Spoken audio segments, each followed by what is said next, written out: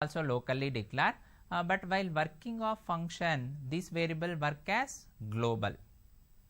This variable declaration at local, but this variable can access outside function also you can access. Block to block you can access. While working of functions, in functions it is working as global. In functions it is working as global variable, but declaration is local. What is one more property? Storage area, where it is stored compiler memory. Static variable also compiler memory. Compiler memory only storing. It's a temporary memory. Which are the properties to be understood for static storage class? You see the first property, default value. If I am not assign any value for static variable, how much value prints? 0. If I am not defined any value, 0 prints. Is it local variable or global variable? It's a local variable. Declaration local, but while working of functions, it's working as global. I mean, inside the function, whatever value I have, that value can access to in another function. Inside of function, whatever value, if I end of the function, the value not destroyed, that can access to the another function. Storage area, which area can be stored? Compiler memory. It's a temporary memory. That is called as static storage class properties. Now I want to discuss with one simple program with static. If the variable as a static, what happen? What are the changes if the variable as static? Void main. If the variable as static, what are the changes? Static is a keyword. Static is a keyword. Int x. X as a static variable. Clear screen. I am not defined any value. Printf. X value is %d. I want to print x. Get ch to end of the main. Now you see that when I work off this static variable, listen, static variable. Now in this int x as a static. Whenever the variable as a static, that variable stored at which memory? Compiler memory. Compiler memory 2 bytes. It's a compiler area. Compiler memory allocated. Now whenever this variable as static, this variable, if I am not defined any value, how much value prints? 0. If explicitly not defined value, 0 prints. If I define the value, suppose 10, 10 prints. If I am not defined any value, which is implicitly takes 0. Now the static variable declare inside main or outside main? Inside main. This variable working as a local. Inside main I declare local variable. But this variable value, if I end of the function, in another function can access. At end of the main, in another function can access. This variable can, this value cannot be destroyed. This variable can access to another function.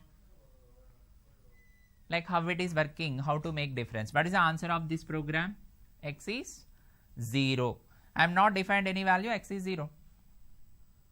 How to make of the difference? Auto variable and static. One example program, check it.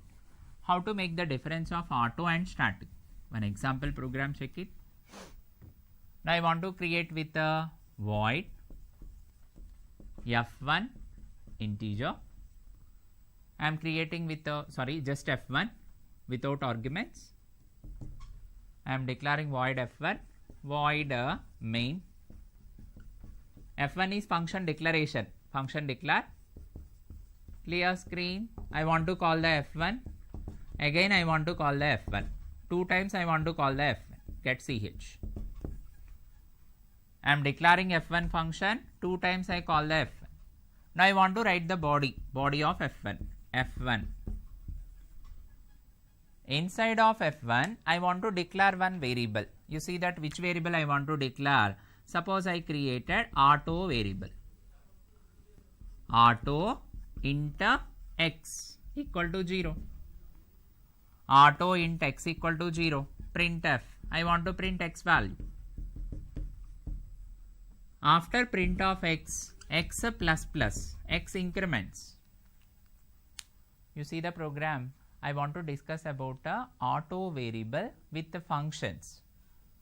Auto variable, how it is working with functions. What is my function? I declare f1. Now this function is without arguments, no return. Under main, I want to call the f1 two times. First I want to call f1. Directly jumping to function body. Under function body, int x. Int x has a which variable? Auto variable. Whenever this variable has auto variable, I am assigning 0. If I am not assign means garbage value. But here I assign the value 0. After that I want to print x. X plus plus. But if I call the f1, first print 0. If I call the f1, first print 0. After that x plus 1. What is the x? 1. If I call the f1 first time, x is 0 prints. After that x increments. X becomes 1. But whenever this function exits, whenever this function is exits, this 1 is not saved, destroyed. The 1 is destroyed. At end of this function, this value destroys. Again I call to the f1. Second time when I enter the f1, again x is 0. Again starts 0. What is the value here? 0 only prints. 0 only prints. Again 0 plus 1. What is the 0 plus 1? 1. But when I end of this function, again this 1 is destroys. This 1 value destroys. Again how much value? 0. That is a problem of auto variable. When I enter the function, the value will be there, the value prints. But when I exit of function, value will be destroys. Again start the initial. But same program instead of auto, if I put the static. Same program instead of auto, if I put the static. If I use the static. Whenever I use the static, initially if I am not defined any value, how much value prints? 0.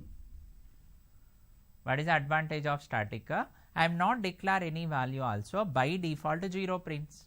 First is 0 prints. After that x plus 0 plus 1 1. When I call to that when I exit of this function, x is 1 saved. This value not destroy, saved. Second time when I call this function now, what is the value will be prints? 1 will be prints. Second time when I call the function, 1 will be prints. After that 1 plus 1 2. Suppose when I exit of this function, what is the x? 2 will be saved. Suppose if I call third time, suppose again what is the next value will be prints? 2 will be prints. That means what?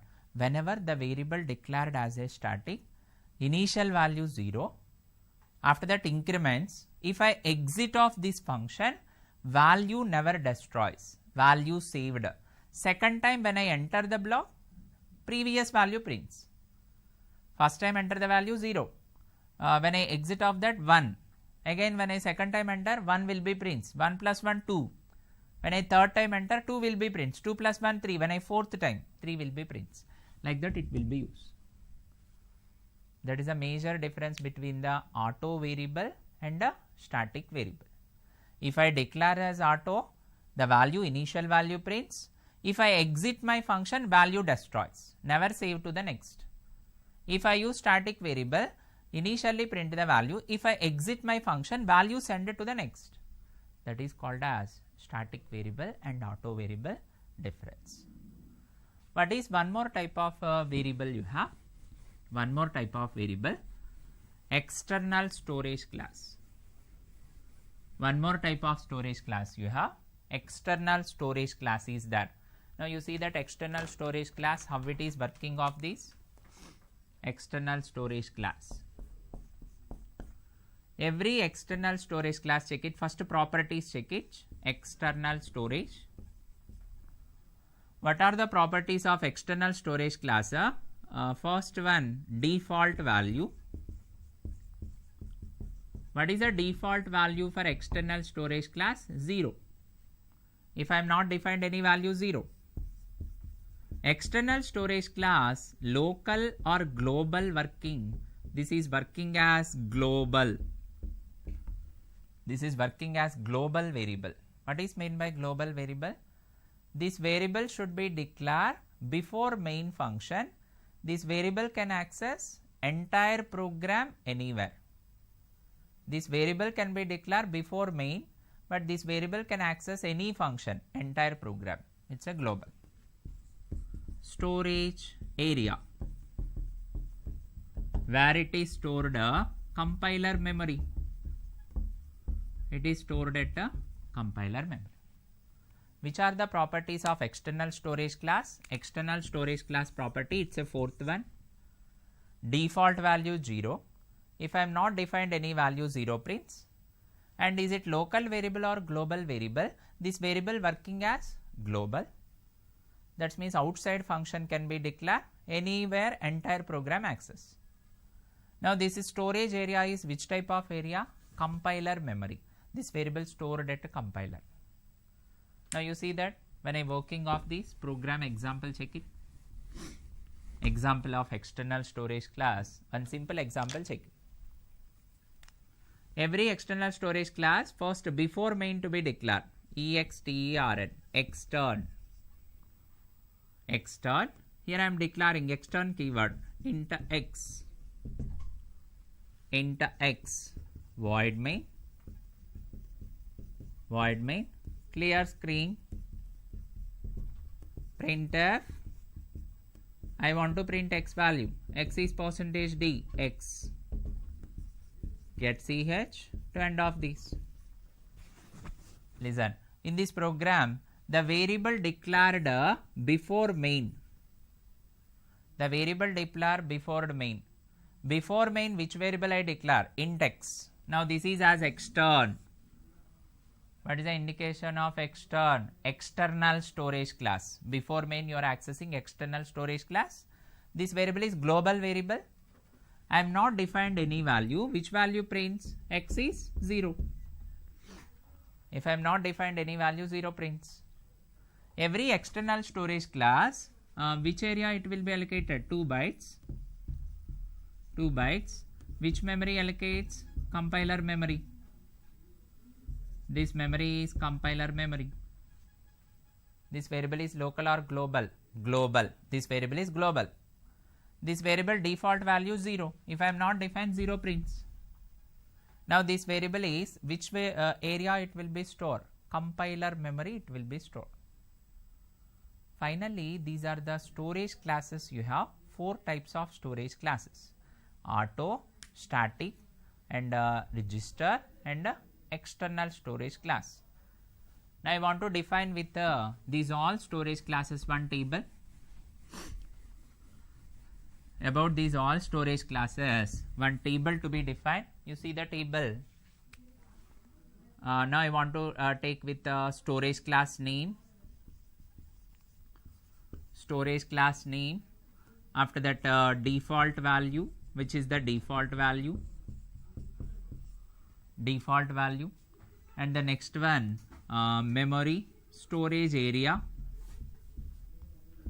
Storage area. Now here I used it's a local or global. It's a local or global. This is my table, storage classes table. 3 properties. Every storage class you have 3 properties. Every storage class you have 3 properties. Now in this you observe my first storage class auto. If I put it as auto storage class, is it auto is local or global? Local. Auto default value garbage, unknown value. It decided by compiler garbage. Compiler decided the garbage. What is the storage area? Compiler memory. The memory is compiler memory, temporary memory. Next storage class register. What is a register storage class variable? Local. Locally declared. It is also garbage. Unknown value. But this value decided by CPU. Now this storage under CPU registers. It is stored under CPU registers. CPU memory. Next storage class static. What is a static storage class variable? Local. And default value 0. 0 is the default. This variable also stored at which memory? Compiler memory. The last one, external storage class. External storage class, which type of memory? Global. The variable is global. What is the by default value? 0. Now this is also stored at which memory? Compiler memory. Finally, this is the discussion about storage class. Check it. Auto variable locally declare. Garbage value compiler. Stored at compiler memory. Register storage class also local variable. It's a CPU register. CPU garbage. Stored under CPU register. Static storage class is a local variable and by default value 0. If I am not putting any value, 0 prints. And this is also compiler memory. External storage class variable is global variable. By default value 0. This variable can access entire program anywhere. This variable also which location? Compiler memory it will be stores. These are the main discussion about storage classes. Suppose if you are declaring any variable, the variable which type of storage class access? In your program you are not created any keyword. By default which storage class access? You see that I am creating one simple program. I am not declare any storage class. I am not declare any storage class. Just I am declaring int x, printf. I want to print x value.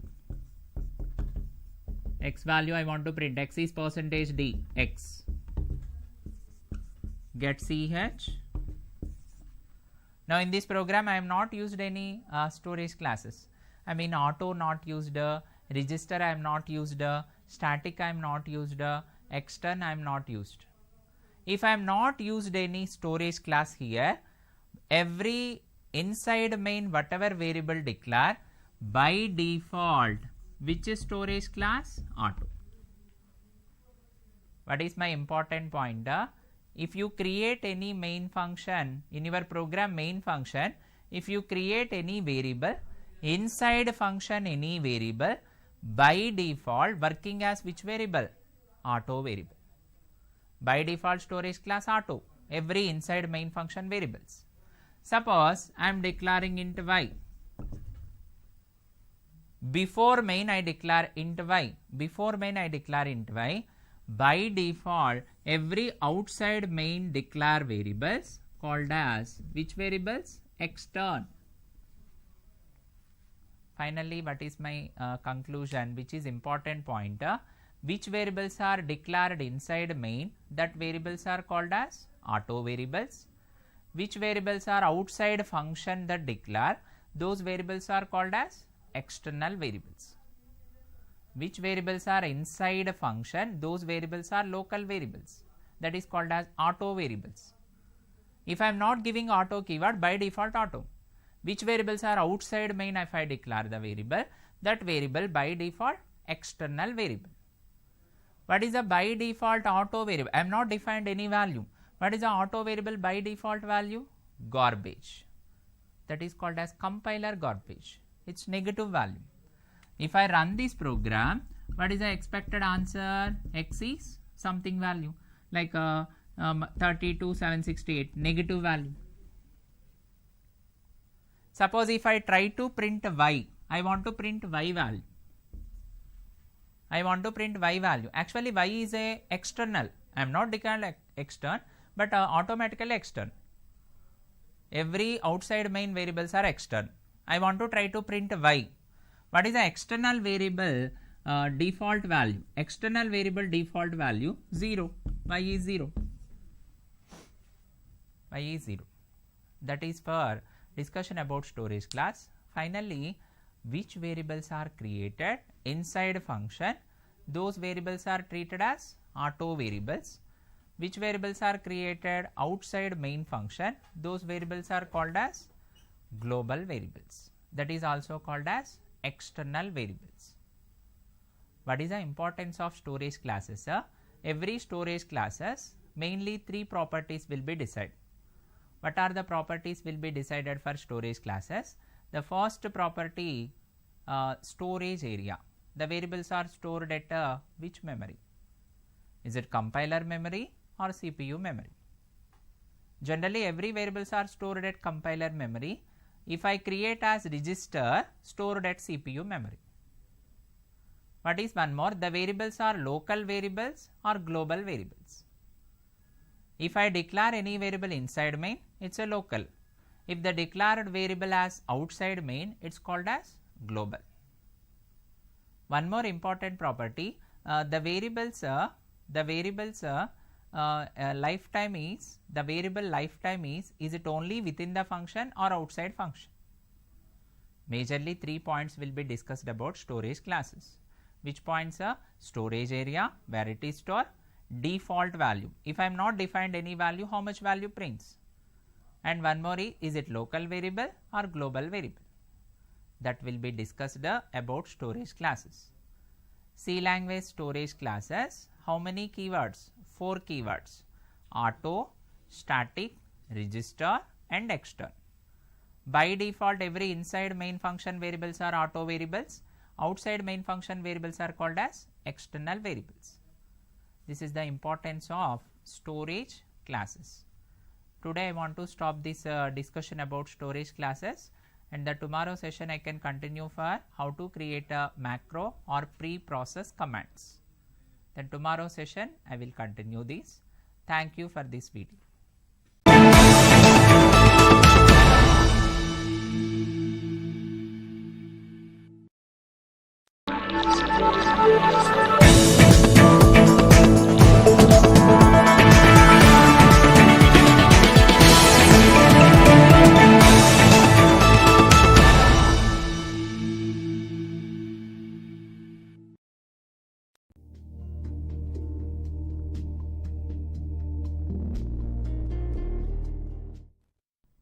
Hello viewers, this is C language training program.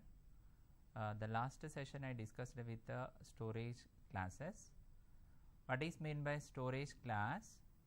Where you want to store your variable, and the variables are local variables or global variables, and whenever you declare any variable, the variables are stored at a compiler memory or CPU memory. That will be described by storage class. Whatever variables you created, those variables, if you are not initialized the value, which value by default print, that is also decided storage class.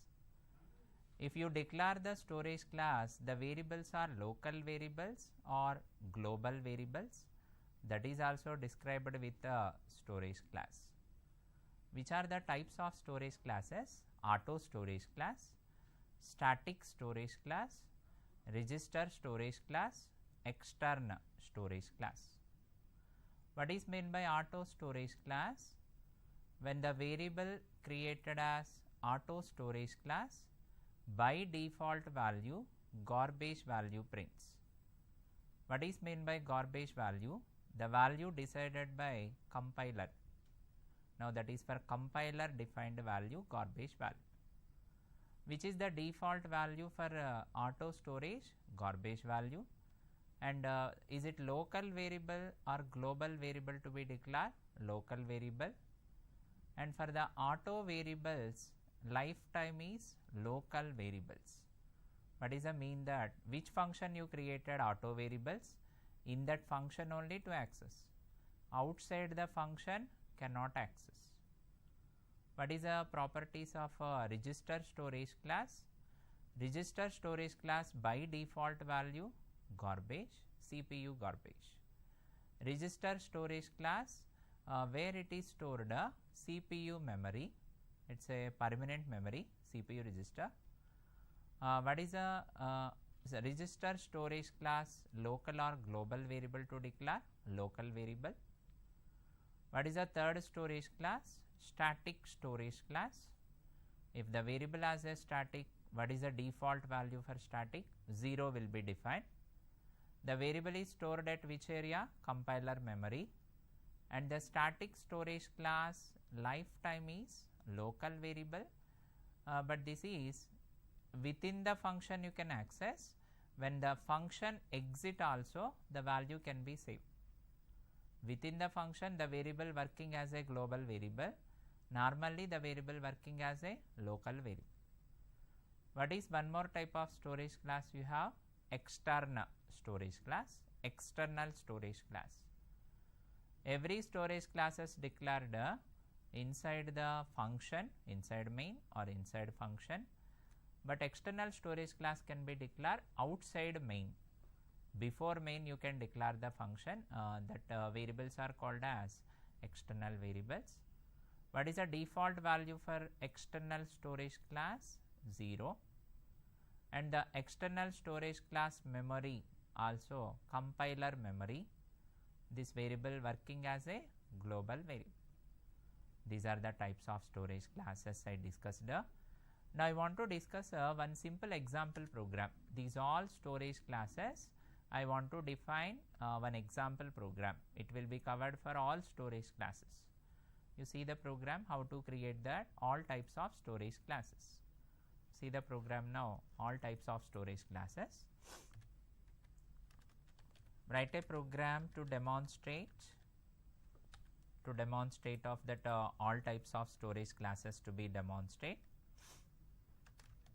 All types of storage classes, the types of storage classes to be defined.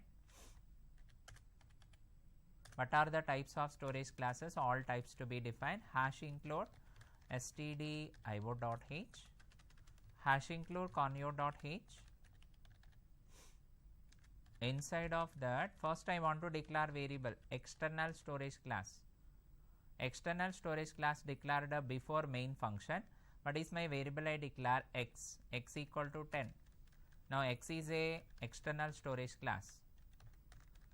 Inside main, but before that, here I want to call with one more function also. I want to create with one more function also. I want to declare here void. What is my variable I created? F1. F1 function I created. One more function F2 function I created. F1 is one function, F2 is one function. Now under this one more variable I declared inside main, which is my variable register. Outside main external variable I declare inside main register int y. Y is a register storage class variable. Now I want to call the F1 function 2 times. Inside main I want to call the function F1 2 times. Inside main I want to call the F2 function 2 times. Now I want to print the register storage values y equal to 1, y less than or equal to 5, y plus plus, y is a register storage. Printf %d, print the y values. I want to print y values here. After that, get ch to end of the main function. Now I want to create the function body void. What is my function body? I want to create here F1. Under F1 I want to declare auto variable, auto storage class. What is my variable? I declare z equal to 0. Now I want to print the z value here. Z value is %d. I want to print the z value here, z. After printing of z, z plus plus, z increments. Now in this here I want to make the message y value is \n, new line to be print. After that I want to create a void F2 function body. Inside of F2 function body, which variable I declare? Static variable, static storage class, m variable I declare, m. Now I want to print the m value is %d. I want to print m. By default m value 0. I am not defined any value 0. M plus plus, m value increments. Finally, I want to print external variable value also. What is the external storage class variable value? X value also I want to print. This is external storage class variable value. Outside main I declare. This variable declare outside main. See that when I execute this function, what are the answers will be executed? Check it. First I want to call with the main function. Inside main, clear screen to clear the screen. F1 function to be called. Now it is directly jumping to the F1 function body jumping. Inside of F1 auto variable I have auto z equal to 0. First print the z value 0. After printing of z value 0, z value increments. What is the z value prints? 1. Now here z value increments 1. When I call the second time F1 function here, again the z value starts with 0. What is the problem of auto variable? Initially z is 0 prints. If I exit of this function, z value destroys. It is never saved. Initially 0, 0 plus 1, 1. But when I exit of this function, the value never saved.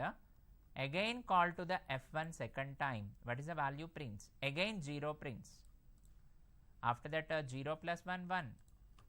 Now I want to call to the F2 function.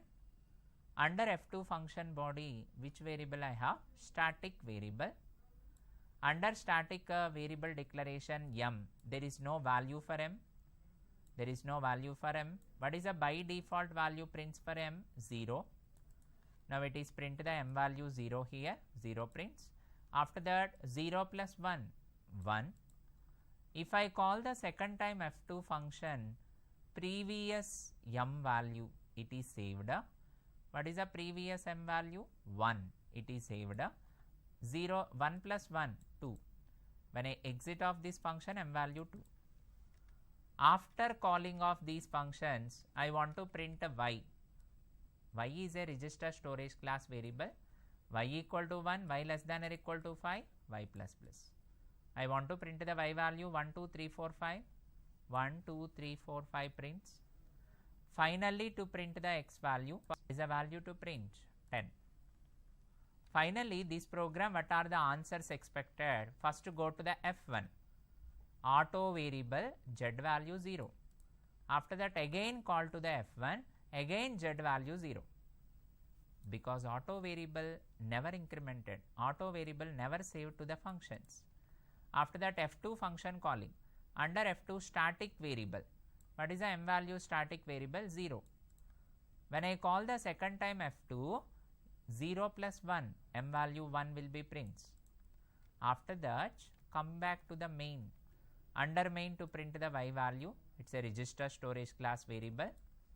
After that, to print finally x value, it is called as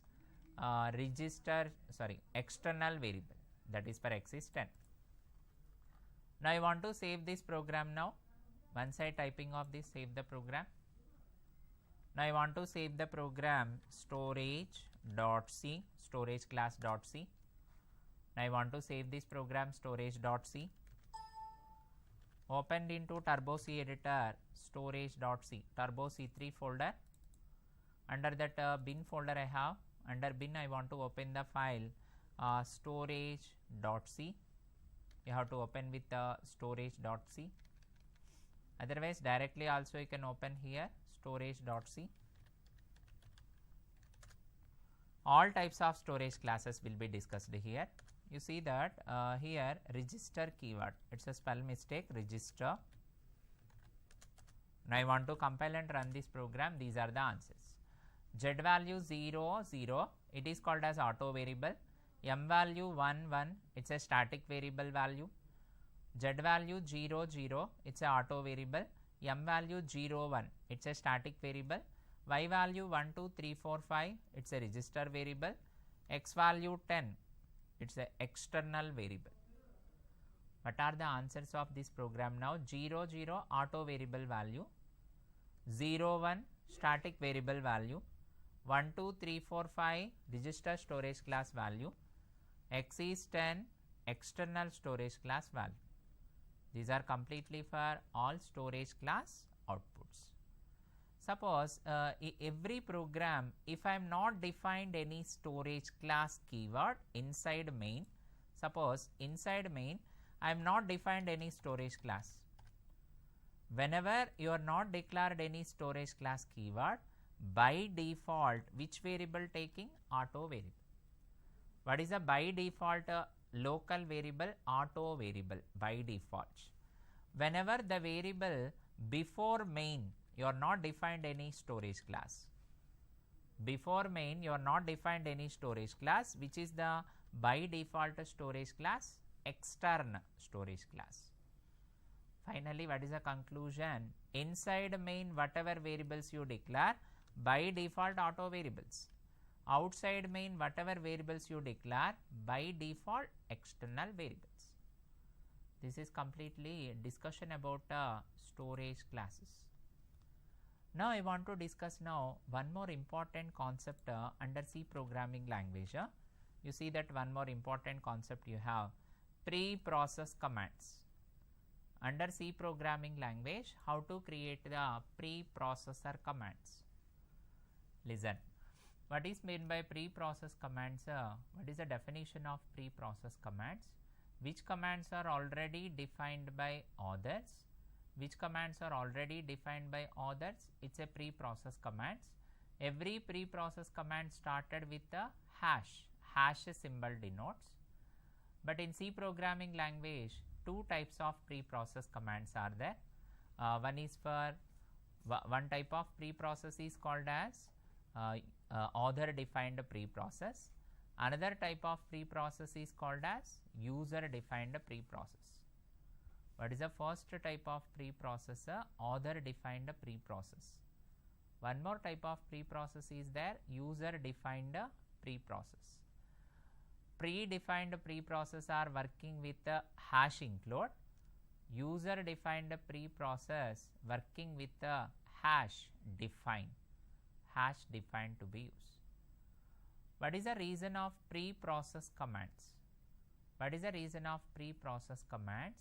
Sometimes in your C program, same function many areas you want to design.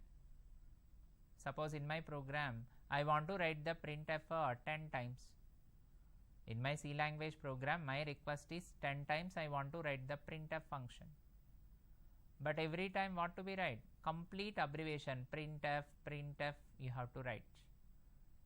But it's a time wastage process, because the same function again and again you want to refer. Suppose in my program scanf 10 times I want to use. Every time I want to write the scanf and format specifier variables. If I want to make a same function many areas, then you want to create the pre-process command. Whenever same function repeatedly number of times you want to use, for that function you can make the pre-process, short name to be defined. Just one time you define the pre-process, wherever you require you can call the pre-process. What is the reason of pre-process commands? Predefined functions many times you want to call, then go for hash define, one short name to be defined. Wherever many formulas to be used, at that time also what to be defined? Pre-process commands.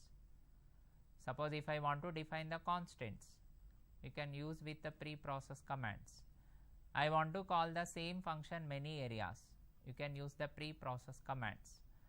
I want to use the expressions, that is also you can use for pre-process commands. I want to work with some messages, that is also you can use a pre-process commands.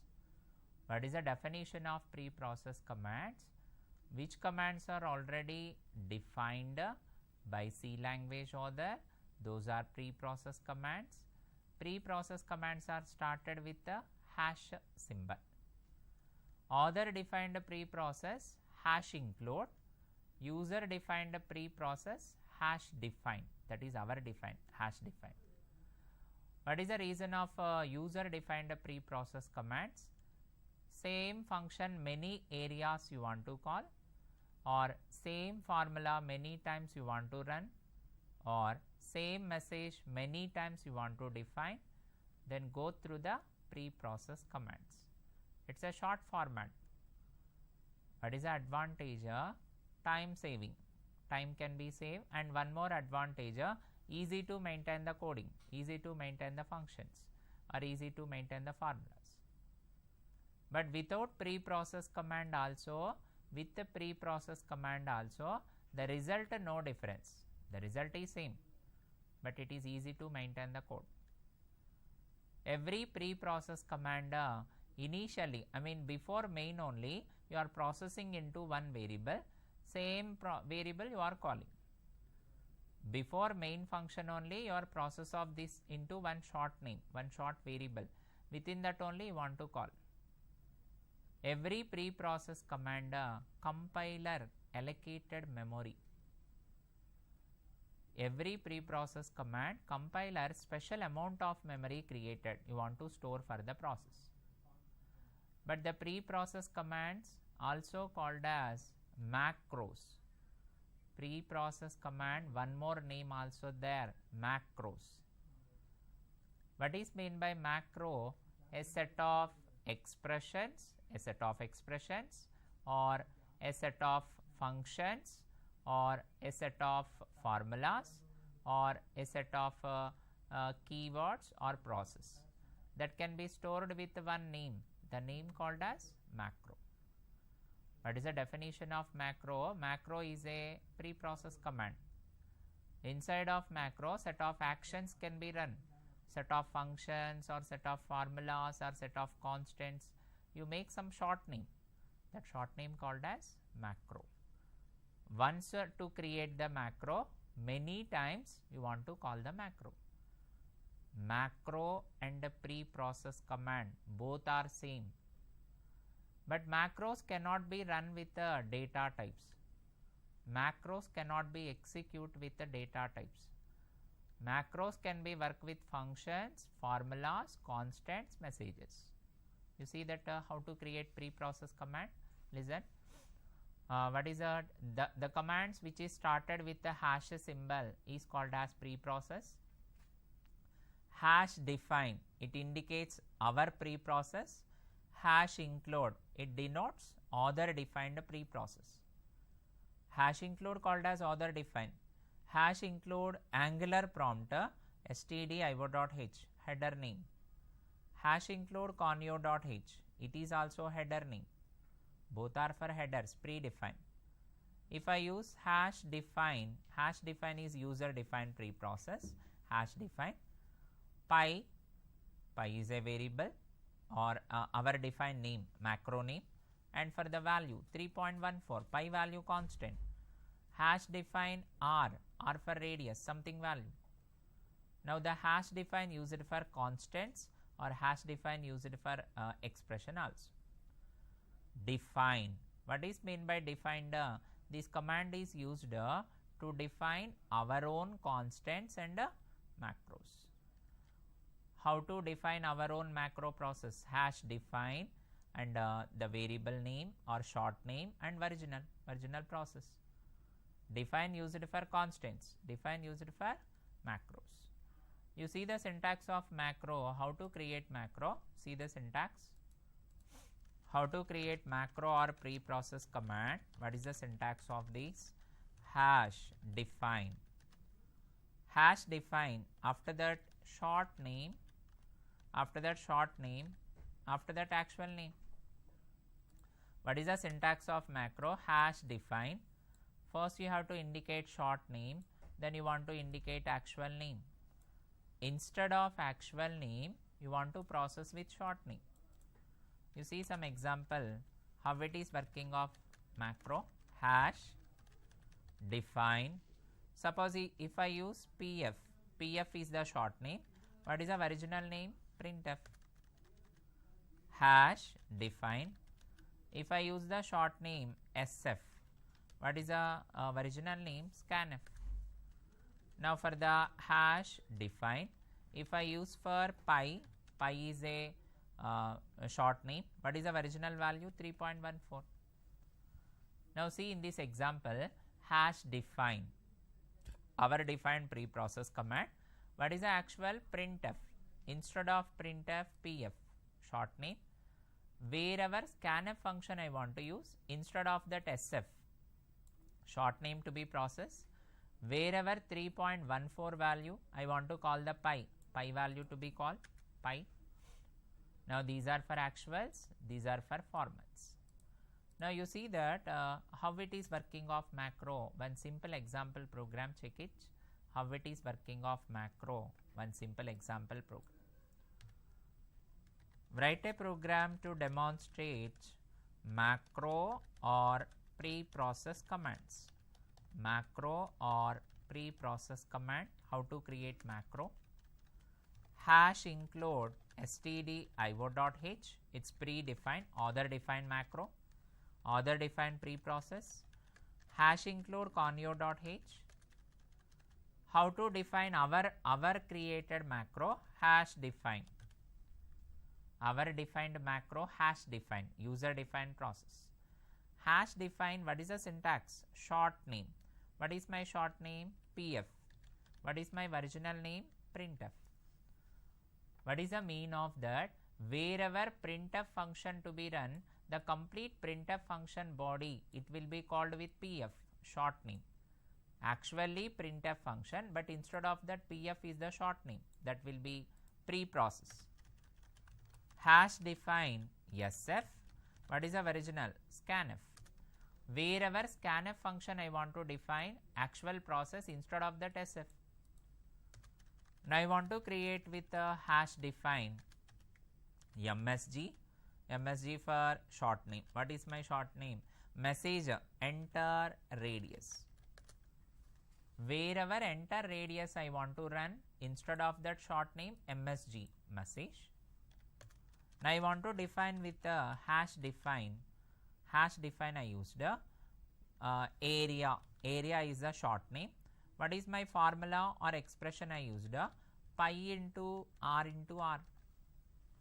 What is the meaning of this? Wherever pi r square I want to perform, area of circle, pi r square I want to perform, this formula stored into area. This is saved into macro area. Area is a short name. Now I want to define hash define. Now I want to define hash define. Here I used with mn. Mn for main. Instead of main function mn, short name. Now I want to use with the hash define CLR. What is the original name? Clear screen. Now I want to define with the hash define GC. What is the original name? Get ch. Finally you observe here what are the macros I define. Printf for pf. Wherever printf function I want to run pf to use. Wherever scanf function I want to run sf to be used. Wherever enter radius message msg macro. I want to calculate pi r square, area of circle, area macro. Main function process mn. Clear screen function process CLR. Get ch function process GC. These all are the short names. But what to be remember, every macro don't ended with semicolons. Macro never end with semicolon. Macro is not a statement, it's a process. Void. And one more important point, macro cannot be works for data types. Macro cannot be run for data types. Like if I use hash define int I, you can't define, it is shown the error. Macro cannot be run with the data types. Macro cannot execute with the data types. Macro can run with the functions. Macro can be run with formulas. Macro can be run with the constants. Pi value also define. Now in this I define pi value also. Constant also I want to define. Hash define pi 3.14 constant. For this reason you can go for macros. Now I want to start the main function. How to start the main? Void mn. What is meant by mn? Indicates main function. Mn for main function to call. Now that is already predefined. Main function process with mn. After that float float is a data type. What is my variables I declare? My variables are R for radius, A for area purpose. After declaration, CLR indicates clear screen. Actually, originally CLR SCR to be called, but already CLR SCR already defined with CLR. Short name I used CLR. After that, PF. Daily how to enter the printf function, complete name, abbreviation printf, but instead of printf I process with PF, short name. Under printf I want to enter the radius. Instead of this radius message, which macro MSG to be run. PF means printf, MSG for enter radius, short name. After that, SF. What is meant by SF indicates scanf. Wherever scanf I want to run the SF. Percentage F called as float. Ampersand R for radius. Percentage F for float, ampersand R for radius. After that, I want to execute with the formula area to be called A equal to area. What is meant by A equal to area? Area purpose, which formula already written? Pi r square. Area equal to pi r square already there, that area send to A. Now I want to print the area value. Area is percentage F. Area is percentage F, A value print. Finally, how to end off that main function now? GC. What is meant by GC indicates get CH. Originally get CH function to be used, but instead of that GC is the short name, GC. Finally, I want to close the main. Now this is for complete discussion about the macro, one simple program. Now in this program, if I compile this program, wherever compilation starts, main only starts. Void mn. What is meant by mn? It's already processed by main. Mn for main already processed. Inside of main, CLR. CLR means clear screen process. Inside of that PF. PF means enter radius. PF for printf. Inside of that MSG, enter radius. After that, scanf percentage F, float reading ampersand R. A equal to area. When I call the area, it is directly called to the pi r square. What is the pi value? 3.14. After that, I want to print the area value, A to be print. Under A, area value prints. GC for get CH to call the get CH. But answer is no difference, area of circle will be prints. Now I want to save this program, save. What is my program name? Macro.c. My program name is macro.c. Now I want to compile and run this program now. Open. Now I want to open with Turbo C3 bin folder. What is my program name? I want to create macro.c. Now I want to compile that compilation. But listen, now this program step by step you want to verify. How to verify? Listen, F7 button. If I press the F7 button, cursor waiting at highlighted at MN for main. After that CLR, clear screen, it's already pre-processed. PF means printf, MSG for enter radius. Scanf, ampersand R, radius, enter the radius. Suppose I enter the radius 2.5. Now at that time, area formula calling. What is the area formula? Pi r square, pi into r into r. Now that is sent to A. Now I want to print the area of the circle.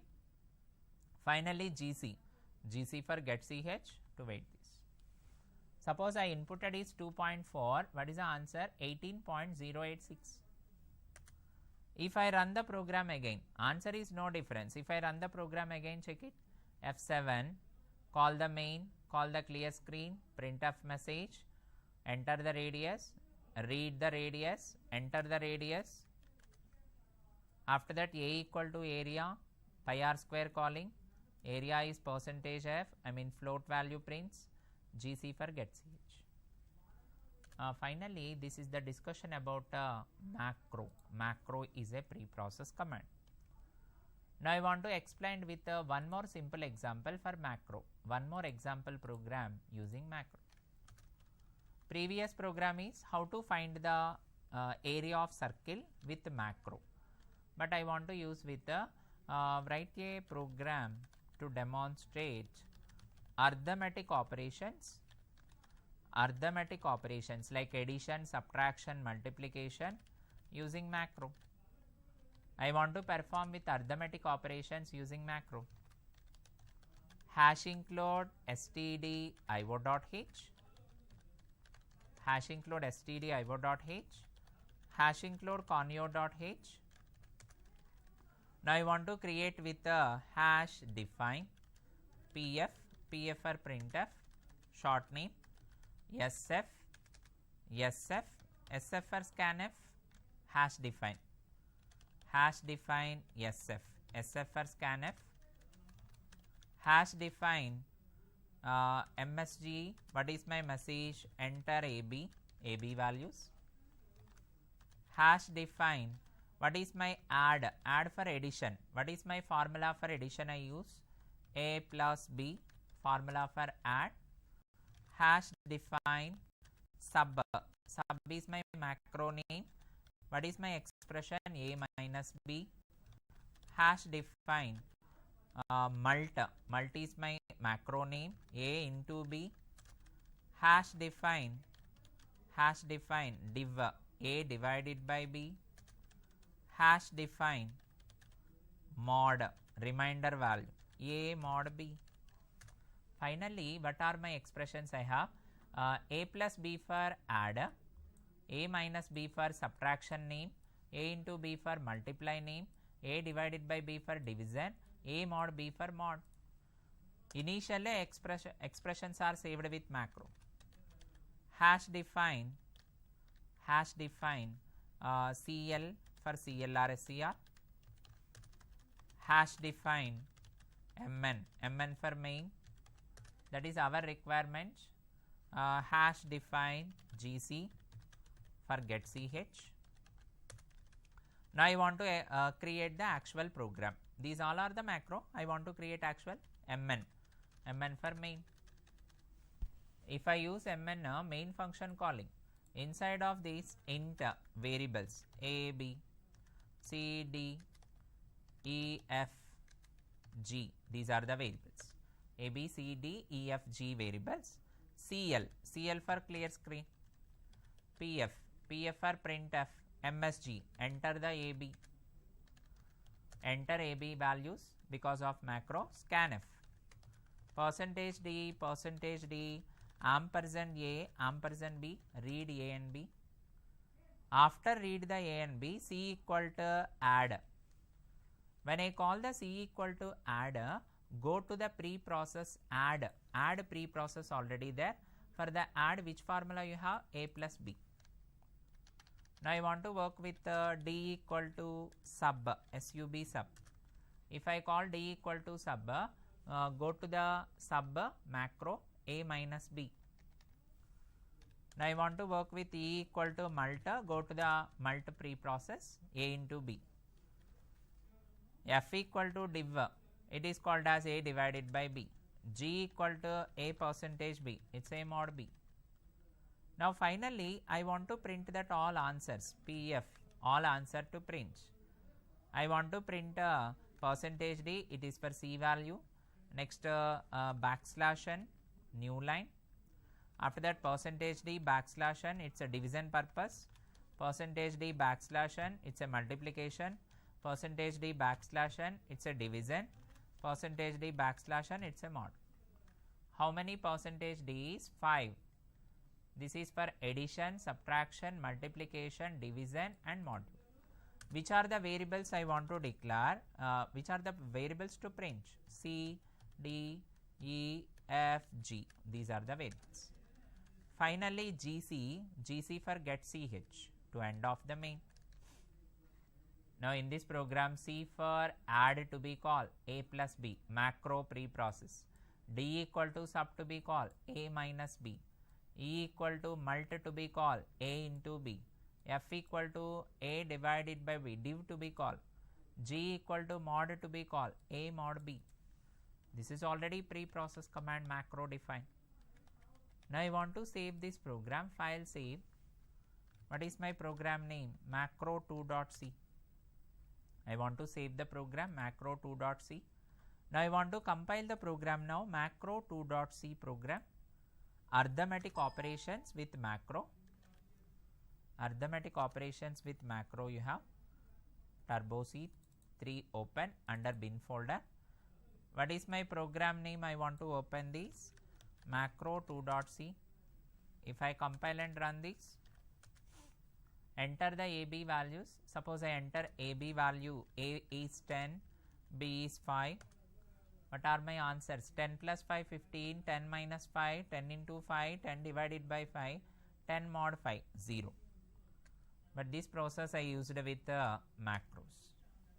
Now you see that completely I discussed with macro expressions. What is mean by macro? Macro is nothing but a pre-process command. It's a user defined pre-process command. What is the reason of macro? Recording some actions, recording some functions, or you can record with some formulas, or you can record with some messages, or you can record with constants. What is the advantages of macro? Once you define the macro, anytime you can call the macro. It's a pre-process. Before main, the process will be stores. It will be called. It will be defined initially and you can call n number of times. What is the major advantage of macro? It's a compilation easier and easy to process. Wherever same function many areas, then go for macros. Wherever same formulas many areas, then use for macros. Wherever you want to work with many expressions or constants, you prefer the macros. But these macros are user defined.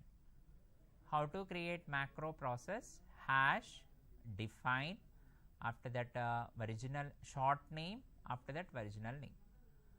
But this is user defined pre-process. Hash include nothing but author defined pre-process. But every program macros are not compulsory, may be create, may not be create. Now I want to discuss with how to call function one program to another program. Suppose I am creating one function in one program, but the same function I want to call to another program. That is possible with the help of hash include only. How to call one function from one program to another program. You see that one example, how to call one function, one program to another program. First I am creating one program, hash include stdio.h, hash include conio.h, just I am creating with header files, void something function name add to. What is my variables? Int x, int y, some function I created. Now here I want to print off that. Here I want to print off these. Printf. Now I want to calculate with addition is percentage d. Now I want to use with x plus y addition expression to use. After that I used with one more function, void subtraction I used. Void subtraction. One more function I used, int x, int y.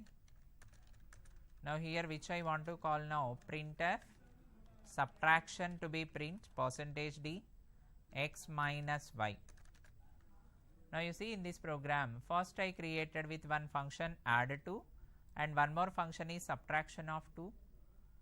Add 2 function I have, addition is percentage d x plus y, and one more function is subtraction is percentage d x minus y. But in this program there is no main. Here I am not writing any main function, user defined functions. In this program I created only user defined functions. I want to save this program separately. I want to save. Now I want to save this program now, sub.c. Now this program there is no main function. I cannot compile here, just a sub.c. In the sub.c I have the only functions, user defined functions. Now I want to create the another program, main program I want to create, main. In this main program I want to call. How to call that? Hash include here generally stdio.h, hash include stdio.h I used the hash include conio.h. Now here I want to use with hash include program name. Which program I want to call? Sub.c. Sub.c already existing program that I want to call. Under this program I want to call with void main. Sub.c function I want to call here int x is 10, y equal to 5, CLR SCR, clear screen. Now I want to call the function. Which function I want to call? Add to function x comma y. One more function I want to call subtraction of x comma y. After that get ch to end of the main. But this program I want to save main.c. This program I want to save main.c. You see that actually I am in the main.c. Under main.c sub.c calling. Under sub.c which functions already there? Add to function, sub2 function. Now these two functions how it is calling? Through the sub.c. Link will be calling. Now I want to save it. Now I want to compile this. Now I want to compile this program now, check it, main.c program. First I want to open that sub.c. I want to open the sub.c program. Just I compile, but I can't run this. Just I compile, I can't run.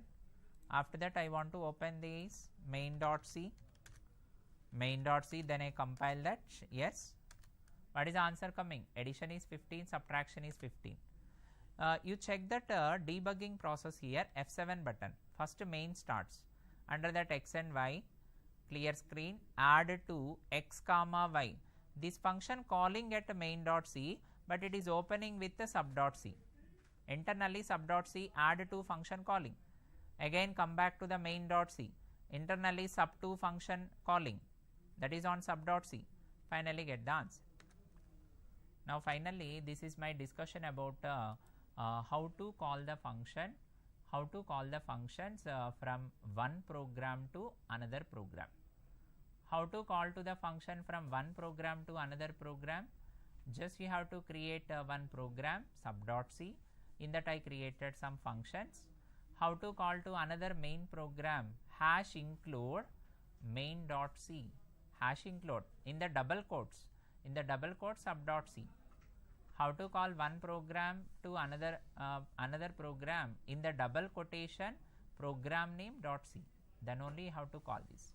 At the time subprogram all functions are calling to the main programs. Now that today I discussed with one important concept, a macro I discussed, pre-process commands, and one more is how to call one program functions into another programs with the help of hash include. Today I want to stop this session now. In the next session I discussed with the structures. I started in the next session. Thank you for this video.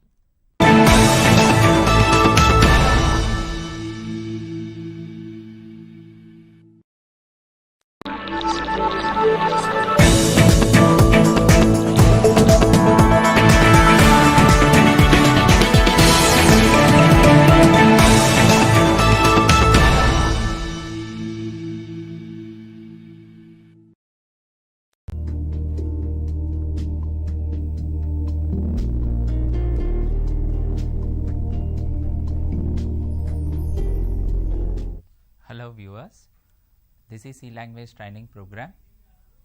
Today I want to discuss with structure data types, which are the user defined data types that I want to discuss. Now the last session I discussed with pre-process commands. It is also called as user defined pre-process. What is the definition of pre-process? Which commands are already defined by authors, those are called as pre-process commands. Which are the author defined pre-process commands? Hash include stdio.h, like header file to be used. What is meant by user defined pre-process? You have to start with a hash define, short name, after that actual name. Now today I want to discuss with user defined data types. Now in the C programming language, two categories of data types you have. The first category of data types called as built-in data types or predefined data types. What is the second category of data types? User defined data types or derived data types. What is meant by built-in data types? Which data types already defined by C authors, those data types called as built-in data types. Which data types are created by user or programmer, those data types are called as user defined data types. Which are the built-in data types are there? Now the initial sessions I discussed integer data types, character data types, float data type. Integer data type, character data type, float data type, those are called as built-in data types. What is the second category of data types? User defined data types. Those data types to define user or program. Now listen, what is the request of user defined data types? Why you have to use the user defined data types? What is the problem of built-in data types? If I create integer data type, you can store only for integers, you can't store the decimals, you can't store the characters. If I define character variable, you can store only for character value, you can't store for the decimal values. If I declare the float data type, you can store only for decimal values, but you can't store for character data types. What is the problem of built-in data types? If you define the integer, you can store only same type of data, integer data only allowed. If you create the character type, you can store only for characters. If you create the float type, you can store only decimals. But what is my request of process? I want to store different type of data I want to store. Now I want to store at a time different type of data I want to store. That means I want to store integer plus character and float. Mixed type I want to create. That is possible with the help of user defined data types. That is also called as secondary data types. Now you see that what is the problem of you see that what are the types are already there, what are the data types, already I discussed the types. The two categories of types are there. What is the first category of type? Built-in types. What is the second category of type? User types. Which are the built-in types?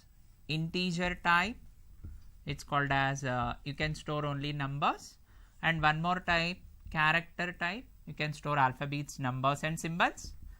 One more is float type, you can store the decimals. Suppose if you go for user defined data types, our own types. Which are the user defined types under C programming? Structures. And what is one more type of user defined type? Unions. One more type of user defined type, type definition. One more type of user defined type, enum, enumerated data type. You see the types, which are the built-in types are there, integer, character and float. Which are the user defined data types are there, structures, unions, type definition, enum, enumerated data type. Now see the built-in data types already described by C language author.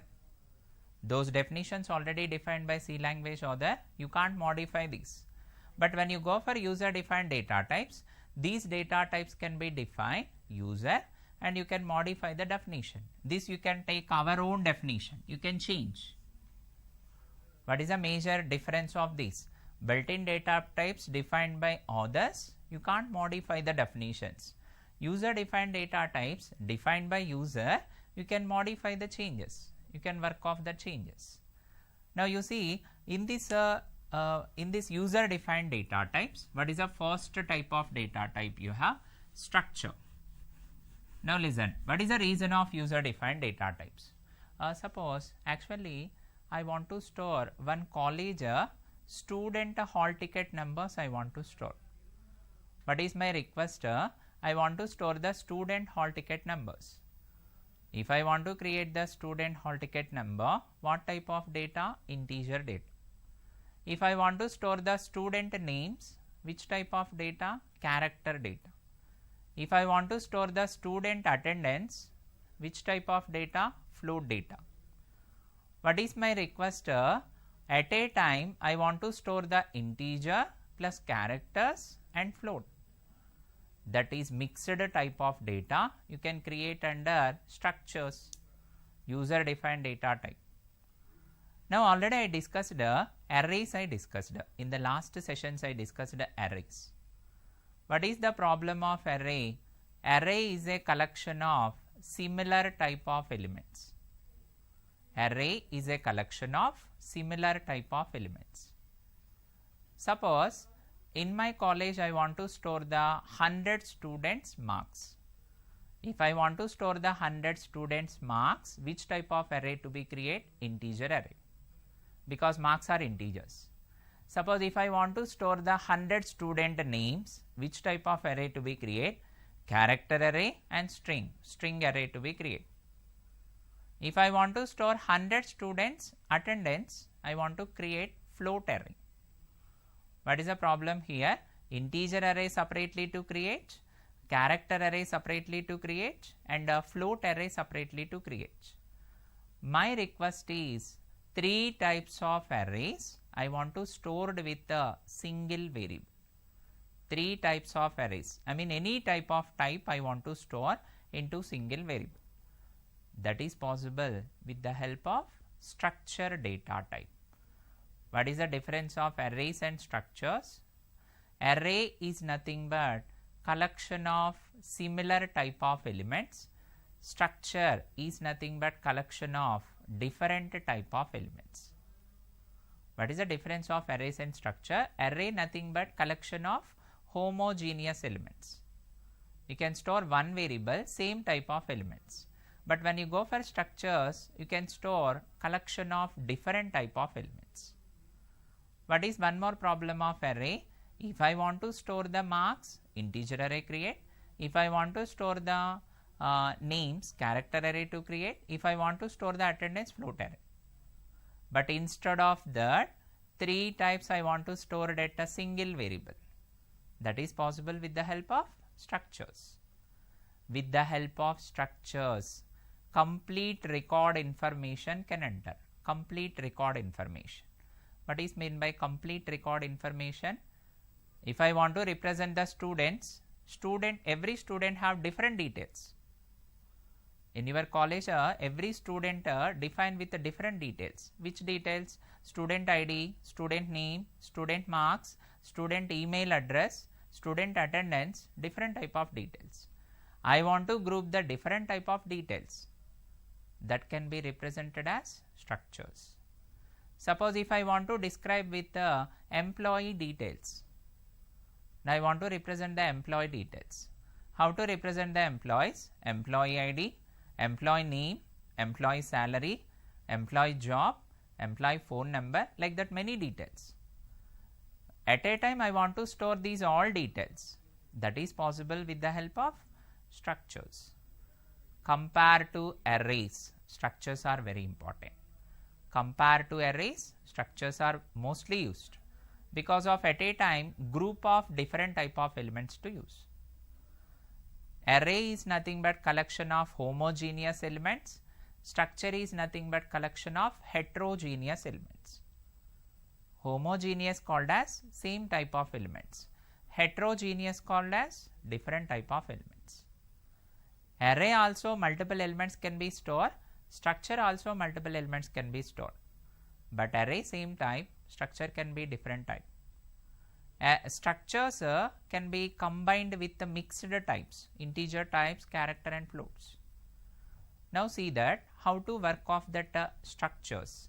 What is the syntax of the structure? how to create the structure. You see the syntax of structure. What is the syntax of structure you have? How to create the structure? What is the syntax? Struct is a keyword.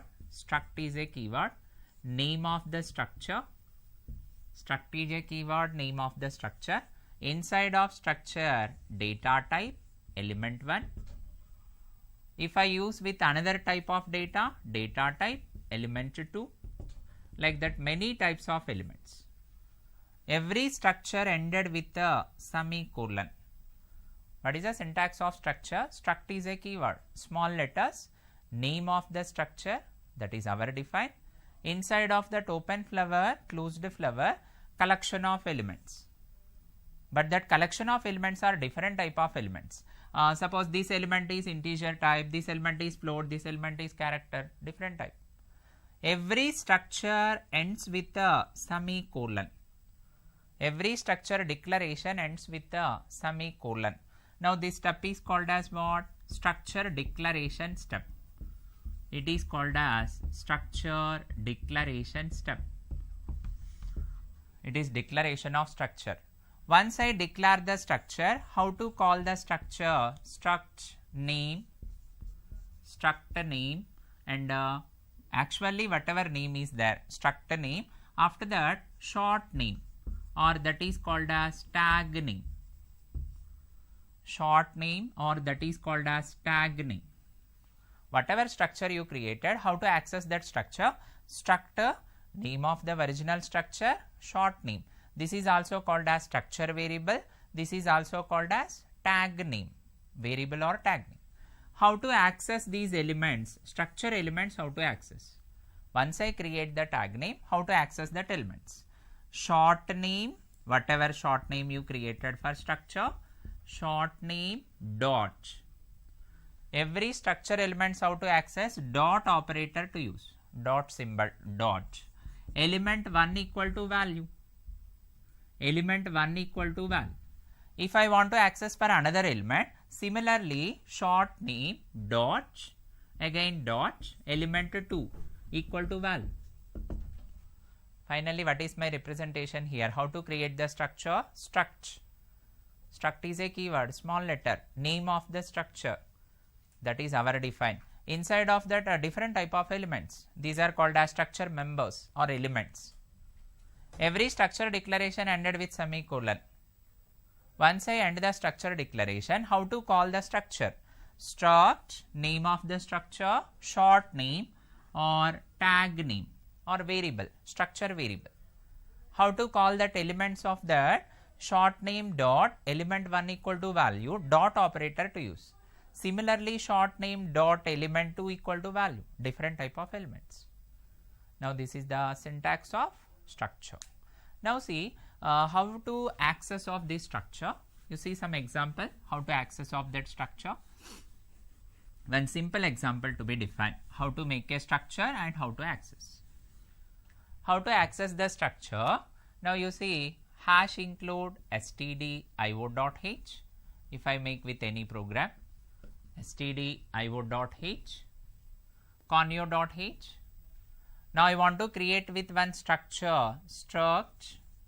What is my name of structure? I want to create a student structure. Student is my structure.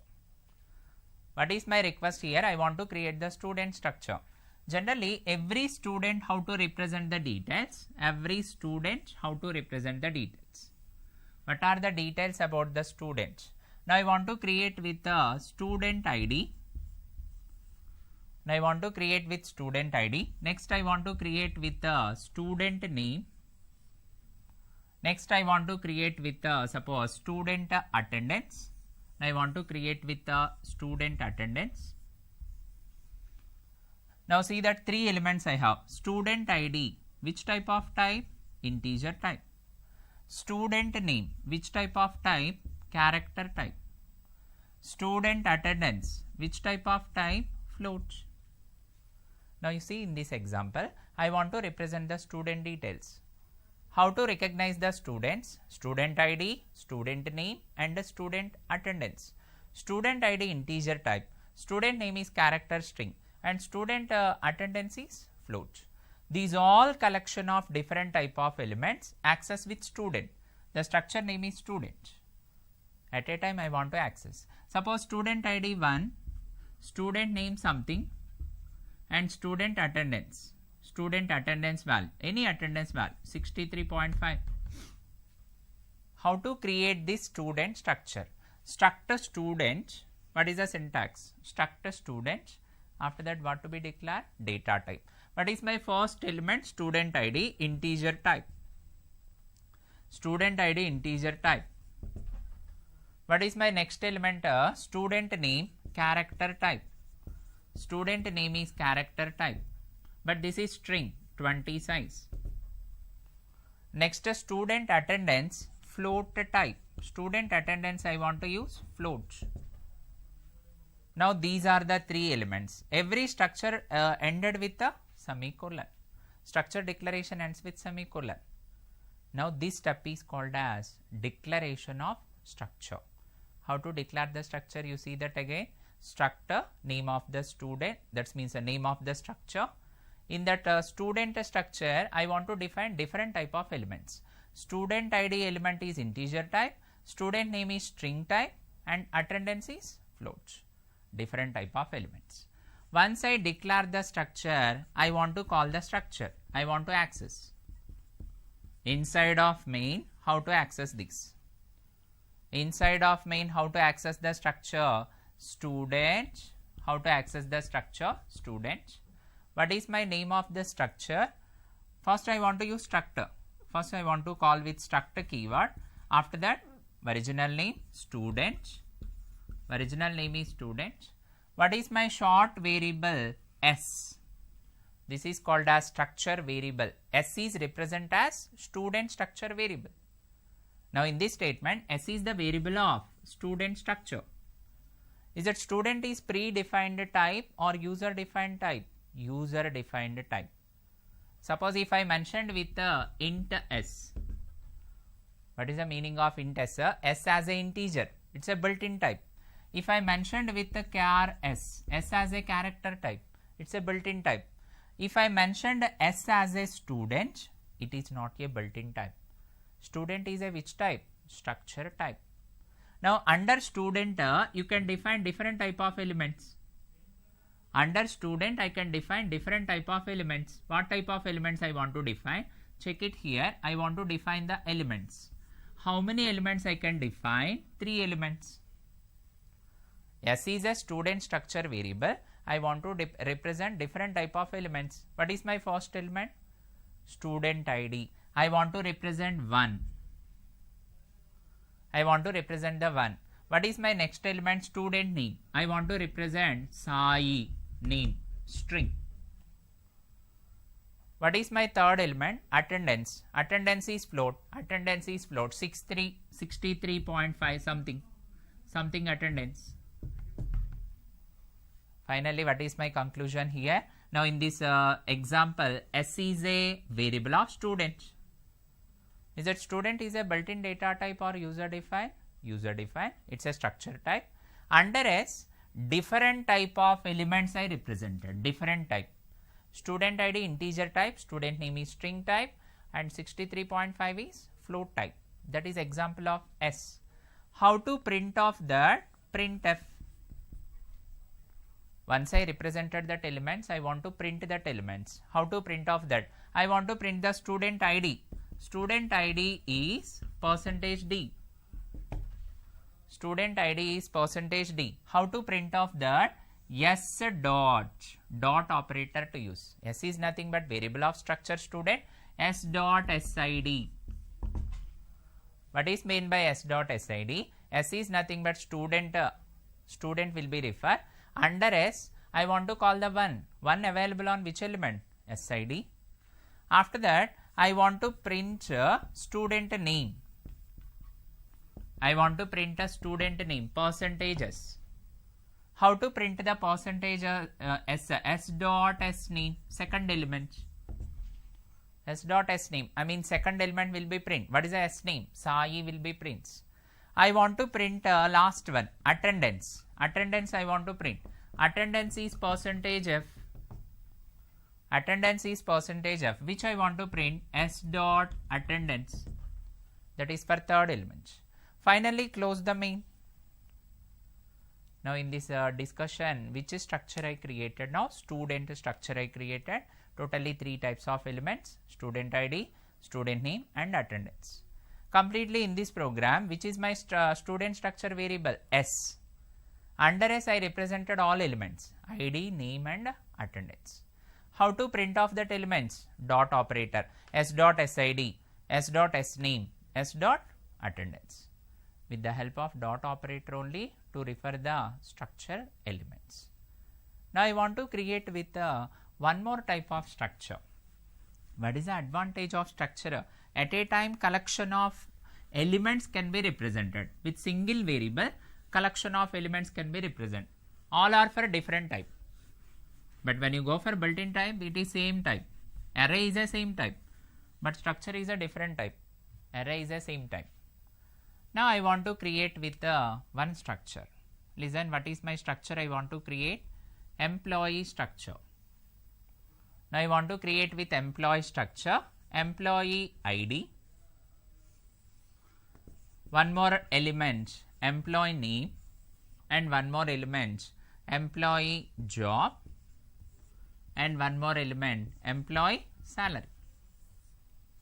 Now I want to represent with employee ID, employee name, employee job, employee salary. These all elements I want to create under which structure? Employee. What is my structure I want to create? Employee structure I want to create. My name is employee. Employee ID first element. Employee ID 10. Employee ID which type of element? Integer type. Employee name Shiva. Employee name. Employee name is which type of element? Character. I want to store employee job. HR job. That is also char string. I want to represent the employee salary 15,000.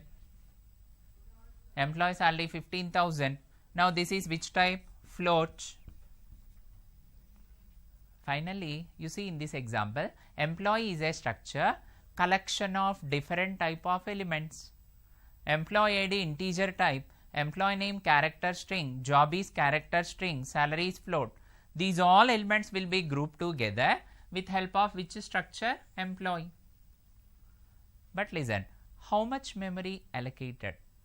If suppose I created employee structure, this employee structure inside of compiler memory, how much memory creates? How much memory bytes to be created? How to decide that? Listen, how to create that? How much memory creates? What is my structure? Struct employee. My structure is employee. Inside of that, enter employee ID. Now see, every integer, C programming language integer, how much memory creates? 2 bytes. Employee ID 2 bytes. That means this employee ID 2 bytes creates. 1 byte equal to 8 bits. 2 bytes is nothing but 16 bits. Employee ID 2 bytes memory created. After that, char employee name 10. That means what? Employee name element 10 size. Each character 1 byte. If I mention 10, how much memory creates? 10 bytes. Now for this employee name, how much memory creates? 10 bytes. Because my declared employee name 10 size. Each character 1 byte. C language program each character 1 byte. That is the reason 10 bytes. If I used with the char job. Suppose job also 10 I used. Job also 10 I used. That means for job length 10 characters job. Each character 1 byte. Again how much memory? 10 bytes. Again 10 bytes. After that I used float under float salary. Now the salary is a float data type. C programming language every float data type. How much memory? 4 bytes. 4 bytes. See that. Finally, what is my conclusion? Under employee structure, employee ID 2 bytes, employee name 10 bytes because my size is 10. Employee job 10 bytes because my size is 10. Employee salary floater 4 bytes. Totally how much memory allocated for this? 2 plus 10 plus 10 plus 4. Totally how much memory? 26 bytes. Now the compiler allocated memory 26 bytes. If I represent this employee structure in the C programming compiler, 26 bytes memory creates. But that is also continuous memory. What is meant by continuous memory location? It is continuous addresses it will be allocates sequentially. Like suppose employee ID address 65530, employee address 65,530 suppose. What is the next address? 532. What is the mean that? 2 bytes difference, 2 bytes. Next 10 bytes difference, 522. This, here this address to this address 20 bytes, sorry 10 bytes because of size is 10. Next job to salary also 10 bytes. How much memory it will be create? Suppose here 532, here 542 and here 552. Here 2 bytes difference, here 10 bytes difference, here 10 bytes. Like that it will be represents. Totally this employee structure in compiler memory 26 bytes.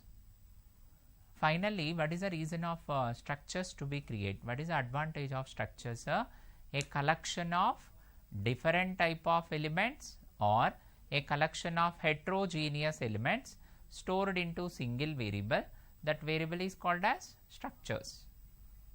What is one more advantage of structure? Structure all elements are stored at continuous memory allocations. Whenever continuous memory allocations, you can easily retrieve the elements. You can easily access the elements. And one more advantage, at a time record information can enter. Suppose I want to represent the details about employees. Structure can be created.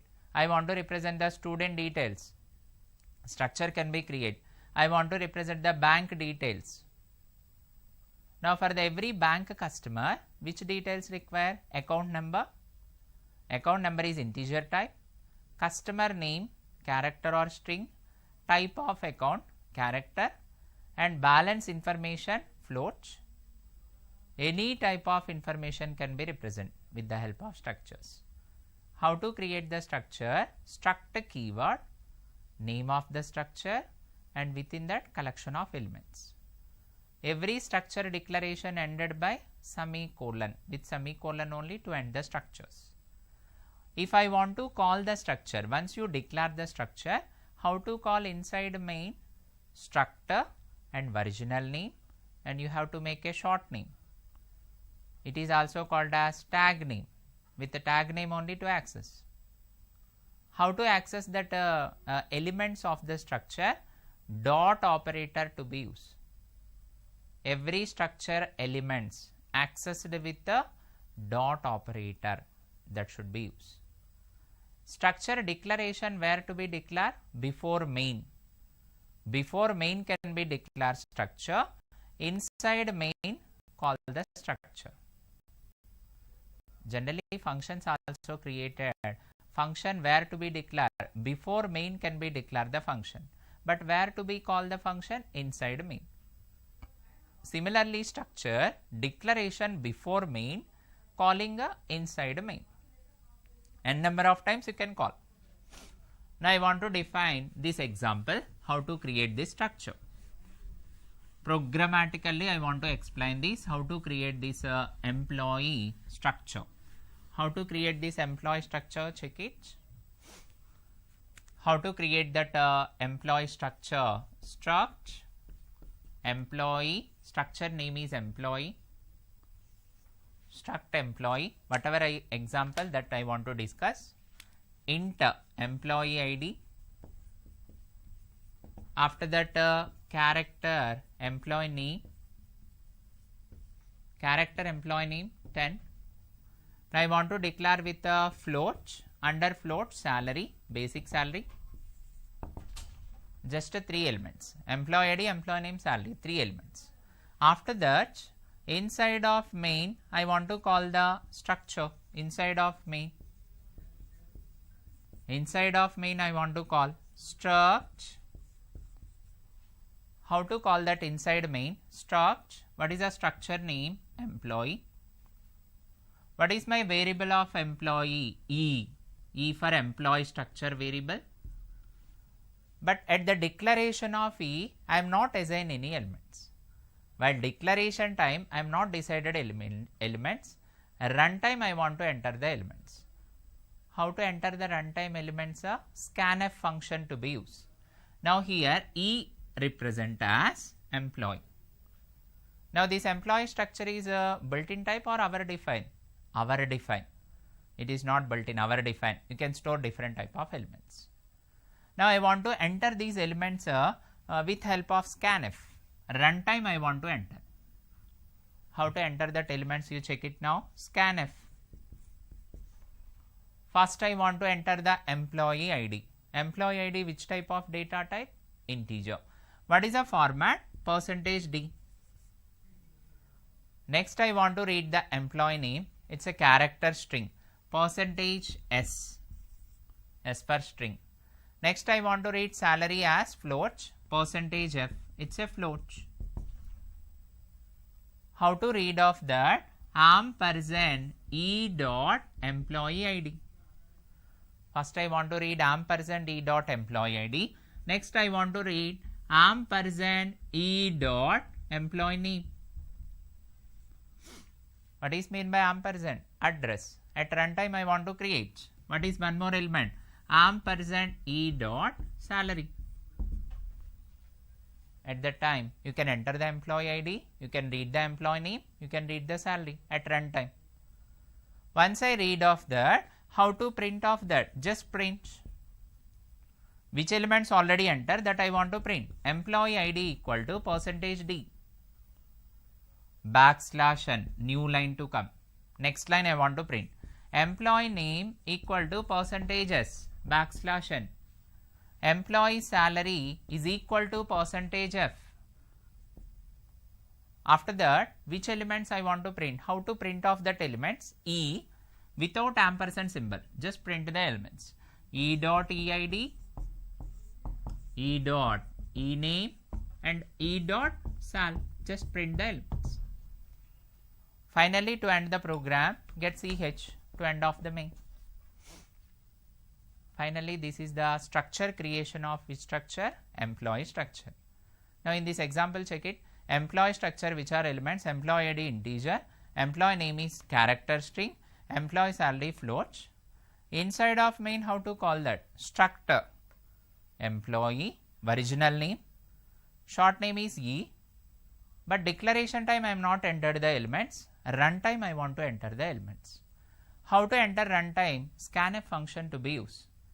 With the help of scanf function, %D because of employee ID integer, %S because of employee name character string, %F because of float. After that, ampersand E dot EID, that means you can input of ID, ampersand E dot E name, you can input of employee name, ampersand E dot salary, you can input of salary. How to print of that? Printf, ID equal to %D, name equal to %S, salary equal to %F, E dot EID, E dot E name, E dot salary. Like this I want to print. Now this is this program just I discussed how to read the structure employee and how to print the employee structure details. This is one simple program, just how to read the employee structure and how to print the employees. But sometimes my request is I want to input some details that I want to calculate. Structure details I want to input and I want to calculate some details. Suppose my example, I want to enter the student marks. I want to enter the student marks. Based on the marks, I want to calculate the total. I want to calculate the average. I want to calculate the result. Based on the student marks, you can calculate total marks, average and result. Suppose I want to enter the employee salary. What is my calculation? Employee salary I inputted I want to calculate DA allowance, HRA house rent allowance, PF provident fund, gross salary to be calculated. Gross salary means employee basic salary plus all allowances. Net salary means a gross minus PF, provident fund to be deducted. These all calculations can be calculated. Structure with the expressions we have to use. I want to take with the structure with some expressions. How to calculate some structure details. You see that now I want to create with one simple structure. What is my structure I want to create? You see that I want to create one structure. What is my structure? Items. My structure name is items. What is my structure details? Item structure details. Item name. I want to enter the item name. Next I want to enter the item rate, rate of item. Next I want to enter the quantity of item, quantity of item. Next I want to calculate total price, total price. How it is calculate total price? Rate into quantity. That means per item each kg how much? How many kgs? If I purchase the chocolate, rate of the each chocolate, how many chocolates you purchase? Total price to be calculated, rate into quantity. Next I want to use discount. I want to give some discount based on the total price to calculate some discount, maybe 5%, 10% based on our requirement. Next I want to use for bill, bill amount. How to evaluate the bill amount? Total price minus discount.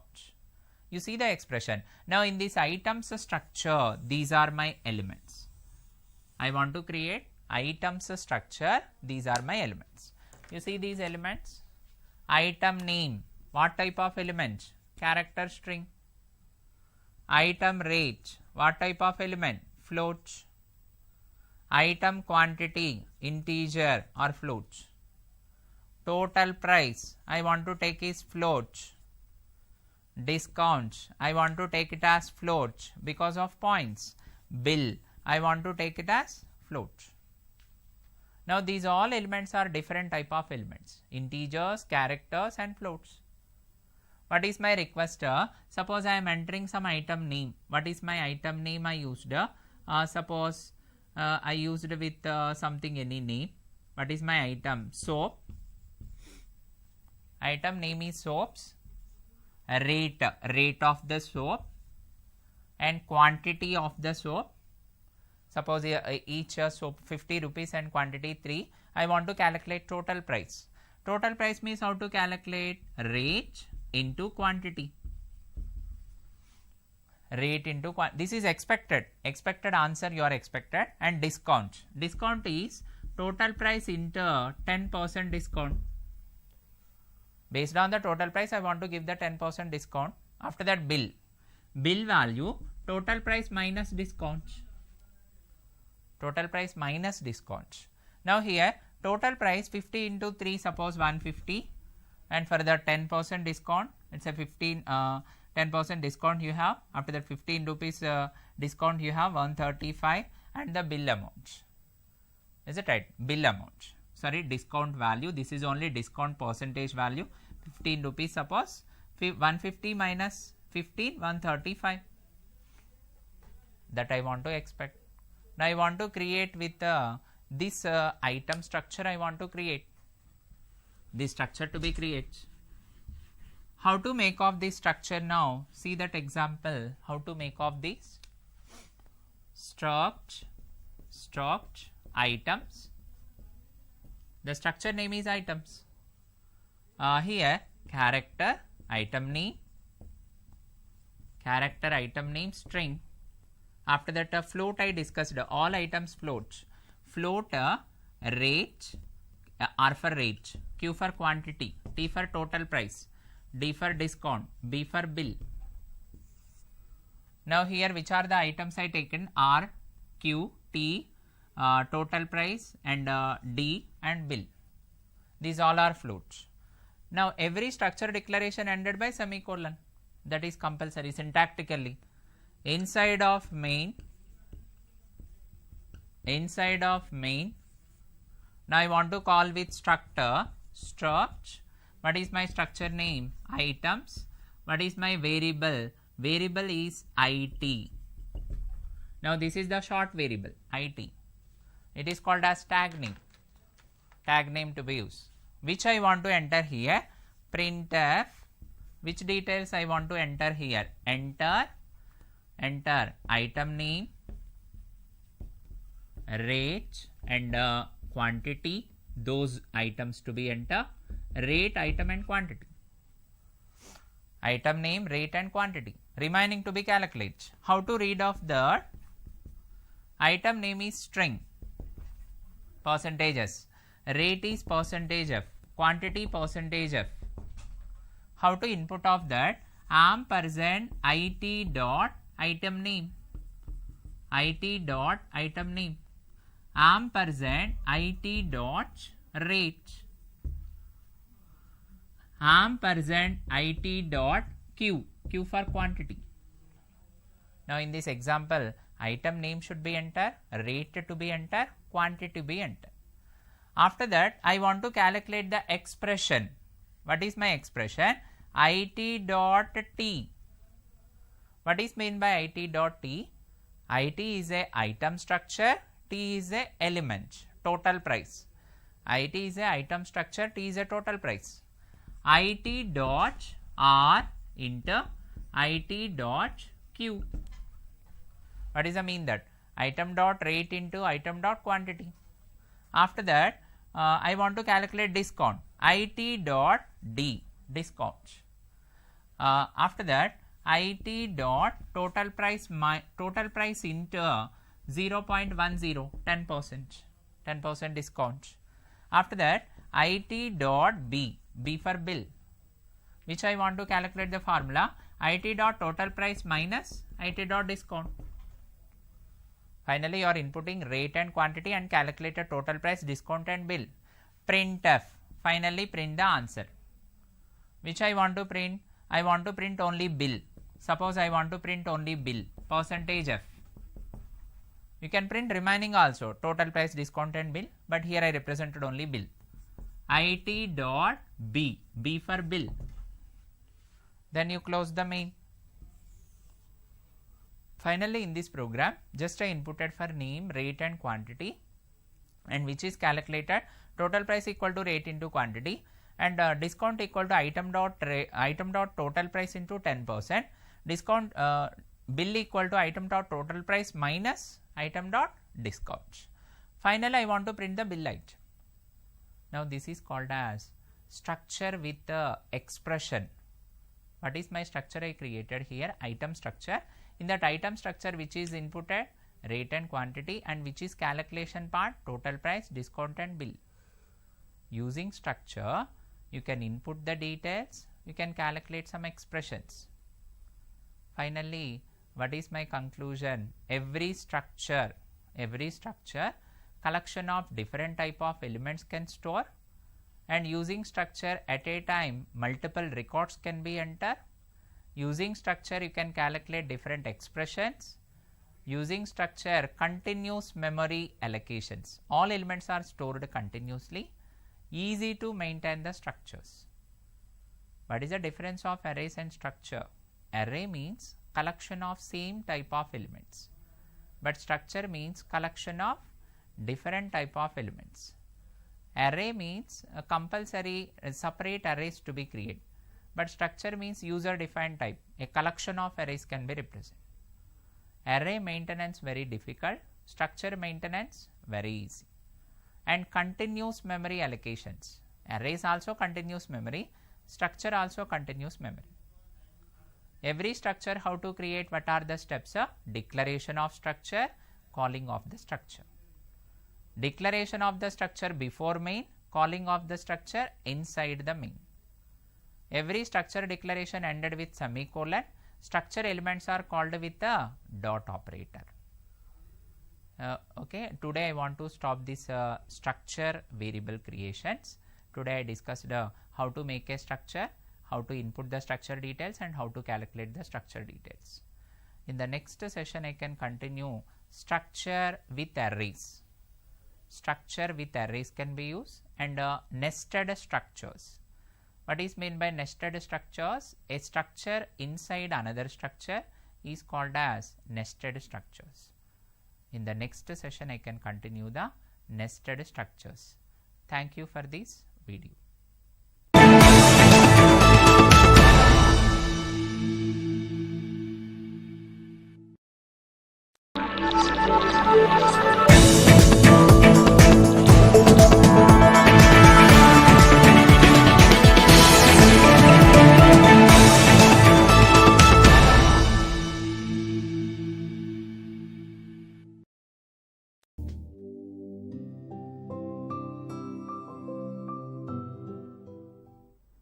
Hello students, this is C language training program. Today I want to discuss with nested structures. Nested structures to be discussed. Now in the last session I discussed the structure concept. What is meant by structure? Structure called as user defined data type. What is meant by user defined data type? Which data types are defined by user? The data types are called as user defined data types. Now in the C programming language, which are the built-in data types? Integers, characters, floats. What is meant by built-in data types? Which data types already defined by others? Which data types cannot modify? Those data types called as built-in data types. What is meant by user defined data types? Which data types are defined by user? Those data types are called as user defined data types. Now in the C programming language, which is the user defined data types is that user defined data types. What is the first user defined data type? Structure. What is meant by structure? Structure is nothing but collection of different type of elements. Structure is nothing but collection of heterogeneous elements. Like array. Array called as similar type of elements. Structure called as collection of different type of elements. What is the drawback of array? If I want to store 100 students marks, which type of array to be defined? Integer array.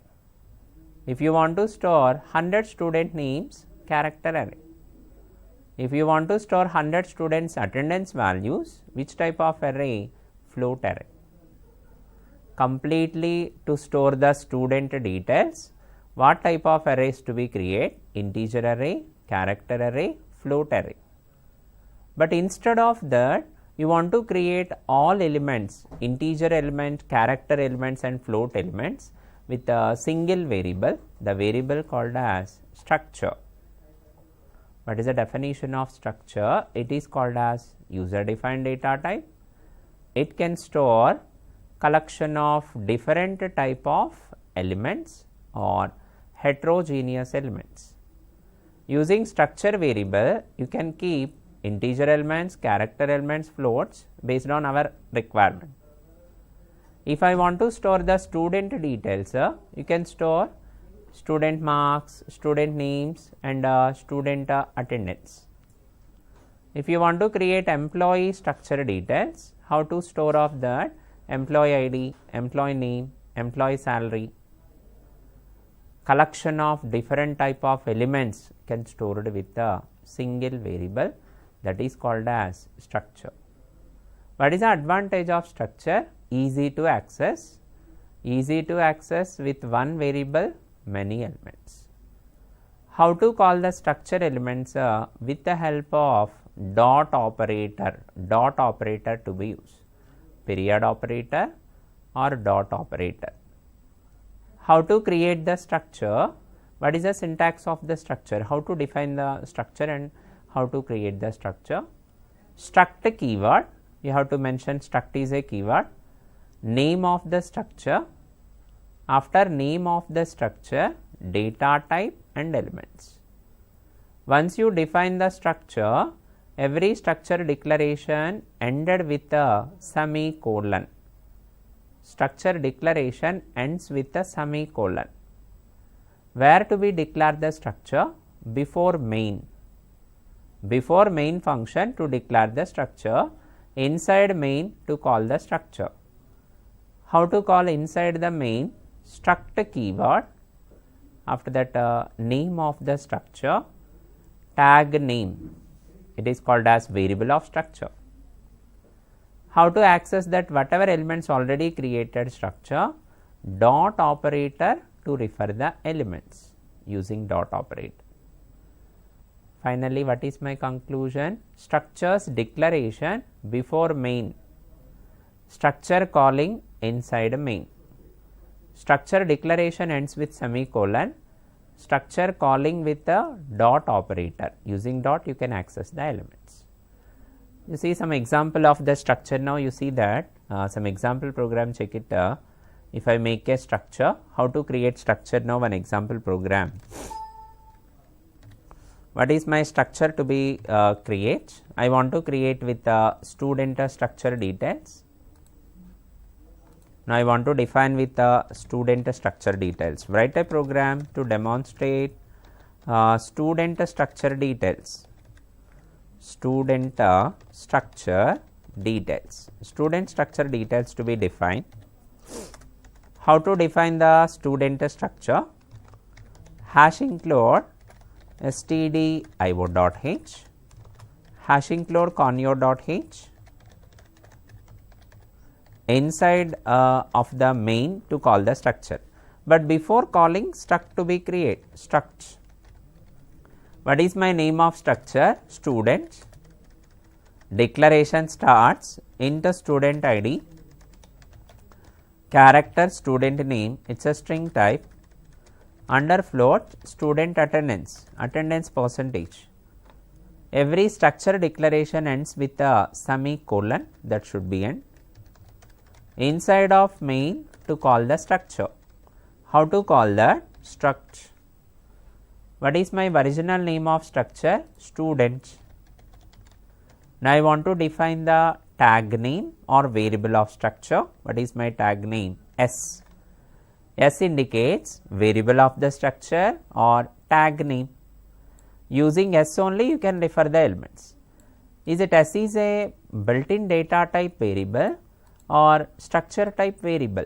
Structure type variable, student type. S is a student type. In that student, which details can enter? Integer student ID, name and attendance. Now I want to assign the elements equal to student ID 10, student name Manoj, it is a string, student attendance 35.6, 3 elements. Now these elements are stored with S. Now inside of S, these 3 elements are different type, integer type, string type, floats. How to print off that student elements? Printf. I want to print student ID, %d, \n, student name %s because of string, student attendance %f because of float. How to call this element? Now I want to call the 10 element available on SID, SID available on student. What is the variable of that? S. How to refer the 10? S dot SID. How to refer the name? Manoj I want to refer, that is available on S name string variable. How to refer that? S dot S name. Now I want to refer attendance value 35.6. It is available on attendance. What is the variable reference? S. S dot attendance. Like this I want to create the structure and print the details. Now I want to print the details. Before print I want to make any message. Printf student details. I want to make a student structure details that I want to print. Save this. Save. What is my name of program? struct1.c. Name of the program is struct1.c under disk turbo C3 bin folder. Save. Now I want to open that turbo C editor. Open. Under turbo C3 folder, under turbo C3 bin folder, under bin folder I want to open the program struct struct1.c, structure to be defined.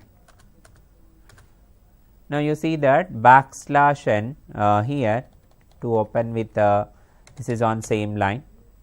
I want to save it and compile it.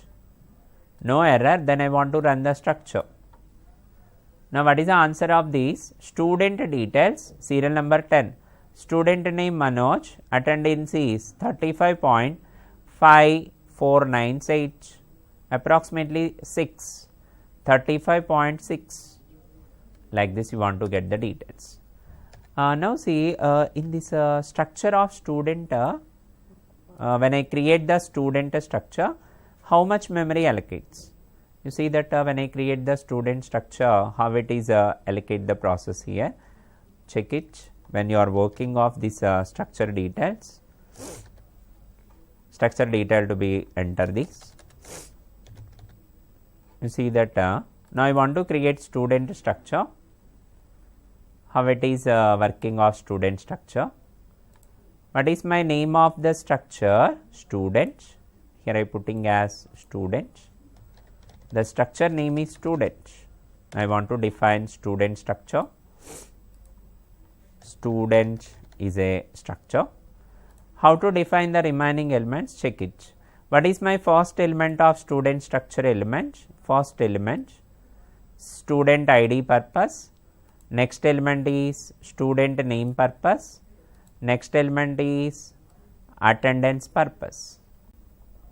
Now what is my first element? Student ID, integer type. What is my next element? Student name, it's a string type. What is my third element? Attendance, it's a float type attendance. If I make a student ID, actually student ID integer type, how much memory created internally? 2 bytes. Every integer 2 bytes memory creates. Every integer 2 bytes. Now for the student name 20 bytes because my string size 20. Attendance, now for the attendance 4 bytes. What is my student ID giving? 1. What is my student name? Sai. What is my student attendance? 35.6. Totally for this complete structure, when I mention this complete structure, how much memory allocated? When I mention this total this structure, how much memory created? 2 plus 20 plus 4, 26 bytes. Totally occupied memory 26 bytes. One student for 26 bytes. What is my name of structure? Student. How to make a variable? S1. It is my tag name. If I make S1 structure student 26 bytes. If I make comma S2 second student, that is also 26 bytes. If I make S3, that is also 26 bytes. Finally, what is my conclusion? Each student structure, compiler how much memory allocates? 26 bytes. 26 bytes memory creates. Because of first element is integer 2 bytes, second element is string, each character 1 byte, size is 20 bytes. Attendance is float 4 bytes because of float. Each student 26 bytes. Continuous memory locations. That is my discussion about student structure. Now I want to create with one more example. I want to create with employee structure. How it is work with employee structure. Employee structure details. How to create of that employee structure details? You see that I want to define employee structure details. How to create of these employee structure details? See that in this example employee structure details I want to create. What is my name of structure? Employee. Name of structure is employee. What is my first element? Employee ID. My first element is employee ID. Now I want to create with one more element, employee name. Second element is employee name. Employee name. Third element is salary, basic salary. D for DA, daily allowance. H for HRA, house rent allowance. P for provident fund. and G for gross. These are my elements. Employee ID, now I want to define with employee ID some data, employee name some elements, salary some elements, DA to be calculate, DA also to be calculate, DA to be calculate, salary you have, after that DA calculation, after that HRA also to be calculate, after that PF to be calculate, after that gross salary to be calculate, gross salary also to use. Now for this how much memory creates? Employee ID integer 2 bytes, employee name 10 size I giving 10 bytes because my string size 10 I define suppose. Salary I used a salary float 4 bytes, salary floor 4 bytes, again for the DA also again 4 bytes, float again for HRA also 4 bytes because of floats, again PF also 4 bytes because of floats, again gross also 4 bytes because of floats. Totally for this entire structure of employee, how much memory occupied? 2 plus 10 plus 4, 16 plus 4, 20, 24, 28 and 4, 32 bytes. Total memory occupation 32 bytes, one employee 32 bytes. If suppose employee is my structure, what is my variable? E1, E1 is a variable. One employee for 32 bytes. If I use another employee E2, like that you can mention many employees. Now you see that suppose if I enter employee ID 1, my input is 1, employee name XYZ, employee salary 5000 I giving, I am expecting with the DA percentage value, DA percentage 5% I expected on the salary, HRA expected salary 7% I expected salary percentage values, and PF also expected value 10% PF expected, gross means all value to be added, salary plus DA plus HRA plus all values to be added for the gross. For the gross to be added, salary plus DA plus HRA plus PF, this to be calculated. How to create this structure, this program, how to define? Now you see that what is my program? Write a program to demonstrate employee structure. Employee structure and calculate details or calculate allowances, employee allowances. But how to make of that structure? Hash include std io.h, hash include conio.h,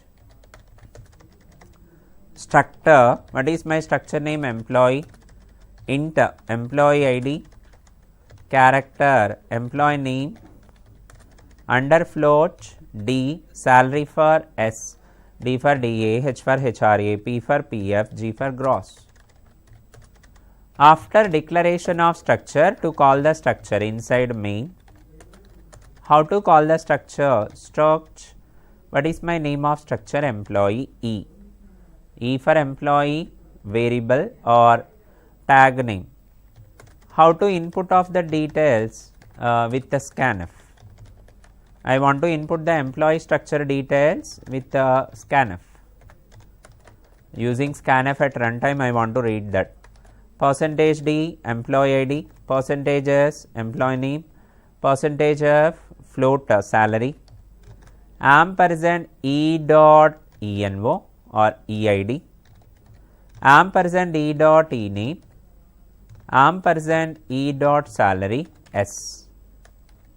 Now here I want to calculate E dot D equal to E dot S into 0.055%, E dot H, H for HRA, E dot salary into 0.077%, E dot net salary equal to E dot salary plus, sorry, this is PF, E dot P, P for PF, E dot salary into 0.10. Finally, I want to calculate E dot G, G for gross, E dot sal plus E dot D, D for dA, all elements to add, E dot H, E dot P, all elements to add, printf. Finally, I want to print with employee actual salary, percentage of, employee DA, percentage of, but here I used a percentage 0.2f. What is meant by 0.2f? 2 points only prints. If I use 0.2f, only 2 points. If I am not print 0.2f, percentage f means 6 points. By default 6 points will be prints, 6 decimal. But I want to show the answer only 2 points.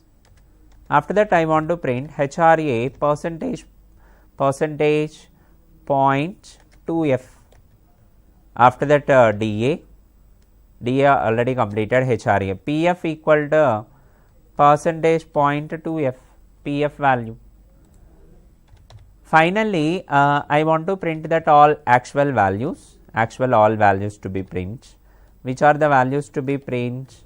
I want to print with now these all are for backslash n, new line to become, all values new line, E dot S, if I want to print gross, gross also print, E dot G equal to percentage 0.2f, E dot S, after that E dot D, E dot H, E dot P, E dot G, G for gross, salary, DA, HRA, PF gross, get CH to end of the main.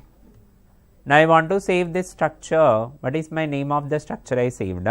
Structure2.c, structure2.c. After that I want to compile that structure2.c.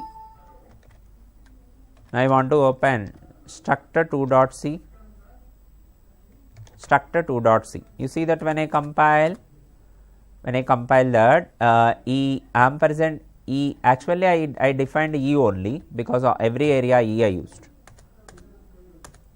E dot S, not for salary, E dot S, S for salary. You see that when I inputted employee details, employee ID 1, employee name Manoj, employee salary 5,000, employee salary 5,000. What is the answer? Salary 5,000, DA 250 because of 5%, HRA 7%, that is the reason 350, and PF is 10%, 500. What is the final gross salary? 6,100. Actual salary 5,000, remaining all value added. Now here I want to put it as salary E dot not E dot G, just a gross. I want to make it as actual name. What is the actual name? Gross, gross to be print. Finally, this is for employee structure details. Employee structure ID 1, employee name Suman, employee salary 7,000. Salary 7,000, DA 350 because of 5%, HRA 490 because of 7%, PF is 10%, 700, gross is all values added 8,450 because all values are added here, gross, all values to be used, equal to percentage 0.2f, 2 points only come. Now this is called as normal structure. Now I want to discuss with one more type of structure. What is one more type of structure? I want to define nested structures. Now I want to define with nested structure. You see that what is meant by nested structure actually? What is meant by nested structure? A structure called with another structure definition is called as nested structure. Structure inside structure is also called as nested structure. Every nested structure, minimum how many structures? 2 structures, minimum 2 structures to be defined. First structure called as outer structure, second structure called as inner structure. How to access the nested structure elements? 2 dots. How many dot operators you want to access now? 2 dots. If the normal structure elements, how to access? Single dot. Dot operator is the member reference operator. If I want to call the nested structure, how many dots? 2 dots. 2 dot operator to be used. What is the definition of nested structure? A structure inside another structure to be declared. First structure outer, second structure inner. First structure parent, second structure child. For every nested structure, minimum 2 structures recommended. Minimum 2. More than 2 structures also I can define, but minimum 2 structures. How to access the nested structure elements? Parent tag name single dot, child tag name another dot. 2 dots to be accessed, 2 dot operators. What is the advantage of nested structure? Easy to access the elements. In your structure elements, easy to access, and compilation also easy to debug the programs. How to create the nested structure? You see the syntax, how to create nested structure, check it. How to create a nested structure? What is the syntax? How to create the structure name 1, structure name 1 inside of the data type element 1. After that struct name 2. Inside of name 2, I want to call the first structure. Which structure already defined first? That name 1. Inside of name 2, I want to call tag 1. After that data type element 2. Now here in this example 2 structures I have. Struct name 1, it is my first structure. Inside of name 1 element 1, just one element. This declaration ends with semicolon. Struct name 2 structure, inside of name 2 I want to call the name 1. Struct name 1 tag 1. Now this tag 1 is the first structure variable, name 1 variable. How to access the second element now? Data type element 2. Now this element 2 belongs to which structure? Name 2. This element 1 belongs to which structure? Name 1. How to access the 2 structure elements? 2 dots. You see that under main which structure only to make the element? Second structure only to make the element or tag name. Actually declarations are 2 structures, but which structure only you have to create a variable or tag name? Second structure only to make a tag name. Inside of this first structure calling name 1, what is a variable? Tag 1. Inside of tag 1 what to be called? Element 1. Like this to use. Struct. Inside of main second structure only make a tag name, tag 2.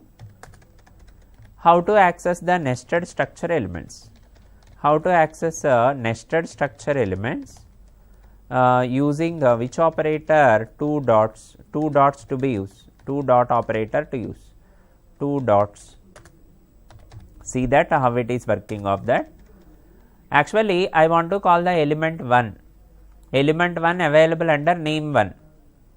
But the name 1 available on name 2. Name 2 inside name 1. What is the name 1 variable? Tag 1. What is the name 2 variable? Tag 2. So if I want to refer the element 1, how to refer that? Tag 2 dot tag 1 dot element 1. How to refer the first structure element? Tag 2 dot tag 1 dot element 1, 2 dots. How to refer the element 2? It is available on name 2 only. Tag 2 dot element 2 single dot. Tag 2 dot element 2 single dot. How to access of that? 2 dots. How to access of that? Tag 2 dot tag 1 dot element 1 equal to value. It is nested 2 dots. Normal structure elements how to access? Tag 2 dot element 2 because element 2 available under second structure. Parent structure elements called with 2 dots. Child structure elements called with 1 dot. 1 dot for child, 2 dots for parent. Like this we have to use. This is the syntax of nested structure syntax. You see some simple example of nested structure. I want to create one simple example of nested structure. Suppose if I use with nested structure process, check it. how to create a nested structure. Suppose I want to define one nested structure, complete process nested structure I want to define. In this structure, I want to define totally 3 structures. What is my parent structure name? What is my parent structure name? Shop. My parent structure name I want to define as shop structure. Shop I want to define. What is my structure name I want to indicate here? Shop. Shop is my structure. SHOP shop. Shop is my structure. Inside of shop, I want to create with one structure. What is my first structure? Books. Inside of that, another structure I want to create. What is my another structure? Pens. Shop is my parent. Under that only I have the book structure and pens also available. Pens and books. Under books, what are the elements I created? Book ID. Next, book name and book pages, number of pages. Under pens, which are the elements? Pen name and pen quantity and pen rate of the pen. Under shop, which are the elements? Under shop just one element, shop name. The element is shop belongs. Now in this totally 3 structures I have. Now in this you observe, what is my first structure element here? Shop. Shop is my first structure. Shop name belongs to shop. After that, books. This is my second structure. These are the elements of books. What is my next structure elements? Pens. Pen name, quantity, rate. These are my third structure elements. Suppose now here the shop variable, outer structure, shop variable, suppose SH. I defined as SH. SH is a shop variable I denotes. If I denote SH as a shop variable, SH. How to call the shop name? SH dot SH name, shop name. How to call that books details? Suppose for books I used a B. Actually structure is books, B is my short variable, tag name. How to refer the pens? P is my tag name. Now how to refer the book ID? Book ID available on books. What is a short name? B. B available on shop. What is a shop tag? SH. How to call the book ID? SH dot B dot book ID. What is the mean that? SH for shop, parent. B for books, child, book ID elements. How to call the next book name? SH dot B dot book name. How to call the price? SH dot B dot pages, number of pages. Similarly, P for pens. How to call the pen name? SH dot P dot pen name. How to call the pen quantity? SH dot P dot quantity. How to call the price? SH dot P dot price or rate. Like this you have to use. Finally, in this example, which is my parent structure? In this example, which is my parent structure? Shop. Shop is a parent structure. Now in this example, shop is the parent. Shop structure, it is called as parent. Now this structure is parent. This structure I can say parent. What is one more structure I have? Books. Books inside of shop. It's my second structure, child 1. The second structure I have, child 1. This is for child structure, child 1. One more structure I have, that is for pens. Pen also child, child 2. This is pen details. Now I want to refer with the child 2. Totally this structure I want to discuss now. How to create this nested structure. Now you see that how to create nested structure now. What is the program? Check it. What is my program? How to create a nested structure. Write a program to demonstrate nested structure. How to define nested. You see some example, hash include std ivo.h, hash include conio.h. Now I want to create with how to create structure, structure. What is my first structure? Books. First structure books I created, book ID. What is my first element? Book ID. Next book name, it's a string. What is my next element? Int pages, book pages. Structure declaration ended with semicolon. Now I want to create with second structure, struct pens. Pens is my second structure. What are my elements? Pen name, company name of the pen. Next float rate, comma quantity. Quantity also floats. Second structure also completed. Both are for childs. I want to make a parent structure, shop, struct shop. Inside of shop, I want to call the books, first child. Inside of shop, I want to call the pens, second child. First I want to mention the shop name. This is shop detail, sh name, shop name.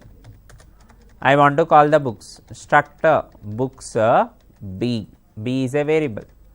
I want to call the pens, struct pens p, it's a child. Pens p, it's a child.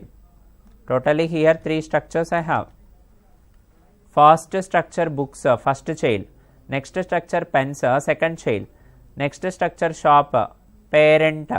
Under parent, books b will be refer, pens p will be refer. Close the declaration. Inside of main, I want to call the parent element, parent structure element. Struct shop, it's a parent. What is my element? S. Listen, in this example check it. S is nothing but tag name or variable for the shop. S is nothing but tag name or variable for the shop. Inside of S, what is my first element I want to enter? Under shop, what is my first? Shop name. My first element is shop name. XYZ shop. XYZ shop. This is my shop name. What is my next element? Books B. Now B is a child structure. Under B which you have? Book ID, book name, pages. Now I want to refer child. Flower braces. Now this flower braces indicates parent. The second flower brace indicates child. What is the book ID? 1. Book name, C language book. What is what are the pages? Number of pages. Number of pages 200 pages. Comma. Next pens details. Pens refer to the P. P is a tag name or variable. I want to refer the pen name Reynolds. Pen name is Reynolds. And what is a pen rate? 20 rupees and pen quantity 3 pens. Like this I used. Finally, this first flower braces is parent, next flower braces first child, next flower braces second child, close the parent. Finally, I want to print that all details. How to print off that? Printf. First I want to print the shop details. I mean which shop is there? Shop details. Printf. I want to print a shop name, percentages, shop name. How to print off that? S.sh name. S for shop. It's a tag name of shop structure. I want to print the books details. Here I want to print the books details. Inside of shop only books I have. How to print the books details? Book ID, percentage D. How to print off that? S dot, S for shop, dot, B dot, B for books, book ID. It's a 2 dots, nested elements, 2 dots. Next I want to print book name.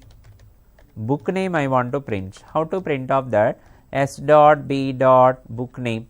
S for shop, B for book, book name. Now I want to print off that pages, number of pages, percentage D. How to print off that? S dot, B dot, pages, number of pages.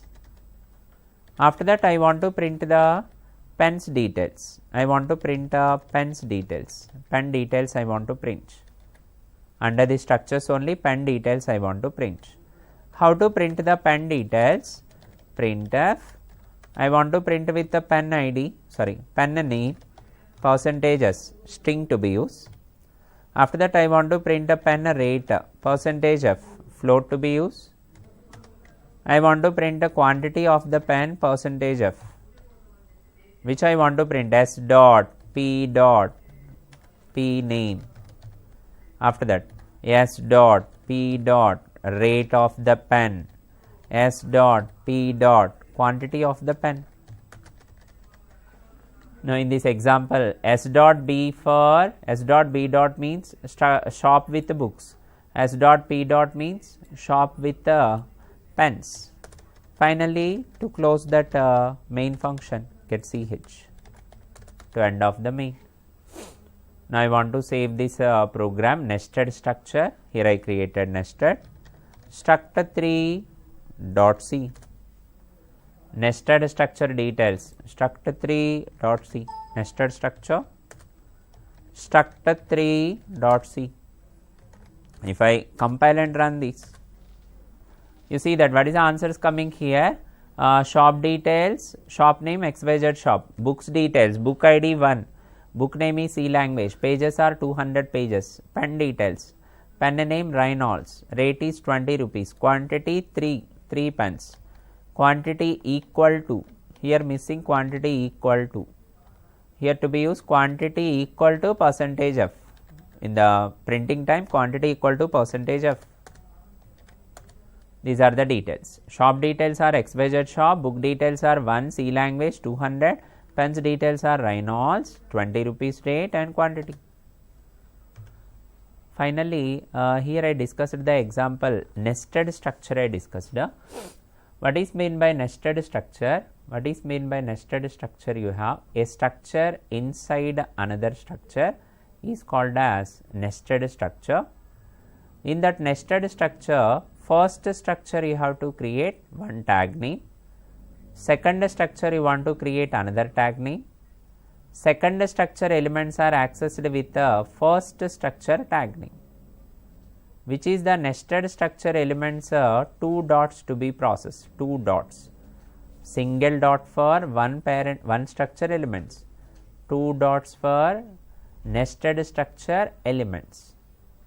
Now in the previous example, which is my nested structures I created, shop is for parent structure. What are the elements of shop? Shop name. Under shop only I created one more type of structure, books is a child. What are the book structure elements? Book ID, book name and pages. Under shop only one more child I have, that is for pens details, pen name, company name and a pen rate and pen quantity. How to refer the books details? S dot B dot book ID, S dot B dot book name, S dot B dot pages. How to refer the pens details? S dot P dot pen name, S dot P dot pen quantity, S dot P dot pen rate. Finally, my conclusion is nested structure minimum 2 structures are required. More than 2 structures also I can create, but minimum 2 structures are compulsory to use. Minimum 2 structures, maximum there is no any numbering. Based on our requirement, you can create the elements. Now see, for that all nested structure elements, first you have to create the child structure declaration. The declaration called into parent structure declaration. First you create the child structure declaration.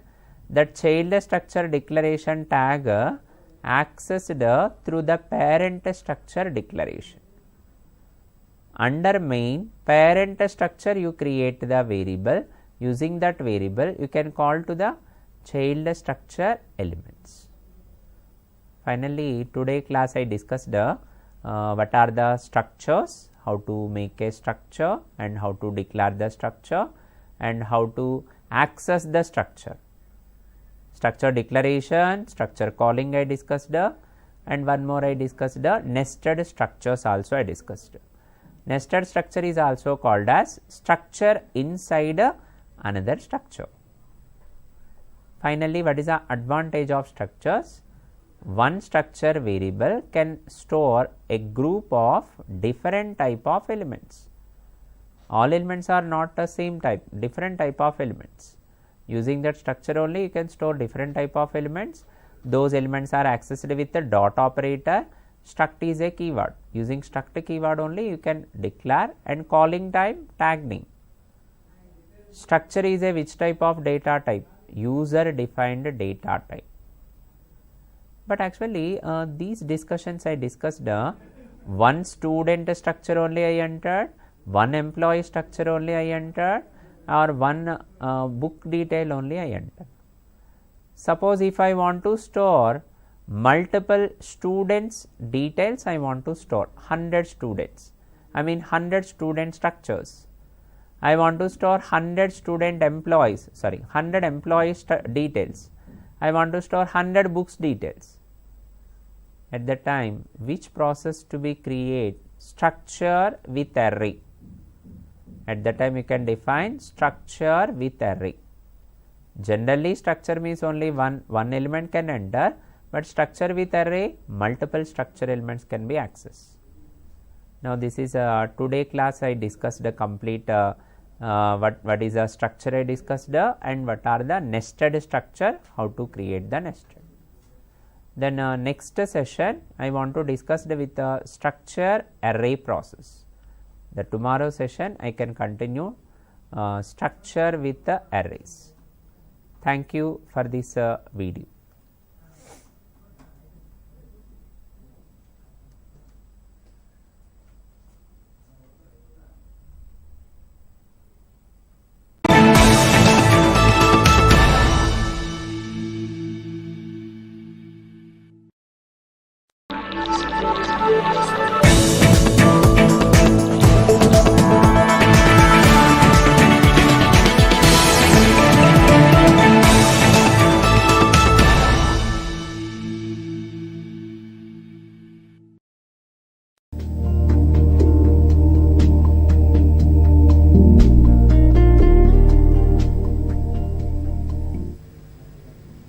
One, two, three అని చెప్పండి. నా photo వస్తుంది ఇక్కడ.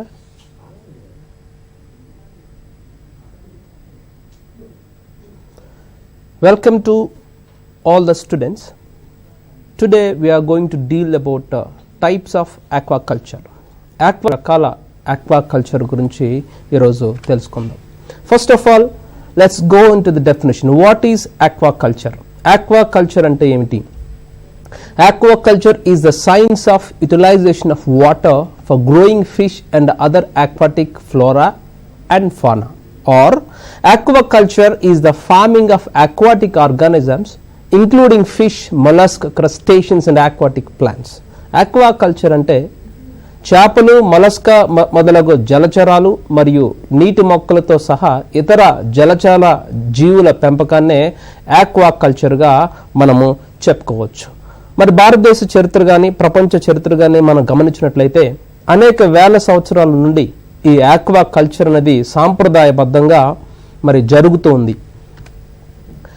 ఒకసారి మనం భారతదేశంలో ఉన్నటువంటి present status of aquaculture in India, భారతదేశంలో ఆక్వాకల్చర్ రంగానికి ఉన్నటువంటి అవకాశాలు మనకు గమనించినట్లయితే India is having a coastline of 7,517 kilometers. 7,517 కిలోమీటర్ల తీర ప్రాంతాన్ని కలిగి ఉంది. అలాగే భారతదేశానికి ఉన్నటువంటి ఆ ద్వీపాలతో సహా కలుపుకుంటే 8,129 కిలోమీటర్ల కోస్ట్ లైన్ తీరము కలిగి ఉంది. కాబట్టి భారతదేశంలో ఆక్వాకల్చర్ చేయడానికి విస్తృతమైన అవకాశాలు ఉన్నాయి. And India is the second largest producer of fish in the world. ప్రపంచంలోనే భారతదేశం చేపల ఉత్పత్తిలో 2వ స్థానంలో ఉంది. భారతదేశంలో ఉత్పత్తి అయ్యే చేపలు ప్రపంచ చేపలతో పోల్చుకుంటే 5.6% of fish. India contributes to the 5.68% of the fish of the world fisheries. In the last 6 decades, India has recorded a 11-fold increase in the growth of aquaculture. Aquaculture రంగంలో భారతదేశం గత 6 శతాబ్దాల్లో 11 రెట్లు పెరుగుదలను గమనించడం జరిగింది. 11 రెట్లు ఆక్వాకల్చర్ రంగం అభివృద్ధి చెందినట్లు మనం గమనించవచ్చు. And aquaculture contributes 1.1% of the GDP. భారతదేశ జీడిపిలో ఆక్వాకల్చర్ రంగం యొక్క కంట్రిబ్యూషన్ 1.1%. వ్యవసాయ రంగంలో పోల్చుకుంటే ఆక్వాకల్చర్ వాటా 5.15% ఉంది. And annual growth rate of aquaculture in India is 6 to 7%. వార్షిక వృద్ధి రేటు 6 నుండి 7% ఉంది. భారతదేశంలో ఉత్పత్తి అయ్యే ఈ యొక్క చేపల ఉత్పత్తిలో 65%, 65% of fish production is from aquaculture, remaining fresh water, remaining 35% is from the sea. And in 2017 and 18 భారతదేశంలో చేపల ఉత్పత్తి 10.51 లక్షల మెట్రిక్ టన్నుల చేపల ఉత్పత్తి అయినాయి. వీటి విలువ మార్కెట్లో 37,871 కోట్ల రూపాయల విలువైన చేపలను గత సంవత్సరం భారతదేశం ఉత్పత్తి చేయడం జరిగింది. దీని అంతటికీ కారణం భారతదేశంలో విస్తృతంగా ఉన్నటువంటి అవకాశాలు, ఆక్వాకల్చర్ రంగానికి విస్తృతంగా ఉన్న అవకాశాలు.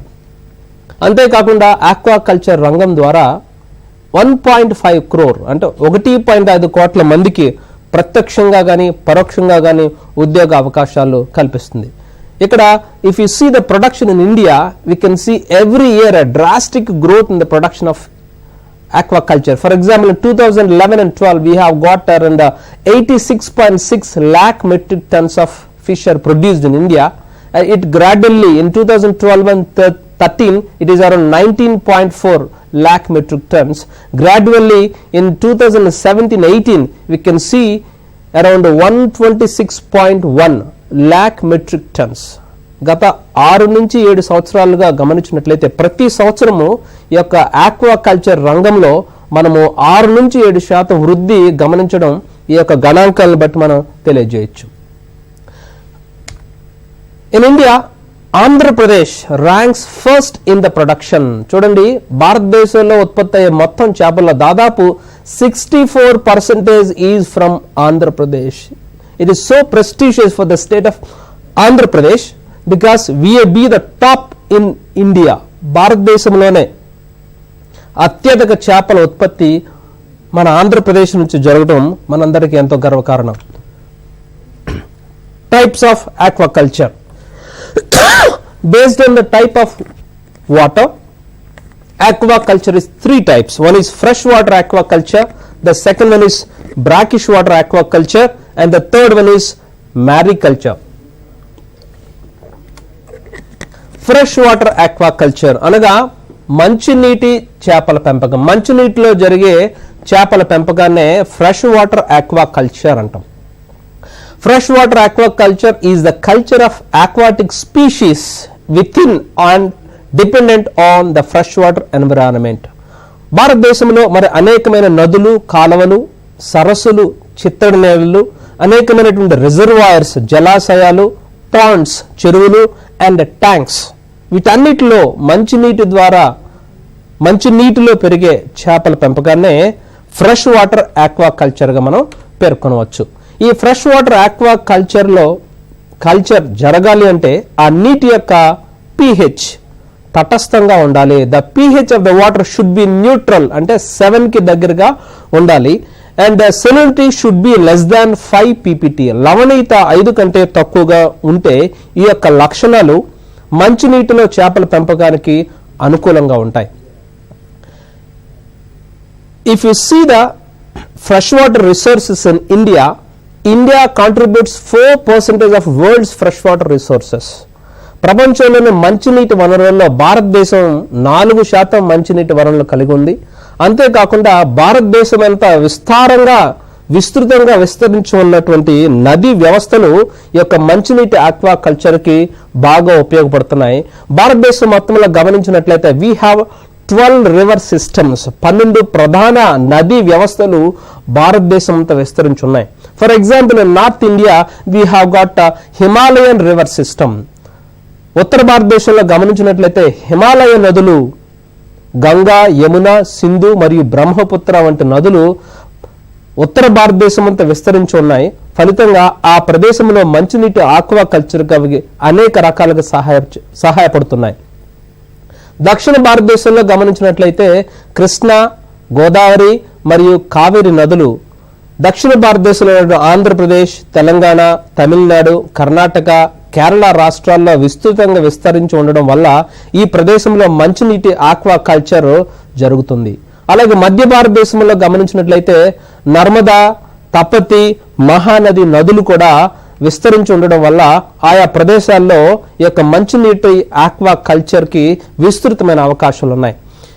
ఈ గంగా మరియు గంగా యొక్క ఉపనదులు భారతదేశం మొత్తం మీద 12,500 కిలోమీటర్ల దూరం ప్రయాణిస్తూ 97.6 మిలియన్ హెక్టార్ల ప్రదేశాన్ని అవి తడపడం జరుగుతున్నాయి. అంటే 97.6 million hectares of catchment area for the Ganga and its tributaries.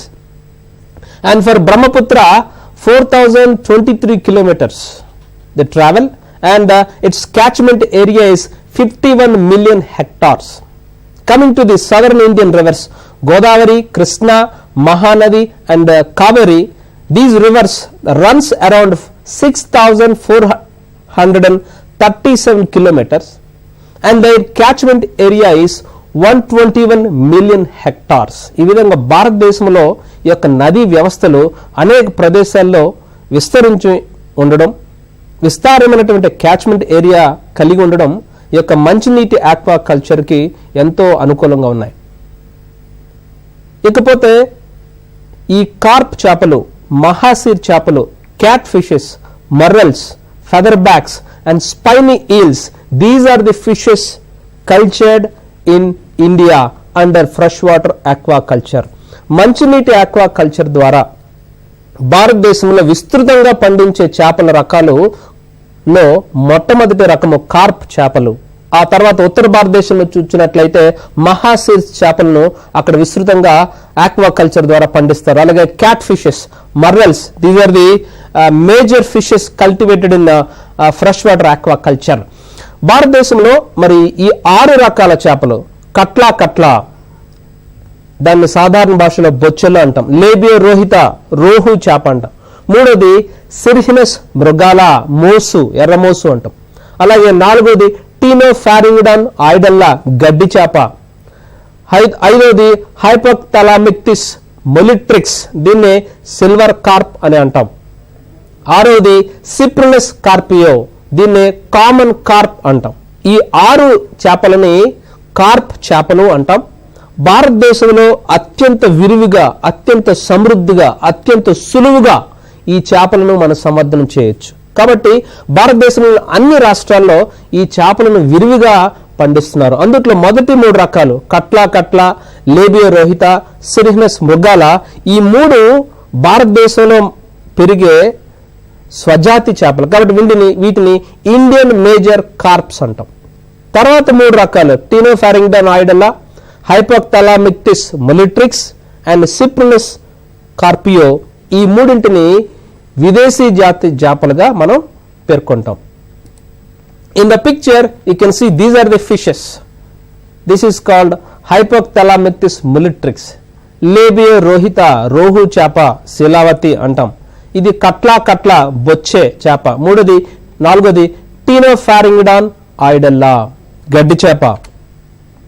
And cirrhinus Reba,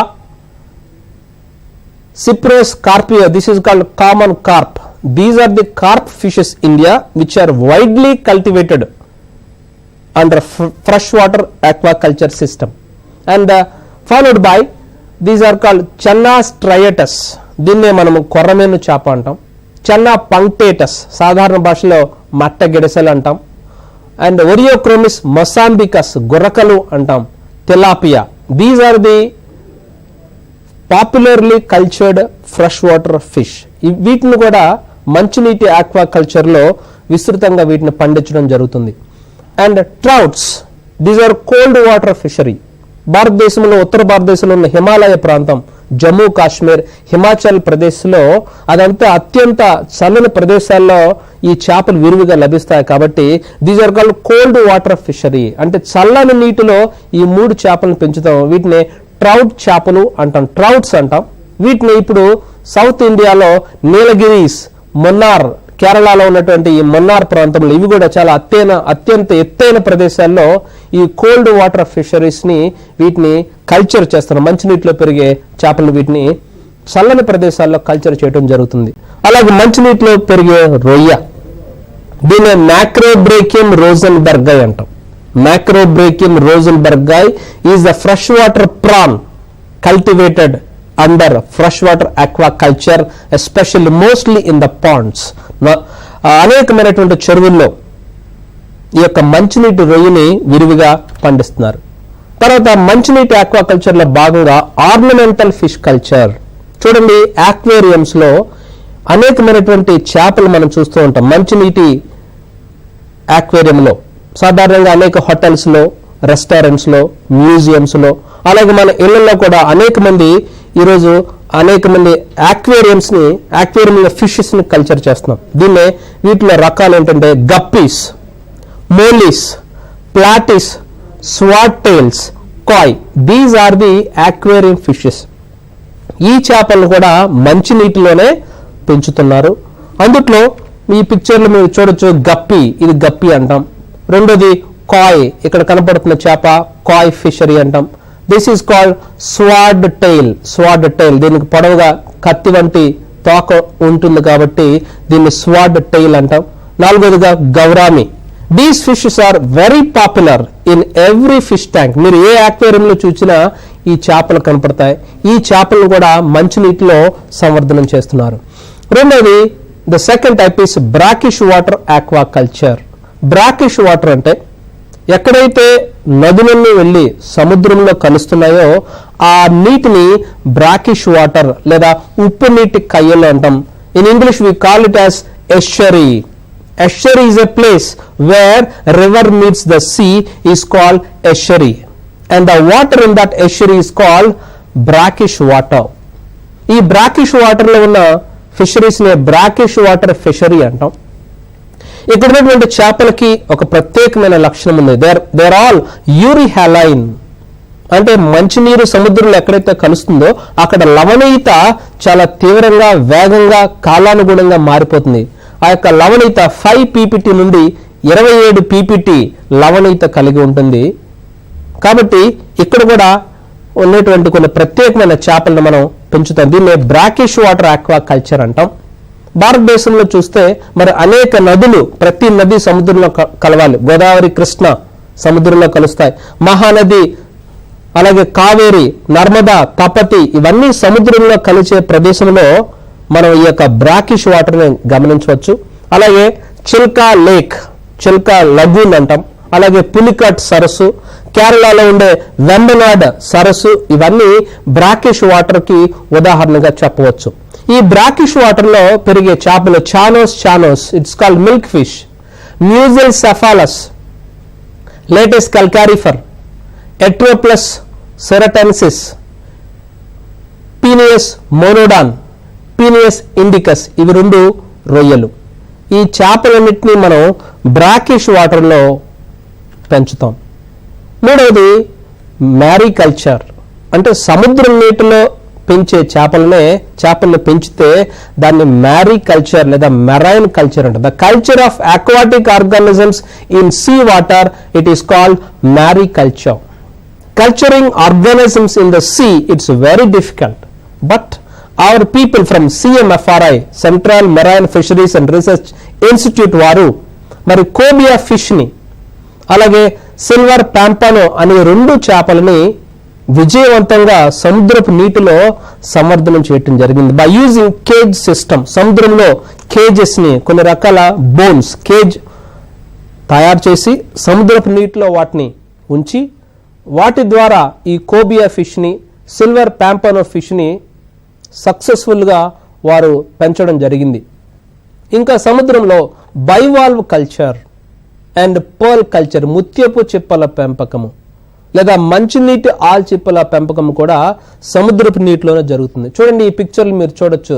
bivalve culture, క్రాసాస్ట్రియా మెట్రాజెన్సిస్, దీన్ని ఎడిబుల్ ఆయిస్టర్ అంటాం. ఈ సముద్రపు నీటిలో, నేరుగా సముద్రపు నీటిలోనే వీటిని సంవర్ధనం చేస్తున్నారు. This is called bivalve culture. And you can also see the pearl culture. ముత్యపు ఆల్చిప్పలు, ముత్యాలను తయారు చేసే ఈ ఆల్చిప్పలను కూడా మనం సముద్రంలోనే నేరుగా సంవర్ధనం చేస్తున్నాం. This is called mariculture అంటాం. Secondly, based on the management intensity, aquaculture is of 2 types. Aquaculture చేసే విధానాన్ని బట్టి కూడా ఆక్వాకల్చర్ని 2 రకాలుగా విభజించవచ్చు. One is extensive culture, the second one is intensive culture. Extensive కల్చర్ని తెలుగులో విస్తృతమైన చేపల పెంపకము అంటాం. విస్తృతమైన చేపల పెంపకం అంటే మన సహజ సిద్ధంగా చెరువుల్లో సాధారణంగా చేసే చేపల పెంపకాన్ని విస్తృత చేపల పెంపకం అంటాం. ఈ విస్తృత చేపల పెంపకంలో చేపలకు సహజంగా పెరిగే ప్లాంక్టాన్ అనగా వృక్ష ప్లవకాలను, జంతు ప్లవకాలను సహజమైన ఆహారాన్ని చేపలకు ఇస్తారు. తక్కువ శ్రమ, దీనికి ఎక్కువ కష్టపడ అవసరం లేదు, ఎక్కువ పెట్టుబడి కూడా అవసరం లేదు. ప్రత్యేకంగా శ్రద్ధ తీసుకుపోయినప్పటికీ చేపలు సహజంగా వాటి యొక్క సహజమైన వాతావరణంలో పెంచుతారు. దీన్నే విస్తృతమైన చేపల పెంపకము లేదా ఎక్స్టెన్సివ్ కల్చర్ అంటే. It needs very little input from the farmers and the density of the fish is very low and the productivity of the fish is also లో and the investment is also very low. దీనిలో తక్కువ దిగుబడి వస్తుంది, తక్కువ పెట్టుబడి వస్తుంది, తక్కువ శ్రమ వస్తుంది. తక్కువ శ్రమ ద్వారా చేపలు మనం పండించవచ్చు. And it is most environment friendly. సహజ సిద్ధంగా గ్రామాల్లో జరిగే సహజమైనటువంటి చేపల సాగుని ఎక్స్టెన్సివ్ కల్చర్గా పేర్కోవచ్చు. The second one is intensive fish farming.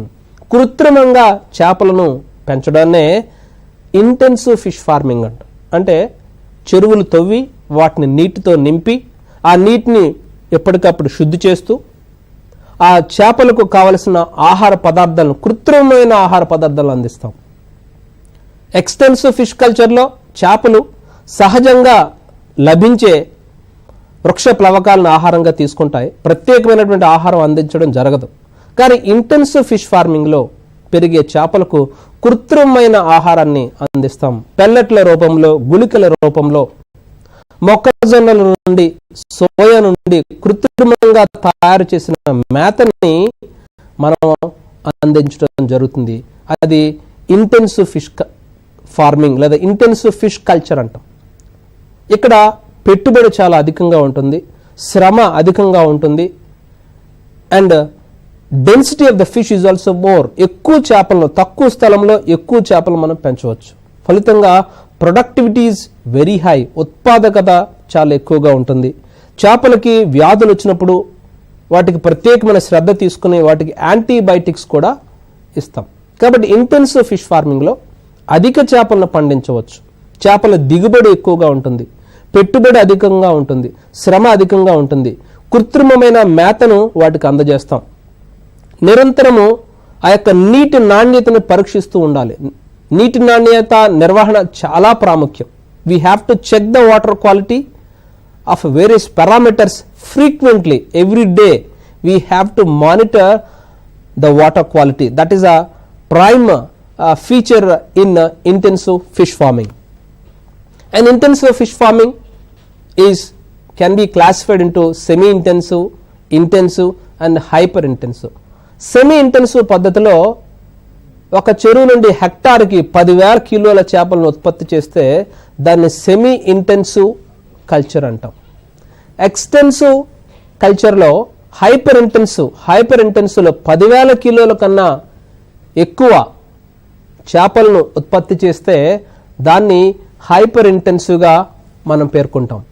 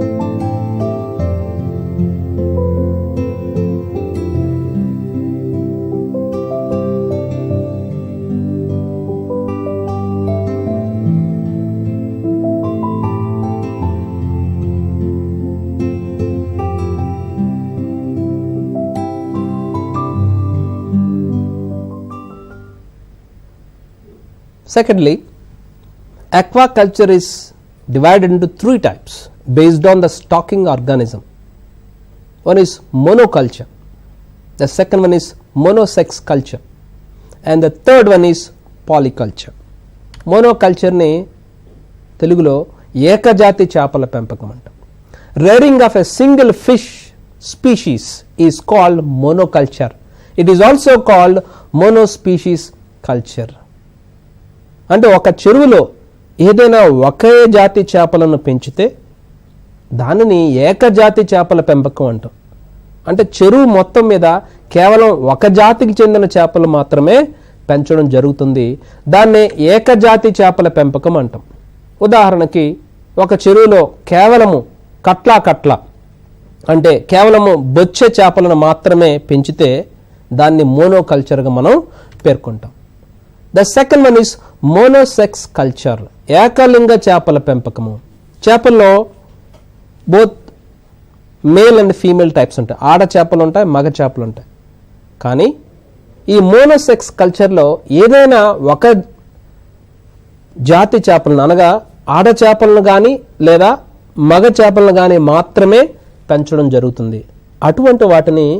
అటువంటి కల్చర్ని మోనోసెక్స్ కల్చర్ లేదా ఏకలింగ చేపల పెంపకం అంటాం. Rearing of only one sex of species is called monosex culture. The best example for it is tilapia. Tilapia చేపలలో కేవలం మగ చేపలను మాత్రమే మనం పెంచుతాం, ఆడ చేపలను పెంచం. Why we culture only male fish? Because male fish grows faster than female. ఈ తిలాపియాలో మగ చేపలు ఆడ చేపల కన్నా వేగంగా పెరుగుతాయి, తక్కువ కాలంలో పెరుగుతాయి. కాబట్టి అది రైతుకు లాభదాయంగా ఉంటుంది. అందుకని తిలాపియాలో కేవలం మగ చేపలను మాత్రమే చెరువులో పెంచుతాం. అటువంటి సంవర్ధనాన్ని ఏకలింగ చేపల సంవర్ధనం లేదా ఏకలింగ చేపల పెంపకంగా మనం చెప్పవచ్చు. And the third and very important is polyculture, బహుళ జాతి చేపల పెంపకం. అంటే ఒక చెరువులో వివిధ జాతుల చేపలని ఒకే చెరువులో పెంచితే దాన్ని బహుళ జాతి చేపల పెంపకం అంటాం. నీటిలో వివిధ జాతుల చేపల పెంపకం, దీన్నే పాలీకల్చర్ అని కూడా అంటాం. Rearing of different species in a water body is called polyculture. It is also called composite కల్చర్గా పేర్కొంటాం. ఒక చెరువులో అనేక రకాలు పెంచుతాం. మరి అనేక రకాలు పెంచినప్పుడు మనం కొన్ని జాగ్రత్తలు తీసుకోవాలి. So what is the criteria for selection of fishes? First of all, we should select fishes which are having different feeding habits. వేరు ఆహారపు అలవాట్లు కలిగిన చేపలను మనం ఎంపిక చేసుకోవాలి. And they must be tolerance with the other living and non-living organisms of the pond. మొదటిగా వేరు ఆహారపు అలవాట్లు కలిగిన చేపలను ఎంచుకోవాలి. రెండోది, ఈ చేపలన్నీ ఒకదానితో ఒకటి కోఆర్డినేట్ చేసుకునేటువంటి ఎటువంటి విరోధం లేకుండా ఉండే మనసు, అంటే అటువంటి యాటిట్యూడ్ కలిగిన ఫిష్ని మనం సెలెక్ట్ చేసుకోవాలి. And this fish should live at different depths of the pond. ఎంచుకున్న చేపలు చెరువులో డిఫరెంట్ లెవెల్స్లో ఉండాలి. కొన్ని చేపలు చెరువు యొక్క ఉపరితలంలోనే పెరుగుతాయి, మరికొన్ని చేపలు చెరువు యొక్క మధ్య భాగంలో పెరుగుతాయి, మరికొన్ని చేపలు చెరువు యొక్క అడుగు భాగంలో పెరుగుతాయి. అంటే వేరు ఎత్తులలో ఉండే చేపలను మనం ఎంపిక చేసుకోవాలి. And the chosen fish must be palatable and should have a market demand and should also have a nutritional value. మనం ఎంపిక చేసుకున్న చేపలు రుచికరంగా ఉండాలి, మార్కెట్లో వాటికి మంచి డిమాండ్ ఉండాలి, మంచి పోషక విలువలను కలిగిన చేపలను ఎంపిక చేసుకోవాలి. ఈ లక్షణాలు కలిగిన చేపలను మనం పాలీకల్చర్లో ఎంపిక చేసుకుంటాం. అందులో మొదటిగా వేరు ఆహారపు అలవాటు, that is very important feature. And it should not be predatory fish. ఇతర చేపల పైన, ఇతర జీవుల పైన దాడి చేసే స్వభావం కలిగిన చేపలు మనం ఎంచుకోకూడదు. ఇందులో భాగంగా ఇప్పుడు చూడండి, ఈ పిక్చర్లో you can see this is the pond. ఈ పాండ్లో we can see different fishes living at different depths. ఈ ఉపరితలంలో నివసించే చేపలు ఉంటాం ఇక్కడ ఉండేవి. అందుట్లో కొన్ని చేపలు ఫైటో ప్లాంక్టాన్ని ఆహారంగా తీసుకుంటాయి, అనగా వృక్ష ప్లవకాలు. మరికొన్ని చేపలు ఇదే రీజియన్లో ఉన్నప్పటికీ అవి జంతు ప్లవకాలని ఆహారంగా తీసుకుంటాయి. They feed on zooplankton. అందువల్ల వాటి మధ్య ఎటువంటి కాంపిటీషన్ ఉండదు. And some fish feed on the plants, aquatic vegetation. ఆ చెరువు యొక్క చివర్లలో అడుగులో ఉన్నటువంటి ఆ యొక్క చిన్న చిన్న నీటి మొక్కలను ఈ చేపలు ఆహారంగా తీసుకుంటాయి. మరికొన్ని చేపలు నీటిలో ఉండే కీటకాలను, నీటిలో ఉండే లార్వాలను ఆహారంగా తీసుకుంటాయి. మరికొన్ని చేపలు నీటిలో కుళ్ళిపోయిన పదార్థాలను, పైనుండి రాలిపడిన పదార్థాలను ఆహారంగా తీసుకుంటాయి. అంటే ఈ చెరువులో పెంచే చేపల యొక్క ఆహారపు అలవాట్లు విభిన్నంగా ఉండే విధంగా చర్య తీసుకోవాలి. అందువల్ల చేపల మధ్య ఆహారం కొరకు పోటీ ఉండదు. సాధారణంగా మనం 6 రకాల చేపలను ఒక కొలంలో లేదా ఒక చెరువులో పెంచి సంవర్ధనం చేయొచ్చు. అందులో ఇందాక చెప్పుకున్నట్లు మనం లేబియో రోహిత రోహు చేపలు, కట్లా బొచ్చలు, సిరిహినస్ మృగాల, టీనోఫారింగిడాన్ ఐడల్లా, హైపోథలామిక్టిస్ మొలిట్రిక్స్, సిప్రినస్ కార్పియో అండ్ లేబియో కలబాస్. ఈ 6 నుండి 7 జాతులను ఒకే చెరువులో మనం పెంచవచ్చు. దీన్నే పాలికల్చర్ అంటాం. అందుట్లో భారతదేశంలో మనం గమనించినట్లయితే ఈ 3 రకాల చేపలు ఇండియన్ మేజర్ కార్ప్స్ అంటాం. కట్లా, రోహు, మృగాల, ఈ 3 చేపలను కలిపి పాలికల్చర్ విధానంలో మంచినీటిలో సంవర్ధనం చేయటం జరుగుతుంది. ఈ చేపల మధ్య నిష్పత్తి ఎలా ఉండాలంటే 4:3:3, 4:3:3. అనగా ఒక చెరువులో 10 చేపలను తీసుకుంటే 4 చేపలు కట్లా చేపలు, 3 రోహు చేపలు, 3 మృగాల చేపలు ఉండే విధంగా ఈ యొక్క నిష్పత్తులు మనం ఈ చేపల్ని ఒక చెరువులో పెంచవచ్చు. ఇందులో దిగుబడి దాదాపు 1400 కిలోల నుండి 3000 కిలోలు పర్ హెక్టర్ పర్ ఇయర్ మనం పొందుకోవచ్చు. 6 జాతులను కూడా ఒకేసారి పెంచవచ్చు. దాని రేషియో 1:3:1.5:2:1:1.5. ఈ 6 జాతులను చేపలను catla, rohu, mrigal, silver carp, grass carp and cyprinus carpio, this is called common carp అంట.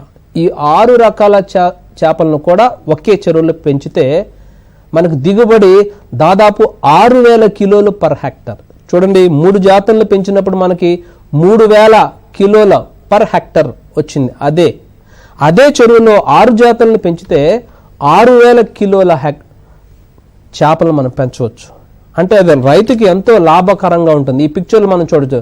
ఈ 6 జాతుల చేపలు కట్లా బొచ్చలు, rohu, this is cyprinus carpio, common carp అంటాం, cirrhinus mrigal, this is silver carp and grass carp. ఈ 6 చేపలని మనం ఒకే చెరువులో పెంచవచ్చు. చూడండి, ఈ చెరువులో ఇక్కడ కనపడేటువంటి కట్లా మరియు సిల్వర్ కార్ప్, ఈ 2 చేపలు చెరువు యొక్క పై భాగంలో ఎక్కువగా నివసిస్తాయి. Surface feeder, they are called surface feeder because they live on the top of the pond. ఈ 2 చేపలు ఉపరితలంలో ఉన్నప్పటికీ ఈ కట్లా అనే చేప జూ ప్లాంక్టన్ ఎక్కువగా ఆహారంగా తీసుకుంటుంది. అంటే జంతు ప్లవకాలని ఆహారంగా తీసుకుంటే సిల్వర్ కార్ప్ ఫైటో ప్లాంక్టాన్ని ఆహారంగా తీసుకుంటుంది, అనగా వృక్ష ప్లవకాలను ఆహారంగా తీసుకుంటుంది. ఈ 2 ఒకే ప్రదేశంలో నివసించినప్పటికీ వేరువేరు పదార్థాలను ఆహారంగా తీసుకుంటాయి. కాబట్టి వాటి మధ్య ఎటువంటి పోటీ తత్వం అనేది ఉండదు.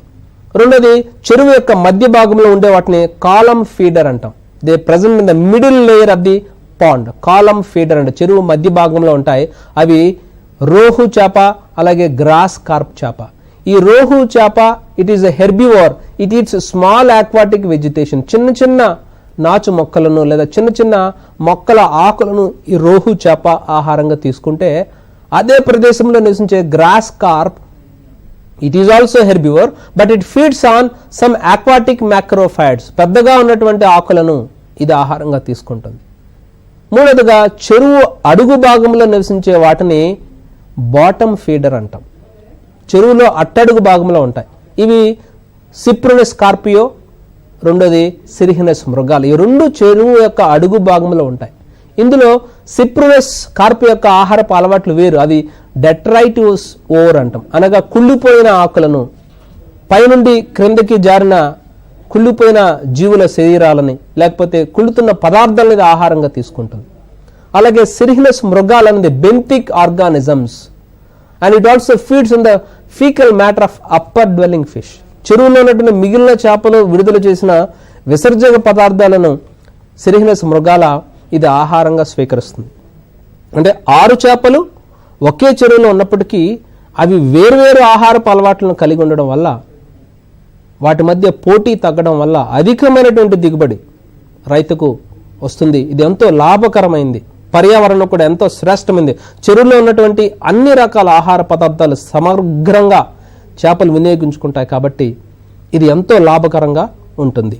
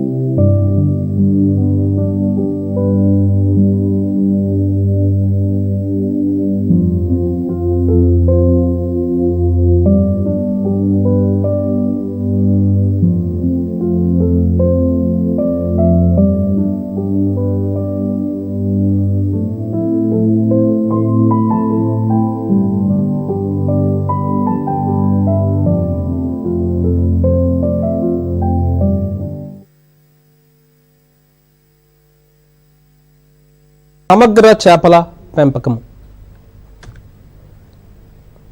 సమగ్ర చేపల పెంపకం అంటే చేపల పెంపకంతో పాటు ఇతర జీవులను అనగా పశువులను లేకపోతే వ్యవసాయంతో కలిపి చేపలను ఉత్పత్తి చేస్తే దాన్ని సమగ్ర చేపల పెంపకం అంటారు.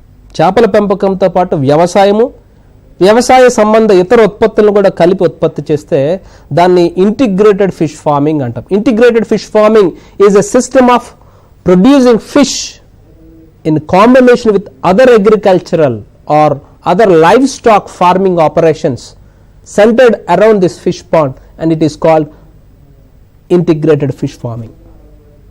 సమగ్ర చేపల పెంపకంలో చేపల పెంపకంతో పాటు వరిని పెంచొచ్చు, కోళ్ళని పెంచొచ్చు, పశువులను కూడా పెంచొచ్చు, అలాగే కూరగాయలను కూడా పెంచొచ్చు. అంటే చేపల పెంపకంతో పాటు ఇతర వ్యవసాయ సంబంధ ఉత్పత్తులను కూడా పెంచడాన్నే ఇంటిగ్రేటెడ్ ఫిష్ ఫార్మింగ్ అంటాం.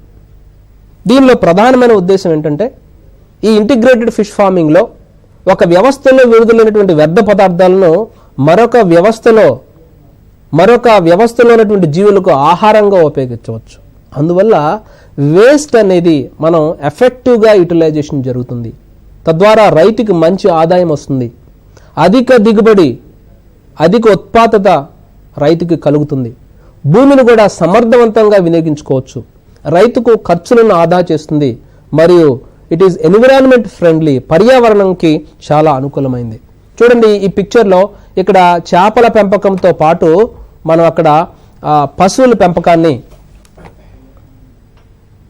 వరి పెంపకాన్ని కూడా చూడొచ్చు. వరిలో మిగిలిపోయినటువంటి గడ్డిని పశువులకి ఆహారంగా వాడచ్చు, పశువుల యొక్క పేడని ఇక్కడ మళ్ళీ ఎరువుగా వాడచ్చు, అదే పశువుల యొక్క పేడలను చేపలకు ఎరువుగా వాడచ్చు, చేపల చెరువులో ఉన్నటువంటి నీటిని మరల మొక్కలకు వాడచ్చు.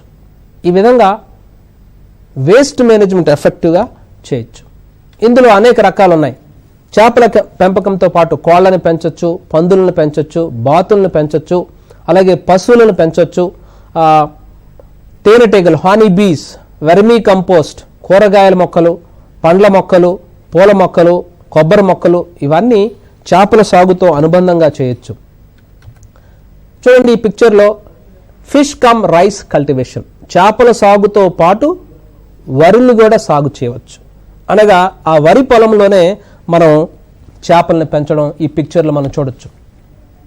దీనివల్ల లాభం ఏంటి అంటే వరి పొలంలో పెరిగే చేపలు వరి పంటని ఆశించే చిన్న చిన్న సూక్ష్మజీవులని, వరి పంటను ఆశించే పురుగులను ఇవి ఆహారంగా తీసుకుంటాయి.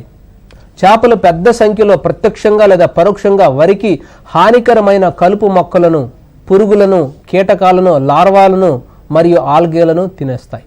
తిలాపియా వంటి చేపలు కలుపు మొక్కల మీద ఆధారపడి ఉంటాయి. ఫలితంగా ఉత్పాదకత 50% పెరుగుతుంది. ఈ వరి యొక్క పొలంలో, వరి పొలంలోనే కాదు గోధుమ పొలంలో కూడా చేపల సాగు చేయొచ్చు. సాధారణంగా ఆ పొలాల్లో జల్ల చేపలను, మట్టగిడస చేపలను, కొరమేను చేపలను, గొరకల చేపలను, క్యాట్ ఫిష్ వంటి చేపలు వరి పంటను ఆశించే కాండం తొలుచు పురుగులను ఆహారంగా స్వీకరిస్తాయి. కాబట్టి ఈ చేపలను పెంచడం వల్ల వరి యొక్క దిగుబడి పెరుగుతుంది. అంతేకాకుండా చేపలు విడుదల చేసే వ్యర్థ పదార్థాలు వరి మొక్కలకి ఎరువుగా ఉపయోగపడతాయి.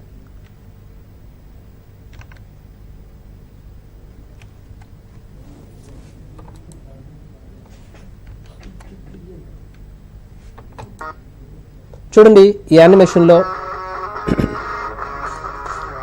చేపల సాగు మరియు వరి సాగు ఈ రెండు ఎలా చేస్తామన్నది యానిమేషన్ రూపంలో మనం చూడొచ్చు.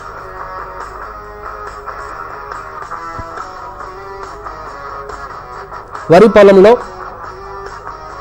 మరి నీటితో నింపడం ద్వారా ఆ నీటిలో అనేక చేపలు పెరగడం మనం గమనించవచ్చు. ఈ చేపలు విడుదల చేసే వ్యర్థ పదార్థాలు వరి పంటకు ఎరువుగా ఉపయోగపడతాయి. ఫలితంగా వరి దిగుబడి పెరుగుతుంది. వరి పంటను ఆశించే పురుగులు చేపల ఆహారంగా తీసుకుంటాయి. కాబట్టి అది చేపలకు కూడా ఎంతో ఉపయోగకరంగా ఉంటుంది. రెండోది హార్టికల్చర్ కమ్ ఫిష్ కల్చర్. కూరగాయ మొక్కలని, పండ్లని, కొబ్బరికాయలని, ఆకుకూరల్ని చెరువు గట్లపై సాగు చేయొచ్చు. ఫలితంగా రైతుకు అధిక దిగుబడి వస్తుంది. శీతాకాలంలో అనేక రకమైన కూరగాయలు, క్యాబేజీ మొక్కలు, క్యాలీఫ్లవర్, టమాటో, వంకాయ, కొత్తిమీర, టర్నిప్, ముల్లంగి, బీన్స్, బచ్చలి కూర, ఉల్లిపాయలు, కొత్తిమీర వంటి కూరగాయలని చెరువు గట్లపైన పెంచుతూ అదనపు ఆదాయాన్ని సంపాదించుకోవచ్చు.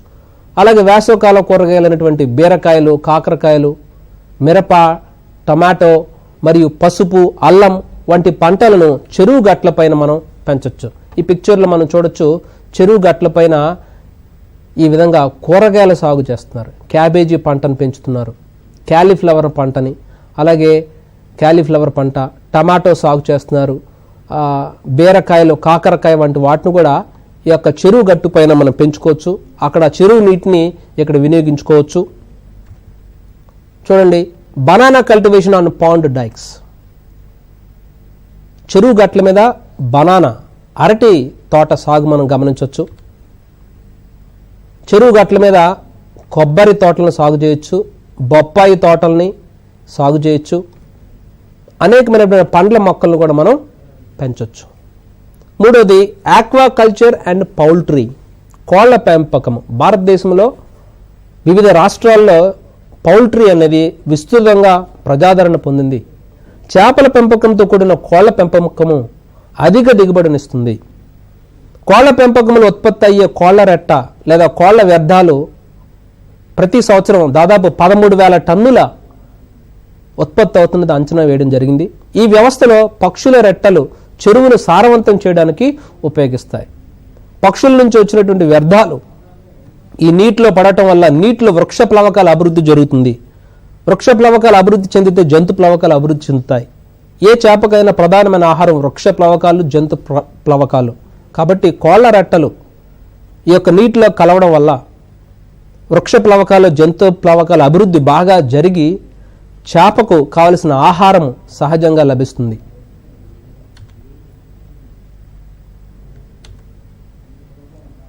Integrated fish cum duck farming. చేపల పెంపకంతో పాటు బాతుల పెంపకాన్ని కూడా చేయవచ్చు. బాతుల యొక్క వ్యర్థ పదార్థాలు అంటే బాతుల నుంచి వచ్చే రెట్ట అనేది ఆ నీటిలో కలవడం వల్ల అక్కడున్న చేపలకు అది మేతగా, ఆహారంగా ఉపయోగపడుతుంది. ఈ బాతులు కూడా మరి నీటిలో ఉన్నటువంటి కొన్ని రకాల కీటకాలు, చేపలకు హాని చేసే కొన్ని రకాల కీటకాలను, కొన్ని రకాల నత్తలను ఆహారంగా తీసుకోవడం వల్ల చేపలకు మరియు బాతుకు కూడా 2 విధాల ఉపయోగంగా ఉంటుంది. కాబట్టి బాతుల పెంపకాన్ని చేపల పెంపకంతో కలిసి చేయడం వల్ల రైతుకు అదనపు ఆదాయం వస్తుంది. In this picture you can see the ducks here along with fish culture. Integrated fish come cattle farming. సాంప్రదాయబద్ధంగా మన భారతదేశంలో అనేక తరాల నుంచి పశువుల పెంపకం, చేపల పెంపకంతో కలిసి పశువుల పెంపకం, పశువుల నుంచి వచ్చే పేడని చెరువులో కలపడం వల్ల అది వృక్ష ప్లవకాల అభివృద్ధిని, జంతు ప్లవకాల అభివృద్ధిని ప్రేరేపిస్తుంది. కాబట్టి చేపకు అవసరమైనటువంటి మేత అక్కడ లభిస్తుంది. And fish come piggery farming, చేపల పెంపకంతో పాటు పందులను కూడా పెంచవచ్చు. పందుల నుంచి వచ్చే వ్యర్థ పదార్థాలు చెరువులో వేయడం వల్ల చెరువులో ఉన్నటువంటి చేపలు ఈ వ్యర్థ పదార్థాలను ఆహారంగా తీసుకుంటాయి. కాబట్టి తక్కువ ఖర్చుతోనే అధిక దిగుబడిని మనం సాధించవచ్చు.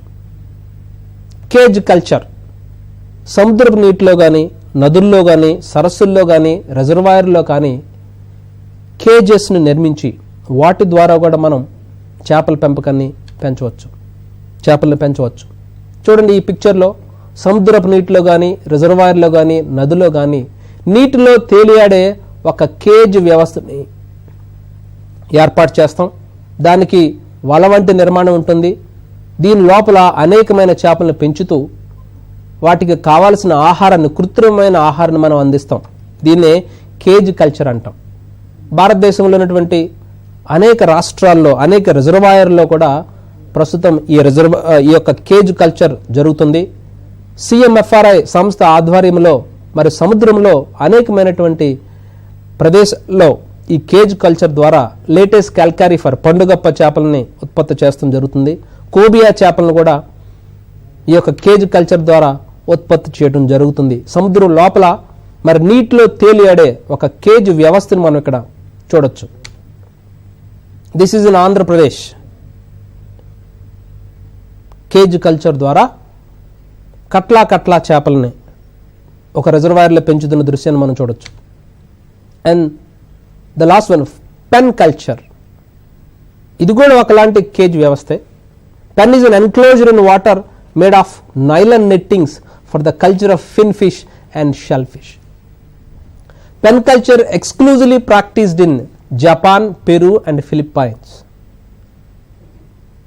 ఇండియాలో కూడా కేరళ మరియు చిల్కా లగూన్ లేదా చిల్కా సరస్సులో ఈ యొక్క పెన్ కల్చర్ని చేస్తున్నాం. ఈ పెన్ కల్చర్లో బ్యాంబూస్ అనగా వెదురు గడలను తీసుకుని దానితో ఒక వల వంటి నిర్మాణాన్ని మనం ఏర్పాటు చేసి ఆ యొక్క సరస్సులో కానీ, నదుల్లో కానీ ఇక్కడ పిక్చర్లో చూపించిన విధంగా ఒక తడికల వంటి నిర్మాణాన్ని తయారు చేస్తాం. దీన్నే పెన్ అంటాం. ఈ విధంగా చేసే చేపల సాగునే పెన్ కల్చర్గా పేర్కొంటాం.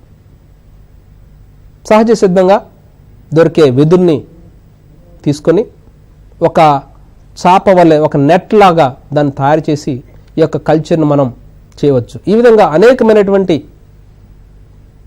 జాతుల చేపలను మనం సంవర్ధనం చేయవచ్చు. ఇది భారతదేశంలో మరి ఈరోజు ఉన్నతమైన స్థానంలో, ప్రపంచంలోనే 2వ స్థానంలో ఉంది. ఆంధ్రప్రదేశ్ చేపల ఉత్పత్తిలో, ఆక్వా కల్చర్ రంగంలో భారతదేశంలోనే మొట్టమొదటి స్థాయిలో ఉండడానికి కారణం మరి అనేకమైనటువంటి పరిశోధనల ఫలితంగా అనేక విధాలుగా ఇప్పుడు చెప్పుకున్న అన్ని రకాలు ఆంధ్రప్రదేశ్ రాష్ట్రంలో విరివిగా సాగు చేయబడుతున్నాయి. రొయ్యలను, చేపలను, అనేక జాతి చేపలను కూడా పెంచడం జరుగుతుంది. And this is the end of the lecture. We are looking forward to meet you once again. Thank you very much.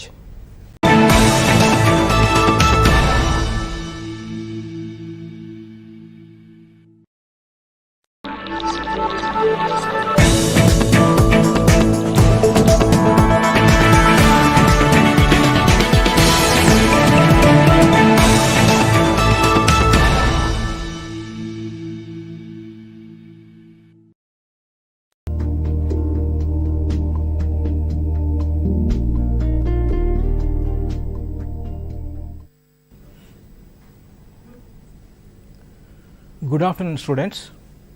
Today we are going to know some information on Java programming. First we will see introduction, then decision making, afterwards inheritance.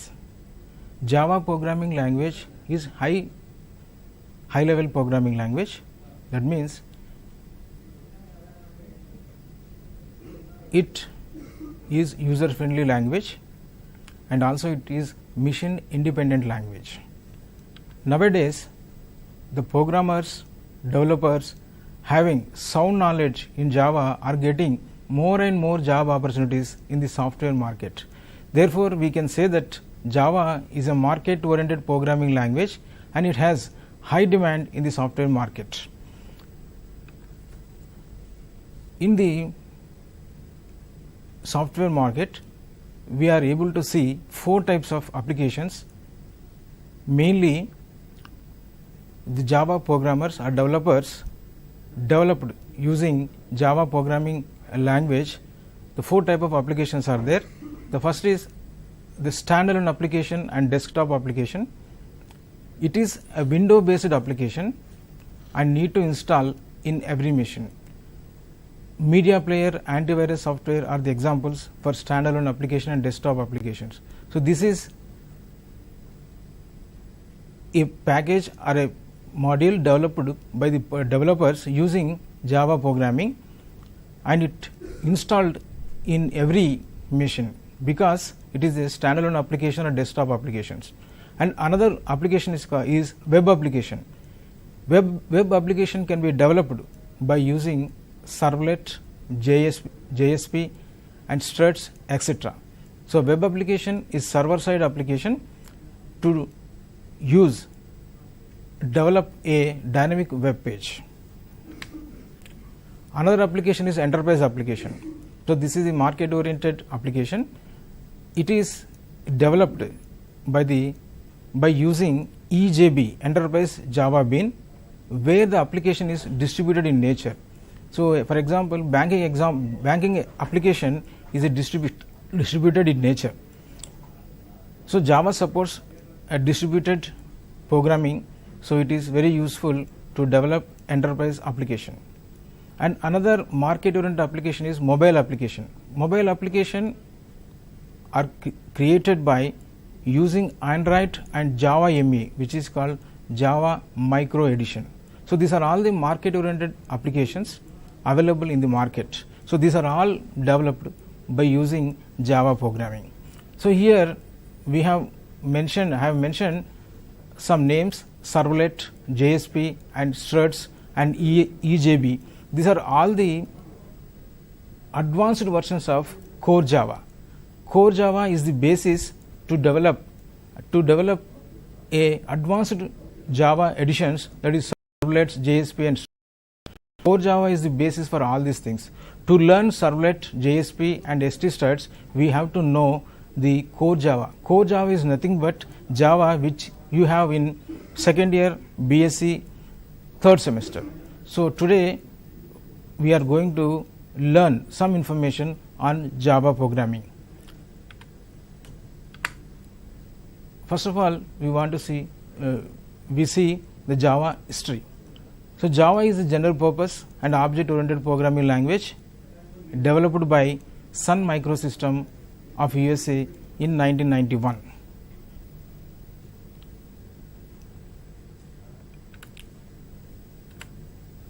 Java milestones are like this.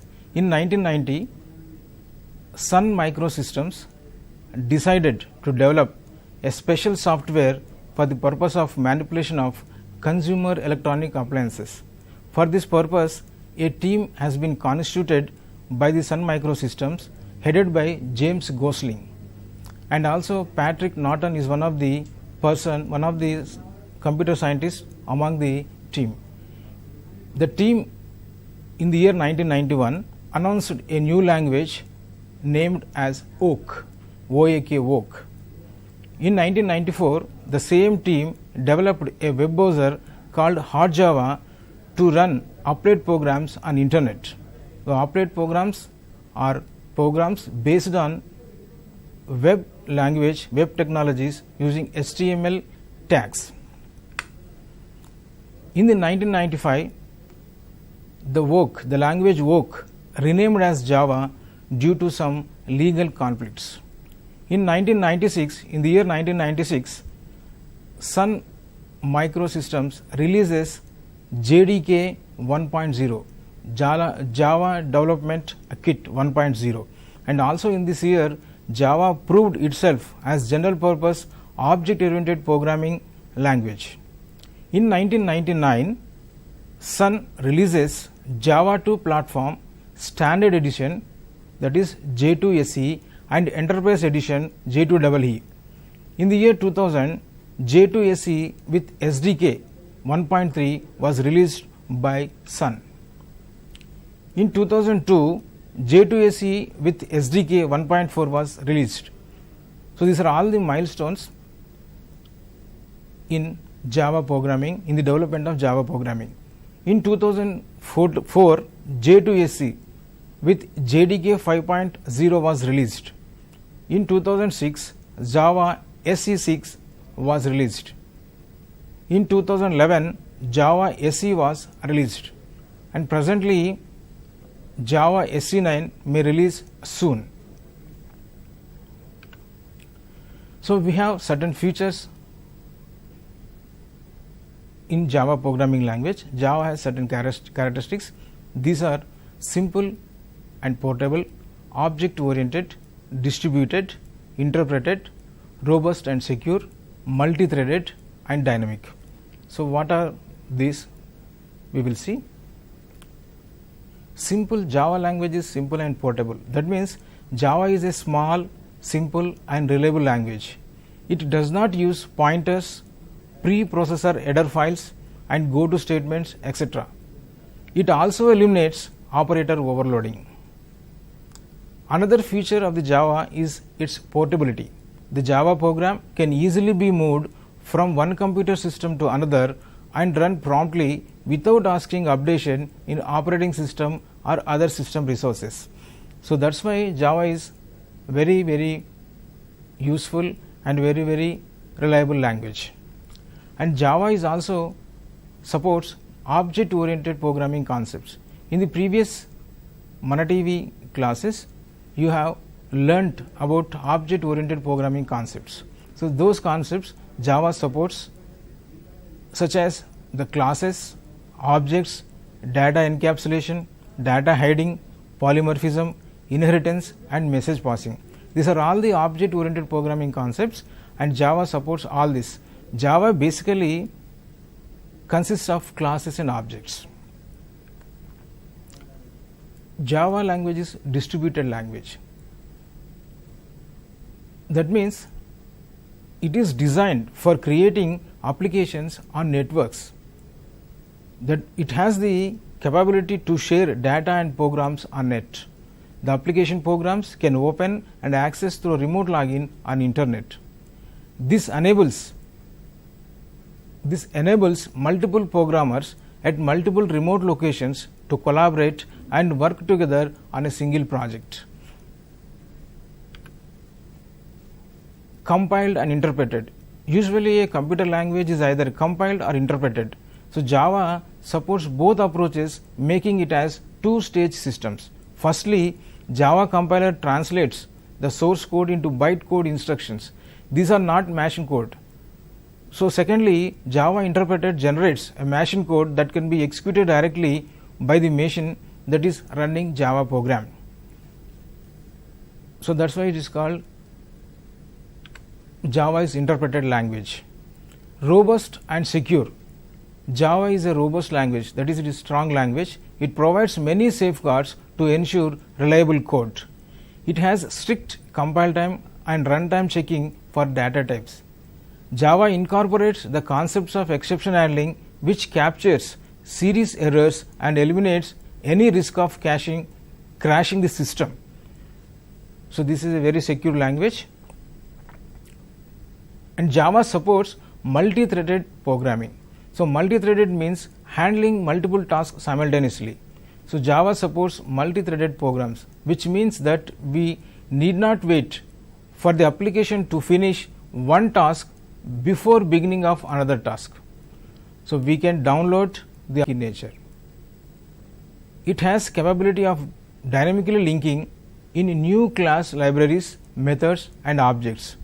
Java program supports functions which are known as native methods or simply methods. Native methods are linked dynamically at runtime. Here is the simple Java program, a sample program for you. This program displays welcome to Java. First statement, import java.io.star a semicolon. Keyword class, then test welcome is the class name, floor bracket open. We have written main method, floor bracket open, and the processing statements are inserted, floor bracket close and floor bracket close for the class statements. So this is the structure of Java program. You have to write like this only. So I will tell you how to implement this program, the implementation of Java program. First you save the program with class name with the extension .java. Here in this previous example we have the class name as test welcome. So you save that program with test welcome.java. So remember that you must put the extension .java while saving the file. For compilation, go on command line and type javac one space file name .java. In the previous example we have put the file name as a test welcome, so you have to compile that program using the command javac test welcome.java. Here if any syntactical errors are there, those are displayed. If syntactical errors are not there, it's simply you receive a prompt, a C prompt. This is way of compilation. For execution you have another command, just you write on command line java one space file name. So in the previous example the file name is test welcome, so you write java space test welcome.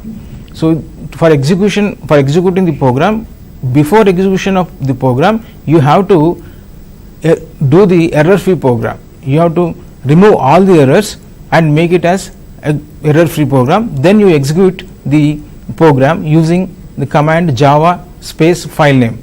So in this previous example the command is java space test welcome, then you will get the output. The structure, Java program structure is like this. First you have to write documentation section. In this section you have to mention program name.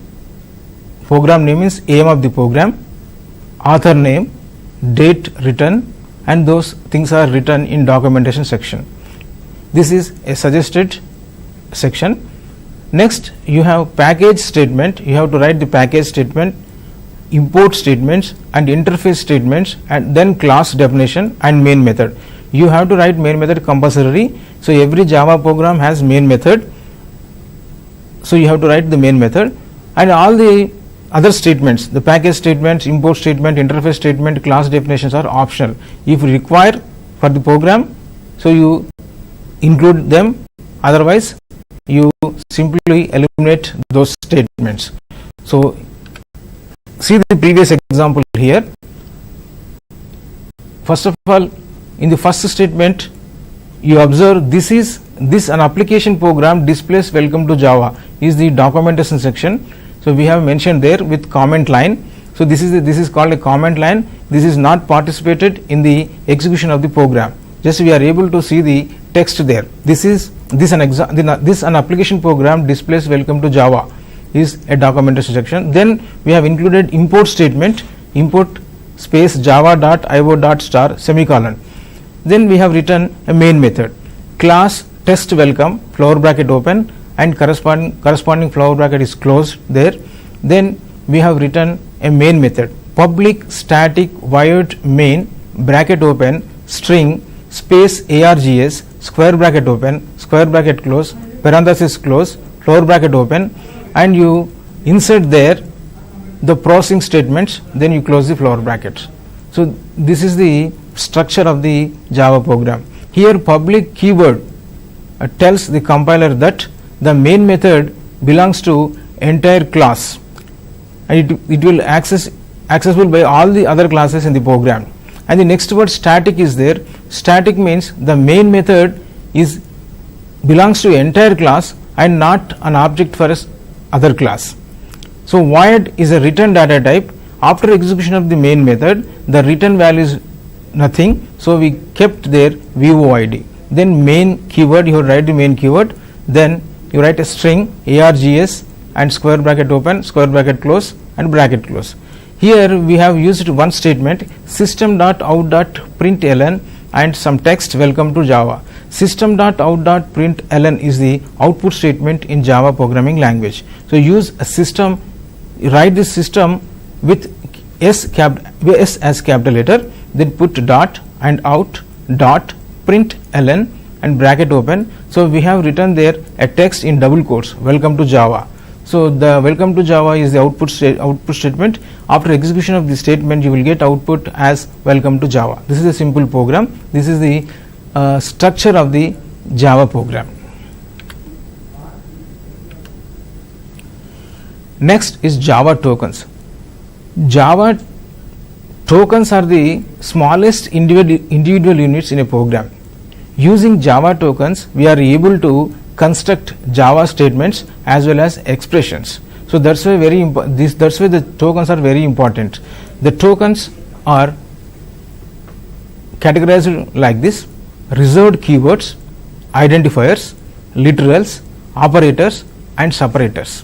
So using all these tokens, we are able to construct the Java statements as well as the expressions for the program.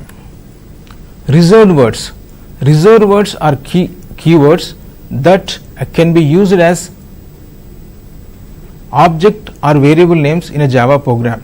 So these words are used by the developers while preparing the programming language. So you are not able to use these names for objects and variables. So if you use these names to object and variables, you will get a syntactical error. So reserved keywords kept aside and use another names for naming objects and variables. Some of the reserved keywords are listed there: abstract, boolean, break, byte, case, catch and lastly the while statement. So these are all the reserved keywords. Don't use these words for naming objects or classes or interfaces like this. Next token is identifier.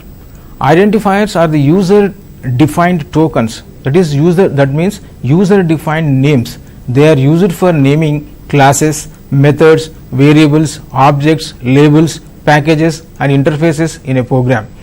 So we make the program, we develop the program using classes, methods, variables, objects and labels, packages and interfaces.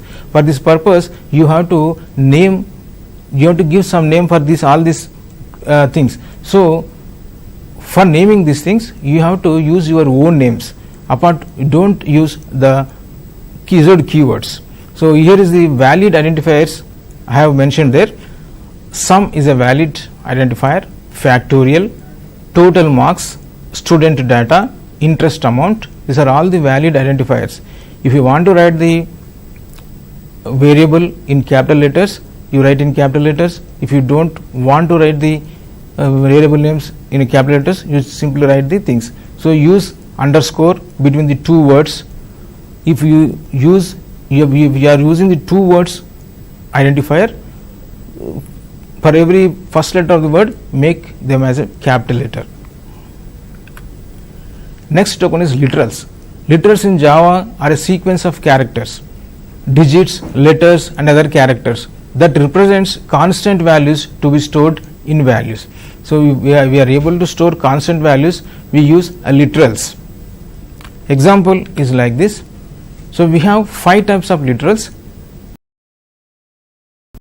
literals, character literals, string literals and boolean literals. Example for integer literals are like this: 200 minus 501 6987 EL. Floating point literals, that is decimal point numbers, 10.8 minus 0.89 0.0081. Character literals, examples are in single quotes 6, in single quotes y, in single quotes semicolon. These are all called character literals. And string literals, a group of characters are called strings. So string literals constant are like this. Examples, in double quotes you have to write in double quotes Java, in double quotes 8+9, in double quotes 2018. These are all the string literals. We have to use this type of things for assigning a constant value to a variable. And another literal is Boolean literal. It takes only one value, that is true or false. Next token, Java tokens are operators. An operator is a symbol that takes one or more arguments and operates on them to produce a result. Examples is like this. Operators, example, the categories of operators are like this: arithmetic operators, plus, minus, star, slash and percentage symbol. These are all symbols are called arithmetic operators. These used for addition, subtraction, multiplication, division and displaying or calculating remainder value. Next is relational operators.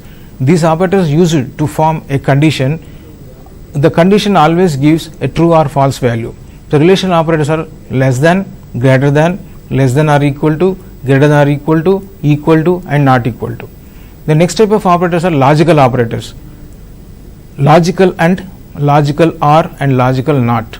So logical and gives true or false value, and logical or also give true or false value, and for negating a condition we use not value, that is exclamatory mark. For logical and you represent two ampersand symbols, and for logical or you represent you donate two piper symbol, comma and exclamatory mark. Next operator is assignment operator, but is equal symbol. We have to pronounce it as equal symbol, but it is used for assigning a value. Next is increment operator. Increment operator is denoted with the symbol plus plus. Decrement operator denoted with the symbol minus minus, and conditional operator, that is question mark and colon. Bitwise operators is ampersand, exclamatory mark, tilde symbol, cap, less than symbol, greater than symbol, and signed right shift, greater than symbol 3 times. Other operators are there, that is special purpose operators. This is called dot operator, comma and instance operator. These two operators are called special purpose operators. These are used on objects. Separators, the last token is separators. The separators are symbols used to indicate where group of code are divided and arranged. So for separation of some code we have to use the separator. The example is like this, the symbols are like this. Parenthesis, it is used in forming methods. Braces, these braces are used for blocking the statements. To form a block we use flower bracket, two flower brackets, flower bracket open, flower bracket close, and square brackets. Square brackets are used in forming arrays, in the arrays, and semicolon is used for terminating the Java statement, and comma for separating of variables in the variable declaration section. The period, that is dot, is used for calling the method, that is dot operator. So these are all the separators in Java tokens. So using these Java tokens we are able to form Java statements as well as the expressions. Now variables and data types. A variable is an identifier that denotes a storage location used to store a data value. A variable may take different values at different times during the execution of the program. So valid variables are average, total, 5 series. If you want store a number or anything in a variable, first of all you declare a variable. You choose a variable. So this in this variable, variable is identifier, that is user defined name. It purpose is for storing, for naming the storage location and storing the data value. To store a variable in data, to store a variable we have to store some values. So, to store some values it requires a data types. Every variable in Java has a data type. Data types specify the size and types of values that can be stored. So, data types in Java are classified into two categories, primitive data types and non-primitive data types. So, examples for primitive data types is categories of primitive data types are shown on the screen. That is, primitive data types are divided into two categories, numeric and non-numeric. Numeric data types are divided into two parts, integer and floating point. The integer further divided into four types, that is byte type, short type, int type and long type. Floating point is divided into two categories, double and float. Under non-numeric we have two data types, that is character and boolean data type. The character type you represent with char, char. These are the primitive data types. So, we are use these types to store a value in a variable. Non-primitive data types. Non-primitive data types are three types. These are called classes, interfaces, arrays. These are the user defined data types. We are created on our own using by defining classes, interfaces and arrays. Now, integer data types. Under primitive data types we have integer types. In integer types we can hold whole numbers such as 458 and -88. The size of the values that can be stored and depends on the integer type that we choose. So, here is the size and type of integer types. The byte, to store a byte type integer we require 1 byte information in memory, and short 2 bytes, int 4 bytes and long 8 bytes. Now, floating point types. The floating point has two types. One is float type and double precision type, that is double. We form the floating point type using decimal point. The float, to store a float data type in memory, it requires 4 bytes of information, 4 bytes of memory locations, and double is 8 bytes. Character type. Character type is also stored in memory. It occupies 2 bytes of memory to hold a character. For example, char, char, ch equal to in single quotes a. To store a single quotes a in variable ch, it requires 2 bytes of storage locations or information. Next type is boolean type. So, boolean data types are used to store values with two states, that is true or false value. We are able to store only in variable under boolean data type is only two values, that is true or false. Now, how to declare a variable?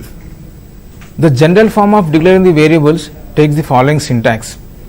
First you write data type, then variable name 1, variable name 2 and variable name n up to require variables.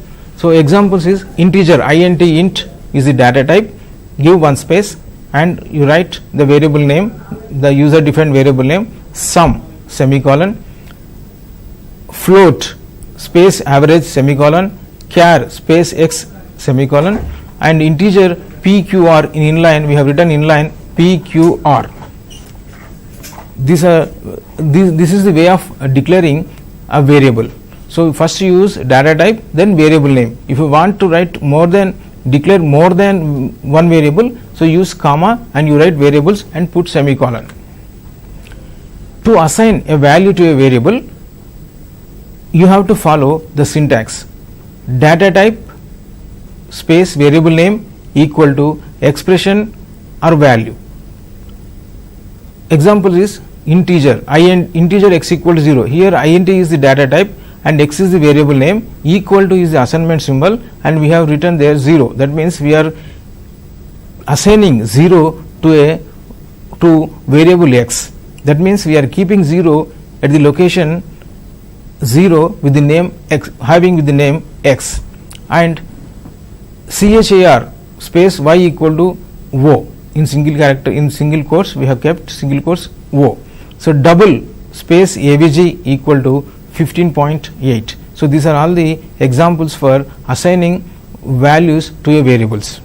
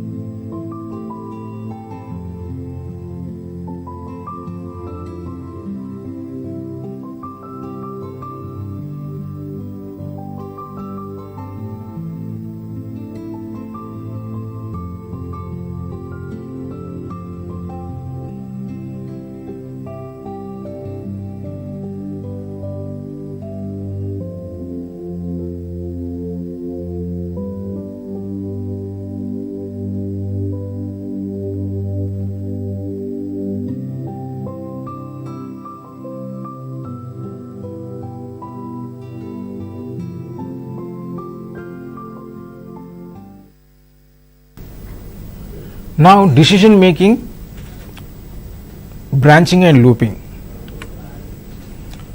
First we see decision making, branching. The decision making is the one where we can make a decision at some level in the program. Based on the outcome of the decision, certain task is performed. The most commonly used decision making branching statements in Java are simple if else ladder, switch case, conditional statement, that is question mark colon statement, jump statements, break, continue and return. Simple if statement. Simple if statement in Java is the simplest selection statement in the Java language. It checks the condition and then the block of statements are executed based on the condition. The syntax for if statement is like this: if bracket open, condition and bracket close, flower bracket open, the required statements are inserted there and flower bracket is closed. So you have to follow the syntax if you want to write a if statement in the program.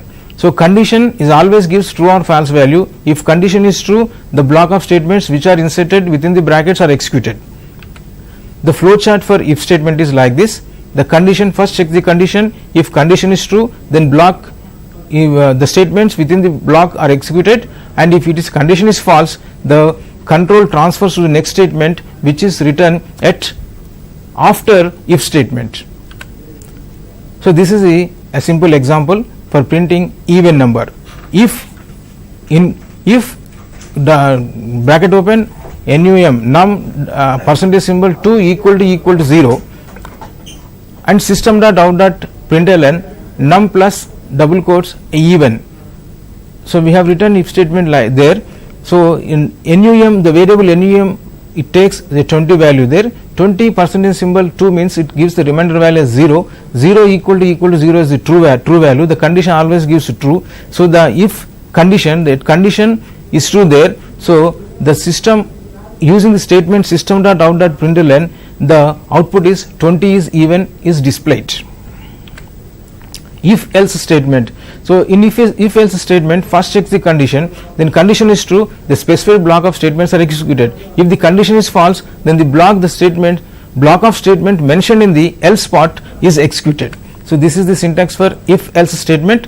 If condition, the block of statements, else the block of statements. If the condition is true, the block of statement mentioned within the flower bracket are executed. If and else part is omitted. If the condition is false, then else part is executed, then previous part is eliminated. So this is the flow chart for execution of if else statement. So condition, it checks the condition first. If condition is true, the code written there is executed. If the condition is false, code is written there is executed. After execution of this statement, the control goes to next statement written after if else statement. So this is the example we are displaying here, or we are checking here the even or odd number. So we are checking for 23 number. So 23 is the odd number because it gives remainder is 1. So 1 equal to 0 is not true, it is false, then else part is executed. In the else part we have written system.out.println num means the value of the content in variable has that contents is displayed there. So num has 23, the 23 and is odd, we kept is odd in double quotes, that means in the message that message is displayed as it is. So here the output is 23 is odd. And if else ladder, so here is the syntax for if else ladder. If the boolean expression or condition, then block of statements, else if boolean expression 2 or condition 2, the block of statements, else if boolean expression 3 or condition 3 and block of statements, else the block of statements. So this is the if else, this is called if else statements. If boolean expression 1, the condition 1 is true, then that block executed and all other parts are not executed, not participated in the execution process. If the boolean expression 1 is false, then it goes to boolean expression 2. If boolean expression is 2 is true, then all other parts are eliminated or not participated in the program, not participate in the execution of the program, then only the block which is mentioned under condition 2 or boolean expression 2 is executed. If the boolean expression 3 is true, then the block is executed, or if it is false, then else part is executed. So here is a simple flow chart here.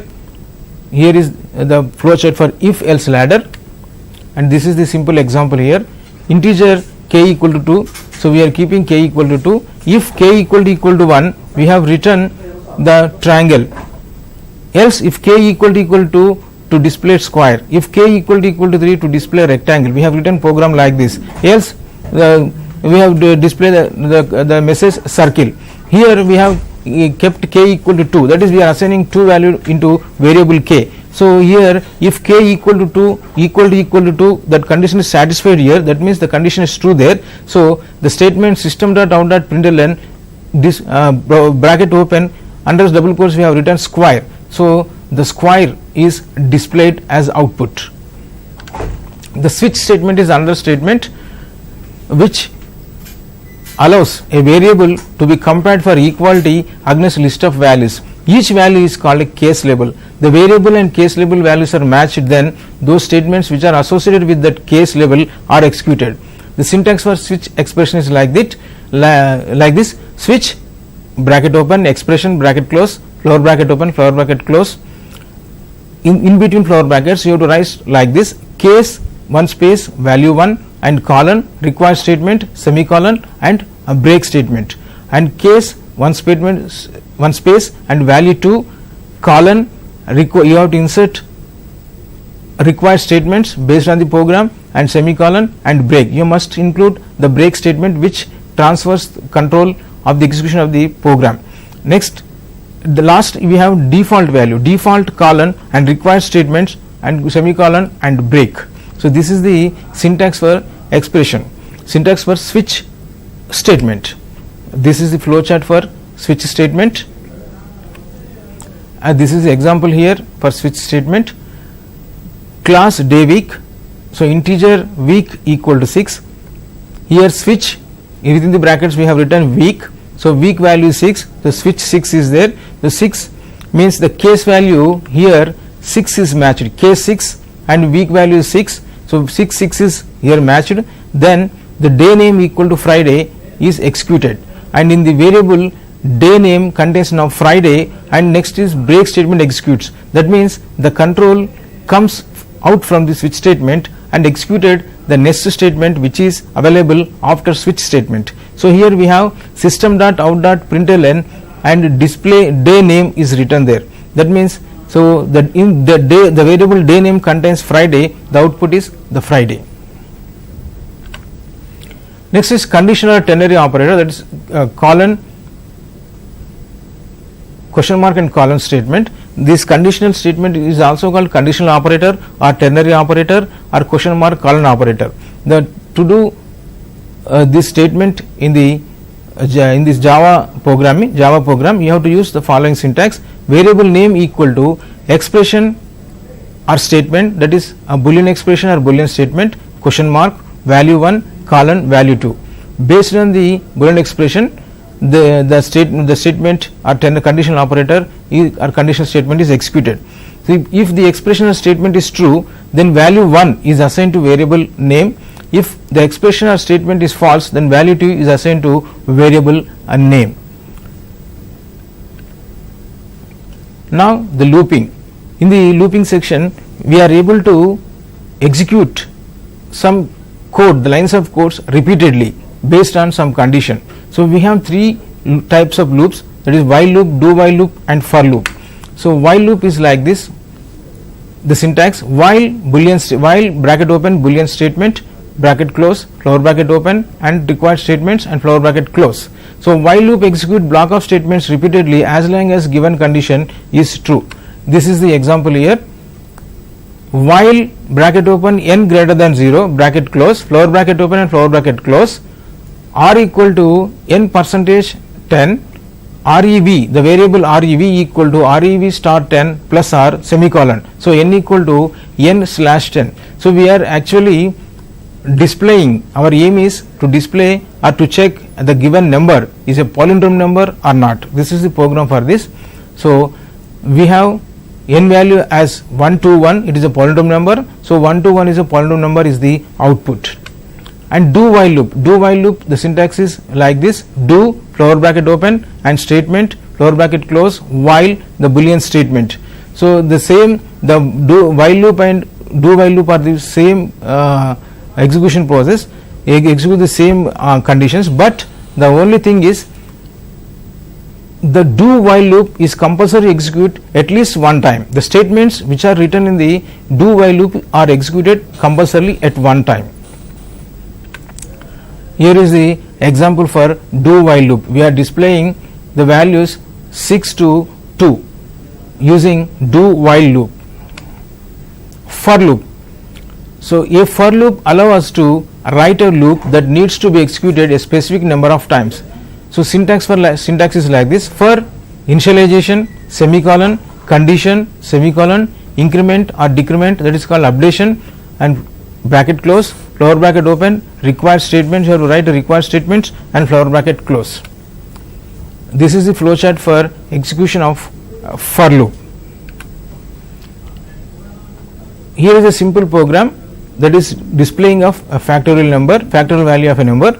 So for bracket open integer I equal to 1 semicolon, I less than or equal to n semicolon, I plus plus bracket close, and flower bracket open fact equal to fact star I semicolon, that is a flower bracket close there. So here we are calculating 4 into 3 into 2 into 1, that is factorial value of a value for 4. So we will get the output as 4 because fact value FACT fact variable contains 24 after execution of the for loop. We are printing that variable value using system.out.println. So you will get the output as 4 factorial is 24.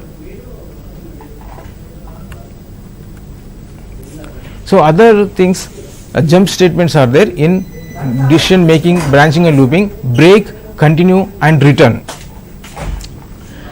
Jump statements in Java are used to control or alter the execution process of the program. Java supports 3 types of jump statements: break, continue and return.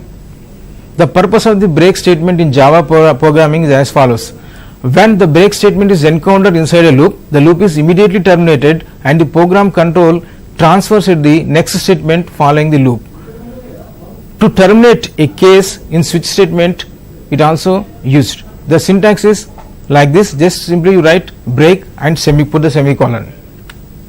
Continue statement. The purpose of the continue statement in Java is like this: in a for loop, the continue keyword causes control execute next iteration bypassing the present iteration. In while loop or do while loop, the control immediately jumps to the boolean expression. The syntax is continue semicolon. A return statement, it is usually written at the end of the function body or nested in switch, if statements as the case may be. When the control executes the return statement, then execution process terminates from the current function and returns the value in front of it to the line that is called it. The syntax is like this: return semicolon or return variable name semicolon. So these are all the control statements or control structures available in Java language.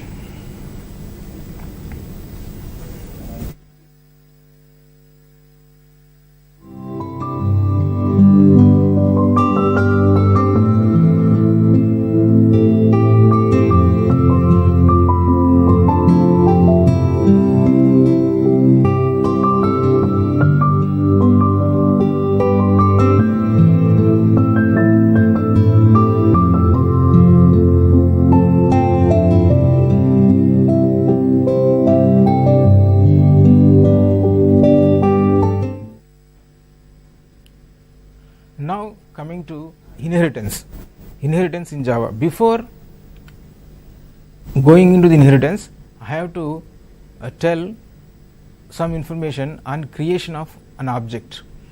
So object is an instance of a class. The class is a template from which objects are formed.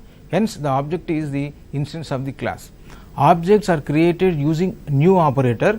This operator creates an object of the specified class and returns a reference to that object. To create an object in the main method, you have to use this type of syntax. Class name, here is the student is the class name and object name is S1. Student is class name and S1 is the object name, that is user defined name. User defined name is S1 here, that is called declaring the object. And to instantiation of the object or to give the memory and to put the object in live, so you have to use a new operator. So S1 equal to new student bracket open and bracket close semicolon. Here new operator is memory management operator. It allocates the memory and the object is instantiated, that is S1 is the object now ready to accept the methods to call a methods. So you have to write like this, you have to declare the object first. To do this, first you write the class name, then user defined object name. Other examples like this, student space S1 equal to new space student, student S2 equal to new student bracket open bracket close semicolon, that is called constructor. Student space S3 equal to new space student bracket open bracket close and semicolon. This is the way of creating objects. Now inheritance. Inheritance can be defined as the process where one class acquires the properties of other class. The class which inherits the properties of other class is known as subclass, sometimes called as derived class and also child class. And the class whose properties are inherited is known as superclass, also called base class or parent class. For this we have to use the keyword extends. So extends is the keyword used to inherit the properties of a class. To make inheritance in the Java program, you have to follow the syntax like this. Class, you write the class keyword, give one space, and user defined base class, that is it is also called parent class or super class. Now flower bracket open, then required field names and required method names and flower bracket close. Next statement, class space derived class, user defined derived class, and keyword extends. Now the base class name you have to mention there and flower bracket open. Next you write the field names or field variables or member variables and member methods and the closing of the flower bracket. So we have plenty of categories of inheritance. These are single inheritance, only one superclass; multi-level inheritance derived from a derived class; hierarchical inheritance, one superclass and many subclasses; multiple inheritance, several superclasses; and hybrid inheritance. Single inheritance. In single inheritance, the properties or member variables and methods of the superclass are inherited by a single subclass. So here is the diagrammatic representation. Class A is called base class or superclass or parent class, and that properties of base class A are inherited by the class B, that is called derived class or subclass or child class. This is the syntax for implementing single inheritance.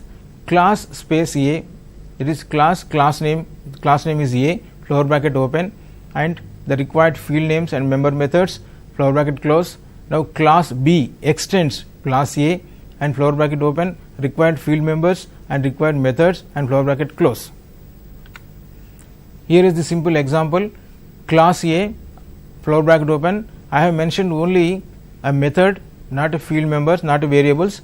So public is a modifier and void is a return data type, belongs to A is the method name, and flower bracket open and bracket open and bracket close. Now flower bracket open, I have inserted one statement, system.out.println from base class is written within the double quotes and semicolon, and flower bracket close and flower bracket close. These are all the statements belongs to class A.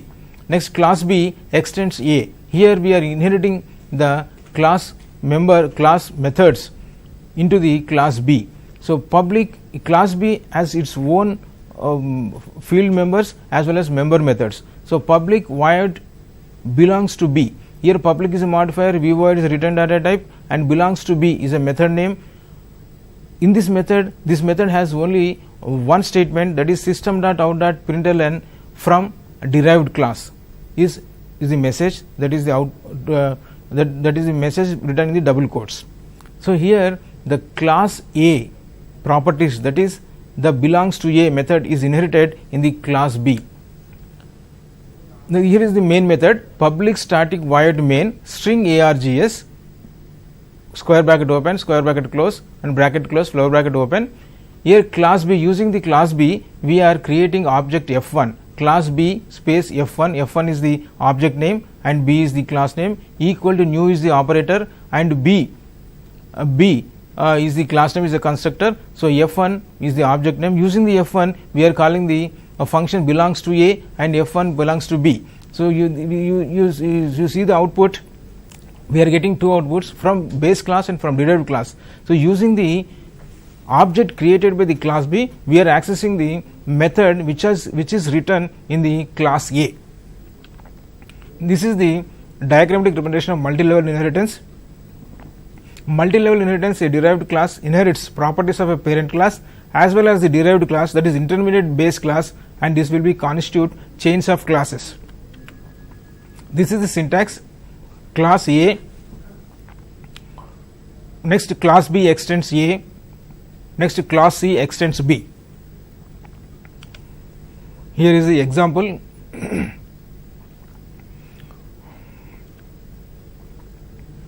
Here we are creating F1 object using class C, using new operator. We are calling methods which are written in class A, class B and class C. F1 dot class A, F1 dot class B, F1 dot class C. Using these statements we are able to display the information from class A, class B and class C output. Hierarchical inheritance. In hierarchical inheritance, the one parent class will be inherited by many subclasses. So one base class is there and plenty of derived classes are there. Those are inherited the properties of base class.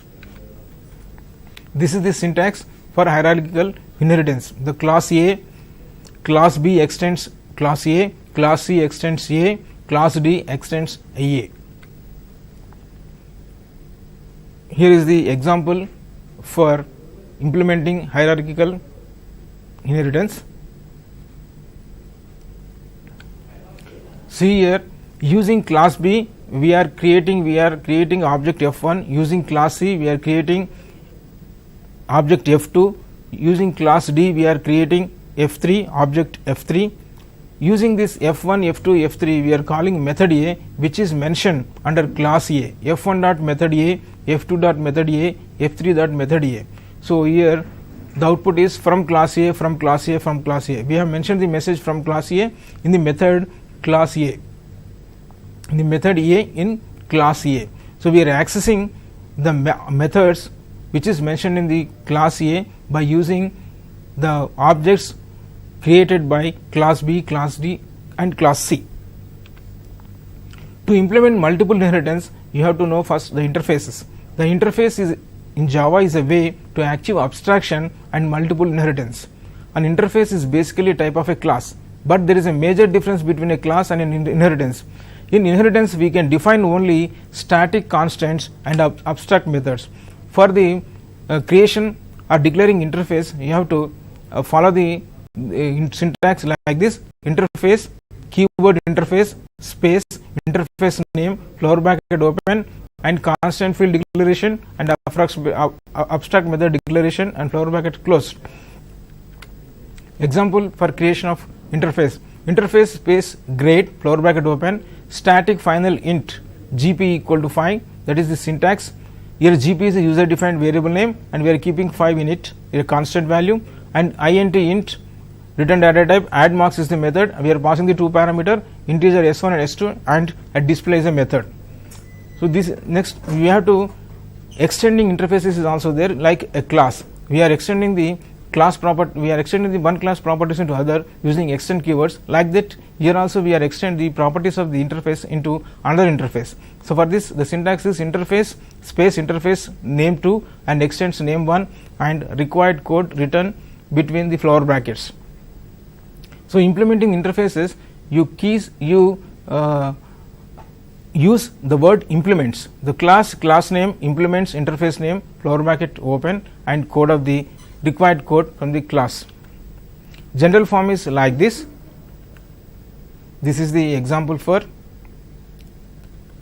inheritance, interface execution. Now this is a multiple inheritance. Example multiple inheritance. Hybrid inheritance is like this. Hybrid inheritance is the combination of both single and multiple inheritance. Hence it is necessary to use interface to implement the hybrid inheritance. This is the example here. The reference: Programming with Java, a Primer 3E by E. Balaguruswamy. Web links are like this: tutorialpoints.com, w3schools.com, beginnersbooks.com, and YouTube channel GDR IT Tech Creations. You find more videos on Java programming as well as R language.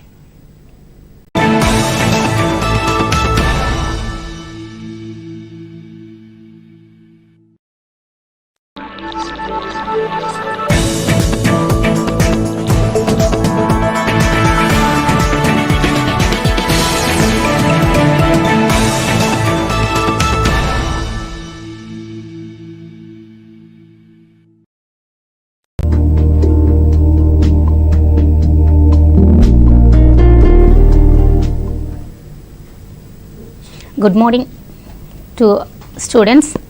Today we will discuss one of the important topic in genetics, that is sex determination. ఇవాళ మనము జన్యుశాస్త్రంలో ఒక ముఖ్యమైన అంశమైనటువంటి లింగ నిర్ధారణ గురించి మనం చర్చిద్దాము. జంతువులన్నిటినీ కూడా రెండు రకాలుగా విభజించడం జరిగింది. Depending on the reproductive organs, the animals are divided into two basic types: unisexual and bisexual organisms. Unisexual organisms mean the male and female reproductive organs are present in separate individuals.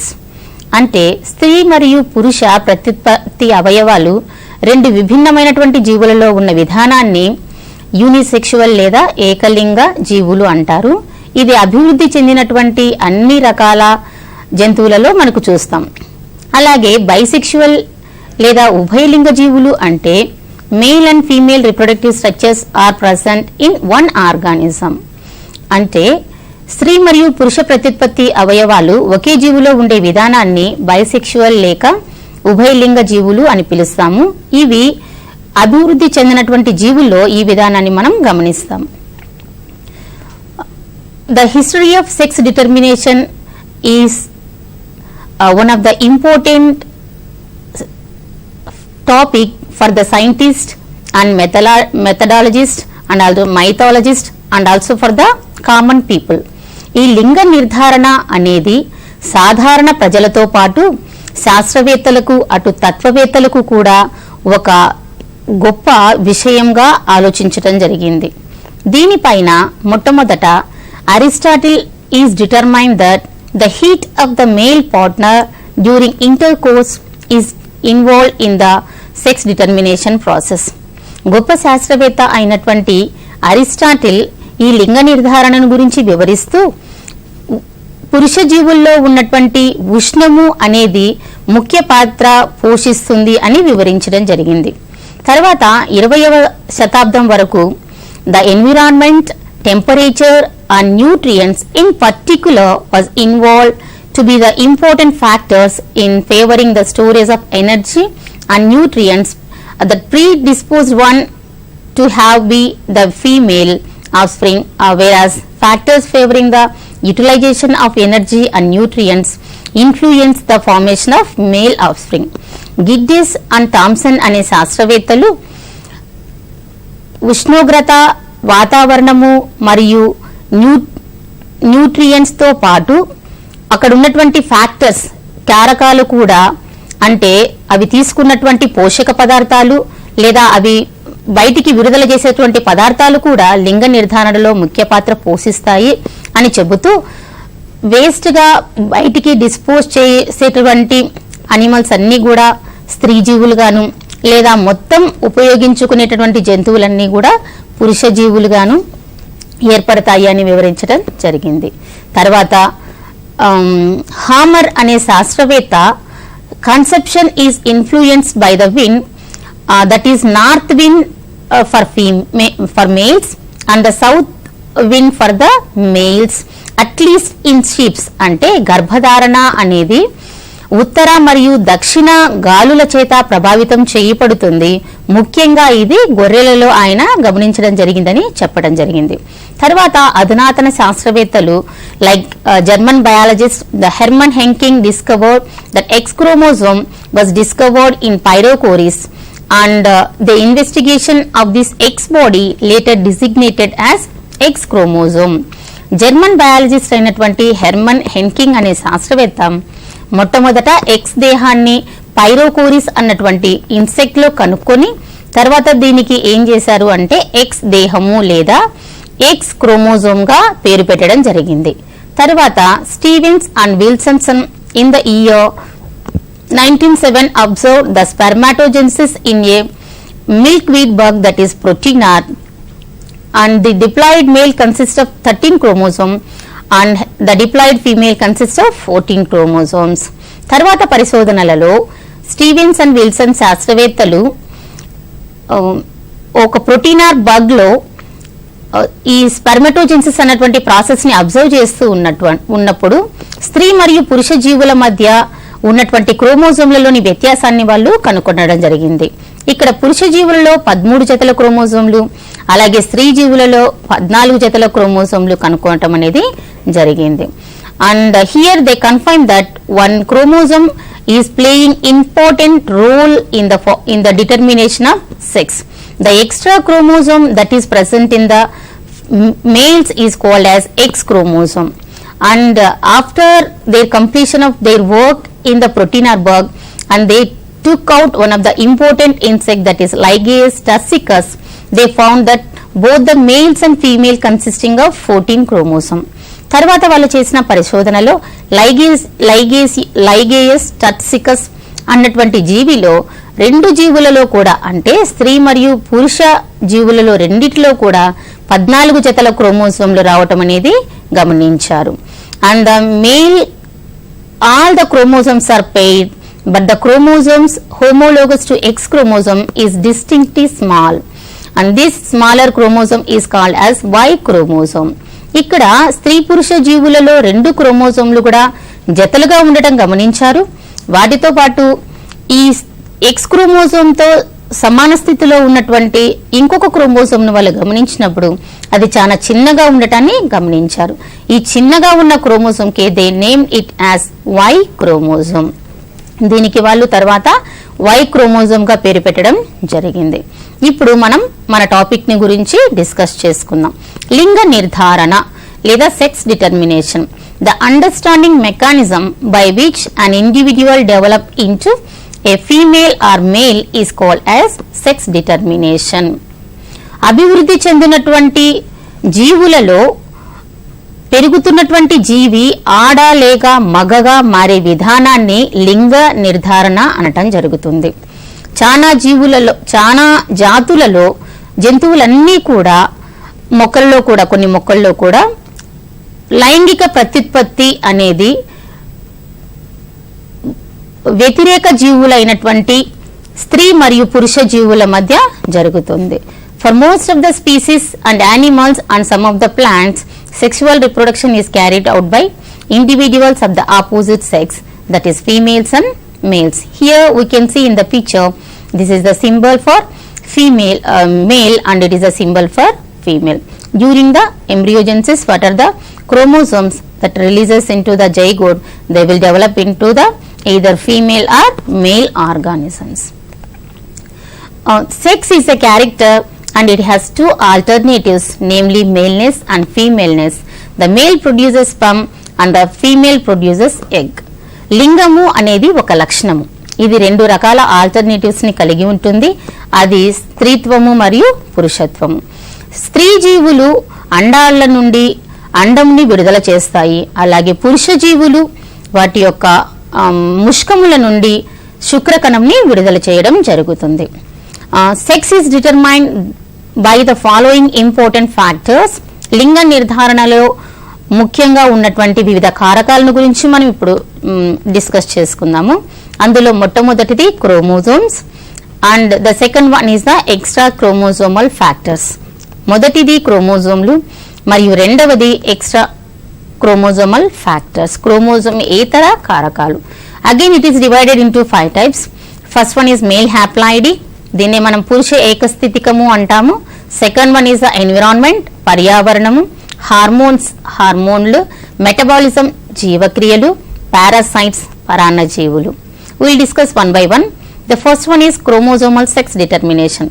ఇప్పుడు మనం మొదటగా క్రోమోజోమ్ల ద్వారా జరిగే లింగ నిర్ధారణ గురించి చూద్దాం.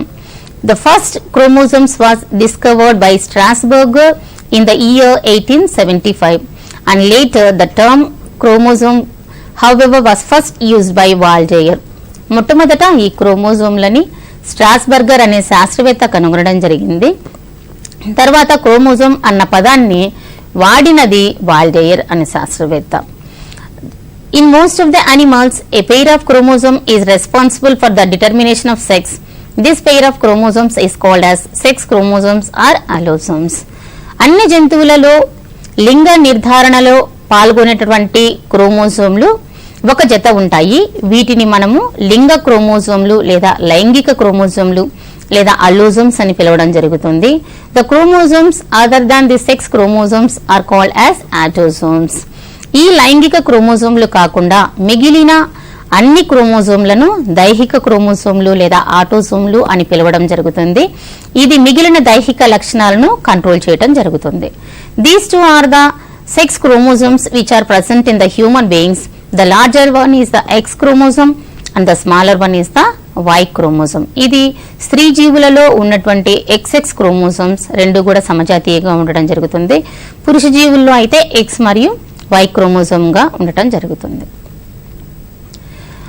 If the two chromosomes are similar, the individuals are described as homologous, homogametic animals.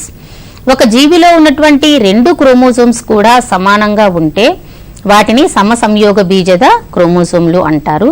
అలా కాకుండా if the two chromosomes are different or it contains one sex chromosome, that individual is described as heterogametic chromosomes. ఇక్కడ ఒక chromosome ఉండటం కానీ లేదా ఉన్న రెండు క్రోమోజోమ్లు వివిధ రకాలుగా ఉంటే దానిని విషమ సంయోగ బీజద క్రోమోజోమ్లుగా పిలవడం జరుగుతుంది. ఇక్కడ ఇచ్చిన పట్టికలో మనము వివిధ రకాలైనటువంటి క్రోమోజోమ్స్ ని వివిధ రకాలైనటువంటి జీవుల్లో మనం ఒకసారి చూద్దాము. Here the type of chromosomes are two types, homogametic males and homogametic females. విషమ సంయోగ బీజద పురుషులు, విషమ సంయోగ బీజద స్త్రీ జీవులు. When we discuss about the heterogametic males, again this is are of two types, XX-XO method and XX-XY method. For examples for XX-XO method, plants like plants and some of the bugs and also grasshoppers. For XX and XY method of determination, examples are man and other some of the mammals, Drosophila and certain angiosperms also. For heterogametic females, again it is divided into two types, ZO, ZZ. Examples are moths and butterflies. ZZ and ZW method examples are reptiles, birds, fishes and some of the mammals. Now we will discuss in detail about heterogametic sex determination. మనము ఇప్పుడు విషమ సంయోగ బీజద లింగ నిర్ధారణ గురించి వివరంగా చూద్దాము. Male heterogametic and female heterogametic. ఇక్కడ పురుష జీవి విషమ సంయోగ బీజదంగా ఉంటే స్త్రీ జీవి సమ సంయోగ బీజదంగా ఉంటుంది. ఉదాహరణకు Hemiptera, Orthoptera and grasshoppers. ఇక్కడ this is the example, that is grasshopper. The female, it consists of both the X chromosome and the male consists of only single X chromosome, or it may be consisting 0, and the female can produce both the X gametes and male can produce only X gamete, and the remaining one is it doesn't have any chromosomes. During the fertilization process, both the X chromosomes are involved in the fertilization process. That animal will develop into female, or one X chromosome or another 0 chromosome may involve, that animals will develop into the male animals. ఇక్కడ మనము స్త్రీ జీవుల్లో 2 X క్రోమోసోమ్లని గమనిస్తాము. అలాగే పురుష జీవిలో ఒక X క్రోమోసోమ్ని మాత్రమే చూద్దాం. ఫలదీకరణ సమయంలో ఇక్కడ పాల్గొనేటటువంటి క్రోమోసోమ్ల మీద ఏర్పడే జీవులు ఆధారపడి ఉంటాయి. 2 X క్రోమోసోమ్లు కనుక ఫలదీకరణంలో పాల్గొంటే అటువంటి జీవులన్నీ కూడా స్త్రీ జీవులుగా ఎదుగుతాయి. ఓన్లీ ఒక X క్రోమోసోమ్ కనుక ఇన్వాల్వ్ అయితే అవి పురుష జీవులుగా ఏర్పడటం అనేది జరుగుతుంది. మరొక ఉదాహరణ XX and XY type of sex determination. ఈ విధానానికి ఉదాహరణలుగా drosophila, man and some of other mammals are also. Here this male consists of X and Y chromosome, whereas female consists of both X and X chromosome. During the fertilization process, if both X chromosomes involved in the fertilization, that animals develops into females, or one X chromosome and Y chromosome involved in the fertilization process, that animals will develop into male organisms. ఇక్కడ స్త్రీ జీవుల్లో 2 X క్రోమోసోమ్లని మనం గమనిస్తాము. అలాగే పురుష జీవిలో X మరియు Y క్రోమోసోమ్లు అనేవి మనం గమనిస్తాం. అవి ఉత్పత్తి చేసే గ్యామెట్లు పురుష జీవిలో 2 రకాల గ్యామెట్లని ఉత్పత్తి చేస్తాయి. అవి X మరియు Y. అయితే స్త్రీ జీవిలో 2 సంయోగ బీజాలు కూడా ఒకే రకానికి చెందినవిగా ఉంటాయి. ఇక్కడ మనము స్త్రీ పురుష జీవులలో నుండి వచ్చినటువంటి సంయోగ బీజాల కలయికను ఆధారంగా చేసుకొని 2 XX క్రోమోసోమ్లు కనుక కలిస్తే దాన్ని స్త్రీ జీవిగాను, అలా కాకుండా X మరియు Y క్రోమోసోమ్లు కనుక ఫలదీకరణలో పాల్గొంటే వాటిని పురుష జీవిగాను నిర్ధారించటం జరుగుతుంది.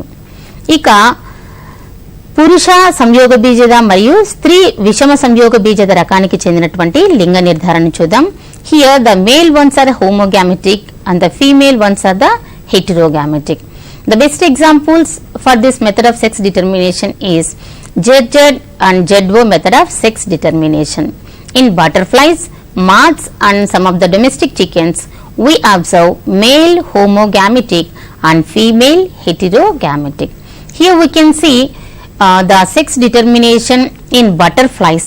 ఇక్కడ మనము సీతాకోక చిలుకలలో జరుగుతున్నటువంటి లింగ నిర్ధారణని ఒకసారి గమనిద్దాము. Females consist of ZW chromosomes, that is విషమ సంయోగ బీజద క్రోమోసోమ్లు. మేల్ కన్సిస్ట్ ఆఫ్ ZZ అంటే సంయోగ బీజద chromosomes. During the fertilization process the males consist of ZZ and the females consist of ZW. And this is also one of the example, ZZ and ZW type of sex determination. It can be clearly seen in fishes, reptiles, birds and some insects. ఈ ZZ ZW విధానాన్ని మనము చేపలలోను, సరీసృపాలలోను, పక్షులలోను మరియు కొన్ని రకాలైనటువంటి insects లోను మనం గమనించడం జరుగుతుంది. దీనికి ఉదాహరణగా మనము we can observe the sex determination in chicks. Here the female consists of ZW, that is విషమ సంయోగ బీజద క్రోమోసోమ్లు, whereas male consists of ZZ సమ సంయోగ బీజద రకానికి చెందినటువంటి క్రోమోసోమ్లు. During the fertilization process, both the chromosomes involved in the fertilization and the ZZ chromosomes consist that animal will develop into female, whereas Z and W chromosomes consist that develops into female. The remaining ones will be the male ones. ఇక్కడ మనము విషమ సంయోగ బీజ రకానికి చెందినటువంటి స్త్రీ జీవుల్ని చూస్తున్నాము. ఇక్కడ కోడిలో, స్త్రీ కోడిలో ZW రకానికి చెందినటువంటి క్రోమోసోమ్లు ఉంటాయి. వీటి కలయిక వలన రెండు ZZ క్రోమోసోమ్లు కనుక కలిస్తే వాటిని ఫీమేల్స్ గాను, Z మరియు W కలిస్తే దాన్ని పురుష జీవులుగాను చెప్పడం జరుగుతుంది. And the second one is the extra chromosomal factors. Here the first క్రోమోసోమ్లతో పాటు మిగిలిన కొన్ని కారకాలు కూడా ఏం చేస్తాయి అంటే ఈ లింగ నిర్ధారణలో ముఖ్యమైన పాత్ర పోషించడం జరుగుతుంది. వాటిలో భాగంగా the first one is the male haploid, పురుష ఏక స్థితికము. In insects belonging to the order Hymenoptera, particularly in Apis mellifera, by the sex is determined by the number of sets of chromosomes, whether it is haploid or diploid set of chromosomes. కీటకాలకు చెందినటువంటి ఒక క్రమంలో, హైమనాప్టిరా అన్నటువంటి క్రమంలో ప్రత్యేకంగా తేనెటీగల్లో లింగ నిర్ధారణ అనేది అందులో ఉన్నటువంటి క్రోమోజోమ్లు ఏకస్థితికమా లేదా ద్వైస్థితికమా అనే దానిపైన ఆధారపడి ఉంటుంది. The females feeds on royal jelly and they becomes female queen and the others feed on honey become the sterile workers. ఇక్కడ స్త్రీ జీవులలో రెండు రకాల స్త్రీ జీవులు ఉంటాయి.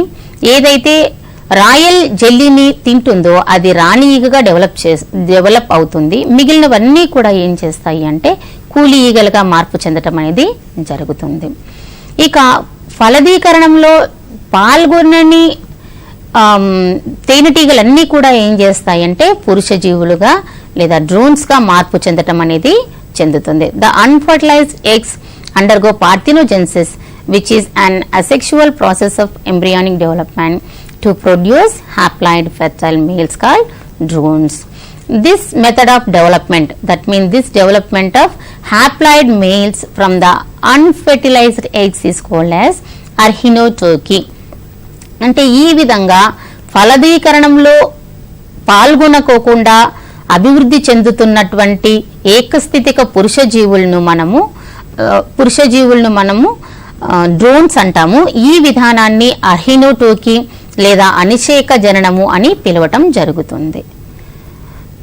Here this is the female honeybee and this is the male honeybee. If the egg involved in the process of fertilization that will develop into female, and without fertilization they develop into males.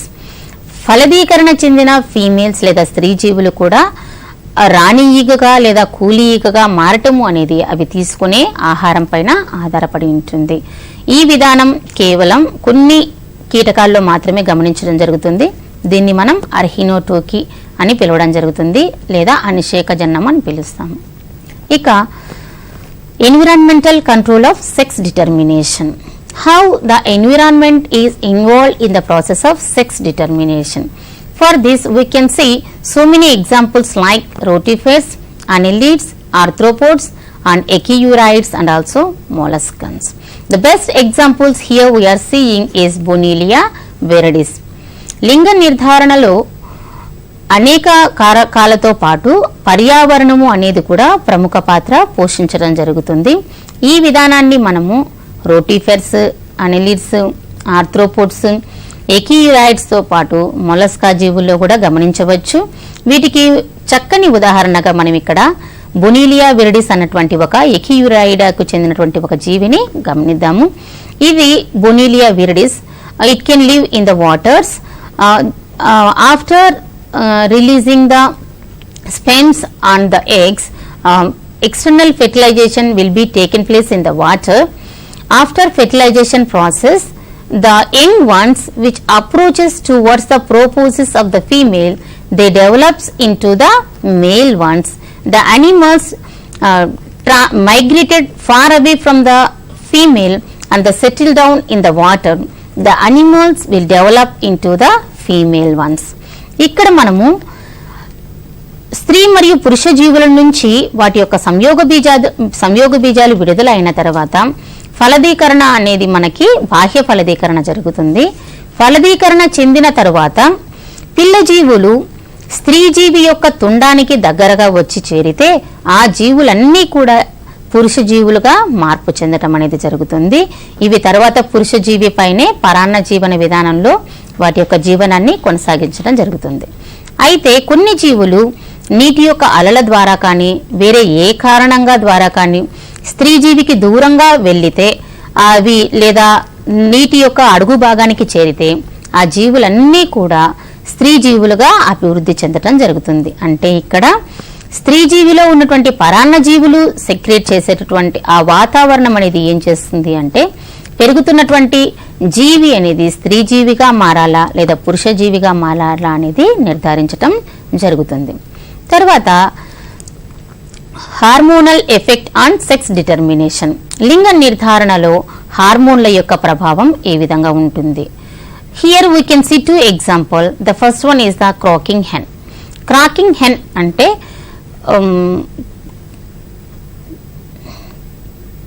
కూత వేస్తున్నటువంటి కోడి. Here in birds we know very well about that. It consists of 2 ovaries, but the right side ovary is non-functional, whereas the left side ovary is the functional. పక్షులలో 2 అండాశయాలలో కేవలం ఎడమ వైపు ఉన్నటువంటి అండాశయం మాత్రమే ఫలభరితంగా ఉంటుంది. Right side ఉన్నటువంటిది క్షీణ దశలో ఉంటుంది. Here the crew observe A important observation in the hence that is called as sex reversal. Infertile hen may change to fertile cock due to the damage to the ovary or after the natural cessation of the egg laying. ఇక్కడ crew అనే శాస్త్రవేత్త కోడి పెట్టలో ఉన్నటువంటి 2 అండాశయాలలో 2 అండాశయాల్లో కూడా కుడివైపుది క్షీణించిపోయి ఉండటం, తర్వాత ఎడమవైపు ఉన్నటువంటి అండాశయం పనిచేస్తూ ఉన్న విధానాన్ని గమనించాడు. అయితే కొన్ని రోజుల తర్వాత ఎడమవైపు ఉన్నటువంటి అండాశయం కూడా ఏదైనా కారణంగా పని చేయకుండా పోతే అప్పుడు ఏమవుతుంది అంటే కుడివైపు ఉన్నటువంటి క్షీణదశలో ఉన్నటువంటి అండాశయము అనేది అణిచివేయబడి and it secretes male hormones. అది ఏం చేస్తుంది అంటే పురుష హార్మోన్లని సెక్రెట్ చేయటం జరుగుతుంది. ఈ విధానం ద్వారా కోడి పెట్టలో దీని యొక్క కోడి యొక్క క్రాకింగ్ లేదా అరుపు అనేది ఏం చేస్తుంది అంటే instead of hen it seems to be as a cock, అంటే కోడి పెట్టగా కాకుండా కోడి పెంచగా ఉండటం జరుగుతుంది. అలాగే వీటిపైన ఉన్నటువంటి జుట్టు ఇవన్నీ కూడా మార్పు చెందటం జరుగుతుంది. తర్వాత రెండవ examples. This is free mating. This was observed by Roman writer that is Varro, and he is called it as Tara.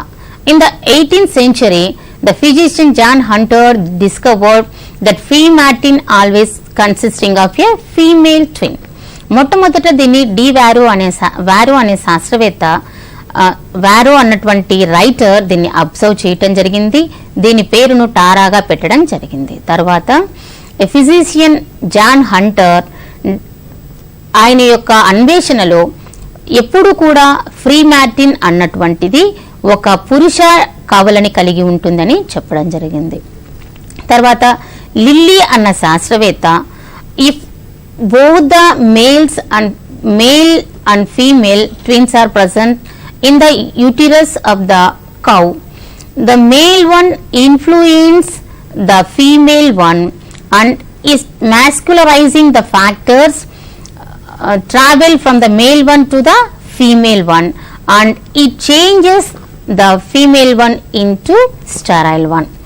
ఇక్కడ మనము స్త్రీ పురుష జీవులుగా ఉన్నటువంటి 2 కవలల్లో పురుషజీవి సెక్రెట్ చేస్తున్నటువంటి కొన్ని హార్మోన్స్ అనేవి జరాయువు ద్వారా స్త్రీ జీవిలోనికి రావటం ద్వారా స్త్రీజీవి అనేది ఇందులో ఉన్నటువంటి ఫ్యాక్టర్స్ ద్వారా వన్యజీవిగా మారటం అనేది జరుగుతుంది.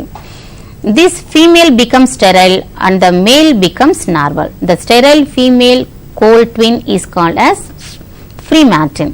So the entire changing of fertile female into sterile one is influenced by the hormones which are released from the male twin. This is called as free mating. And next one is the metabolic differentiation theory, జీవక్రియ విభేదన సిద్ధాంతము.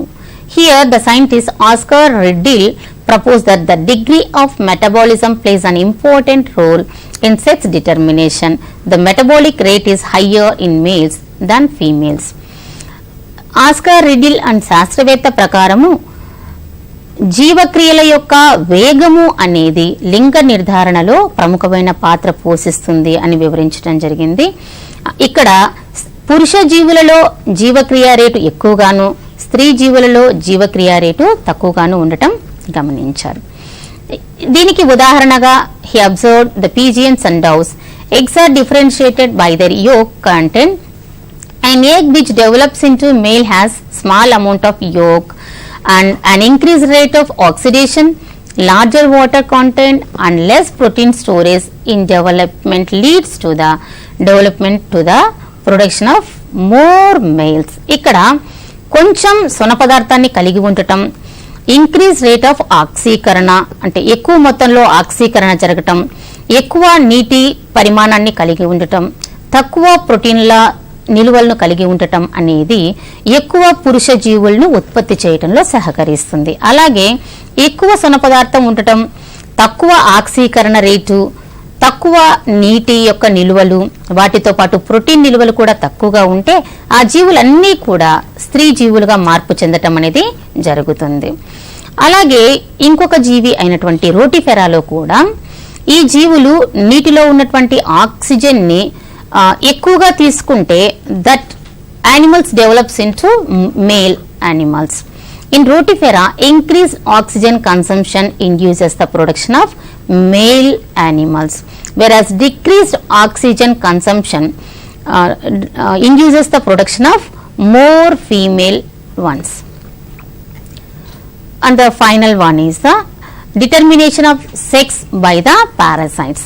లింగ నిర్ధారణలో పరాన్నజీవుల యొక్క పాత్రని discuss చేద్దాం. Here we are seeing two animals.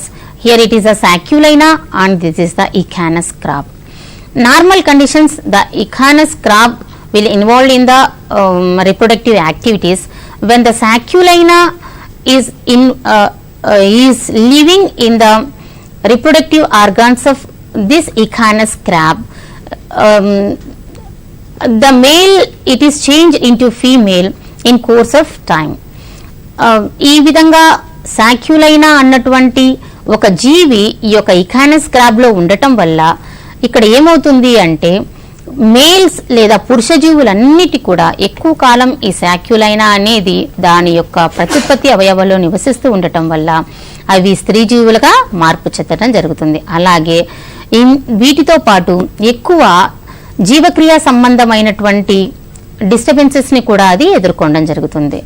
ఇంకా దీని యొక్క జీవితం అలాగే కొనసాగుతూ ఈ ఇకానస్ క్రాబ్ లో కనుక ఉంటూ వస్తే ఏమవుతుంది అంటే that leads to parasitic castration.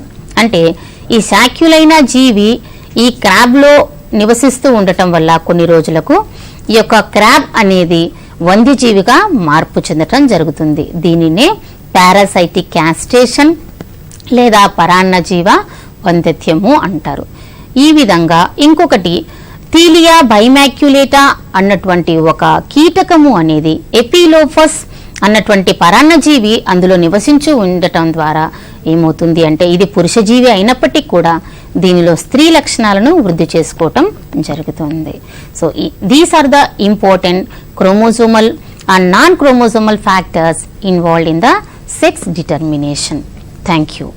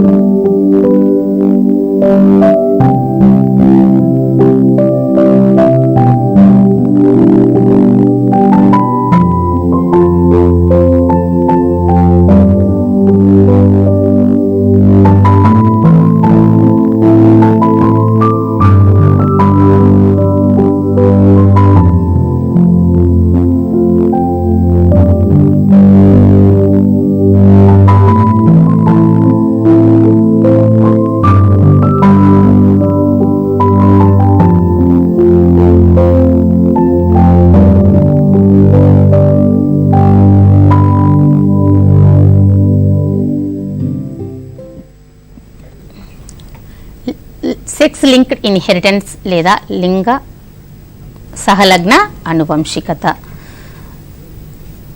The transmission of body characters from parent to offspring along with the sex is called as sex linked inheritance.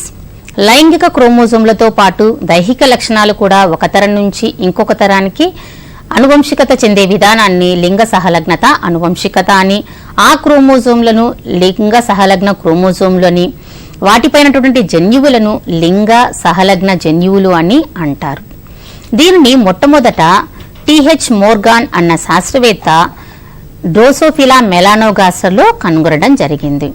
ఇక్కడ లింగ నిర్ధారణను మనము వివిధ రకాలుగా విభజించడం జరిగింది. First one X linked inheritance, X లింగ సహలగ్న అనువంశికత. కొన్ని లక్షణాలు ఎక్స్ క్రోమోజోమ్ పైన అమర్చబడి ఎక్స్ క్రోమోజోమ్తో పాటు ఒక తరం నుంచి ఇంకొక తరానికి ట్రాన్స్ఫర్ అవ్వటం జరుగుతుంది. అయితే ఈ క్రోమోజోమ్లు వై క్రోమోజోమ్ల పైన ఉండవు. ఇటువంటి అనువంశికతను ఎక్స్ లింగ సహలగ్న అనువంశికత అని పిలవటం జరుగుతుంది. దీనికి ఉదాహరణగా కలర్ బ్లైండ్నెస్, వర్ణాంధత్వము, హీమోఫీలియా మరియు ఐ కలర్ ఇన్ డ్రోసోఫిలాను ఇంకా మిగతావి కూడా ఉన్నాయి. The first one is the colour blindness లేదా వర్ణ అంధత్వము. It is discovered by Wilson in the year 1911. ఇది ఒక ఎక్స్ లింగ సహలగ్న అనువంశికతకు సంబంధించినటువంటి వ్యాధి. ఇక్కడ ఈ వ్యాధి ఉన్నటువంటి వ్యక్తులు ఎరుపు, ఆకుపచ్చ మరియు నీలి రంగులను గుర్తించలేరు. The affected people I doesn't have the respective cones in the eye and they cannot recognize the variation between the red, green and blue color and mildly they can identify the colors but the colors not seems to be in the original color.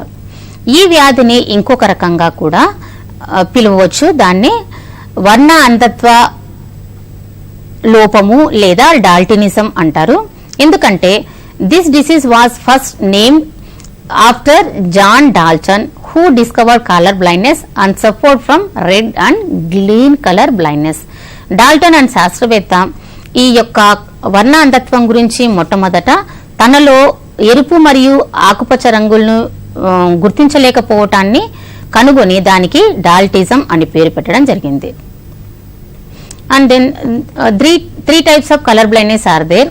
Protanopia, the inefficiency to recognize the green color is called as protanopia. Deuteranopia, the inefficiency of recognizing the green color is called as deuteranopia. And the tritanopia, these people cannot recognize the blue color. ఎరుపు రంగును గుర్తించలేకపోవటాన్ని ప్రోటోనోపియా అంటాము. ఆకుపచ్చ రంగును గుర్తించలేకపోవటాన్ని డ్యూటెరోనోపియా అని, నీలి రంగును గుర్తించలేకపోవటాన్ని టెటనోపియా అంటాము. ఇక్కడ we can see 4 types of color visions. Normal people can recognize all the colors, whereas protanopia persons he cannot recognize the red color and the color seems to be in the green color, whereas deuteranopia person he cannot recognize the green color, the color should be light green color. And in tritanopia persons these people cannot recognize the blue color.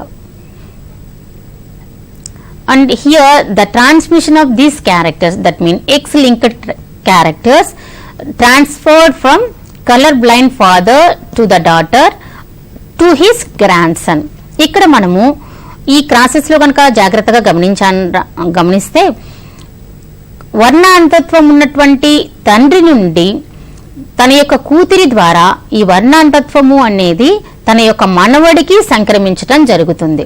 ఇక్కడ సాధారణ స్త్రీ వర్ణాంధత్వ పురుషుని వివాహం చేసుకున్నప్పుడు తన యొక్క కూతురిలో ఈ యొక్క కలర్ బ్లైండ్నెస్ కి లేదా వర్ణాంధత్వానికి సంబంధించినటువంటి కారకాలు ఉన్నప్పటికీ ఇక్కడ ఆ వ్యాధి అనేది బహిర్గతం కాదు.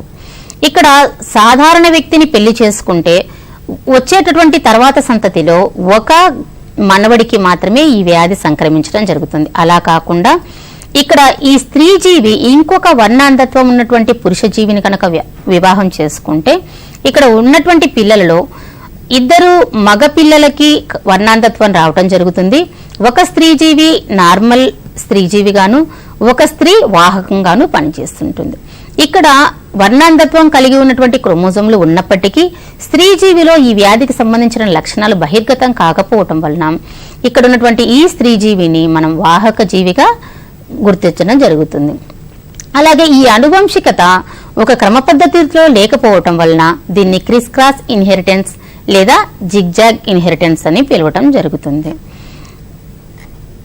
ఇక్కడ కూడా ఈ పిక్చర్ లో కూడా మనం సేమ్ అలాగే రిప్రజెంట్ చేయడం జరుగుతుంది. ఇక్కడ నార్మల్ కలర్ విజన్ ఉన్నటువంటి స్త్రీ జీవి, కలర్ బ్లైండ్ ఉన్నటువంటి పురుష జీవితో వివాహం చేసుకున్నప్పుడు ఇక్కడ నార్మల్ కలర్ విజన్ ఉన్నటువంటి స్త్రీ జీవి ఉంటుంది. అలాగే నార్మల్ కలర్ విజన్ ఉన్నటువంటి పురుష జీవి కూడా ఉంటుంది. అయితే ఇక్కడ ఈ కలర్ బ్లైండ్నెస్ ఉన్నటువంటి స్త్రీ జీవి లేదా వాహక జీవి అన్నటువంటిది నార్మల్ కలర్ విజన్ ఉన్నటువంటి పురుష జీవితో వివాహం చేసుకున్నప్పుడు వీరి మధ్య ఏర్పడే సంతానంలో పురుష జీవి అయితే ఇక్కడ ఈ వర్ణాంధత్వం అనేది మనకు ప్రస్ఫుటంగా కనిపించడం జరుగుతుంది. The second example is the haemophilia. దీన్ని మనం బ్లీడర్స్ డిసీజ్ అని కూడా అంటాము. దీన్ని ఫస్ట్ కనుక్కున్న శాస్త్రవేత్త జాన్ కోట్. దీని యొక్క లక్షణాలు సాధారణ పీపుల్లో రక్తం గడ్డకట్టడము అనేది 5 నిమిషాలు అంతకంటే తక్కువ టైంలో జరిగితే ఈ వ్యాధి ఉన్నటువంటి జీవుల్లో బ్లడ్ క్లాటింగ్ అనేది ఎక్కువ సమయాన్ని తీసుకోవటం జరుగుతుంది. ఈ వ్యాధి కూడా ఎక్కువగా పురుష జీవుల్లోనే కనిపిస్తుంది. అయితే స్త్రీ జీవుల్లో ఈ వ్యాధి చాలా తక్కువగా కనిపించడం అనేది జరుగుతుంది. And Y linked inheritance, Y లింగ సహలగ్న అనువంశికత. The genes which are located on Y chromosome only, it is called as Y-linked inheritance. కేవలం Y క్రోమోజోమ్ పైన మాత్రమే ఉన్నటువంటి క్రోమోజోమ్లని ఏమంటాము అంటే Y లింగ సహలగ్న అనువంశికత అంటాం. This is also called as Hollandric genes. The genes are also called as Hollandric genes. వీటిని హోలాండ్రిక్ జన్యువులు అని కూడా పిలవడం జరుగుతుంది. ఎందుకంటే కేవలం ఇవి తండ్రి నుంచి తన యొక్క కుమారునికి మాత్రమే సంక్రమించడం జరుగుతుంది. Examples are hypotrichosis, porcupine man and webbing of toes. Here the excessive hair is present in the male ones, and in porcupine man the hair which is present on the body seems to be very straight. Webbing of toes means వేళ్ల మధ్య అంగుళ్యాంత్ర జాలాన్ని కలిగి ఉండటం. ఇక్థియోసిస్ హైస్ట్రిక్స్ is a group of rare skin disorders in the family of ichthyosis, and it is a skin disorder characterized by the massive hyperkeratosis. ఈ వ్యాధి ఉన్నటువంటి పీపుల్లో చర్మం అంతా కూడా స్కేల్స్ లేదా పొలుసులు మాదిరిగా ఉండటం అనేది జరుగుతుంది. And XY linked inheritance, XY లింగ సహలగ్న అనువంశికత. Certain sex linked genes are located on both X and Y chromosomes, and these are called as XY linked. The inheritance of these chromosomes is called as XY linked inheritance. కొన్ని జన్యువులు అనేవి 2 X and Y chromosomes పైన ఉండటం జరుగుతుంది. వీటి యొక్క అనువంశికతను XY లింగ సహలగ్న అనువంశికత అంటాము. For example we can say xeroderma pigmentosum and retinitis pigmentosa and nephritis. Here this is the picture is representing that is xeroderma pigmentosum, the genetic disorder in which there is a decreased ability to repair DNA damage such as that is caused by ultraviolet light. ఇక్కడ ఈ వ్యాధి ఉన్నటువంటి వ్యక్తులు సూర్యరశ్మి ద్వారా జరిగినటువంటి DNA యొక్క damage ని వాళ్ళు రీపేర్ చేసుకోలేని స్థితిలో ఉండటం వల్ల the skin, the exposed areas toward the skin seems to be very dry, and the changes in the skin is more development of pigmentation. ఈ విధంగా ఉన్నటువంటి వ్యక్తులు సూర్యరశ్మికి ఎక్స్పోజ్ అయినప్పుడు వాళ్ళలో డిఎన్ఏ డ్యామేజ్ చేసుకోలేకపోవటం వలన ఆ సూర్యరశ్మి తాకిన చోటంతా కూడా ఆ స్కిన్ అంతా కూడా డ్రైగా అయిపోవటము, అలాగే మామూలుగా ఉన్నటువంటి వర్ణకాల కంటే ఎక్కువ వర్ణకాలని డెవలప్ చేసుకోవడం అనేది జరుగుతుంది. And retinitis pigmentosum, it is a collective genetic disorders. The affected persons cannot respond for the normal light. Here the disorders include benign with nyctalopia, loss of peripheral vision and blindness, and also the photopsia. And nephritis, దీన్ని మూత్రపిండ వ్యాధి అనటం జరుగుతుంది. These are the normal kidneys and these are the XY linked kidney affected, that is diseased kidneys. ఇక్కడ మనము నార్మల్గా ఉన్నటువంటి మూత్రపిండం యొక్క స్ట్రక్చర్ని చూసానరా అంటే చక్కని నిర్మాణం కనిపిస్తుంది. ఇక్కడ మనము ఈ నెఫ్రైటిస్ వ్యాధి ఉన్నటువంటి మూత్రపిండాన్ని చూసినప్పుడు చాలా రకాలైనటువంటి అవలక్షణాలను మనం ఇక్కడ గమనించవచ్చు. ఇక్కడ ఈ వ్యాధి ఉన్నటువంటి వ్యక్తులలో ఈ గ్లోమెర్యులై and the surrounding tubules which are present around the glomeruli, they are affected with this because of this genetical disorders, and this is also called as acute nephritis. ఈ విధంగా మనకు లింగ సహలగ్న అనువంశికతలో X లింగ సహలగ్న అనువంశికత, Y లింగ సహలగ్న అనువంశికత మరియు Y లింగ సహలగ్నత అనువంశికత అనేవి ఒక తరం నుంచి ఇంకొక తరానికి లైంగిక క్రోమోజోమ్ల ద్వారా అనువంశికత చెందుతూ వివిధ రకాలైనటువంటి కారకాలను కలుగచేయటం జరుగుతుంది. Thank you.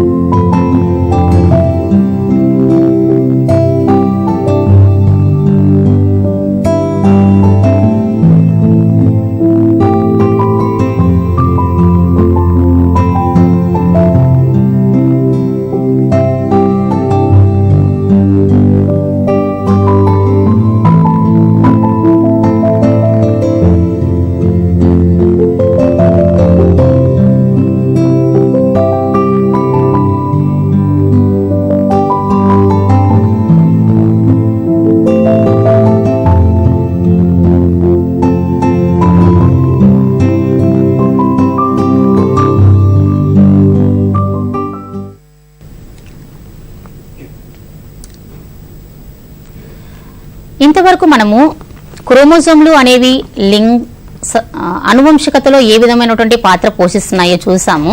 ఇప్పుడు మనము క్రోమోజోమ్లతో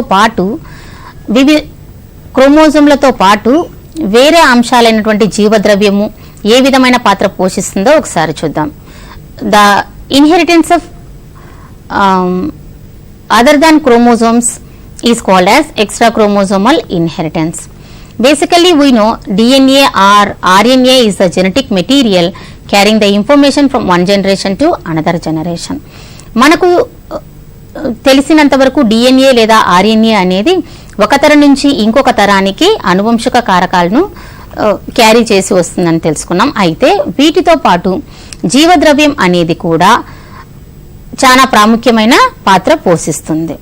Here the cytoplasmic evidence was first identified by Carl Correns in Miraculous Chalapa, and later it was discovered in paramecium by Sonnenborn. Sonnenborn discovered kappa particles in paramecium and they are inherited through the cytoplasm. And the extranuclear inheritance, the trait or character of female parent is only transmitted through the progeny. ఇక్కడ మనము సంయోగ బీజాల యొక్క కలయికలో చూస్తే సంయోగ బీజాల కలయికలో అండంలో ఉన్నటువంటి కణద్రవ్యం అంతా కూడా తర్వాత ఉన్నటువంటి జీవులలోకి అనువంశికత చెందటం జరుగుతుంది. ఈ విధానాన్ని సైటోప్లాస్మిక్ ఇన్హెరిటెన్స్ లేదా ఎక్స్ట్రా క్రోమోజోమల్ ఇన్హెరిటెన్స్ లేదా మ్యాటర్నల్ ఇన్హెరిటెన్స్ అని పిలవడం జరుగుతుంది. inheritance of kappa particles in paramecia. Now we will see the Sonnenborn proposed that the particles which are present in the parental paramecium, they were transferred to their offspring. Here he observed two strains of paramecium. The first one, which is consist of kappa particle, that strain is called as killer strain or resistant strain, and it consists of a protein that is paramecium. The second one without the kappa particles is called as sensitive strain. Kappa particles ను కలిగినటువంటి ఆ యొక్క పారామీషియన్ ను Kappa killer strain లేదా resistant strain గా పిలవటం జరిగింది. ఇంకొక తెగను మనం సున్నిత తెగగా తీసుకోవటం జరిగింది. During the here paramecium can involve two types of reproductive methods. One is binary fission and the second one is the conjugation process. During the binary fission, the killer paramecium involved in the binary fission process, and some of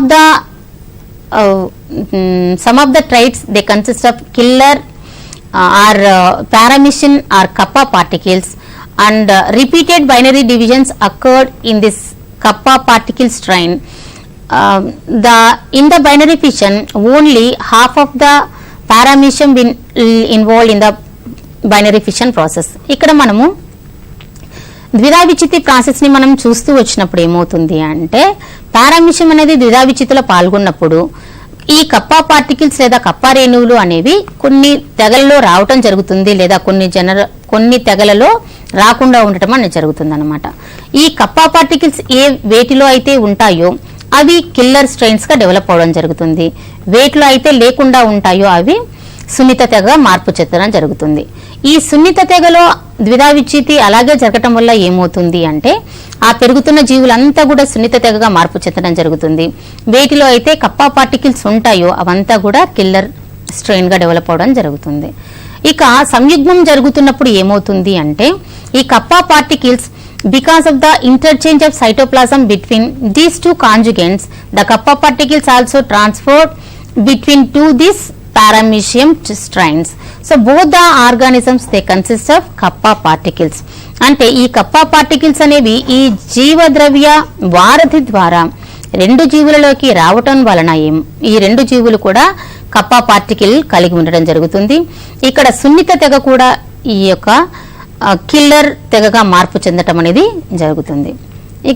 shell coiling in Limnaea నత్తలో కర్పరం యొక్క సర్పిల విధానం కూడా జీవద్రవ్య ఆనువంశికతకు ఒక చక్కని ఉదాహరణ. Here the genes which are present in the female are they exerting some of the effects in the developing embryo. Here two snails are there. One is here two cleavages occur in the developmental stages of limnia. The first one is a sternostral cleavage and the second one is the dextral cleavage. దీన్ని మనము clockwise cleavage, దీన్ని మనం anti clockwise cleavage అని పిలవటం జరుగుతుంది. ఈ cleavage లేదా ఈ విదలనాలు జరుగుతున్నటువంటి విధానం ఆధారంగానే తల్లి జీవిలో ఈ యొక్క కర్పరం యొక్క పెరుగుదల ఆధారపడి ఉంటుంది. క్లాక్ వైజ్ విదలనం జరుగుతున్నటువంటి జీవిలో తర్వాత దీని యొక్క కర్పరం యొక్క రేఖలు క్లాక్ వైజ్ విధానంలో ఉంటాయి.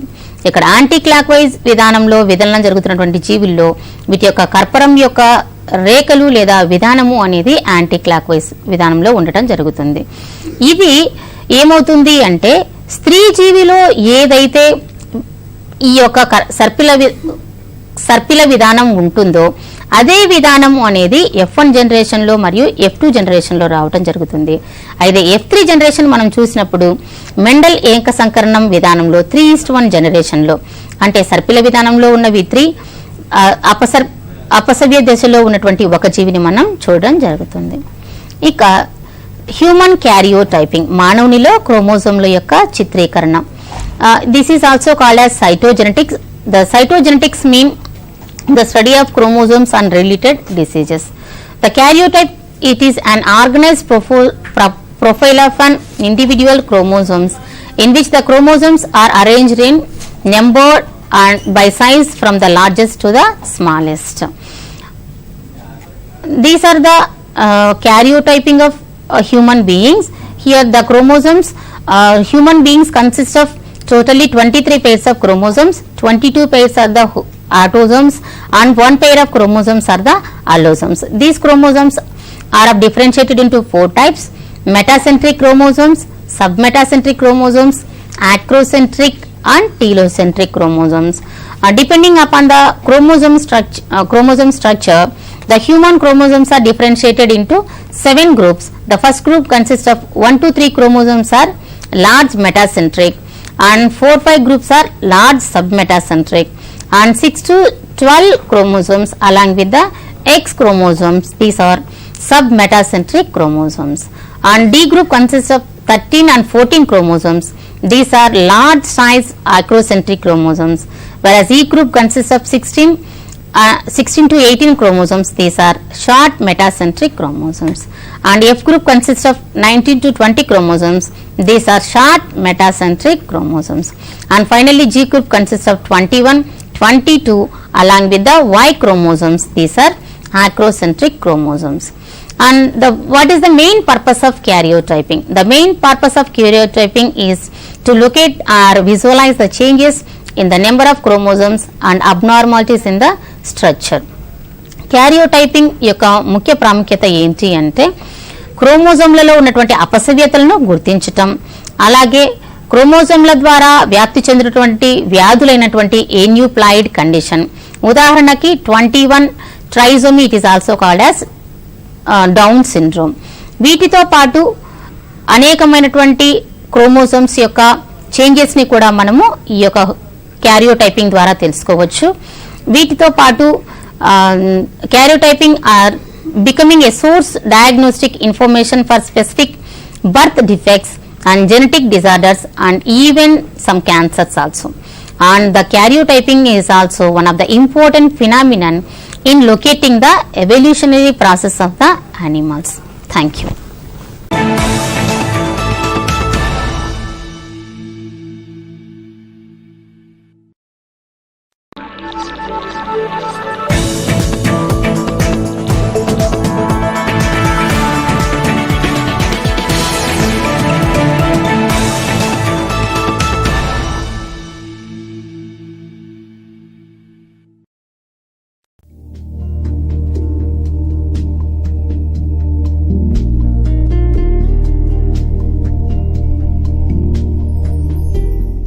Good afternoon everyone, welcome to today's session. So we are continuing with the second pillar of oral communication, which is grammar. Yesterday I spoke about the various parts of speech. I gave you examples on noun. So today we're going to talk about pronoun and adjective, adverb and so on and so forth. In the later part of the session we're going to have the call lines open. So if you're watching this either on YouTube live or Mana TV live, please dial the number. You will see the number little later. So you can call and ask your questions, anything in terms of pronunciation or grammar for English communication. So let's begin. We are talking about pronoun. Like I said, pronoun is a substitute for noun. You can't be using noun again and again. So that's why we have pronouns which substitutes the noun. So it's a part of speech which is used in a place of noun or noun phrase to avoid repetition. Examples of pronouns: I, you, we, they, he, she, it, me, us, them, him, her, this, those.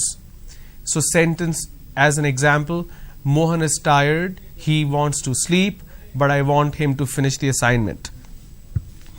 So instead of using the Mohan name again, for example, if I say Mohan is tired, Mohan wants to sleep, but I want Mohan to finish the assignment, instead of using the name again twice, I can use pronouns, which is he wants to sleep, but I want him to finish the assignment. So when we talk about pronouns, like I said, it replaces the noun or noun phrase, but there is also an aspect of singular and plural. For example, if I'm talking about one person, I can just say him or he or she, but or him or her, he or she, or it. Now in case if the count is plural, more than one, then it multiplies. So I can't be using him, I can't be using he, she, I'm supposed to use they or them. So let's look at some quick tests to understand how to use it. The first question: Hari's mom asked Dash to clean the garage. So Hari's mom asked he to clean the garage or him. So obviously the correct answer is him. Hari's mom asked him to clean the garage. It's not garage, it's garage.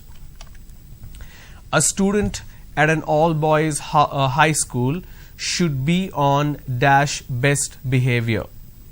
Now here there is an element of subject-verb agreement. The student, here it says a student, right? Now a student is singular. So a student in all boys high school. So the all boys high school, the entire school has only boys, but the subject here is one student. So a student at an all boys high school should be on his best behavior. So it's there. THERE is also there. THEIR is also there. Let me quickly clarify this. A lot of people do not understand and they interchange this. Okay. So there THEIR is a possession noun. There is a preposition. So please do not get confused here. Both are pronounced the same way. For example,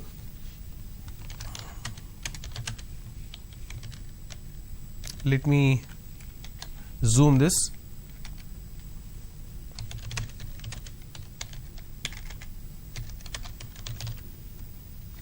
Please keep the book there. Okay. So there is basically a particular place. So that's why it's a preposition. Now when I say there is THEIR, that's a possession noun.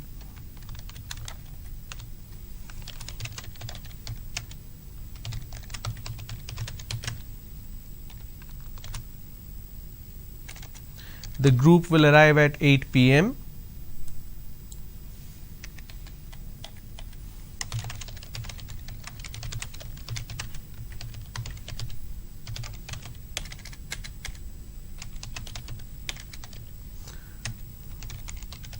and they will make their arrangement. Whose arrangement? Their arrangement. So THEIR is a possession noun, THERE is a preposition. So don't get confused there. So a student at an all boys high school should be on his best behavior. Neither Mary nor Dash knew why the store was closed. Now whenever you have neither Mary, it should be nor I. Now here is an important element which you need to understand. In case if I am talking about more than one person, that includes me as well. So I as a first person. So here is an example. So if I am talking about 2-3 people or even 2 people, and that includes me in the list, we always make a mistake. We put ourselves in first, or we use ourselves first person as I. For example, Harsha, Subhash and me went for shopping. Now that sentence is incorrect grammatically. Let me show you why it is incorrect.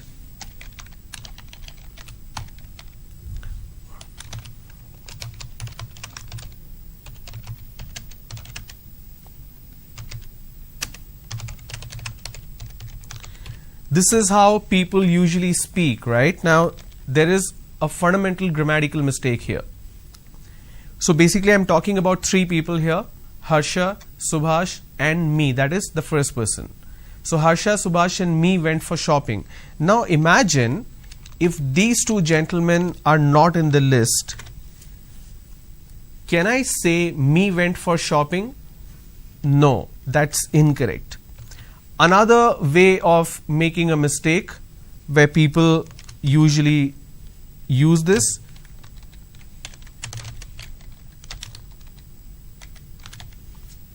me, Harsha and Subhash went for shopping. Now here again, if I remove these 2 gentlemen, it still becomes me went for shopping, which means this is incorrect.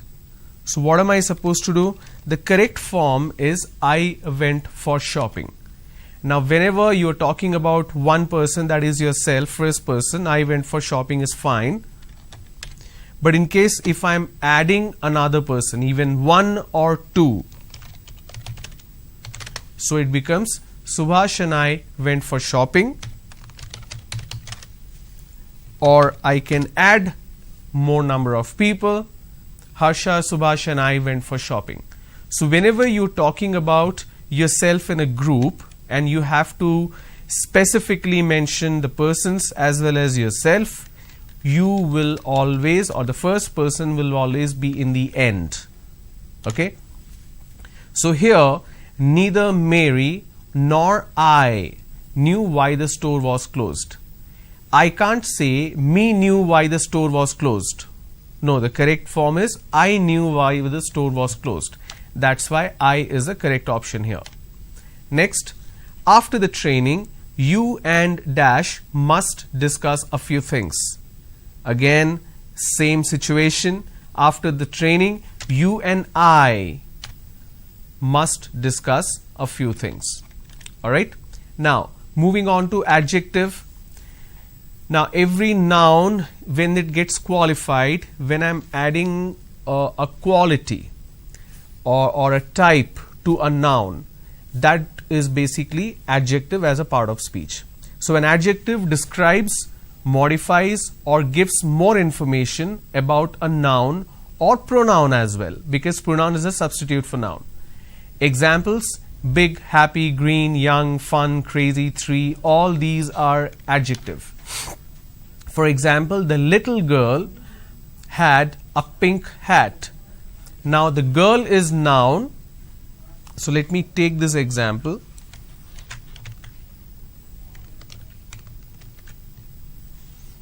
Okay.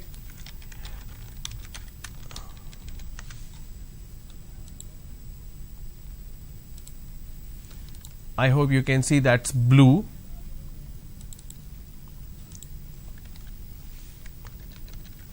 Okay. So the blue is nothing but your noun. The little girl had a pink hat. Now if I remove this, the girl had a hat, but what kind of hat? Pink hat. What kind of girl? The little girl. So anything that is adding quality, that is describing or modifying the noun or pronoun is adjective. Now there are different types of adjective which you need to know. Something that adds quality, for example, dangerous chemicals, green vegetables, a square box, quantity as well. So not just quality but also quantity. He has eaten 3 apples. I don't have much money. This long, thin centipede has many legs. So long, thin is also an adjective here. Demonstrative, something that is displaying or demonstrating. This red balloon is mine and those 3 yellow ones are yours. This cute baby is his brother. That cute baby is his sister. So anything that is denoting something is also an adjective. Now adjective in terms of singular and plural also you need to know. For example, my will become our, your will remain same, his, her, its. Remember I spoke about the possessions. So that's a possessive noun for adjective. Now here are some more examples to quickly test your knowledge. I dash a new bike yesterday. Please make a note of this question. Think and tell me what is the correct answer.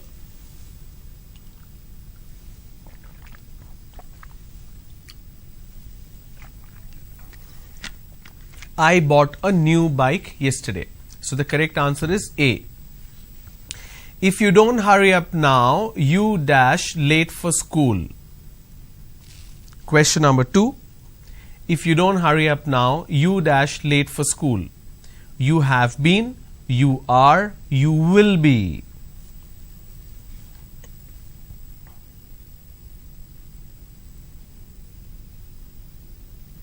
Okay, the correct answer is C, you will be. If you don't hurry up now, you will be late for school. Number 3, I would spend my holidays in London if I dash enough money.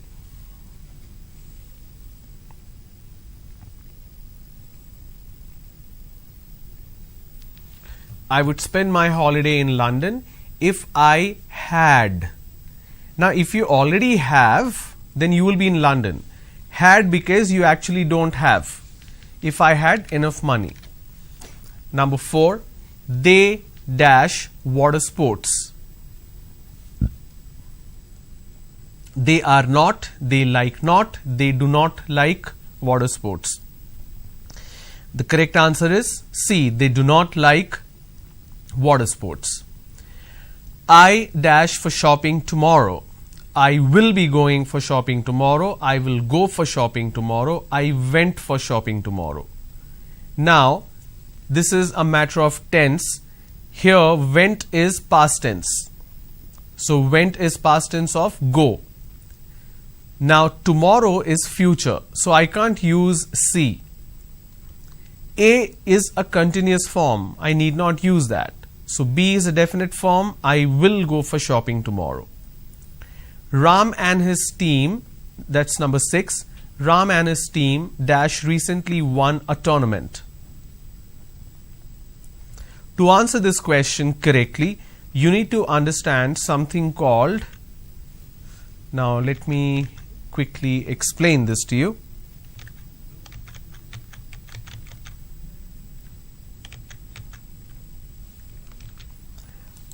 I'm not sure how many of you have heard this particular term.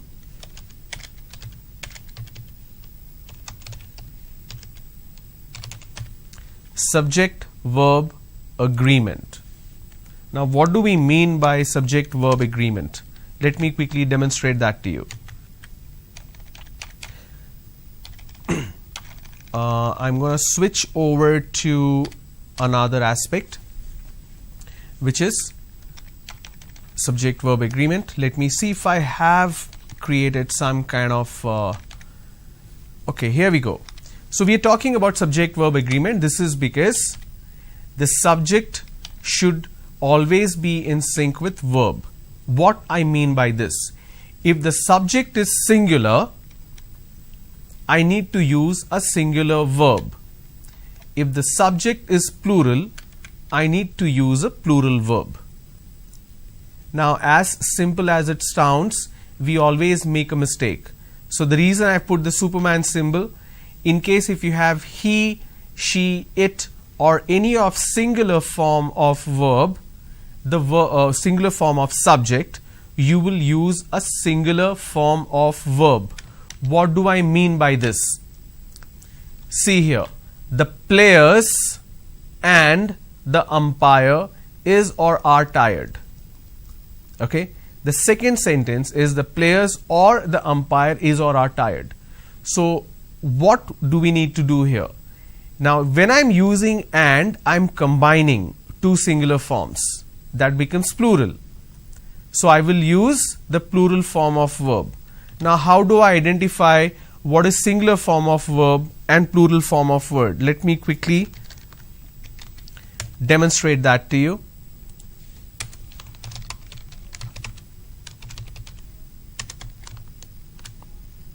So, if you want to use a singular verb, add S.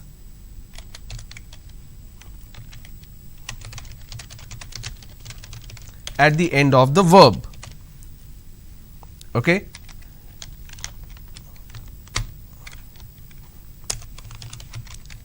Example, plays, works, sings. Now, in case if I have to use the plural form, now when I have to use a plural form, if I have to use plural form, drop the S at the end of the verb, which means if I have to talk about the same examples, I will remove the S at the end of the verb. So, remember it that way. If it's a singular verb, add S. If it's plural verb, drop the S. So in case if your subject is singular, use S at the end of the verb. If the subject is plural, drop the S at the end of the verb. Okay, let me show you some examples to help you understand this better.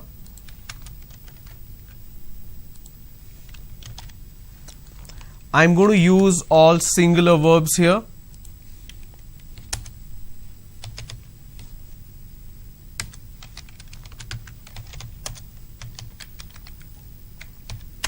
He plays cricket. She sings very well.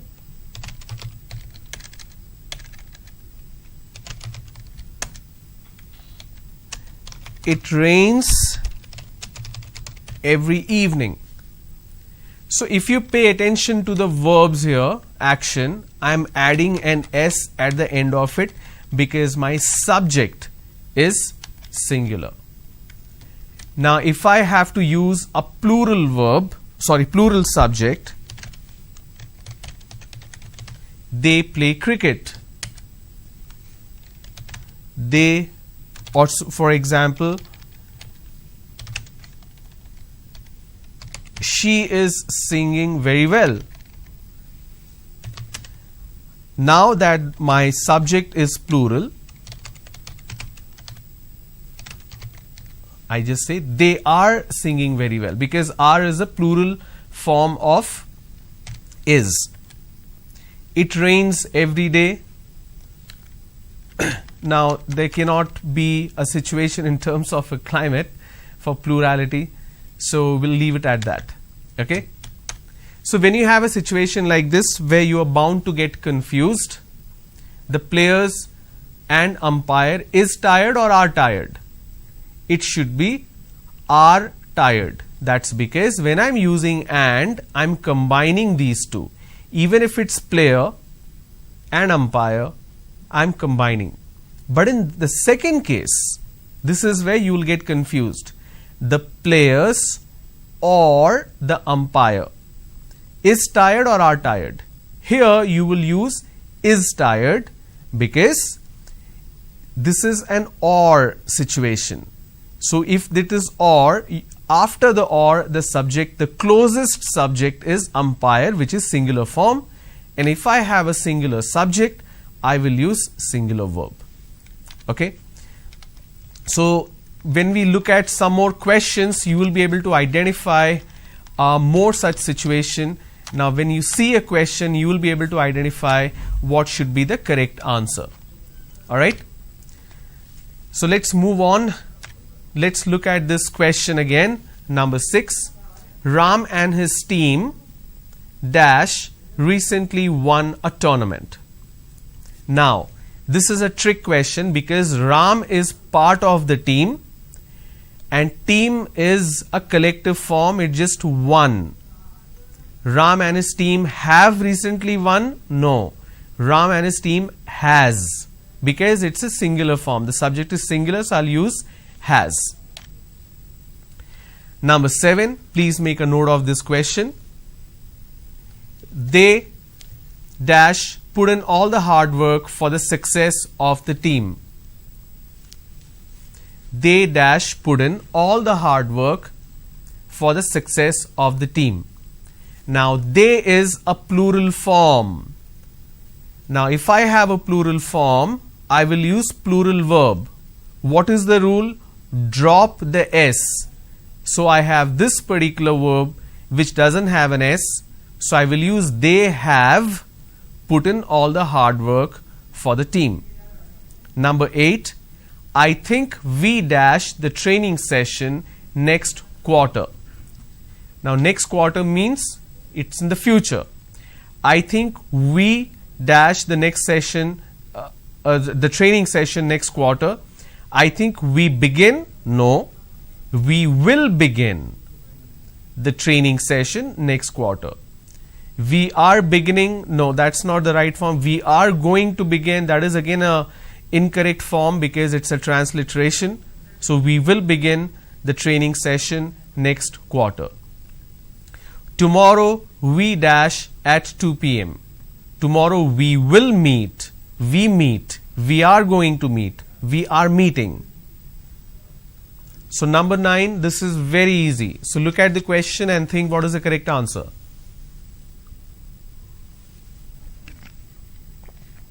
Tomorrow we will meet at 2 p.m.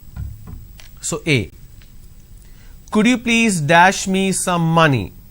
Could you please borrow me or lend me?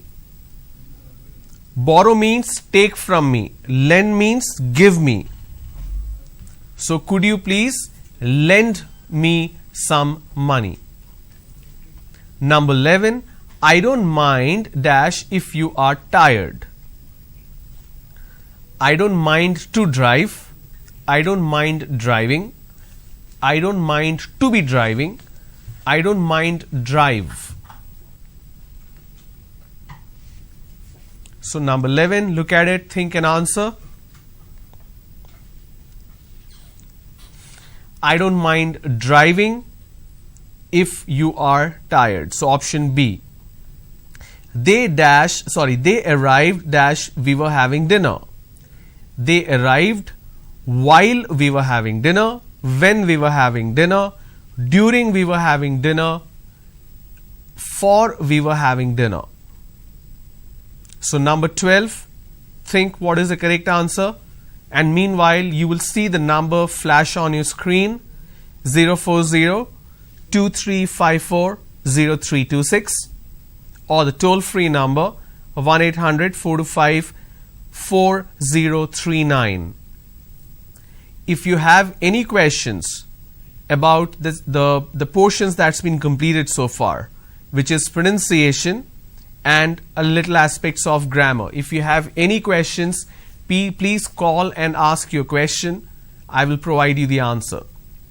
Alright, so let's continue with number 12. They arrived while we were having dinner. So A is the correct answer.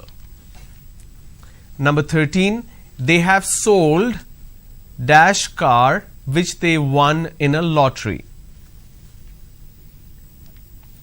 They have sold dash car which they won in a lottery. T-H-E-R-E there, T-H-E-I-R there. This is fairly easy. I just spoke about difference between preposition and possession noun or pronoun. But here it's a trick question. The correct answer is C. In this case, they have won the car in the lottery. So denotively speaking, C is the correct answer. They have sold the car which they won in a lottery. Number 14, I dash worked for this company since 1998. I worked, I am working, I work, I have worked. Now to answer this question, we need to understand something fundamental. Now let me explain. This is one mistake where a lot of us get confused or make a mistake. From versus since. Okay. This is a preposition in terms of time.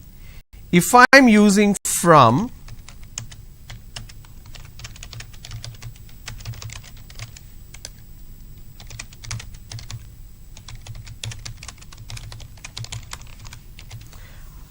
I should be using from when I have specifics on when did it start and when did it end. Okay. I will use since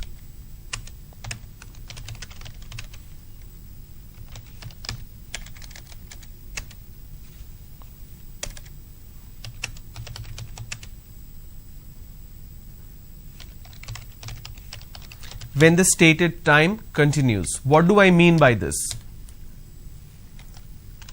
Let me show you an example.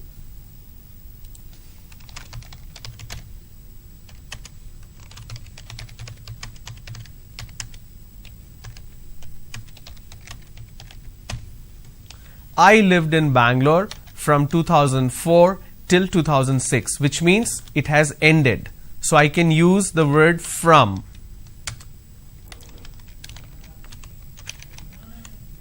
if I have to continue in the same way.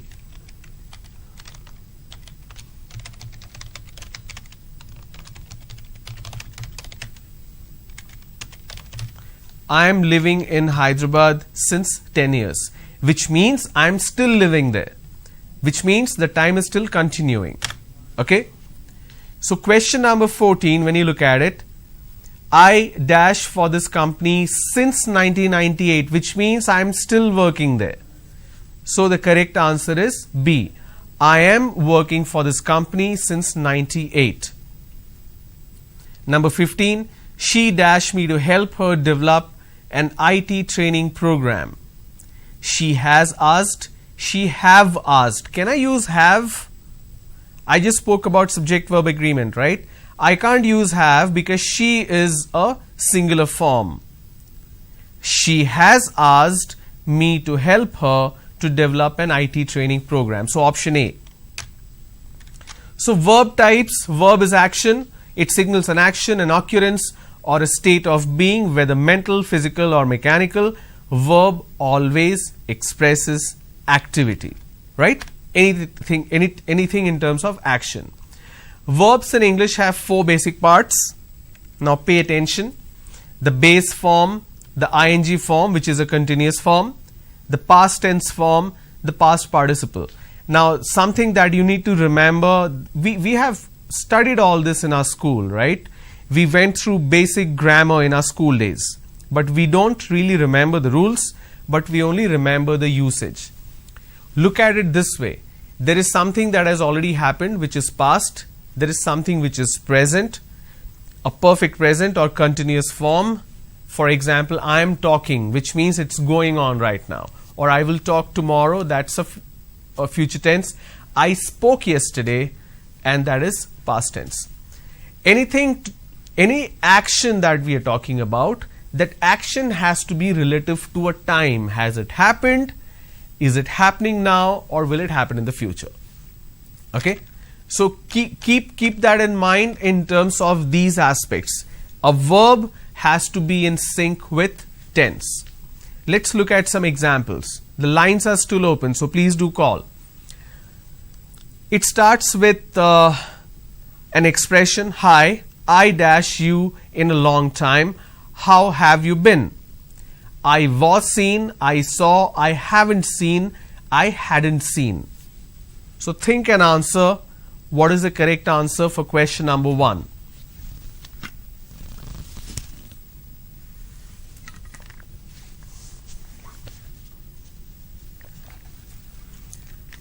Option C is the correct answer. Hi, I haven't seen you in a long time. How have you been? Number 2, yesterday I dashed to see my grandparents. Yesterday is a past tense, so I need to use an option which is past. Yesterday I have gone. Yesterday I gone. No. Yesterday I went to see my grandparents. Number 3, some people say that it is better to dash for today. Better to, this is a proverb, right? It's a saying. Better to is living, better to living, better to lives, better to live. It's better to live for today. Have you ever dashed to Canada? Now have you ever basically means, it's a past tense. Have you ever been to Canada? Being is a state. Been means if there was an action involved there. Albert doesn't like dash on weekends. Albert doesn't like working. Albert doesn't like to work. Albert doesn't like work. Now doesn't like work doesn't make sense. So our answer 1 and 2 are correct. So option D is perfect. He occasionally is a headache in the morning. He occasionally should be a headache in the morning. He occasionally might be, could be. Now this is in terms of an adjective. So all of the above are correct.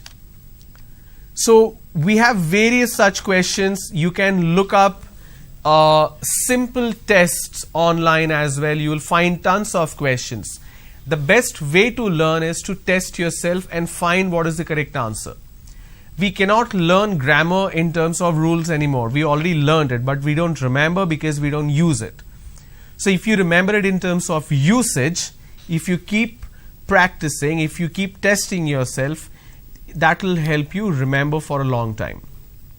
So grammar is something which is extensive, but you need to put yourself in use. I cannot teach you in a classroom environment. Even when the lines are open, nobody is actually calling and asking questions. So I don't know what seems to be wrong there.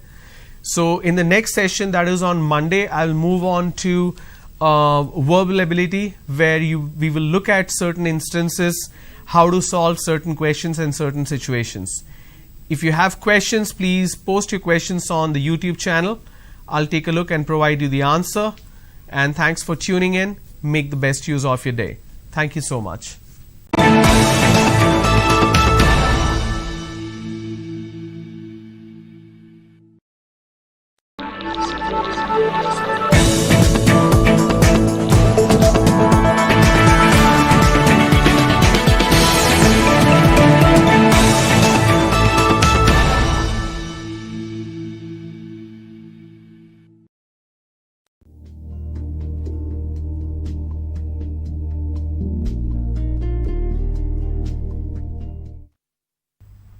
Good afternoon, everyone. Welcome to today's session. I hope you had a great festival back home.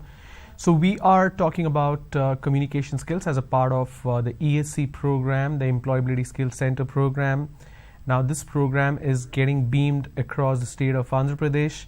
You can either watch it on the satellite television, Mana TV, as well as the YouTube channel of Mana TV. You can watch it live on YouTube. And in case if you have missed, you can look it up in the playlist of Mana TV and you can watch the program and pose your questions. Now, this program, as a part of the initiative of AP State Skill Development Corporation, is meant to bridge the gap between what the students have in terms of the skills and competencies and what the industry is looking for. And one very essential and critical aspect of that is communication skills. So I had been speaking about communication, where I spoke about the 4 fundamental pillars of oral communication. I am on the first pillar, which is pronunciation. Today we'll talk about the last segment of pronunciation, and then we'll move on to grammar. As the first segment of pronunciation, we learnt the sounds. We learned how there are 24 consonant sounds and 15 vowel sounds, how they are different from vowels and consonants. We have 21 consonants and 5 vowels, but we have 24 consonant sound and 15 vowel sounds. Now the importance of this vowel sound I had been talking about in detail, the importance of consonant sound, vowel sound, everything in detail. The last session we did some practice around words, how to break it into syllables, how to break it into consonant and vowel sounds, and today we'll look it up in detail when it comes to syllable. And we'll also learn something new, which is syllable stress. So syllable is a beat of a sound, like I explained in the last segment, a unit of pronunciation carrying one vowel sound with or without surrounding consonants, forming the whole or part of word. So what I mean to say is, when it says pronunciation carrying one vowel sound, which means every vowel sound will constitute a particular syllable. So number of vowel sound is equivalent to number of syllable. Please do not confuse that with vowels itself. It's vowel sound. Let me show you an example and that will help you understand.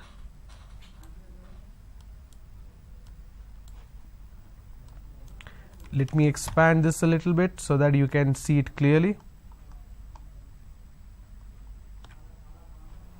Alright. Take for example, I have a word which is country. Okay. All right.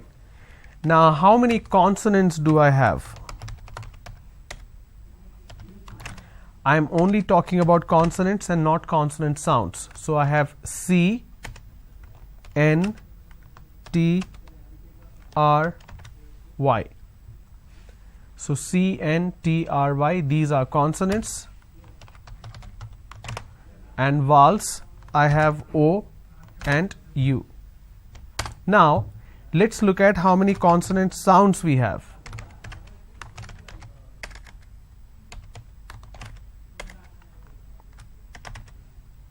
So we have K, N, T, R. Country.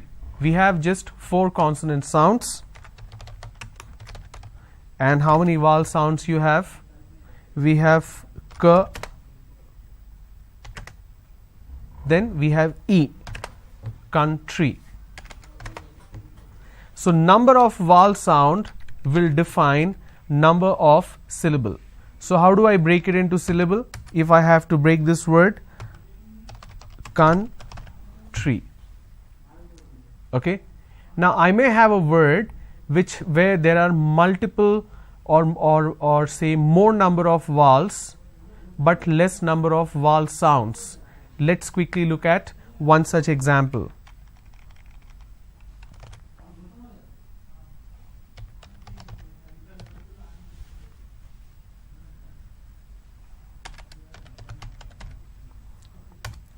Okay, I have the word photography here. It's actually pronounced that photography. Now how many consonants do I have here? I have P, H, T, G, R, A, P, H, Y. These are the consonants. What are the vowels? I have O, then I have O again, then I have A. So O, O, A. Okay. Now if I have to break it into syllables, I pronounce this as photography.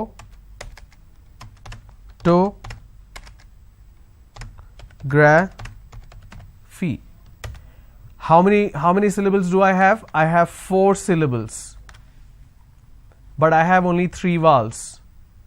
So number of vowels doesn't signify number of syllable. Number of vowel sound signify number of syllable. So let's see how many vowel sounds do we have. So I need to break it into all the sounds. It starts with the first sound, pho. It's photo, g, r, a, f, e. Okay, it's photography. Photography. So how many vowel sounds do I have? 1, 2,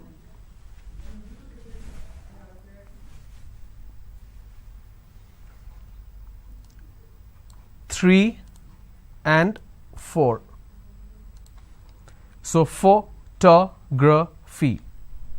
Please remember, this is where most of us make mistakes. Vowel sounds are equivalent to number of syllables. So we have 1, 2, 3, 4. We have 1, 2, 3, 4. Photography. When you master this entire art of understanding consonant sound vis-a-vis understanding of vowel sounds, and when you combine that in terms of syllable, your pronunciation will be absolutely perfect.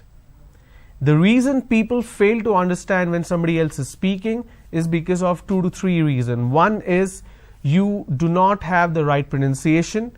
One word may sound like something else, and we make a mistake in terms of comprehension. Grammatically, you may not be saying the right thing, and again in terms of tense, in terms of verb, singular, plural, you make a mistake and it conveys a different meaning. You may not be using the right word in terms of vocabulary. When I talk about vocabulary, I'll give you a lot of examples where we end up using wrong words without understanding the context. And then we have fluency.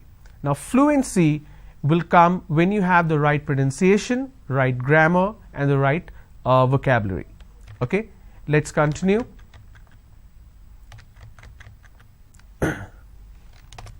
So we looked at example. So pen has one syllable, pen. Then we have pencil, two syllables. Then we have computer, three syllables. And then we have technology. Now how do I pronounce this? Technology. It's technology. And there are four syllables here. Okay. The point that I was making in terms of the last session was there are certain words which has pretty much the same pronunciation. Some of the word may have the same spelling, but it needs to be pronounced differently, and that is what it denotes differently in terms of parts of speech and in terms of context. Let me give you example that will help you understand. We have a word which is project. I gave this example earlier as well. I can use this on a sentence, and it says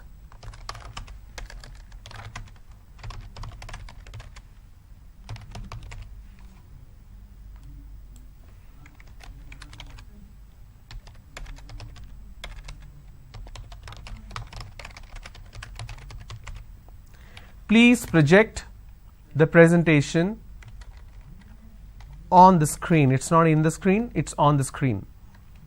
I can either use this particular sentence. Let me change the color so that you can understand that this is an example. Or I can say, please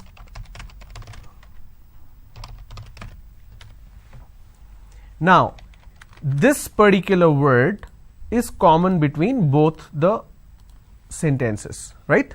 This is what we are talking about. Now when I'm using the first sentence, I'm supposed to pronounce this with a stress where I say project. This is the word, but I need to stress on the second syllable. There are two syllables, right? But I need to stress on the second syllable. When I do that, it means it's a verb. Now that's a rule of pronunciation. When I'm stressing on the second syllable, it's a verb. Okay? When I'm stressing on the first syllable,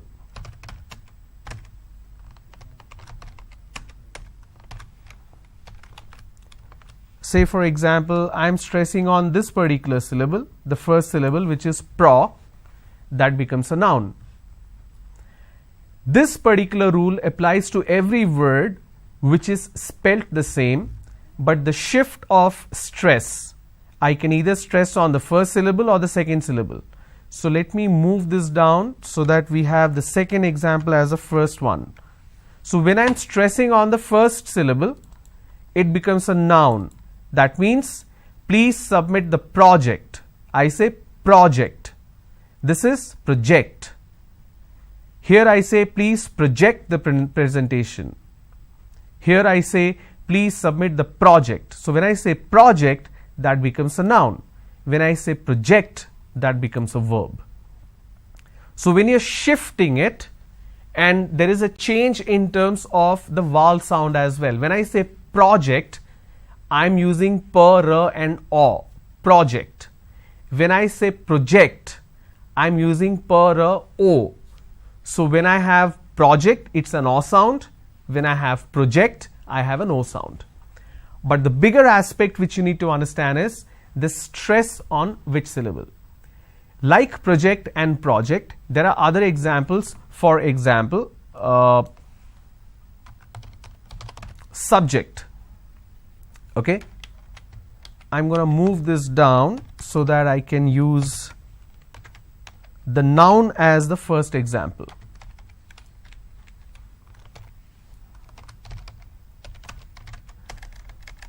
So let me use the example.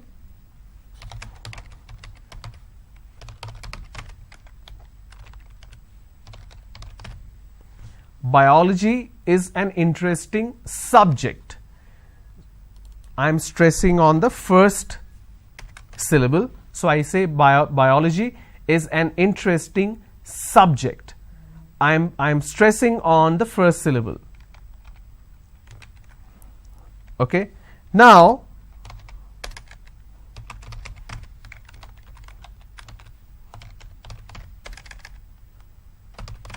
I am using another example.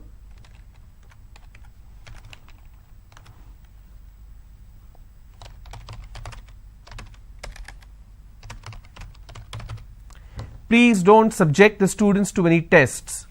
So here my stress has moved to the second syllable.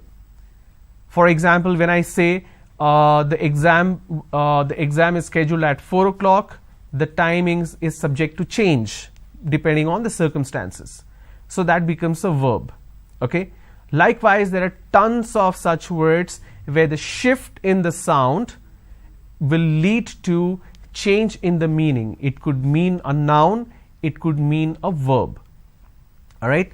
Now, one word where a lot of us make mistake, where we do not have complete clarity, is this particular word. Okay. Now, let me get rid of this example here.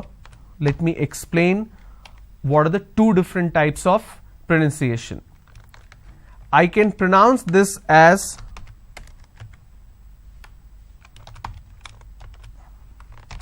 now first of all there are two syllables, right?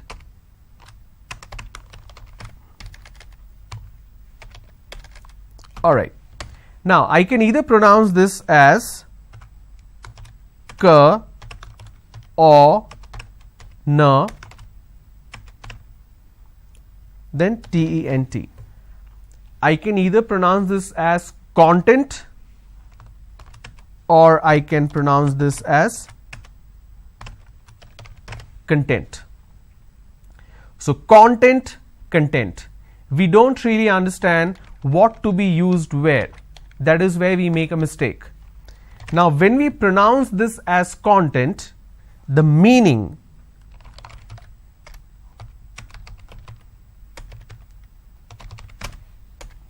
it means an ingredient or index. For example,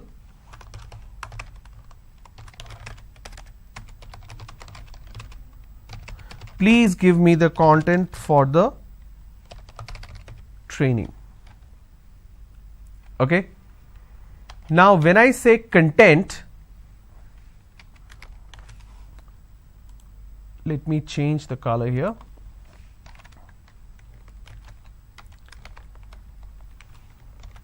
Now when I say content, this means being happy. For example,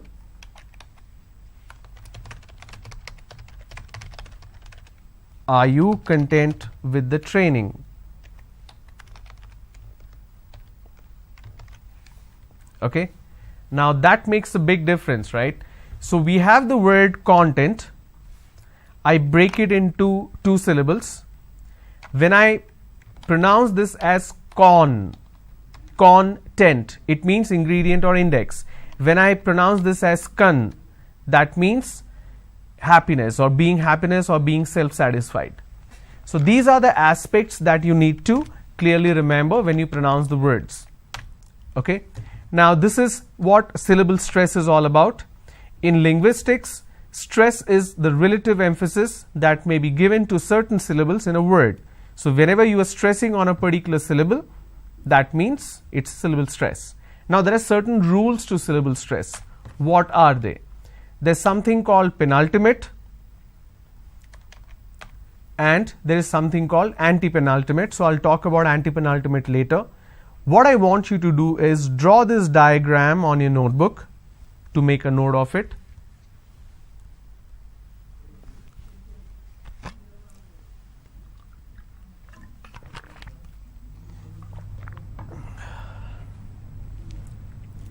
Penultimate means last but one or second last, right?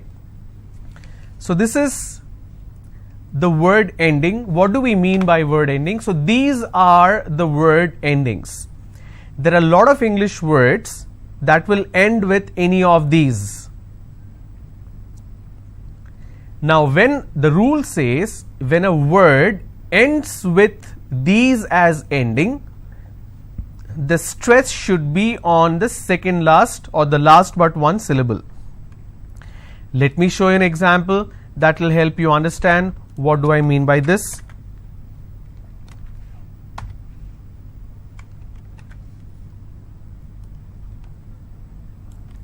Okay, we are learning about, let me bring this down. Which rule we are looking at? We are looking at penultimate rule.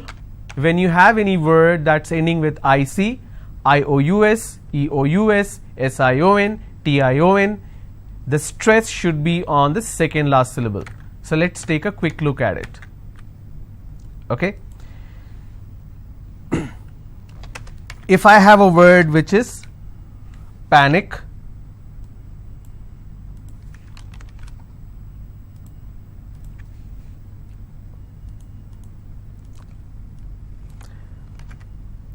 I will quickly change the format so that you can understand this better. Panic, tragic, magic,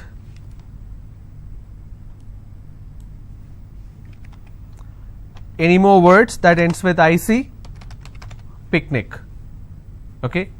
The rule says in case if you have any word that's ending with IC, the stress should be on the last but one syllable. So let's break this. Panic is pa-nick, which means I will stress on pa and it's pronounced as panic. Tragic, tragic, I will stress on tra. Magic, I will stress on ma.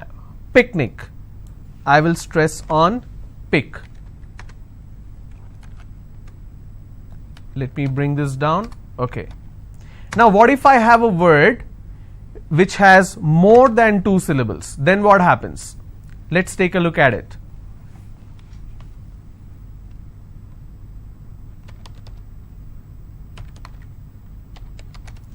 Geographic.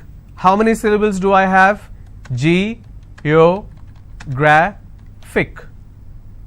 And the rule says if I have a word ending with IC, I need to stress on the second last syllable.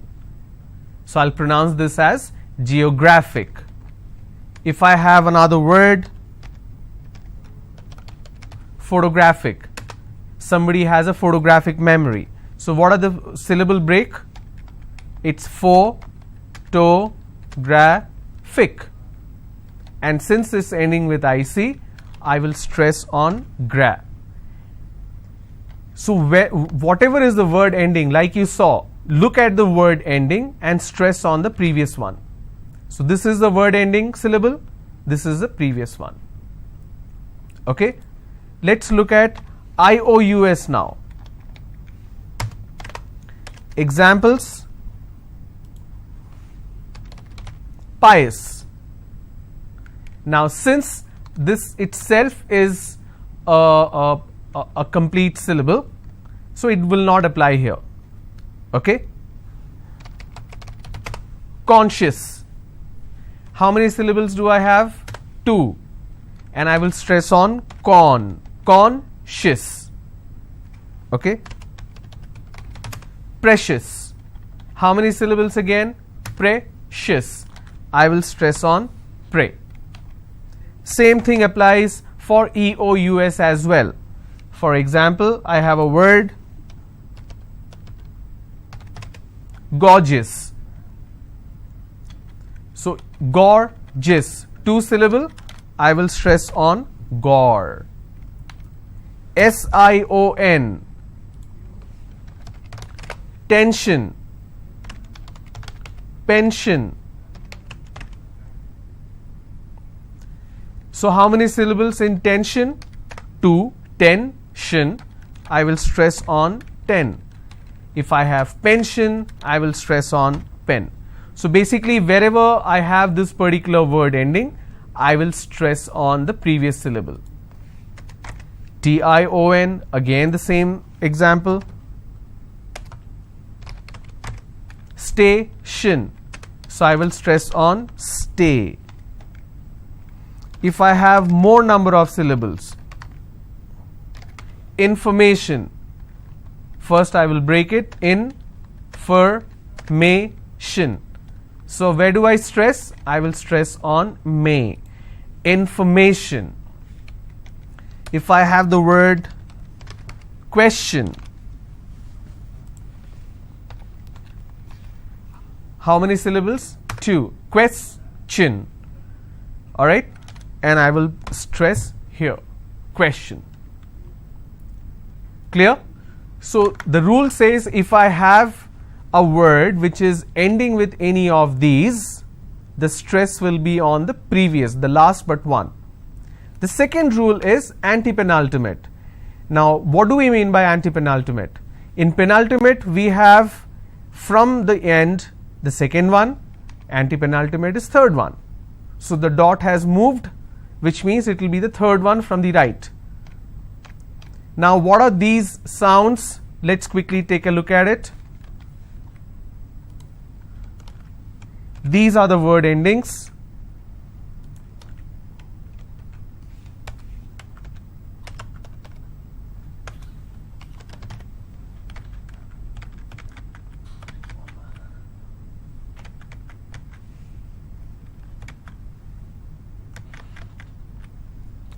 Alright, so let's take a look at certain words where it ends with cy. For example, policy. How many syllables? 3. Policy. Now here the rule says I need to stress on the third from right, which means I will stress on paw. I just bought an insurance policy. Okay? TY.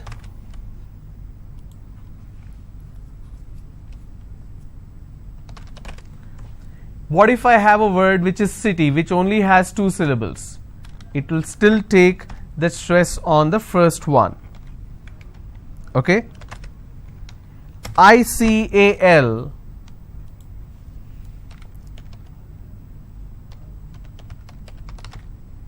Geographical. How many syllables do I have? Geographical.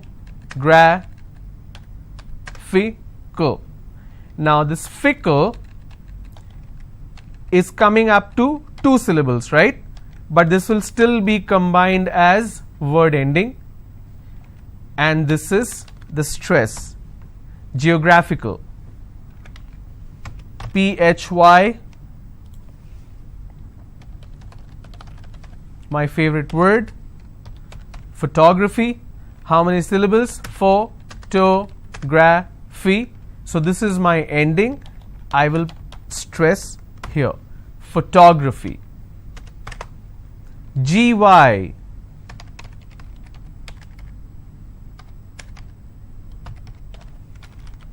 Technology. How many syllables do we have here? Technology. This is the ending. So I leave one, then I go to the next, and I pronounce this as technology. Meter.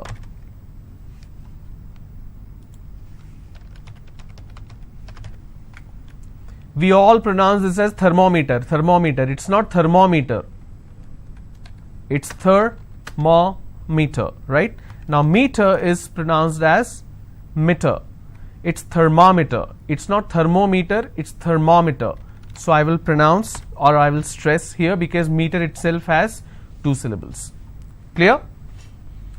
So when you work on these aspects of syllable stress, and when you understand these rules, you will be able to not only work on the pronunciation aspect but also on vocabulary.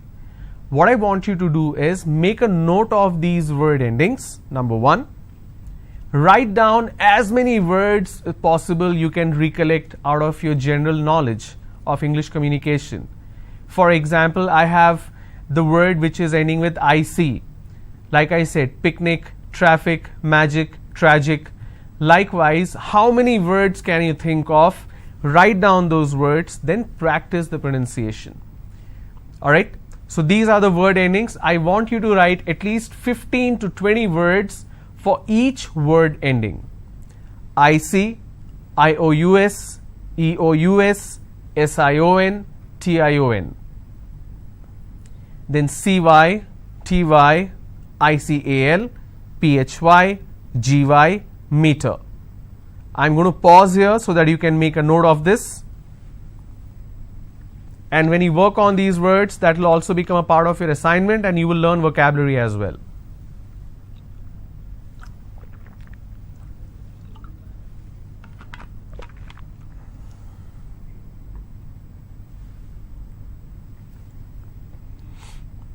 Alright, so I hope this was helpful.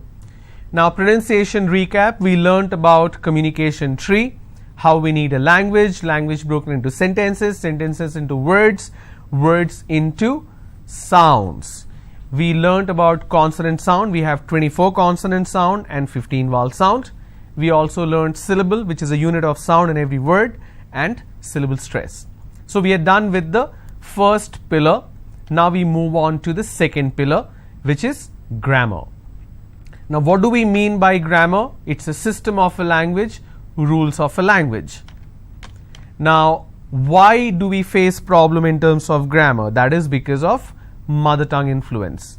For example, if I'm thinking in a particular language, I do a literal translation to any other language that I'm speaking in. So what happens is the word order gets changed. When the word order is changing, it leads to grammatical issues, it leads to comprehension issues, whoever is hearing you or listening you. So when we are thinking in a language, we cannot directly translate or literally translate to any other language. That it doesn't work like that. For example, I spoke about this particular Telugu word, which is yendukante. I hear a lot why because. When people talk, they keep using why because, why because, why because. That why because they use because they are using a Telugu word directly translated into English. Please don't do that because it does not make sense, right? Like we ask, what is your good name?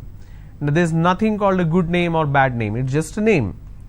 So this happens because of mother tongue influence, and mother tongue is a language which we learn from childhood, and that is a language in which we are thinking, our subconscious mind. All right. So it leads to a change in word order. It leads to loss of sentence integrity, misinterpretation, and miscommunication. Now we need to understand the parts of speech. I'm going to shift over to another module which I have prepared for you guys.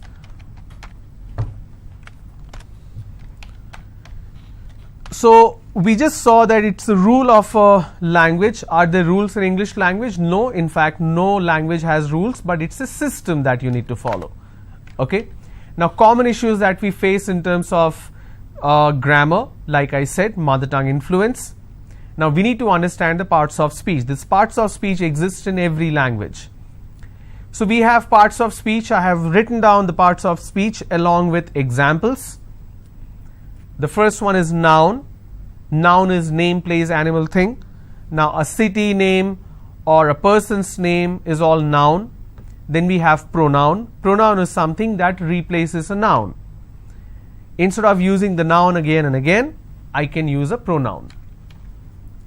Adjective is something that qualifies the noun. For example, noun is Ravi, pronoun is he, adjective Ravi is a passionate leader. So what kind of leader? Passionate leader. Verb is anything that is an action. So he is driving his new BMW car. Like adjective qualifies the noun, adverb qualifies the verb. How is he driving? He is driving very fast. Then we have preposition. Preposition, like the word goes, position. So here the position in terms of geography, that means the place, also the time. So basically time and place. Ravi will leave for London at 8 p.m. So whatever you see is underlined in these examples are basically the parts of speech. Interjection, wow, wow, he will fly business class. It's basically an expression. And then you have conjunction, anything that joins two independent sentences or phrases. For example, Ravi and his director will go to UK. It could be Ravi will go to UK and his director will go to UK, but instead of writing that, I can just say Ravi and his director will go to UK. So these are the parts of speech. Now let me explain the types. Common noun, for example, the mountain is too high to climb. Sorry, the mountain is too tough to climb. I'm sorry, I read it incorrectly. So something that is very common in nature, that's common noun. Proper noun are names. Now these names are little complicated because these are pronounced differently in different parts of the world because of regional influence. So New Delhi is a capital city. In Hindi, New Delhi is pronounced as Nai Delhi, right?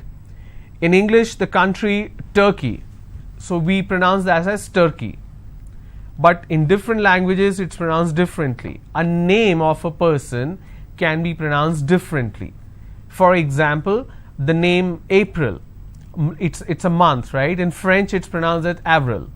The name Clement is pronounced as Clement in French. So the names are pronounced differently. That's why don't focus on the pronunciation part. These are proper nouns and these has influence of the region. Abstract, something which you can't touch and feel, that's a noun. For example, fear is an obstacle, so fear is an abstract noun. Count, the bottle is filled with water. Anything that you can touch, anything that you can count easily is a count noun. But there is also non-count noun, something which you cannot count. For example, you cannot count oil or water or air, right? Now what do you do in these cases?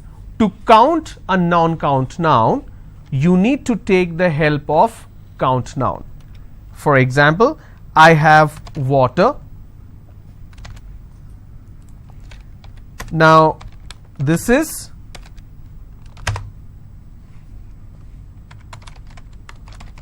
non-count noun. Now how do I count it? I need to use a count noun. For example, I have bottle, which is a count noun. In order to measure water or to count water, I need to make use of count noun. For example,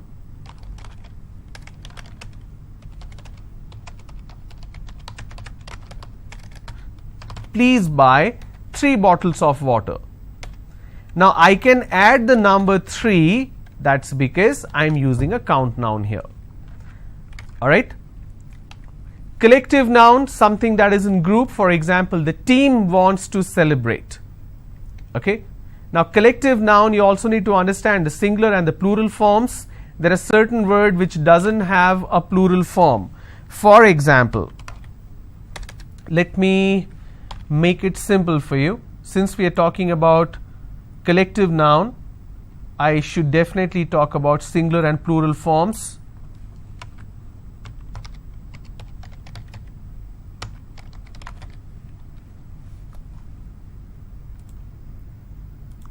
The reason I use a PowerPoint because it's easier to display quickly rather than a board.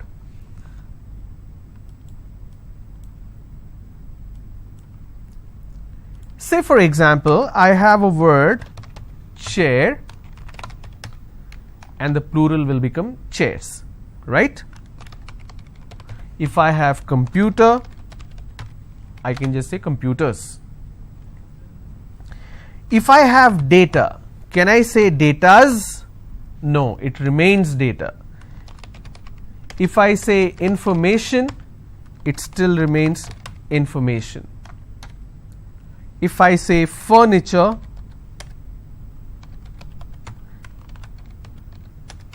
it still remains furniture. So there are a lot of words which doesn't have a plural form. For example, luggage. Luggage will remain as luggage. For example, this is where a lot of people make mistake. Hair. It remains hair. If I have the word people, now people itself is a plural form. Lot of people make a mistake. Peoples. I met lot of peoples. Now people itself is a plural form. You cannot add another s to a plural form. Like child. The plural form of child is children. There cannot be a plural of a plural. It cannot be children's. So please keep that in mind, and you will learn that the more you dig into vocabulary. Okay. So singular, plural, I just gave you the example. She won a lottery for 1 crore. Plural, they are going to the market. So they is plural, she is singular. Possessive is somebody is in possession of something. I am using Rahul's bike. Whenever you have a possessive noun, there will always be an apostrophe. Okay. Compound noun is basically a word. When you combine the word, it leads to a third meaning. For example, the ceiling fan is not working. Now ceiling is a different word, fan is a different word. When you combine this, then you get a third word out of it. So that's compound noun. Okay. Alright, now let's quickly check if we understood this. I missed the bus because I was late. Identify the noun. What is the noun here? Bus. The queue was very long, so I didn't wait. The noun is queue. The distance was too long to cover. Of course, the distance is a noun here. The singular and the plural form, I just gave you certain examples. I went to the market and bought a lot of fruits. The traffic or traffics, of course it is traffic. There cannot be a plural form. I have to cut my hair or hairs, it's hair. There are so many different type of people or peoples. Now it should be types, alright. I have to buy a lot of furniture or furnitures. It should be furniture. I need help to carry all the luggage. It's not luggages, it's luggage. Likewise, it's garbage, not garbages. Okay. Now pronoun is something, like I said, which replaces the noun, and we'll look at examples of pronoun and examples that will also test you. So in tomorrow's session, I will come with a lot of quick tests that's going to be especially on noun and different kinds of noun, and we'll see if we can have an interactive session tomorrow through phone lines. If somebody can call and ask questions, I'll see if that is possible tomorrow. I'll keep you posted. In case that happens, please do participate. Please understand these programs are meant only for you and only for your benefit. So please make use of this. Whatever questions or concerns you have, if you need clarification, please post it on the YouTube channel. I'll take a look, announce your name, and provide you the answer. I hope this session was helpful. Thanks for tuning in. Have a good day. Bye-bye.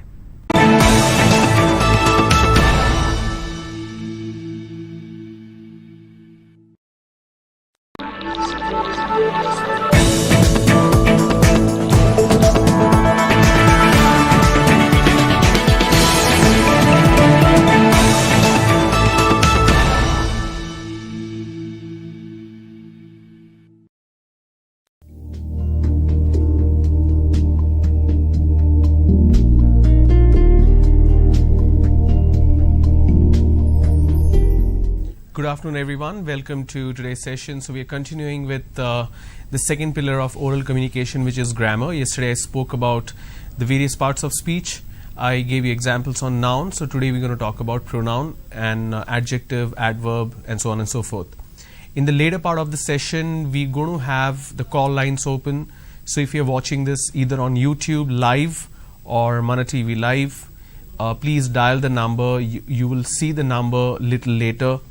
So you can call and ask your questions, anything in terms of pronunciation or grammar for English communication.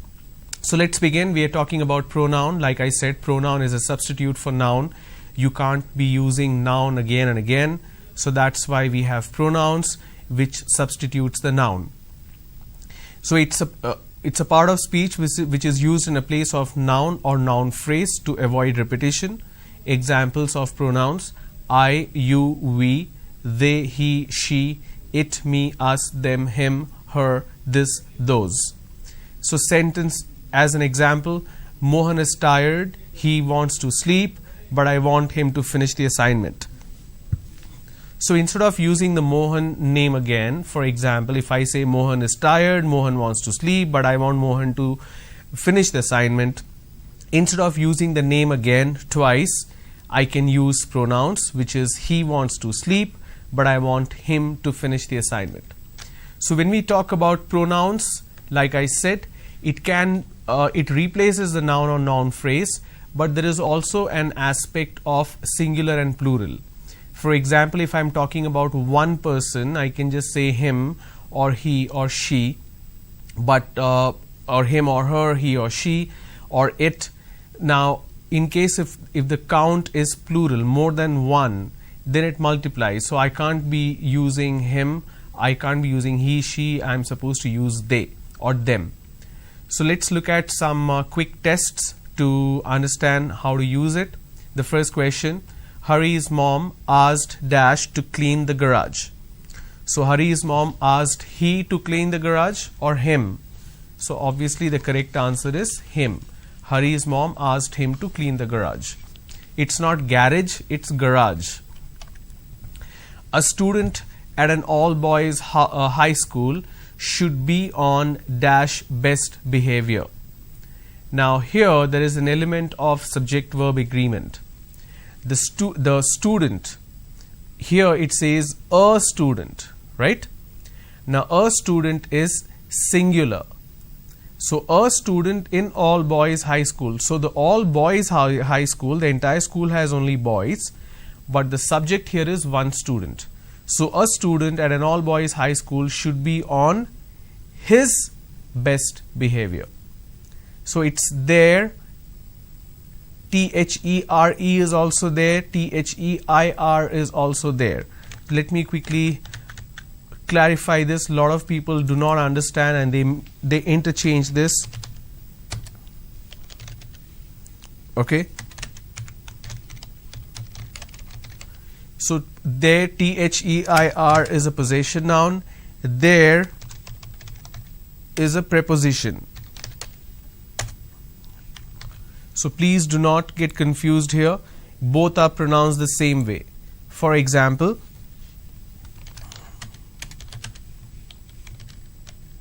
let me zoom this.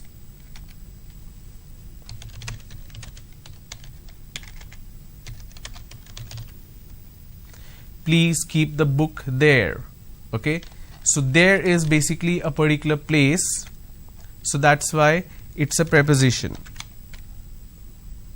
Now when I say there is THEIR, that's a possession noun.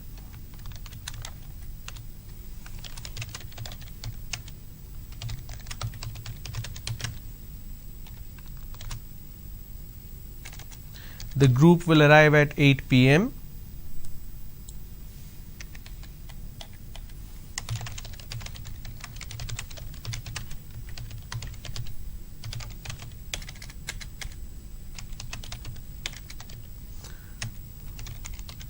And they will make their arrangement. Whose arrangement? Their arrangement.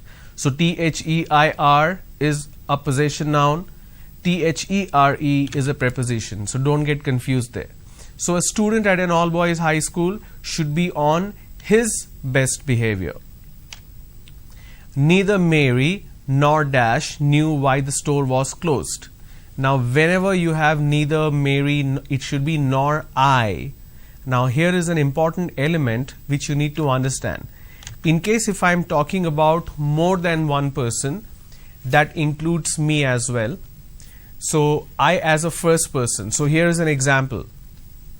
So if I am talking about 2-3 people or even 2 people, and that includes me in the list. We always make a mistake. We put ourselves in first, or we use ourselves first person as I. For example, Harsha, Subhash and me went for shopping. Now that sentence is incorrect grammatically. Let me show you why it is incorrect.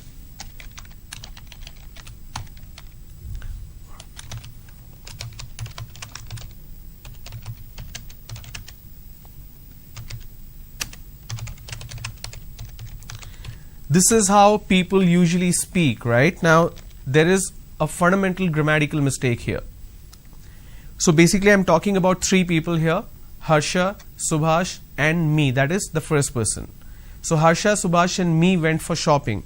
Now imagine if these two gentlemen are not in the list. Can I say me went for shopping? No, that's incorrect. Another way of making a mistake where people usually use this: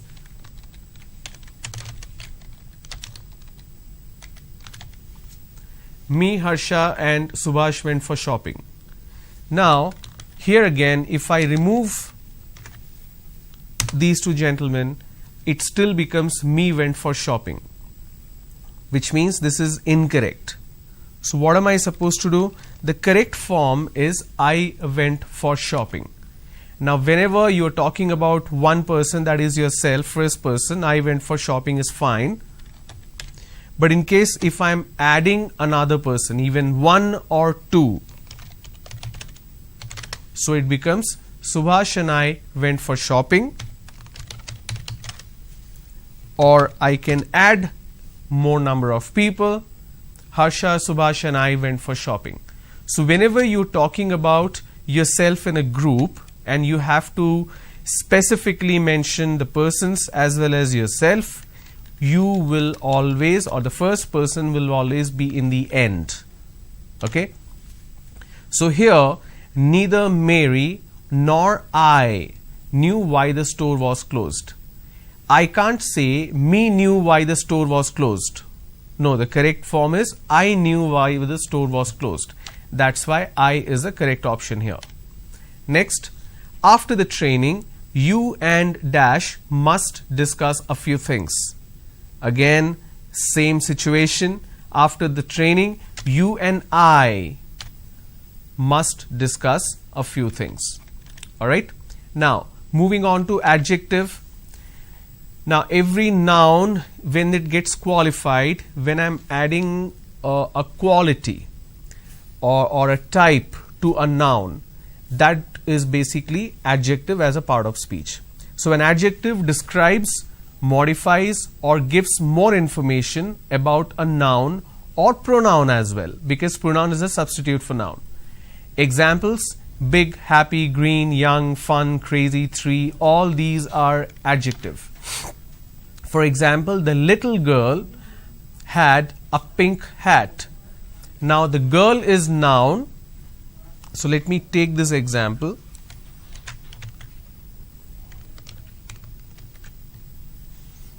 Okay.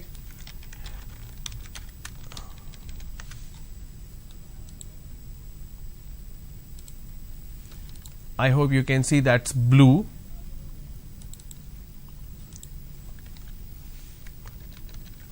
Okay.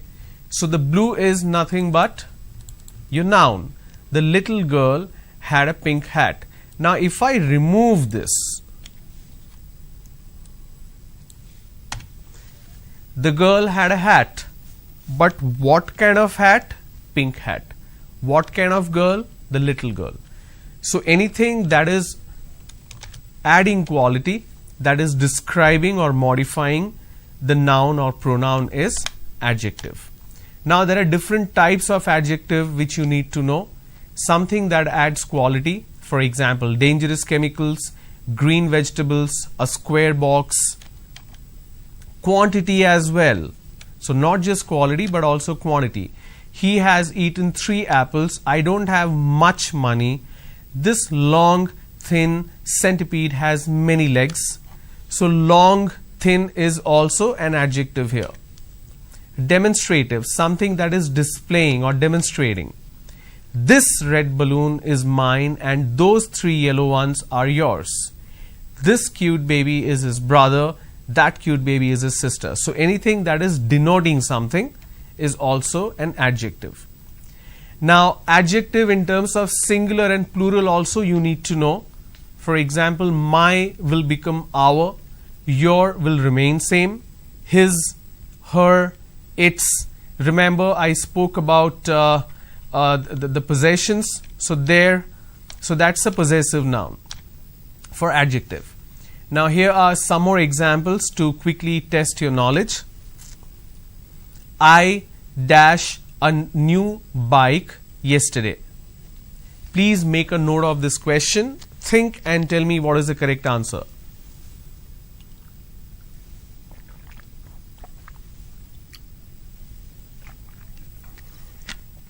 I bought a new bike yesterday.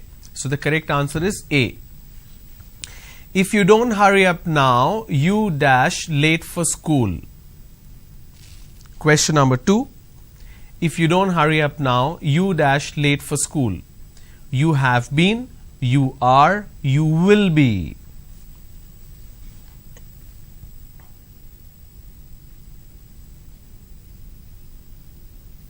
Okay, the correct answer is C, you will be.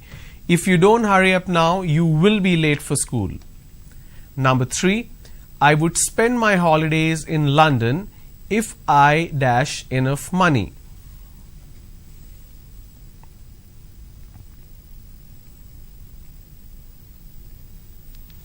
I would spend my holiday in London if I had. Now if you already have, then you will be in London. Had because you actually don't have. If I had enough money. Number 4, they dash water sports. They are not, they like not, they do not like water sports. The correct answer is C, they do not like water sports. I dash for shopping tomorrow. I will be going for shopping tomorrow. I will go for shopping tomorrow. I went for shopping tomorrow. Now, this is a matter of tense. Here, went is past tense. So, went is past tense of go. Now, tomorrow is future. So, I can't use C. A is a continuous form. I need not use that. So, B is a definite form. I will go for shopping tomorrow. Ram and his team, that's number 6. Ram and his team dash recently won a tournament. To answer this question correctly, you need to understand something called, now let me quickly explain this to you.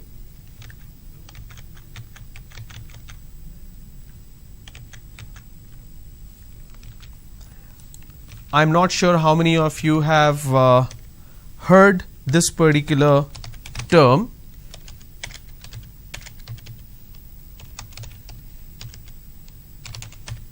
Subject verb agreement.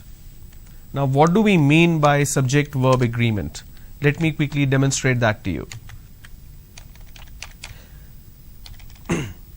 I'm going to switch over to another aspect, which is subject verb agreement. Let me see if I have created some kind of okay, here we go.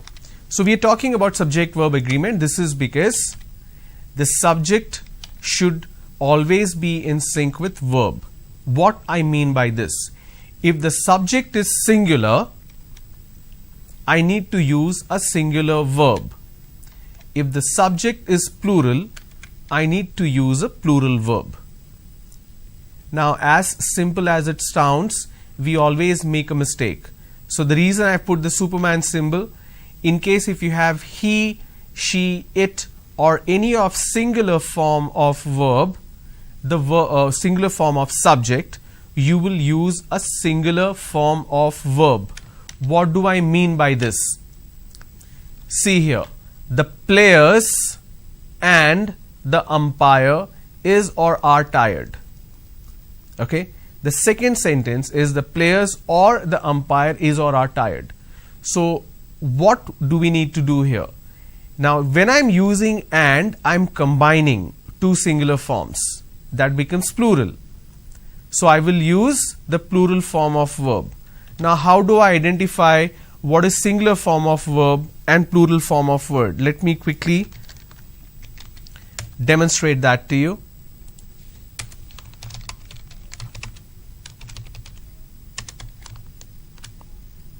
So if you want to use a singular verb, add s.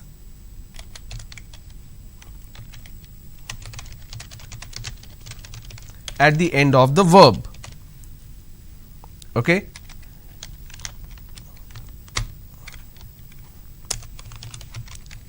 Example: plays, works, sings. Now in case if I have to use the plural form, now when I have to use a plural form, if I have to use plural form, drop the s at the end of the verb, which means if I have to talk about the same examples, I will remove the s at the end of the verb. So remember it that way. If it's a singular verb, add s. If it's plural verb, drop the s. So in case if your subject is singular, use s at the end of the verb. If the subject is plural, drop the s at the end of the verb. Okay. Let me show you some examples to help you understand this better.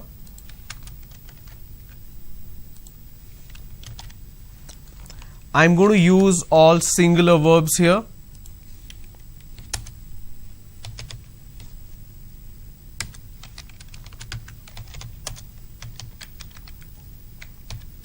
He plays cricket. She sings very well.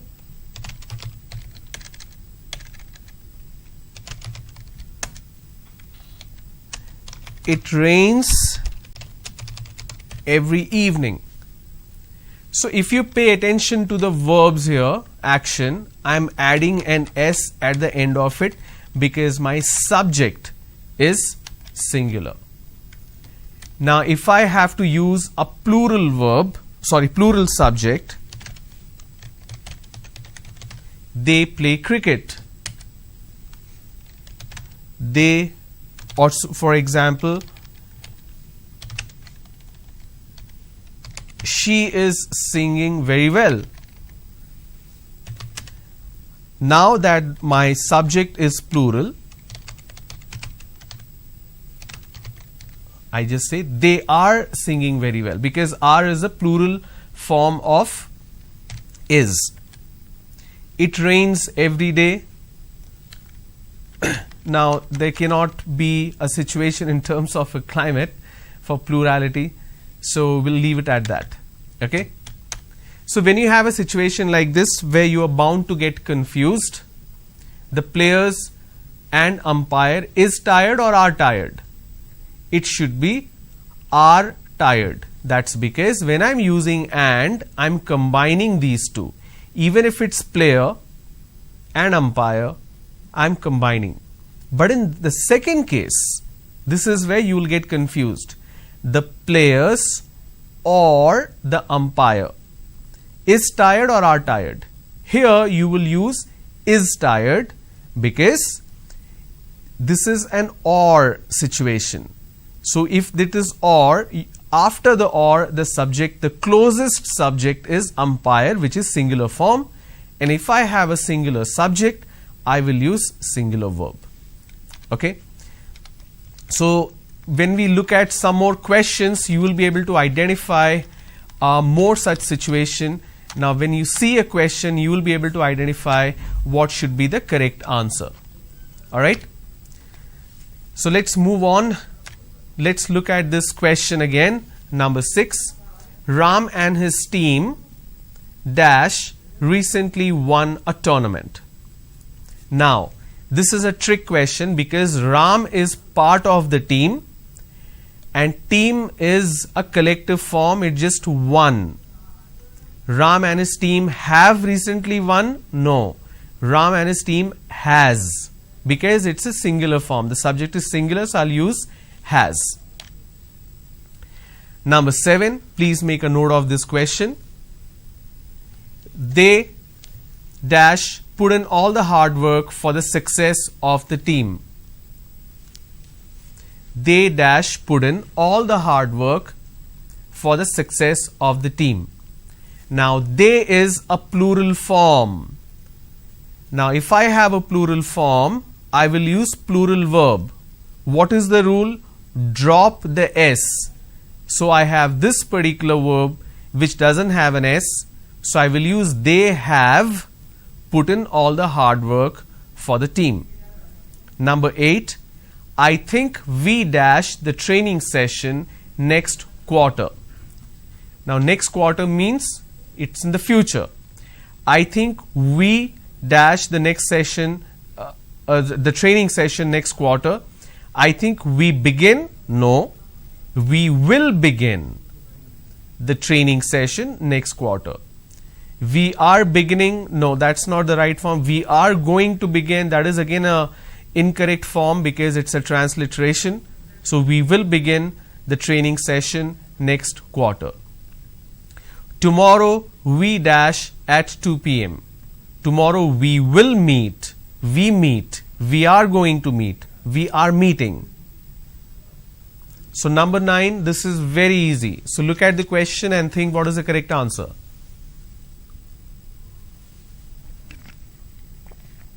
Tomorrow we will meet at 2 p.m. So, A. Could you please dash me some money? Could you please borrow me or lend me? Borrow means take from me. Lend means give me. So, could you please lend me some money?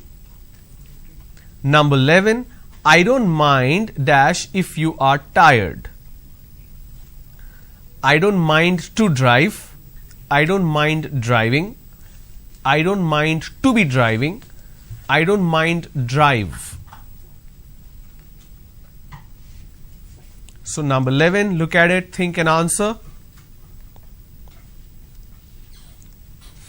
I don't mind driving if you are tired. So, option B. They arrived dash we were having dinner. They arrived while we were having dinner, when we were having dinner, during we were having dinner, for we were having dinner. So, number 12, think what is the correct answer, and meanwhile you will see the number flash on your screen 040-2354-0326 or the toll free number 1-800-425-4039. If you have any questions about the portions that's been completed so far, which is pronunciation and a little aspects of grammar, if you have any questions, please call and ask your question. I will provide you the answer. Alright. So, let's continue with number 12. They arrived while we were having dinner.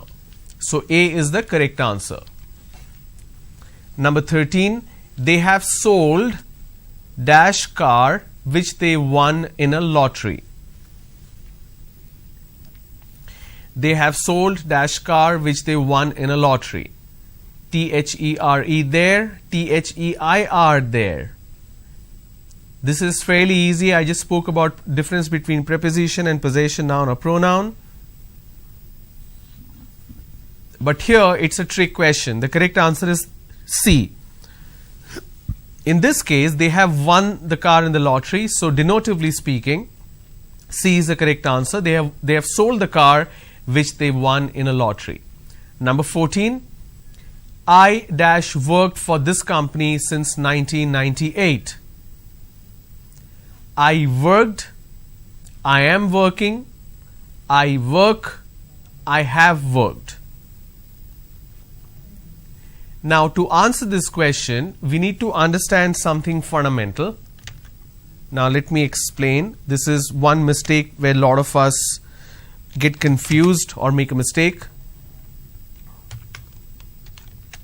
From versus since.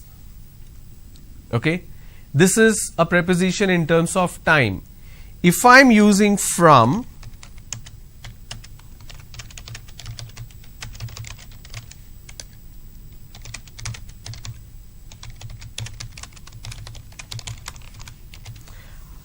I should be using from when I have specifics on when did it start and when did it end. Okay, I will use since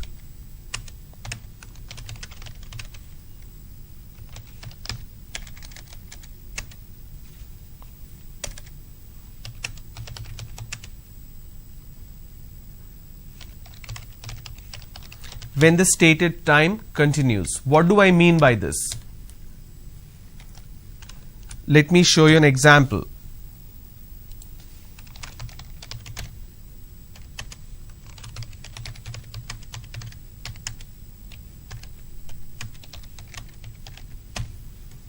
I lived in Bangalore from 2004 till 2006, which means it has ended. So I can use the word from.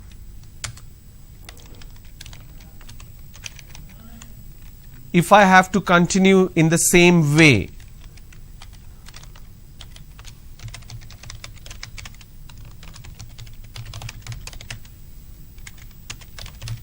I am living in Hyderabad since 10 years, which means I am still living there, which means the time is still continuing.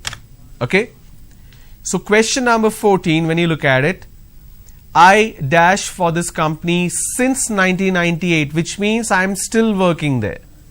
So the correct answer is B. I am working for this company since 98. Number 15, she dashed me to help her develop an IT training program. She has asked, she have asked. Can I use have? I just spoke about subject verb agreement, right? I can't use have because she is a singular form. She has asked me to help her to develop an IT training program. So option A. So verb types, verb is action. It signals an action, an occurrence or a state of being, whether mental, physical or mechanical. Verb always expresses activity, right? Anything in terms of action. Verbs in English have 4 basic parts. Now pay attention. The base form, the ing form, which is a continuous form, the past tense form, the past participle. Now something that you need to remember, we have studied all this in our school, right? We went through basic grammar in our school days, but we don't really remember the rules, but we only remember the usage. Look at it this way. There is something that has already happened, which is past. There is something which is present, a perfect present or continuous form. For example, I am talking, which means it's going on right now. Or I will talk tomorrow, that's a future tense. I spoke yesterday, and that is past tense. Any action that we are talking about, that action has to be relative to a time. Has it happened? Is it happening now? Or will it happen in the future? Okay. So keep that in mind in terms of these aspects. A verb has to be in sync with tense. Let's look at some examples. The lines are still open, so please do call. It starts with an expression, hi, I dash you in a long time. How have you been? I was seen, I saw, I haven't seen, I hadn't seen. So think and answer. What is the correct answer for question number 1?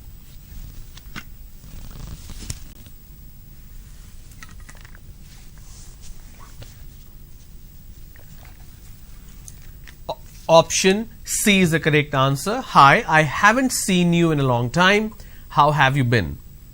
Number 2, yesterday I dashed to see my grandparents.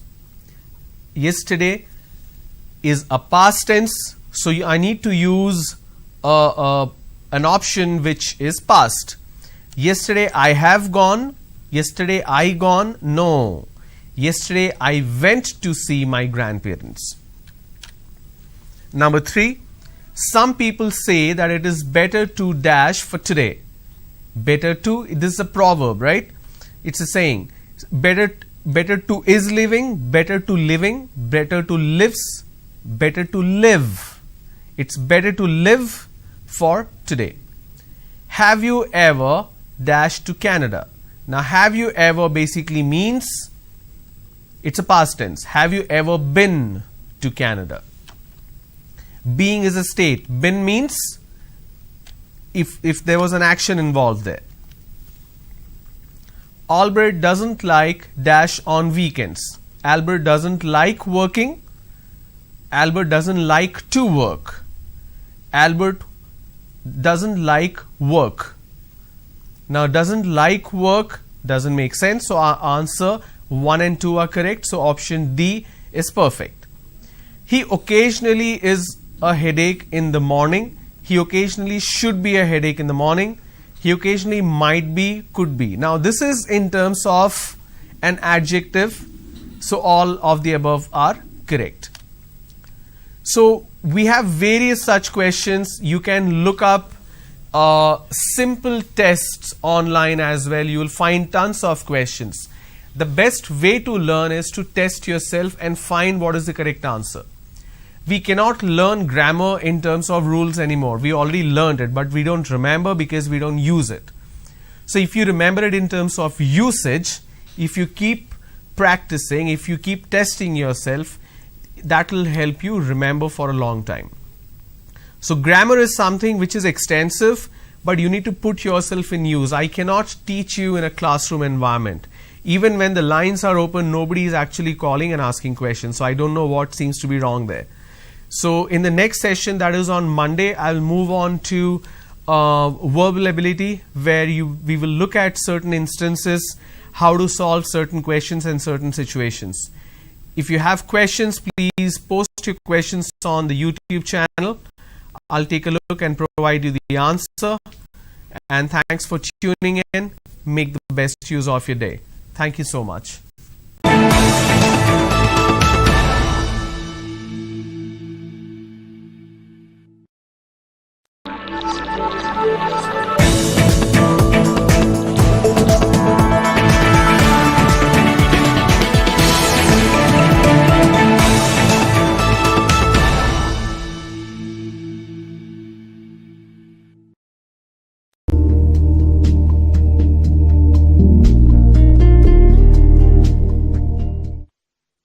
Good afternoon, everyone. Welcome to today's session. So we are continuing with the communication skill aspect for ESC.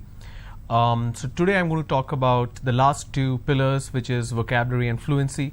So what do we mean by vocabulary? So we all have challenges when it comes to using the right word. When we are speaking in English, like I said, we are thinking in a vernacular language, translating that to English directly, but sometimes we fail to understand what words to be used precisely to meet a particular context. Say for example, if I write a particular sentence, I'm going to demonstrate the issue that we face in terms of vocabulary. So there are 2 sentences I'm going to write.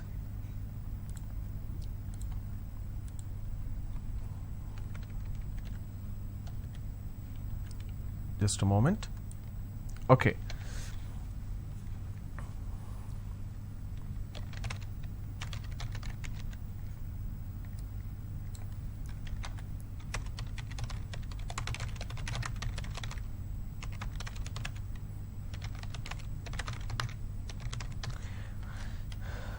The medicine, let me add has here. The medicine has expired and hence it cannot be given to a patient, right? Now, the word that I'm going to talk about here is expired. We end up using this word in some other context as well. For example, if I say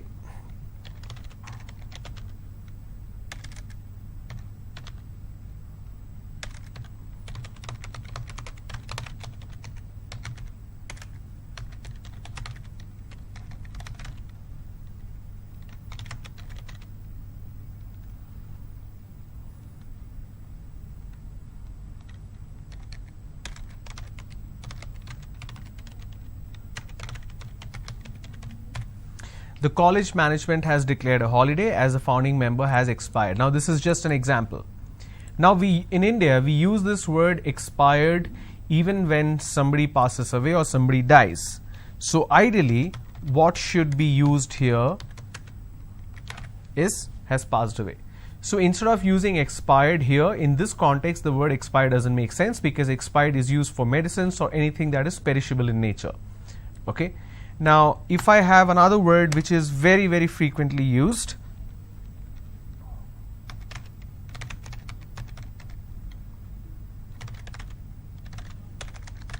it is compulsory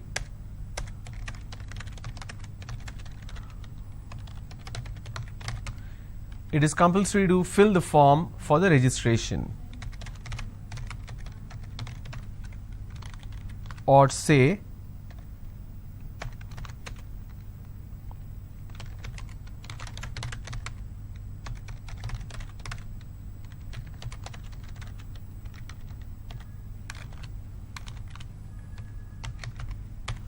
"75% attendance is compulsory to attend the exam. It is compulsory to fill the form for the registration." Now what is happening here is I am using the same word in both the sentences. I can have few more examples. For example,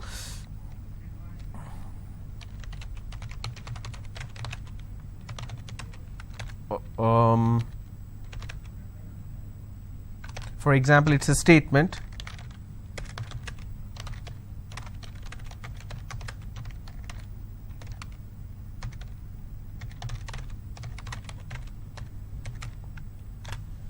"Please wait, the doctor will compulsory come by 5 p.m. So I'm using the same word in 3 different contexts. Now, as per the rule of vocabulary, I need to look at the context as well. So here, the correct word is mandatory. 75% attendance is mandatory to attend the exam. "Please wait, the doctor will surely come by 5 p.m. Or let me try another sentence.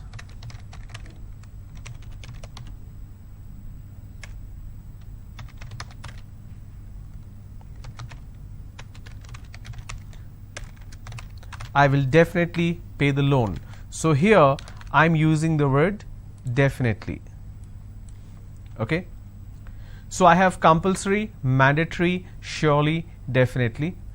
Instead of using these 3 words, we end up using the word compulsory again and again. So that's exactly what vocabulary is all about. A set of words within a language that are familiar to the person. The word bank, synonyms and antonyms that you are aware of.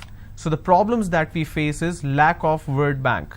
For example, in this particular situation, I had 3 other words, but instead of using that, I keep on using the word compulsory. So that is because there is a lack of word bank, lack of synonyms or substitute words, not knowing what is the context I am using it for, lack of reading and writing practice, comprehension of common words. Now this comprehension of common words is a very, very big factor why we lack vocabulary, why we do not understand what words to be used when we are speaking. We hear words but we do not understand the meaning of it. Or we hear we see something but we don't know what is the word for it. Say for example, the word oracle, O-R-A-C-L-E. You ask anyone what do you mean by oracle, they will say it's the name of a company. But it also has a meaning.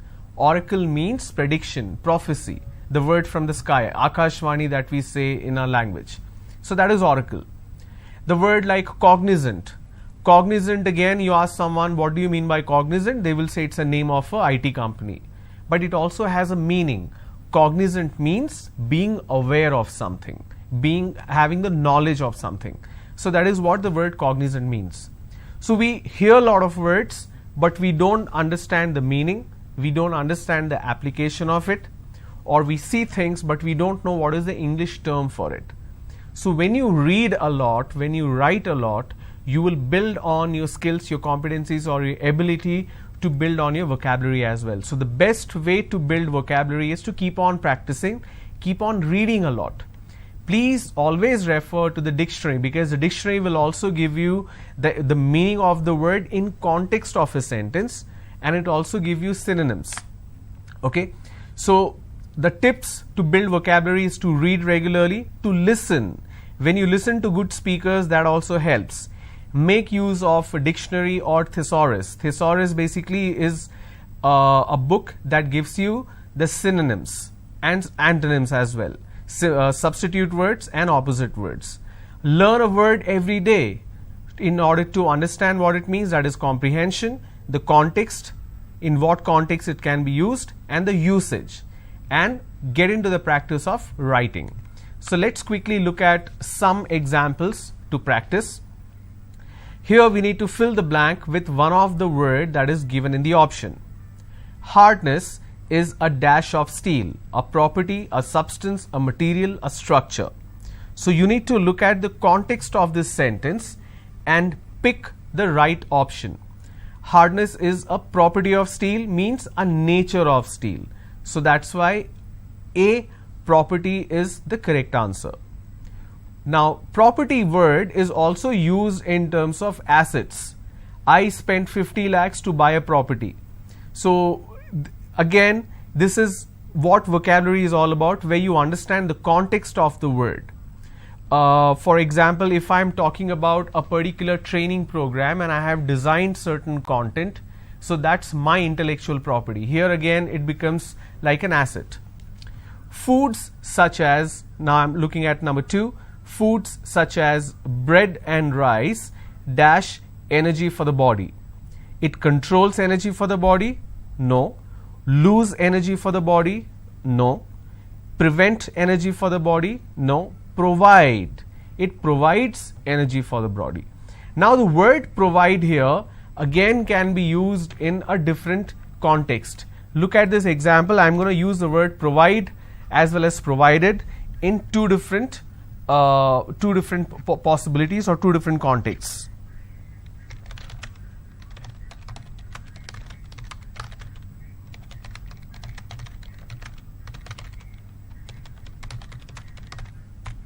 Please provide your contact details so that I can register you. Means please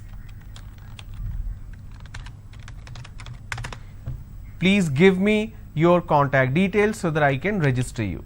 Now, I can use the word provide or provided in another context.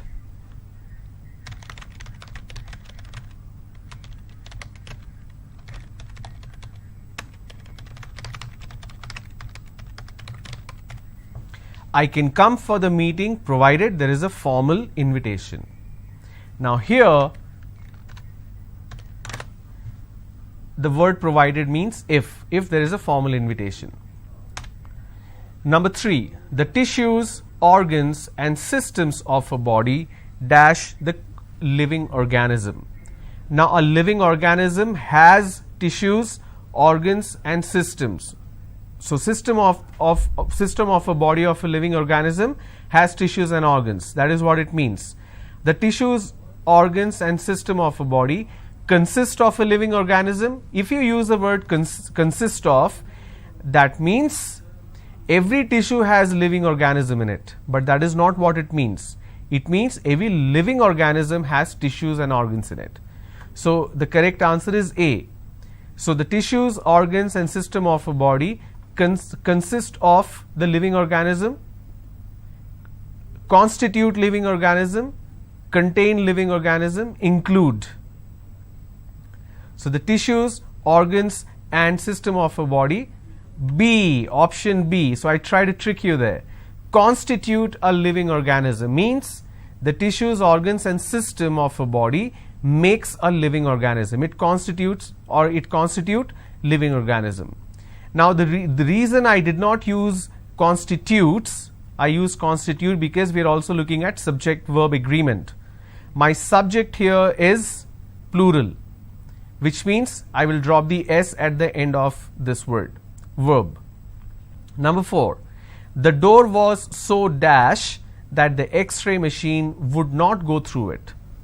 The door was so thin, so close, so minor, so narrow. Now what word can I use here? Thin, close, minor, narrow.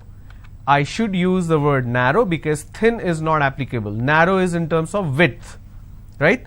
So the door was so narrow that the X-ray machine would not go through it. Before Muhammad repaired the engine, he dashed it carefully. He recognized it, he examined it, he saw it, he cited it. Now this is fairly easy, just think and answer. Before Muhammad repaired the engine, he examined it carefully. So option B. The upper part of the leg is called jaw, scalp, thigh, ankle. Now jaw is not an answer because it's on the face, scalp is on the head, we are talking about the leg. So the upper part is ankle? No, ankle is the lower part. Upper part is the thigh. The upper part of the leg is called the thigh. Number 7. For good health, everyone needs dash exercise. Almost exercise, inadequate exercise, excessive exercise, sufficient exercise. For good health, everyone needs sufficient. Option D, sufficient exercise. In the alphabet, the letter B dash the letter A. Letter B follows letter A, ascends, precedes, comes.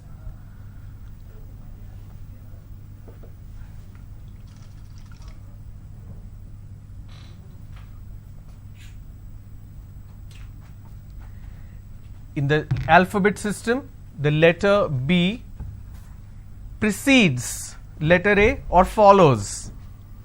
It should be follows because it's after. Precede means before, pre. So precedes is before, follows is after. Number 9, the river has been seriously contaminated. What you need to do here, you need to replace the underlined word with one of the options. The river has been seriously contaminated, dried up, diverted, polluted, obstructed. What do we mean by contamination? Contamination means pollution. So the river has been seriously contaminated. That means it's been polluted. Number 10, oil dash friction between moving parts so that they can move more easily. Oil dash friction between moving parts so they can move more easily. It permits friction, reduces friction, releases friction, and protects friction.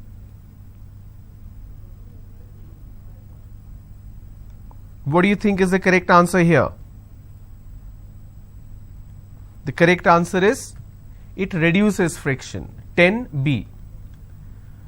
What do the experts forecast? What do we mean by forecast? To deny, to declare, to prefer, to predict. It's option D, predict. Forecasting means prediction. The markings on the thermometer make a scale, make extremes, a reading, a grid. So thermometer has markings, right? What do you do with it? You read. It makes a reading. So 12C. Some questions on synonyms and antonyms for you. Synonym of brief. Synonym means similar word. Synonym of brief. Limited, small, little, short. Now little and small is in terms of size. Here it's brief. That means option D is the answer. 13D, synonym of brief is short. Synonym of embezzle.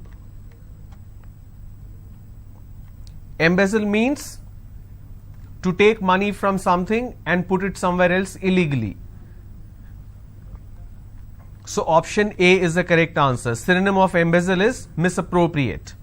We keep reading, right? Misappropriation of fund, embezzlements of fund by politicians, by CEOs, CFOs.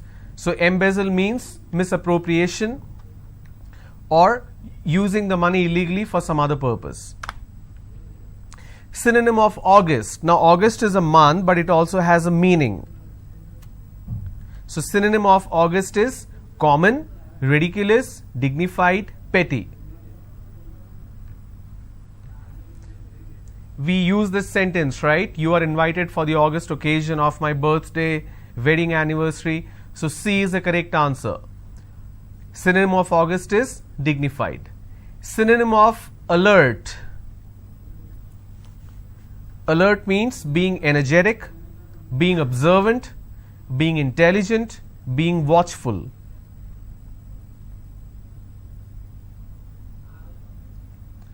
Alert means being watchful. Observe means you are just observing but not taking any action. Watchful means you watch and then take an action. That's alert. Synonym of reckless. This is very easy.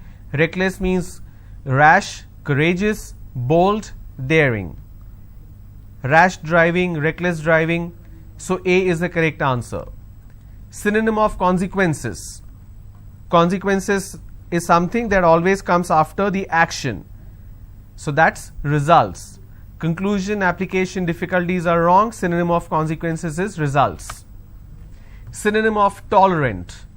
Tolerant means like-minded, open-minded, close-minded, arrogant. The correct answer here is open-minded. Tolerant means you accept anything which is other than what your belief system is. Synonym of abundant. Now I need to show you something.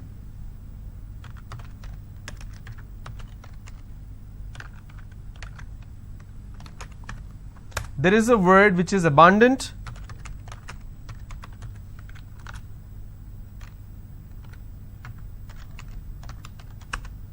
and there is a word which is abundant. Just a moment, I need to change the spelling, okay?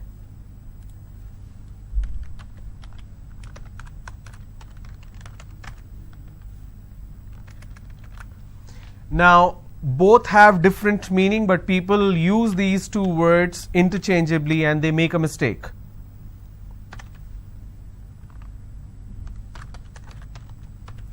Abundant means excess. So synonym of abundant is ripe, cheap, plenty, absent. So C is the correct answer, plenty or excess.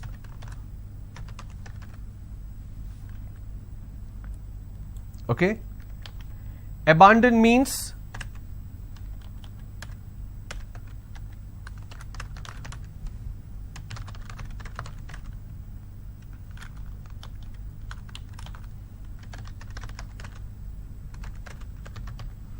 to leave without providing any help. For example, I'm just going to give you examples here.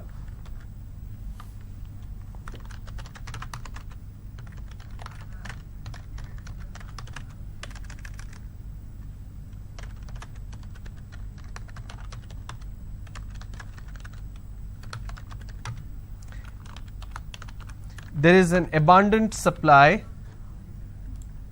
of fertilizers for the farmers, which means excess or more than what is required, plenty. Now abundant, let me give you example for that.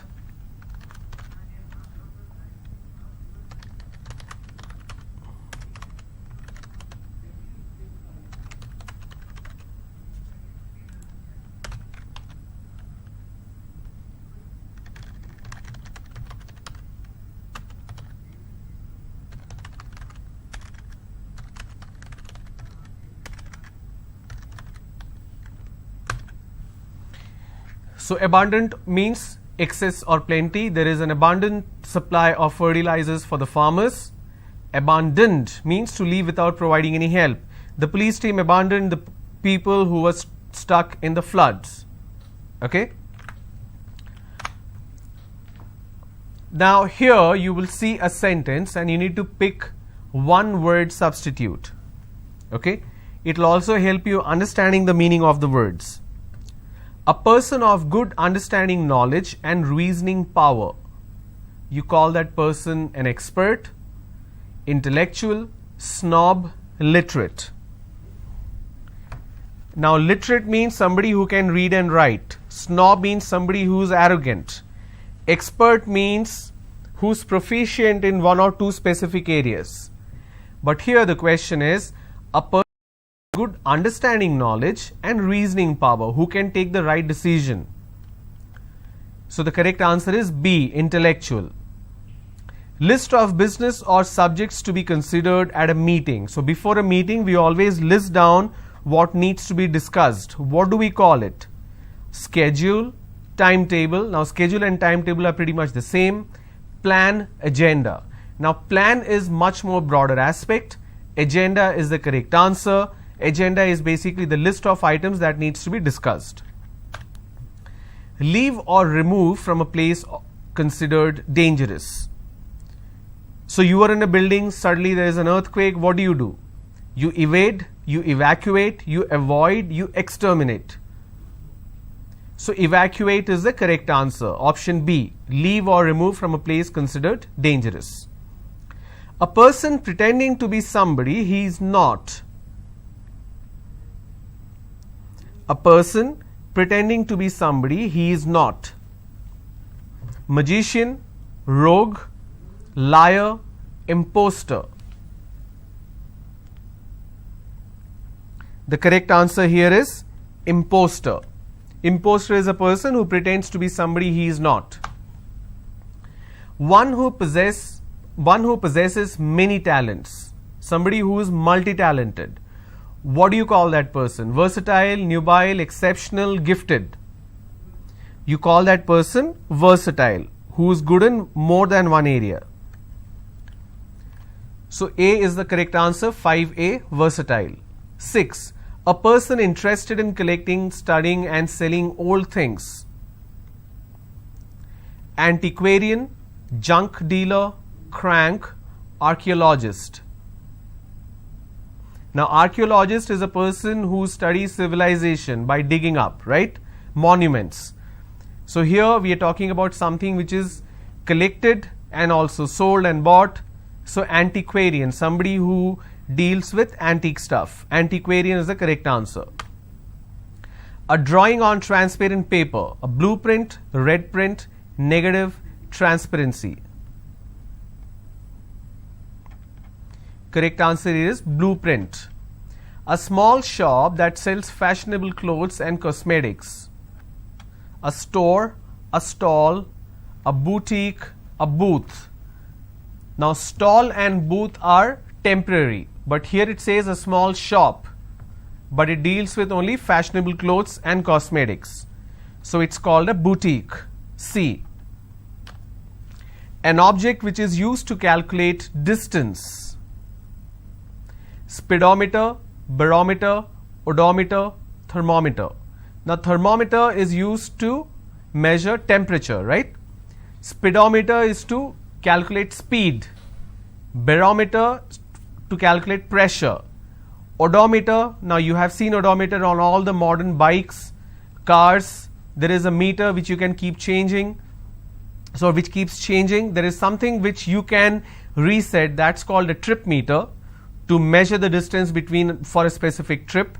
Odometer is the numbers which keeps scrolling, right? So that's odometer.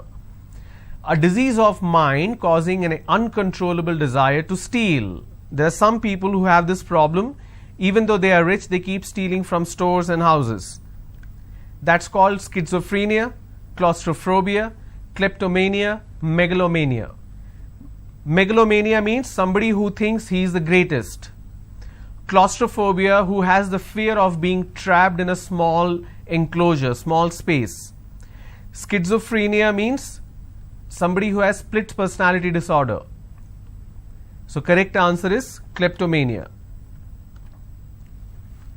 Now again, there are some more synonyms for you. Hesitated means stopped, paused, slowed, postponed. Now when you hesitate, you're doing something, You hesitate but you still do it, right? Hesitate means you pause for a while. So pause is the correct answer. Neutral. Neutral means unbiased, non-aligned, undecided, indifferent. The correct answer is A. Neutral means unbiased. Feeble. Feeble means weak, vain, arrogant, sick. Feeble means weak. Now, don't make a mistake between W-E-A-K and W-E-E-K.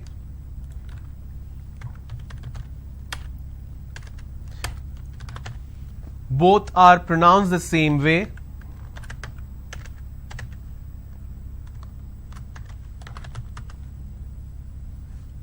A week is basically 7 days.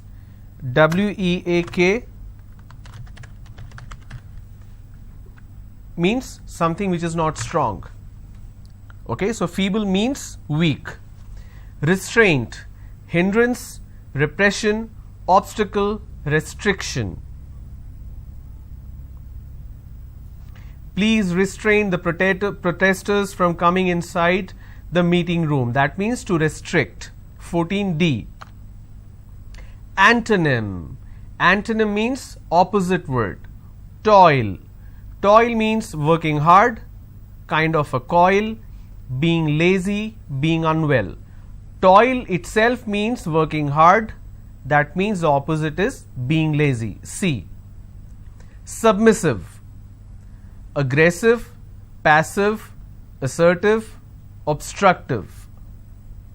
Submissive means somebody who accepts everything anybody else says.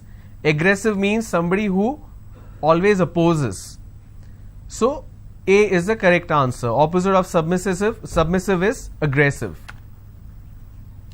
Choose the word which best expresses the meaning of the word shallow.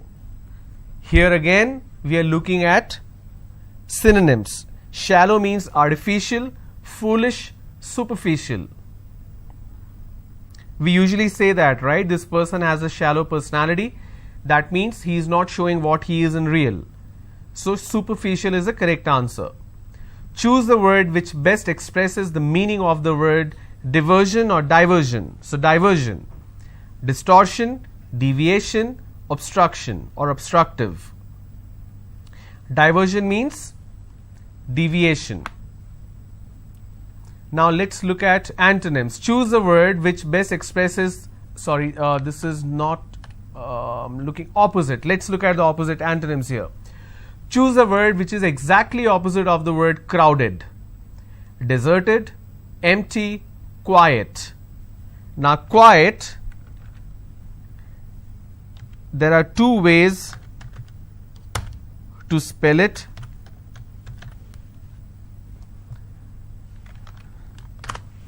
Quiet means little or some. Quiet means silence. Q-U-I-E-T is pronounced as quiet. Quiet means Q-U-I-T-E. So, choose the word which exactly opposite of the word crowded means deserted. Deserted means there is nobody there.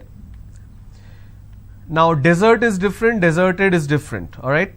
Choose the word which is exactly opposite of the word flimsy. Flimsy means something which is not meaningful. So, meaningful is the right word here. Opposite of confess, deny, refuse, contest. Confession, what do we mean by confession? When we accept our mistake. So, we deny, refuse. Refuse is different, deny is different, okay? So, deny is the correct answer.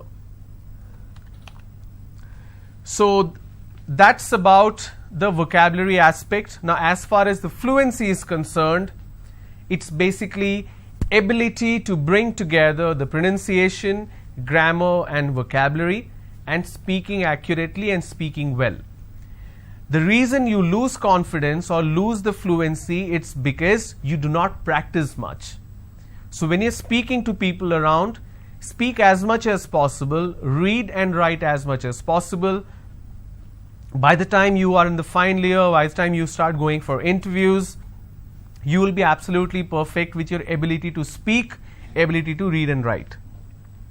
The best way to learn is to practice, to speak to people, to keep reading and writing every day. Try to hear something every day, maybe 15 minutes or 20 minutes on YouTube channel. Try to listen to different kind of speech, watch some interesting programs in English. If any word you come across which you do not know the meaning of, try looking it up in the dictionary and start using those words. That's the best way you can learn these words. Alright, so I hope this was helpful. Feel free to post your comment on the comment section on the YouTube channel. I'll take a look and provide you with the answer. Have a great day. I'll see you again. Bye-bye.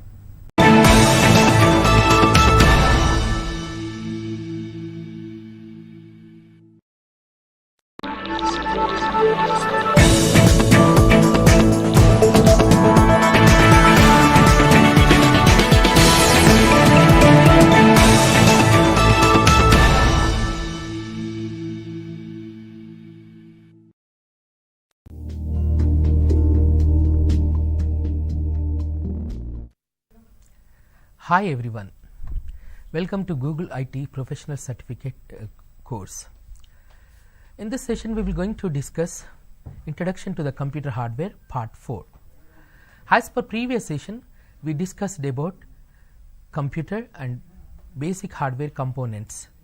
Under that components, first component is processor, second component is primary storage devices, third component is motherboard. The motherboard, what is motherboard? Motherboard is a main circuit board which is used to connect physical devices and hardware components.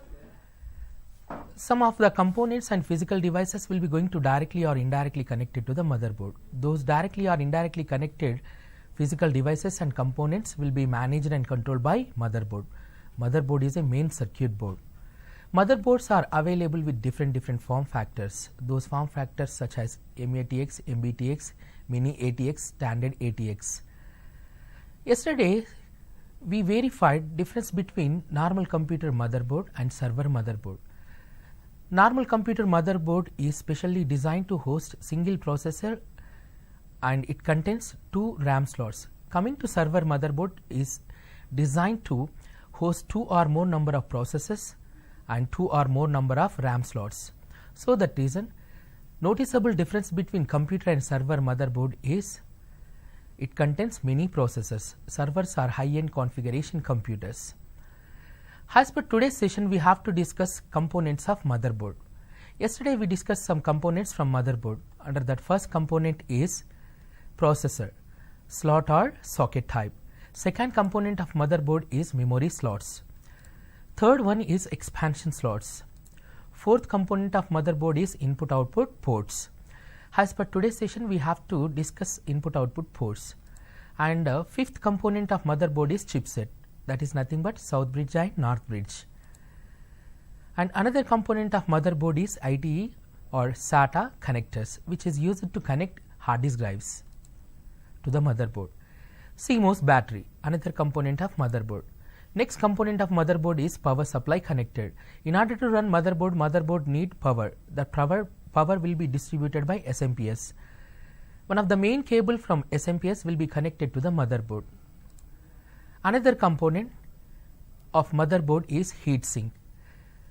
Processor on motherboard will be going to cover with aluminum metal panel. That panel is generally called as a heatsink, which is used to reduce the temperature from processor. Last component of motherboard is front panel connectors. Front panel connectors is nothing but power on button or else restart button or else front side USB connectors. These are generally called as a front panel connectors. This is yesterday's session. As per today's session, we have to discuss input output ports and expansion slots. Everybody look at screen. You can able to see the expansion or reserve slots. Expansion or reserve slots is one of the component of motherboard which is used to extend graphic processor on computer or else graphic card on processor. There are 2 types of expansion or reserve slots are there. Number 1, PCI Express and another one is PCI. PCI stands for Peripheral Component Interconnect. One more type of expansion slot is PCI Express, Peripheral Component Interconnect Express. PCI Express slot size is very small compared with PCI. These two slots are generally used to extend computer video adapter. On the screen you can able to identify two types of slots. These white color slots are generally called as a PCI Express, PCI cards, and blue color slot is generally called as a PCI Express. These are the expansion and reserve slots, one of the component of motherboard.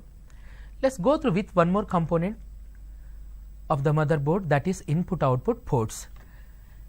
In computer motherboard, in normal computer motherboard, it contains a number of input output ports. Under that first component is USB 2.0. Just give me 1 minute.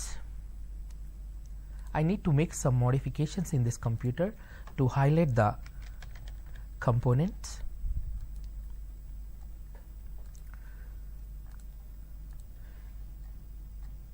Thank you for your great patience. Look at screen.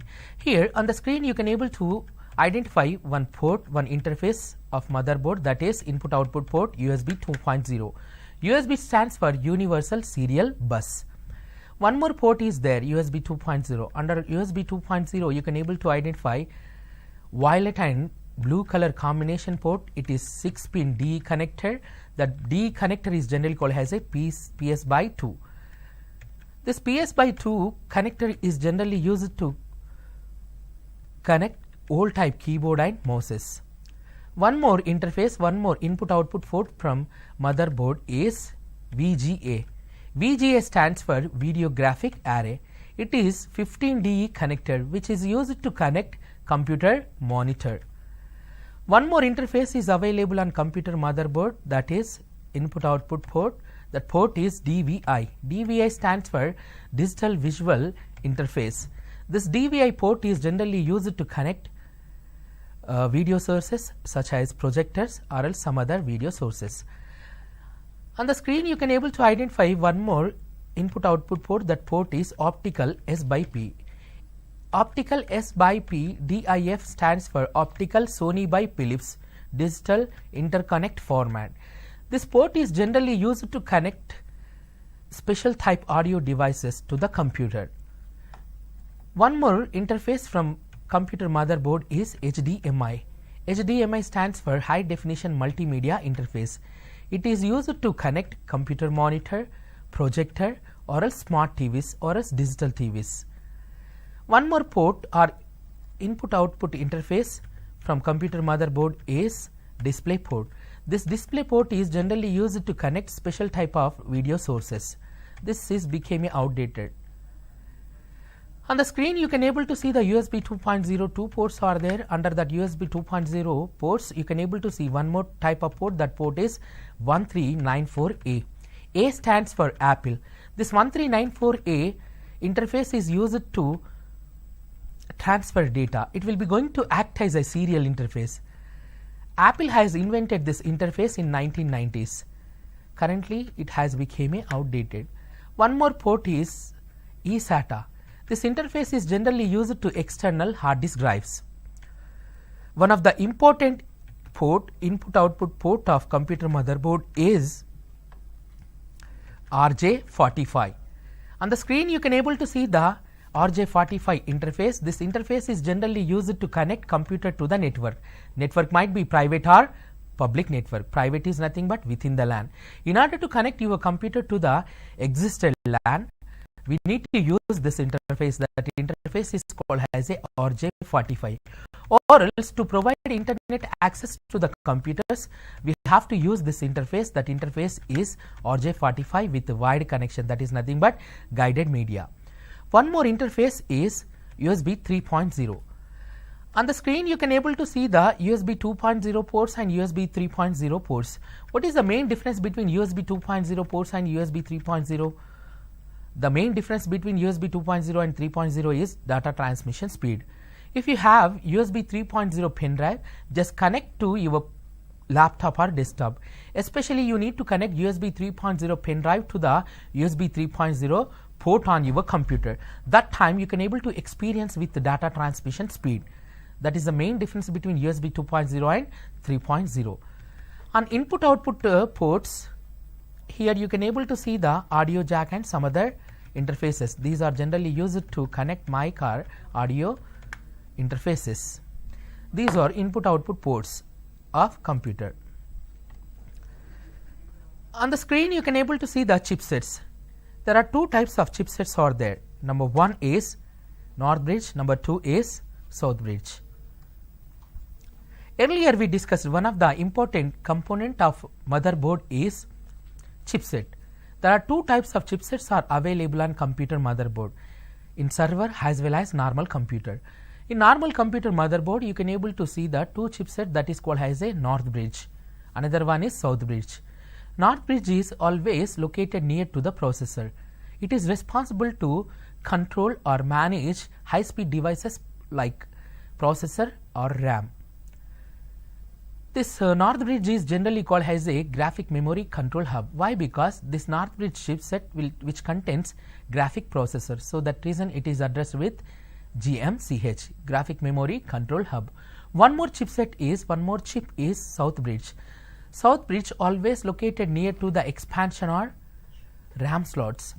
The main purpose to using South Bridge on computer motherboard is to manage and control low speed devices such as input output devices or else expansion or reserve slots. For example, if I connected USB pen drive to my computer, that connected USB pen drive will be going to managed and controlled by South Bridge. So that reason the South Bridge is called as a input output control hub, IO piece. On the screen you can able to identify North Bridge. It controls the processor and RAM, high speed devices. It placed near to the processor. It also contains graphic processor. So that reason it is called as a graphic memory control hub, GMCH. One more chipset on motherboard, South Bridge. It controls low speed devices like input output ports devices and slots, expansion or reserve slots. It placed near to the slots. Which slots? Expansion or RAM slots. It is also called as a IOCH, input output control hub. These are the two types of chipsets which are available on computer motherboard. One more component of motherboard is CMOS battery.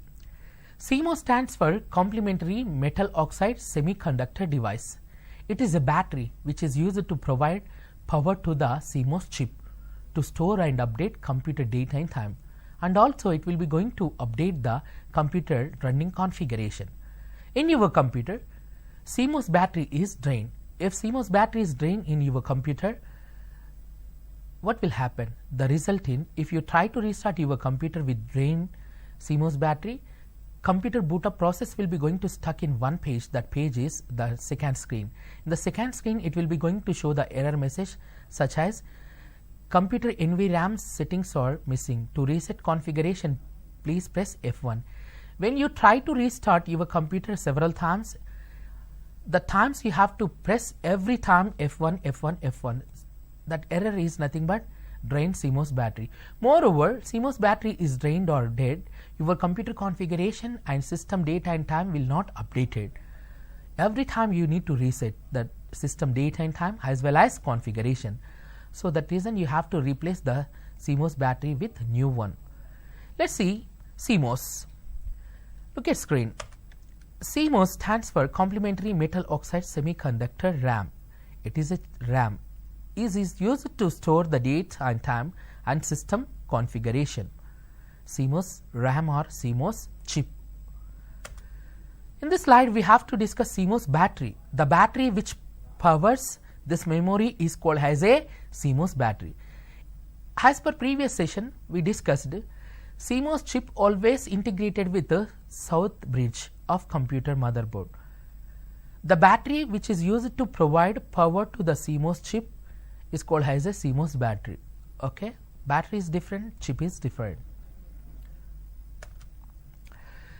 Look at screen. On the screen you can able to see the one more component.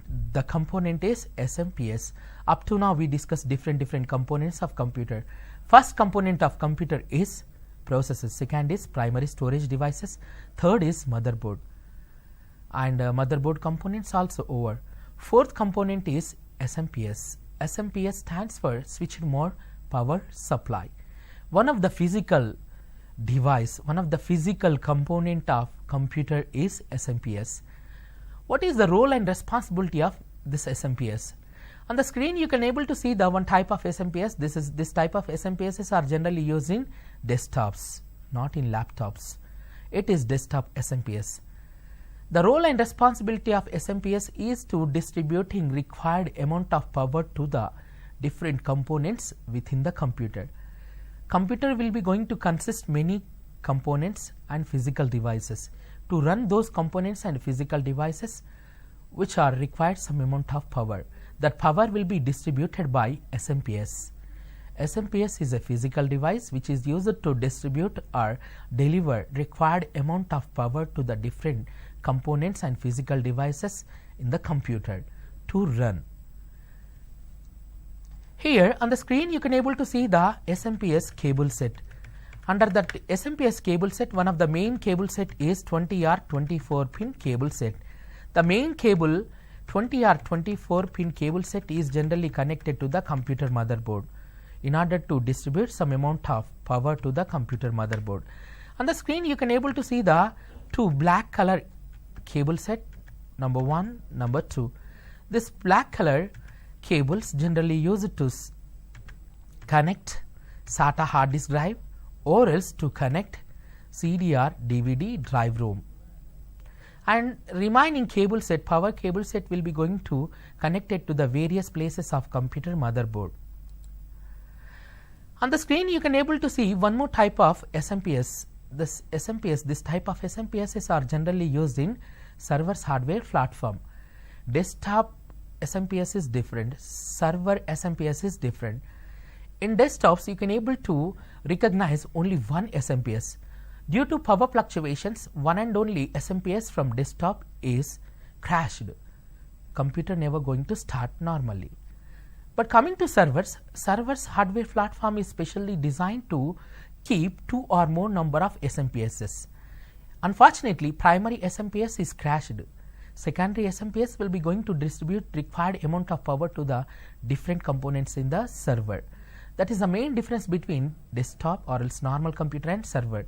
Normal computer hardware platform is specially designed to connect only single SMPS. Server hardware platform is specially designed to maintain 2 or more number of SMPSs. If primary SMPS is crashed due to power fluctuations, secondary SMPS will be going to provide required amount of power to the different components in the server. That is the advantage of server hardware platform. On the screen here you can able to see the SMPS. The SMPS size is very small, but coming to desktop SMPS size is very large. Here one of the troubleshooting step to check the performance of SMPS. Especially to check the performance of SMPS, we have to use U-shaped pin or U-shaped cable. For example, I have a SMPS. Currently I am not using n number of SMPSs, those are presented in storeroom. I would like to connect one of the SMPS to the computer. In order to connect SMPS, first you need to check the performance of SMPS. How to check performance of SMPS, whether SMPS is working properly or not, how to check it out. Especially desktop SMPSs contains SMPS fan, right? Just give the power supply to the SMPS and take the main power cable from SMPS, that is nothing but on the screen. Here you can able to see the 20 or 24 pin connector which is used to connect motherboard to distribute required amount of power. On SMPS main power cable set, one of the cable set is 20 or 24 pin cable set. In the cable set you can able to identify only one green color cable that is available on lock side. On the lock side, fourth cable is green color. In the total cable set you can able to identify only one green color cable. That cable is available on lock side. Okay, take U-shaped cable and connect one of the end to the green cable and connect second end to the outside other side black color cable, any black color. Connect green color cable to other side black color cable. Better to connect other side third black color cable and give the power supply. At the time SMPS fan is rotating, half of the SMPS performance is good. How to check full functionality of SMPS? In order to check full functionality of SMPS, we need to connect the SMPS to the particular desktop and restart your computer. If your computer is restarted normally with the help of replaced SMPS, that time SMPS is working fine.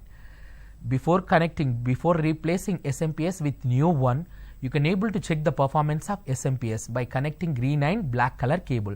On lock side green color cable, on other side third black color cable by using U-shaped cable, okay, and give the power supply and check the SMPS fan is rotating or not. If it is rotating, half of the performance from the SMPS is good.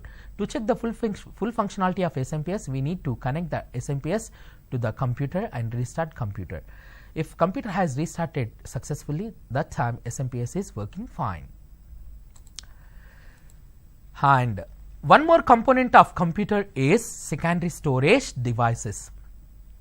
On the screen you can able to see the one more component of computer is secondary storage devices. I need some clarification from you. What is the use of secondary storage devices from computer? Already computer is running with primary storage such as RAM or ROM. Why computer will be going to use as secondary storage devices? The main purpose to using secondary storage devices on computer is to store computer OS or else use as personal data. The secondary storage is furtherly classified into different types. That is nothing but secondary storage devices are different types. Number one is magnetic storage devices. Best example to understand magnetic storage devices is hard disk drive, HDD. One more example to understand magnetic storage device is tape drives. Generally, tape drives are used to take a backup of users' personal data in servers. It looks like a cassette, VCR or VCP cassette. Size is very small. Okay, the reel which contains magnetic coating is called as a tape drive. Tape drives are used to take a backup of users' personal data in servers only, not in normal computers. In laptops or desktops, commonly you can able to identify secondary storage devices such as HDD, hard disk drives. Let's see one more type of secondary storage device, that is optical storage device. Best example to understand optical storage devices are compact disc, CD. One more is digital versatile disc, that is called as a DVDs. One more optical storage device type is Blu-ray disc, BRD disc, used to play the games or used to store huge amount of data. The main difference between CD and DVD and BRD is data reading and writing. That is nothing but data accessing and modification is very fast in BRDs and DVDs compared with CDs. Okay, and we can able to store huge amount of data from BRDs or else DVDs. This is second type of storage, secondary storage devices. Third type of secondary storage devices which can be used in computers is flash storage devices. Flash storage devices or pen drives. Pen drives is nothing but flash storage, USB pen drives. And one more is memory card. Memory card is nothing but SD cards. Commonly in our phones, to extend internal memory, we will going to use one special type of chip. That chip is SD card or else memory chip card, that is called as a memory card or SD cards.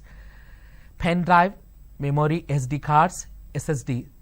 SSD is nothing but it is a type of hard disk drive, but it will be going to maintain storage type is flash storage, solid state drive, SSHD, solid state hybrid drive.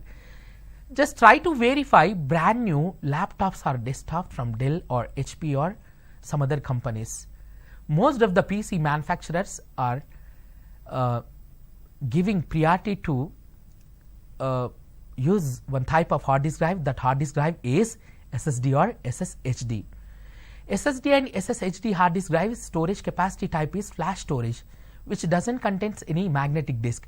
But coming to normal hard disk drive, HDDs, those hard disk drives such as IDE hard disk drives, HD SATA hard disk drives, SCSI, SAS, this type of hard disk drives contains magnetic disk. The disk will be going to rotate itself. the measurement of the number of spinnings of magnetic disk is generally called as a RPM speed, revolution per minute. The data reading and writing, such as data accessing and modification, is depends on number of spinnings or rotations of magnetic disk on HDD. That will be going to measures with RPM speed, revolution per minute. But one special type of hard disk drive, that is SSD or SSHD, which doesn't contains any magnetic disk. It is latest type of secondary storage device, which is SSD. SSD hard disk performance is very fast.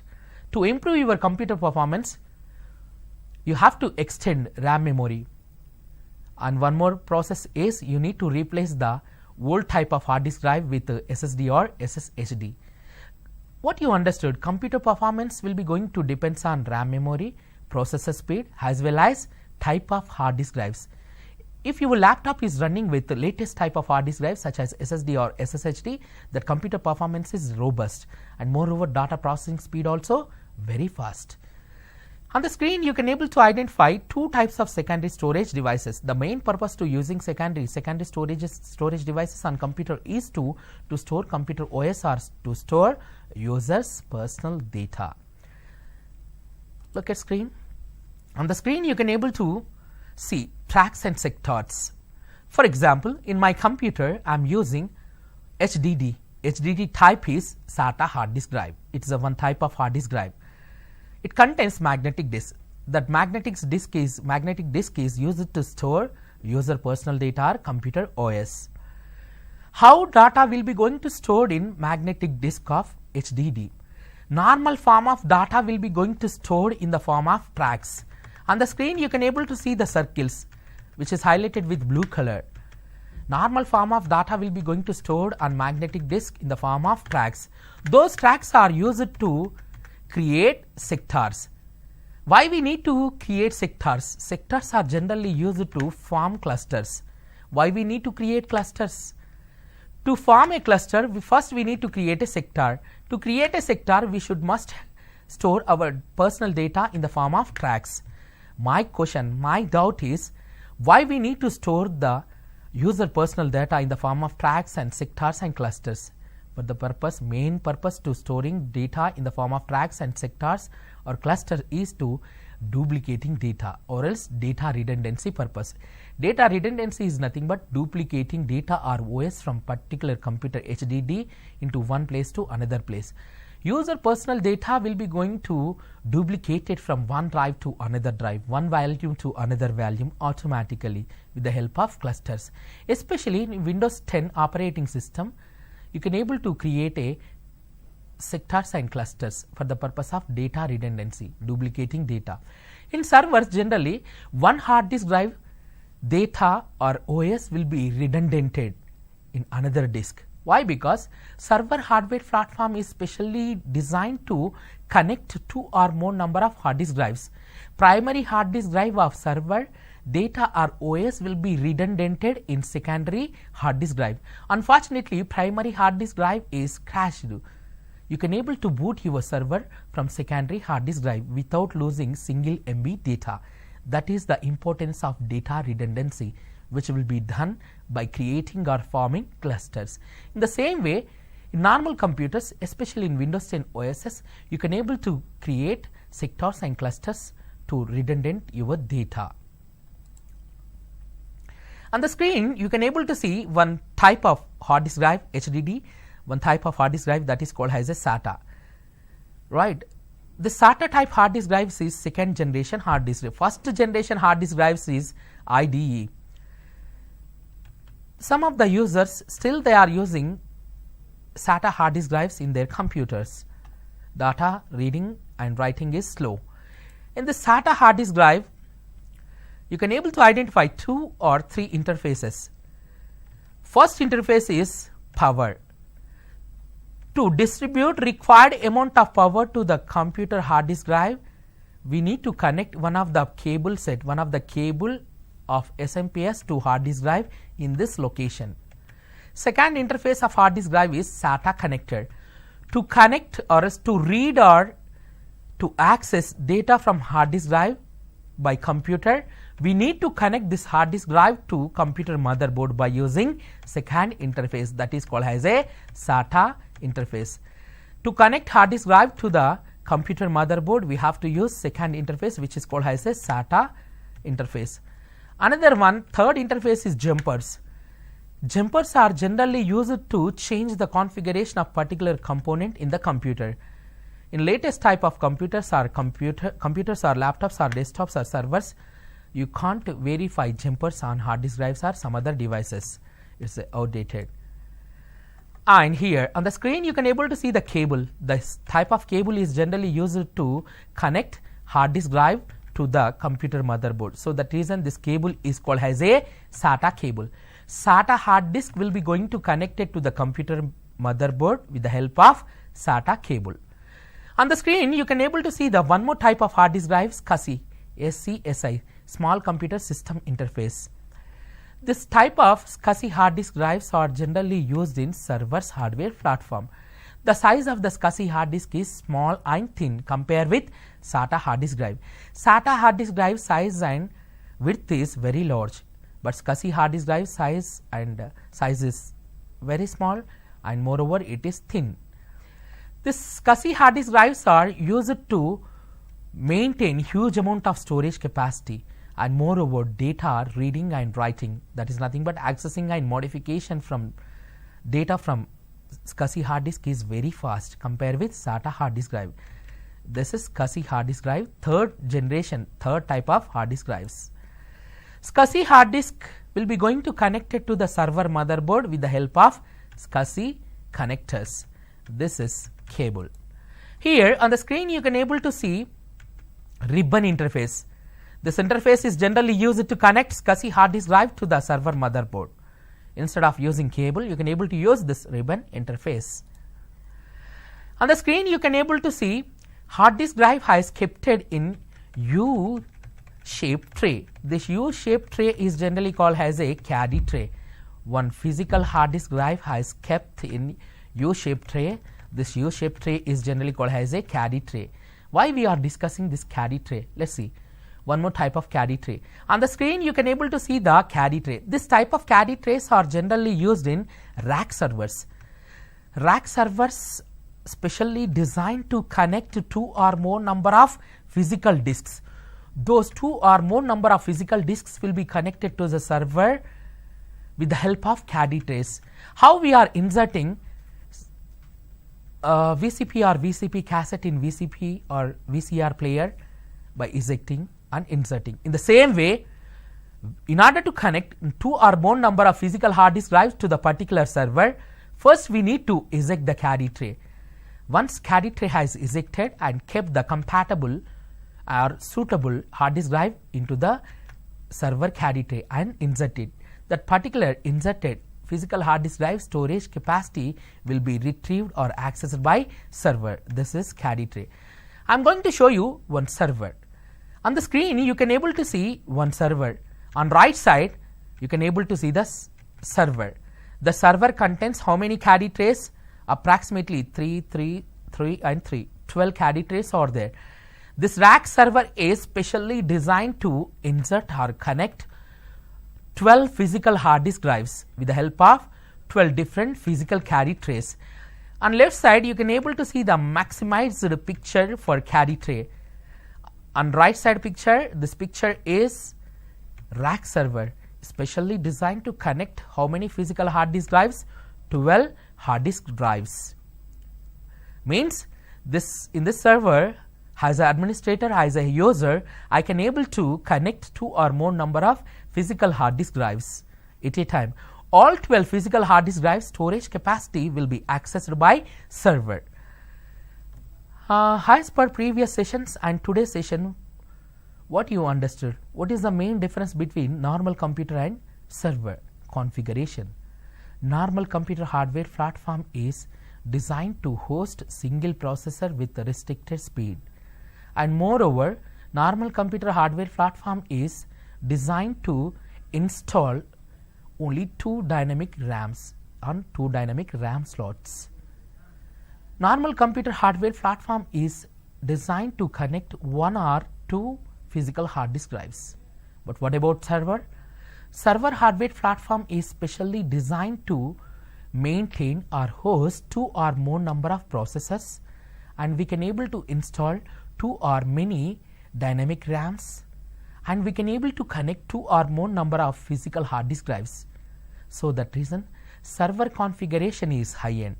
Noticeable difference between normal computer and server is configuration. Servers are high end configuration computers. Okay. In this session you guys are understood, right? I would like to show one more thing. In the first session, introduction to the computer hardware part 1, I gave little bit information about computer configuration, and here I am using one computer. I would like to check computer configuration. How to check my computer configuration? How to check my server configuration? There are different ways to check your computer or server configuration. First way to check your computer configuration is go to Start, open Control Panel and search Type Icons. Type Icons. Under personalization, here you can able to see one option called as a show all common icons on the desktop. Click this one. Arrange all common icons on the desktop. I arranged some common icons on the desktop. Under that, one of the main important common icon on desktop, that is my computer. What was that? My computer. Select and right click my computer icon. Click on Properties. In the properties list, here you can able to see installed OS is Windows 7, Windows 7 Ultimate Edition, and installed OS type is 64-bit OS. Basically, my computer processor architecture is 64-bit processor architecture. So that reason I installed Windows 7 Ultimate Edition 64-bit operating system. Windows 7 operating system is available with different editions. Depends on your requirement. You have to choose or select particular OS with edition. Windows 7 editions are Windows 7 Starter, Home, Home Premium, Professional, Ultimate and Enterprise. These are the 6 editions or flavors from Windows 7 operating system, which can be used for personal or business purposes. This is one way. This way is not effective way. This way is not effective way to check the computer configuration. In this computer configuration, you just verified only installed OS, right? Right. If you are using licensed version antivirus in your computer, in the computer properties list, you can able to check install amount of dynamic RAM and processor, processor type and processor speed in first way. How to check full-fledged configuration of computer? By using another way. Another way is just open run Windows or on the run type CMD. Click on enter. And the command prompts type system info. System info. Click on enter. Why it is showing error? System info. The command is correct, but I log in as a guest. I would like to run this command as a administrator. Go to Start, the Start, type CMD, select and right click, command prompt, run as a administrator. Now this time I am using this command prompt as a administrator. In this command prompt, type system info and error logon failure, unknown username or bad password. Why? Because I logged in as a guest user. If you logged in as a administrator, definitely execute this command system info. This command will be going to provide full-fledged configuration of your computer. No need to worry. In second way, we failed to check the configuration. Why? Because I logged in as a guest user in this computer. I would like to show one more way to check the computer configuration. That way is in run type DXDIAG. What was that? DXDIAG, diagnosizing. Click on OK. What it is showing? To check the computer configuration, click on yes. What it is showing? It is showing full-fledged configuration of this computer, but BIOS information is not available, system model is not available. It is not showing full-fledged information, but memory is available, right? Not available. Why it is showing not available? You need to log in as a administrator, main user account. You need to log in as a main user account in this computer. That time you can able to check the full-fledged configuration of system. The system, and second tab is display, and third tab is sound, another one is input. Total information, full-fledged information on computer configuration available by using third way. And fourth way, last way to check your computer configuration is, wait a minute, open run. In the run, type ms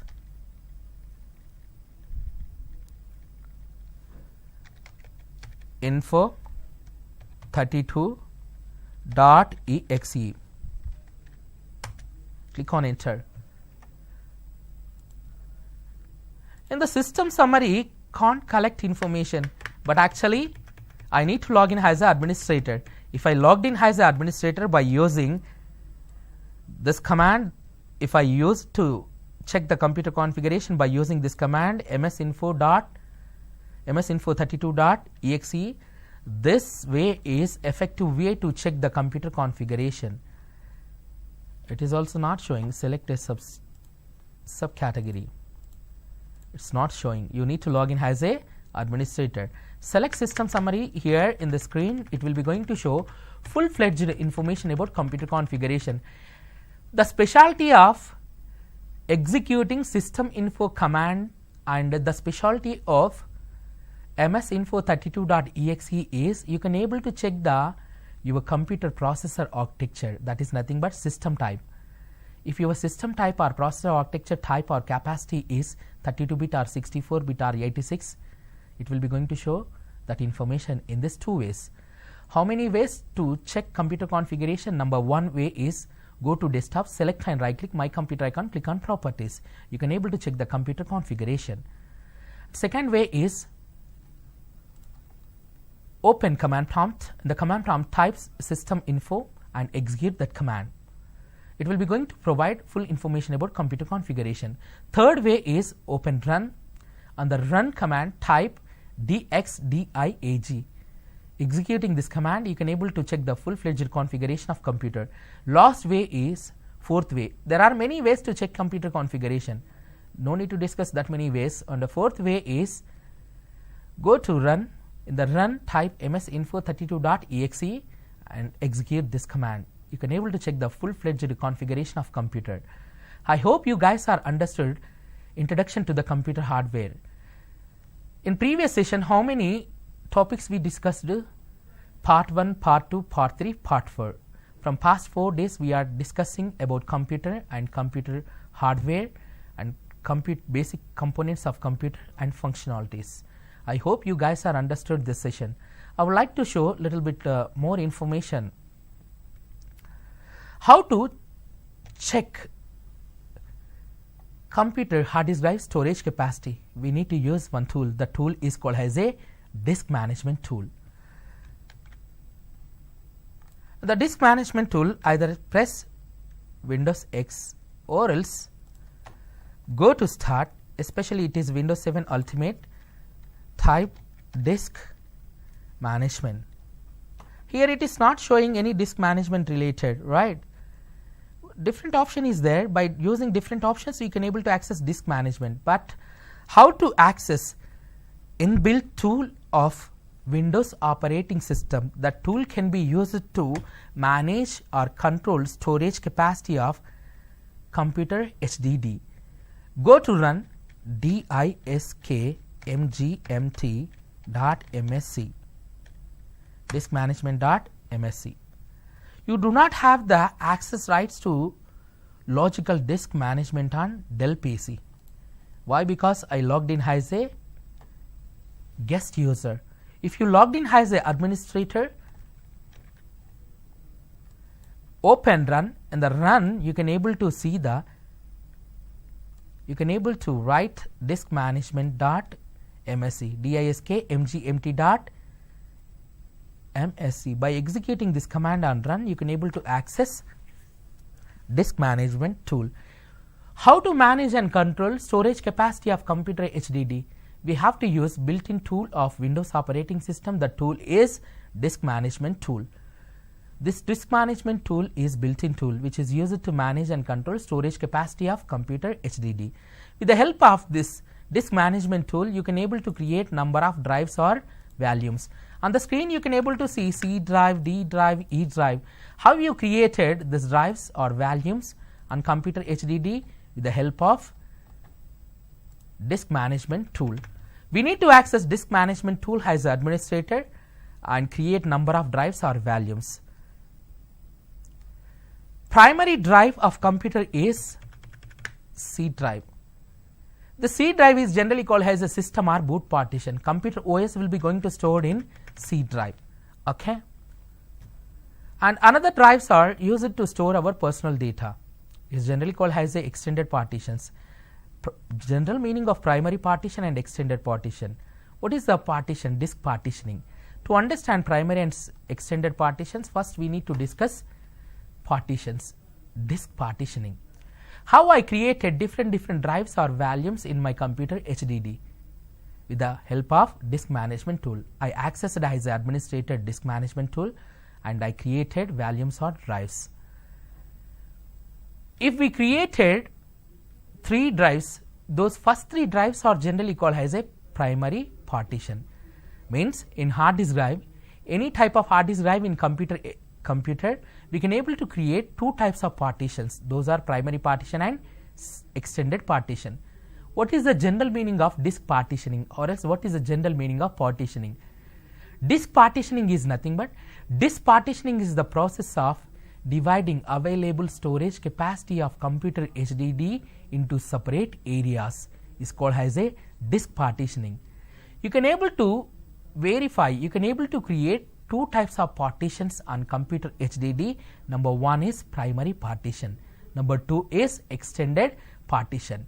If you created 3 drives or volumes on your computer HDD, first 3 drives or volumes are generally called as a primary partitions.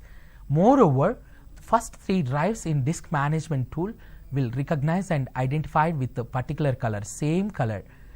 If you try to create one more drive or volume in your computer HDD, 4th drive, that is called as a extended partition. What is the use of primary and extended partitions? Primary partition is generally used to store computer OS. What is the use of extended partition? Extended partitions are used to store users' personal data. Understood? These are the 2 types of partitions, primary partition and extended partition. You can able to perform disk partitioning, create a number of drives with primary and extended partitions. Understood? I hope you guys are understood this session. This session might be helpful for your career and development. Right. Thank you for your great patience to listening my presentation. Thank you for watching this video and this session. Have a great day. See you some other class with different topic. Have a nice day. See you. Bye bye.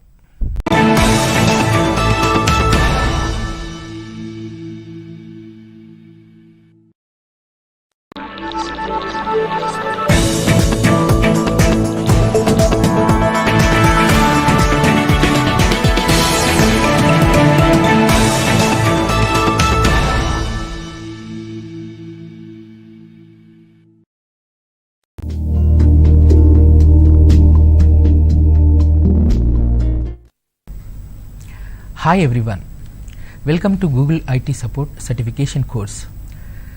Today's session we will going to discuss about storage management. Generally we will going to keep office files in cupboard. It's very difficult to keep hundreds or thousands of files in cupboard. That is nothing but it's a very difficult task to manage or keep and maintain hundreds of office files in cupboard. Whenever it comes to computers, as a user of computer we will going to keep or store thousands of files in computer hard disk drive easily. When we require to access any file, we will going to access and modify that file by accessing in fraction of seconds. Computer hardware platform is specially designed to keep thousands of files. Moreover, arrangement of files is easy task. So that reason today we will going to discuss storage management. Just look at slide. Today's session is storage management. What is the general meaning of storage management? Management is nothing but study of storage, study on computer storage.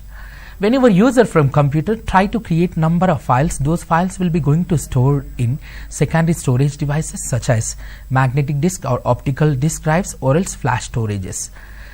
Computer operating system will be going to store in magnetic disk, which is called as a HDDs. Moreover, users personal data also stored in computers HDD. So that reason we have to discuss storage management of computers. That is nothing but computer storage management. Whenever time to discuss storage capacity of computer hard disk drive, it will be going to measures in bits or bytes or kilobytes, megabytes and gigabytes. These are generally called as a metrics to measure computer hard disk drive storage capacity. What is the general meaning of bit? One of the smallest storage unit of computer hard disk drive is bit. Bit will be going to represent either 0 or 1. What about byte? Byte will be going to comprise with 8 bits. Byte will be going to represent a letter, alphabets or numerics or special character. For example, I would like to type a capital letter. That will be going to occupy the storage capacity of hard disk drive in the form of bytes. Byte is nothing but 8 bits. 1024 bytes is equal 1 kilobyte. Generally, the term kilobyte will be going to pronounce with the kilobytes. Kilobyte, 1024 kilobytes is equal to 1 megabyte. Next to largest storage unit of computer hard disk drive is kilobyte. 1024 kilobytes is equal 1 megabytes. 1024 megabytes is equal 1 gigabyte. 1024 gigabytes is equal 1 terabyte. Normal computers hard disk drive storage capacity available in the form of terabytes. It depends on hard disk drive and capacity of storage. You can able to get different amount of storage capacity from computer hard disk drives. Normal computers such as laptops and desktop storage capacity is available in the form of terabytes. 1 terabyte or 2 terabyte. Recently I purchased one brand new laptop. The storage capacity of the brand new laptop from Dell, which is holding around 2 terabyte storage capacity. It depends on manufacturer, depends on computer model or laptop model, you will going to get some amount of storage capacity. In this session we have to talk about storage management. Storage management is nothing but study on computer storage. Earlier we discussed computer hard disk drive storage capacity. How to improve computer performance? Computer performance is nothing but computer data processing will be going to depends on processor speed, amount of RAM memory and type of hard disk drive. Hard disk drive storage capacity use it to read a data and write a data. Reading data is nothing but accessing data. Writing data is nothing but modifying data. If user want to create and store 1000 MB capacity file in computer hard disk drive, that will be going to written. That will be going to written is nothing but that will be going to modify. Once we store any file with some amount of capacity, that will be going to written on computer hard disk drive. Later, as per user requirement, we can able to access the pre-created files or folders from computer hard disk drive, that is called as a reading file. Once we read a file, we can able to modify existed files on computer hard disk drive by adding new information. This is generally called as a computer data reading and writing. There are different types of hard disk drives are available in the market. Those different types of hard disk drives can be used in computer hardware platform. Just focus on different type of hard disk drives which can be used in computer hardware platform. On the screen you can able to see different type of hard disk drives. First generation or first type of hard disk drives which can be used in computer hardware platform is EIDE. EIDE stands for Enhanced Integrated Drive Electronics. It's the first generation hard disk drives. This hard disk drive storage capacity or its hard disk drive performance will be going to measures in IOPS speed. IOPS speed is nothing but input output operations per second. Computer hard disk drive performance will be going to depends on number of RPMs of hard disk drive. Hard disk drive performance will be going to measures in IOPS speed. Moreover, computer hard disk drive performance will be going to depends on RPM speed of HDD. First generation of computer hard disk drive is EIDE. RPM speed of EIDE is very less. It might be 4500 RPMs to maximum 7200 RPM. What about IOPS speed? IOPS speed of EIDE and SATA hard disk drive is very less. It might be 70 to 100 IOPS. Coming to next generation hard disk drive which can be used in computer hardware platform, SATA. SATA stands for Serial Advanced Technology Attachment. Generally SATA hard disk drives are used in old type computers or such as laptops or desktops. IOPS speed of SATA is 70 to 100 IOPS speed. What about RPM speed? RPM speed, probably we can able to say RPM speed of SATA hard disk drive is 7200 to 10,000 RPM speed. We are discussing about RPM, revolution per minute. The performance of hard disk drive will be going to depends on RPM speed.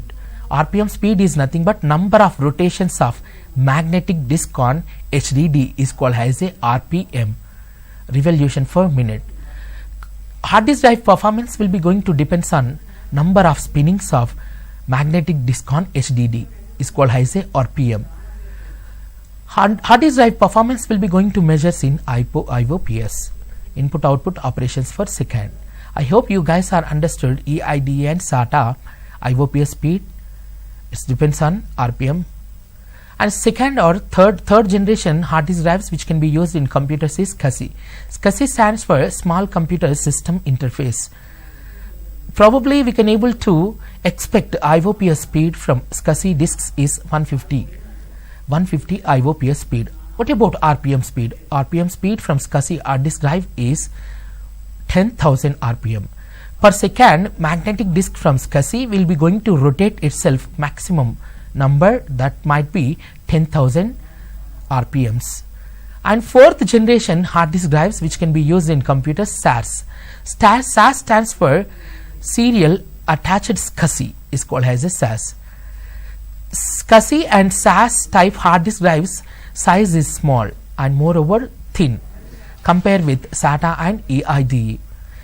SAS hard disk drives are specially designed to keep or maintain huge amount of storage capacity. It might be terabytes, it might be petabytes. Available amount of RPM speed from SAS hard disk drives is approximately 10,000 RPM to 15,000 RPMs. It depends on manufacturer of hard disk drive.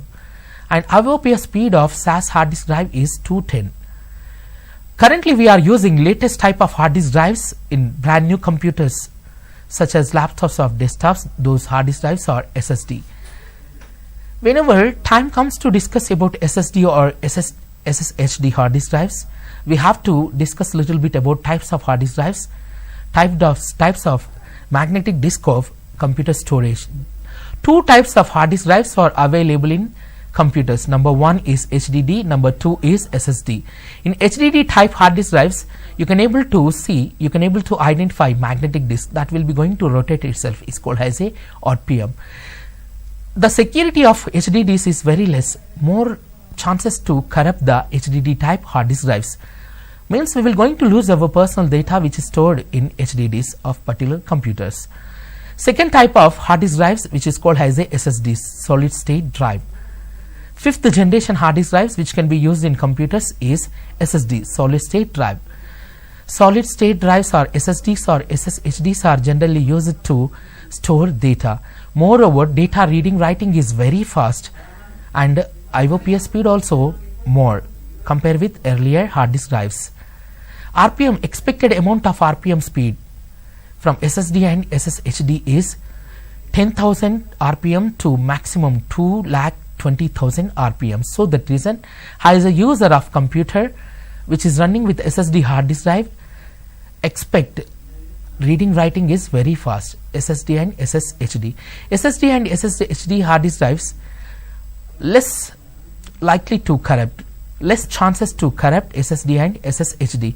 Moreover, SSD and SSHD storage capacity is flash storage, that is nothing but some number of microchips can be used to store the data in SSDs and SSHDs. These are the different types of hard disk drives which can be used in computers hardware platform. And the screen you can able to identify one thing, as performances increases, so does cost. In order to improve your computer performance, you need to replace your computer hard disk drive, old type hard disk drive, with newer types such as SSD or SSHD by spending more money. On the slide you can able to see one built-in tool of Windows operating system. Built-in tool of Windows operating system is generally called as a disk management tool. I need to clarify something from you. If you have a laptop with hard disk drive, single hard disk drive, storage capacity is 1 terabyte.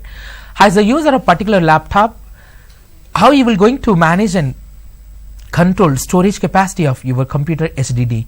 Available storage capacity is, for example, 1 terabyte. If your laptop is running with the Windows operating system, in Windows operating system, built-in tool is called as a disk management tool. As a user, as a technical savvy from computer, you can able to use built-in tool to manage and control storage capacity of computer hard disk drive. In order to access and manage and control storage capacity of computer's HDD, you need to use disk management tool. On the screen you can able to see one more tool, built-in tool of Windows operating system, called as a storage pool. Storage pool is another built-in tool which is available in Windows, used to access storage capacity of computer HDD. Especially storage pools are available in server operating systems, Windows Server operating system. Probably we are using laptops with client operating system. Client operating systems are example Windows XP, Windows Vista, Windows 98, Windows 7, Windows 8, Windows 8.1 and Windows 10. These operating systems are generally called as a client operating systems. As per user requirement, you can able to choose and install Windows particular client operating system with edition.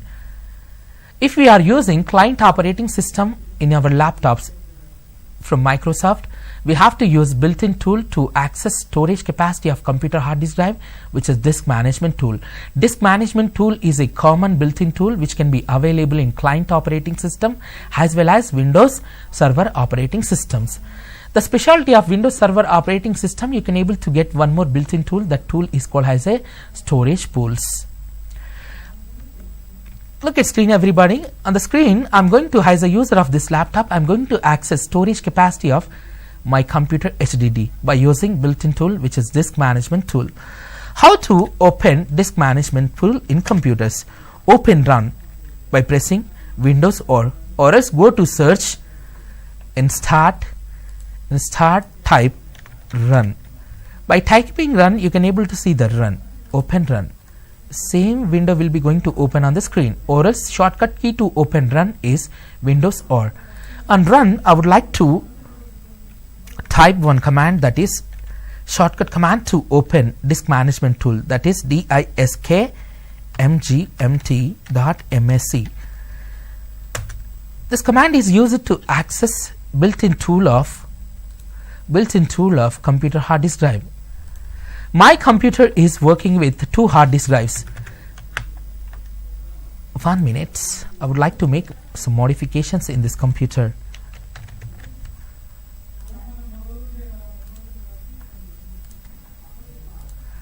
Everybody look at slide. In my computer I am using 2 hard disk drive. One hard disk drive in the computer is recognized with one name, that name is disk 0. First disk, it is nothing but primary disk which is inserted or connected to this computer. The first disk is formatted or else partitioned in the form of different drives or partitions. Partition 1, partition 2, partition 3, partition 4. These are the different types of partitions. Okay. Under this primary disk in disk management tool of this computer, you can able to identify one more disk. That disk storage capacity is approximately 50 GB. Here I connected one more disk to my computer. The disk has recognized in this console with the disk 2 name. I would like to create one partition. How you will going to create a partition? In order to create a partition, first you need to create partition table format. What is this partition table format? How to create partition table format on computer HDD? Let's discuss. On the slide you can able to see the different type of partition tables. My doubt is, what is the general meaning of partition table? Partition table is a table created on computer HDD by operating system.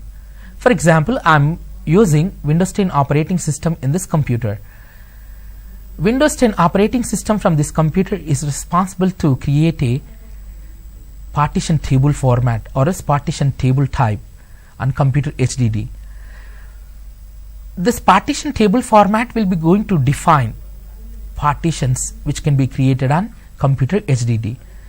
Without creating any partition table, you can able to run your computer hard disk drive in computer OS.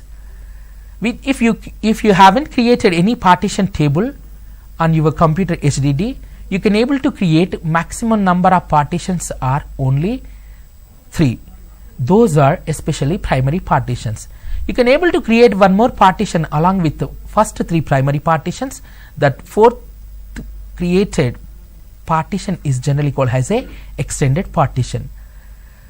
So that reason partition table format is a table created on computer HDD by operating system, especially Windows operating system.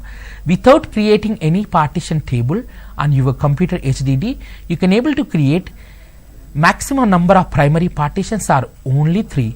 You can able to create one more partition along with first 3 primary partition. That fourth partition is generally called as a extended partition. What is this primary and extended partitions? Primary partitions are generally used to store computer OS or else our personal data. As a technical savvy, I recommended you to store your computer operating system in primary partitions only. Extended partitions are generally used to create number of drives or volumes to store user personal data. What you understood? Partition table is a table created on computer HDD by operating system. Partition table will be going to define partitions on computer HDD. Partitions are 2 types, primary and extended partitions. By default, you can able to create 3 primary partitions on computer HDD without creating any partition table format. If you try to create one more partition on your computer HDD, is called as a extended partition. As a user in this computer, my requirement is I need to create more number of primary partitions. That might be 4 or else more than 4 primary partitions. Along with more than primary partitions, 4 more than primary partitions, I would like to create extended partition. In order to create more number of primary partitions in your computer HDD, you need to create one partition table. Simply I can able to say one word. The main purpose to creating partition table on computer HDD is to create more number of primary partitions. My requirement is I need to create 4 primary partitions. Earlier I said without creating partition table format on computer HDD, we can able to create only 3 primary partitions.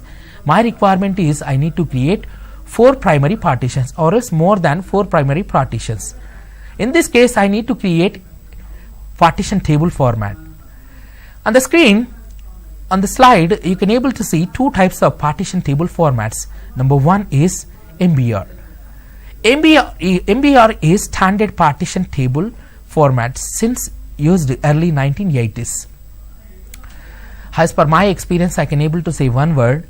This MBR, master boot record, is introduced in 1980s. Till we are using this MBR partition table format on computer or server HDDs. So that reason it is called as a standard partition table format. Since early 1980s it is introduced. Till we are using MBR. And moreover support maximum number of primary partitions are 4 for each drive. In the computer I connected one more hard disk drive, that is disk 2. The disk 2 I can able to create one partition table format. After creating partition table format, especially MBR, I can able to configure 4 primary partitions. Along with 4 primary partitions, I can able to create one more partition called as a extended partition. Moreover, each partition a disk up to 2 terabyte. For example, in my computer HDD, I created MBR partition table format. After creating MBR, I can able to size the disk up to how much? 2 terabyte. Let's see how to create MBR partition table format. Before creating MBR or GPT partition table format on your computer HDD, we have to talk about one more type of partition table format, that is GPT. GPT stands for Global Partition Table. GPT is the successor of MBR partition table. Means recently GPT partition table format has introduced by Microsoft. Supports maximum number of primary partitions are 128. If I created GPT partition table on my computer or server HDD, I can able to create maximum number of primary partitions up to how many? 128. You can able to create one more extended partition to configure number of drives or volumes. Each partition a disk up to 16 hexabyte.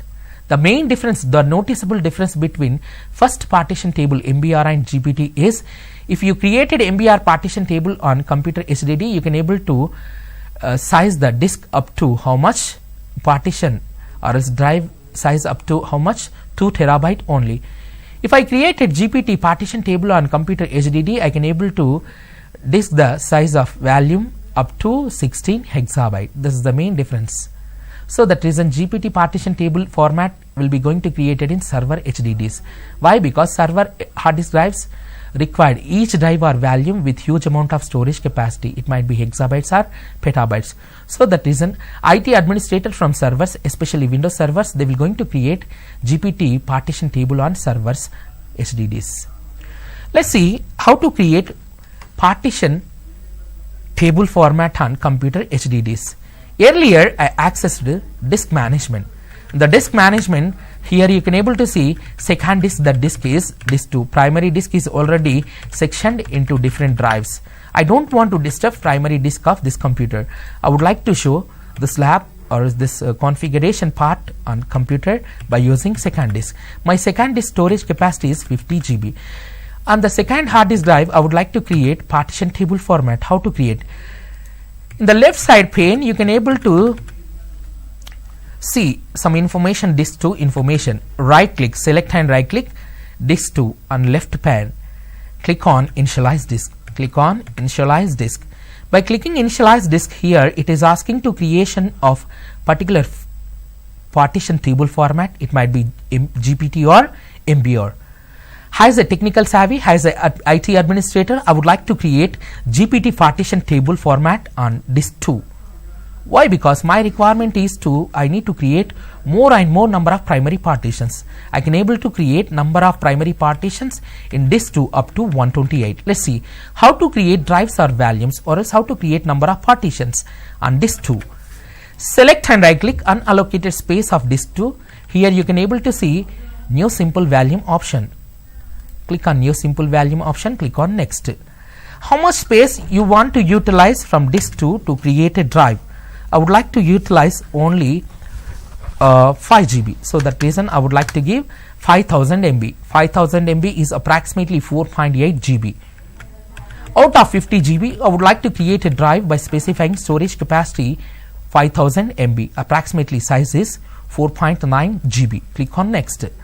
Which drive letter you want to specify for newly created drive? I would like to give any drive letter, that is L. Click on next. By clicking next, which file system you want to create?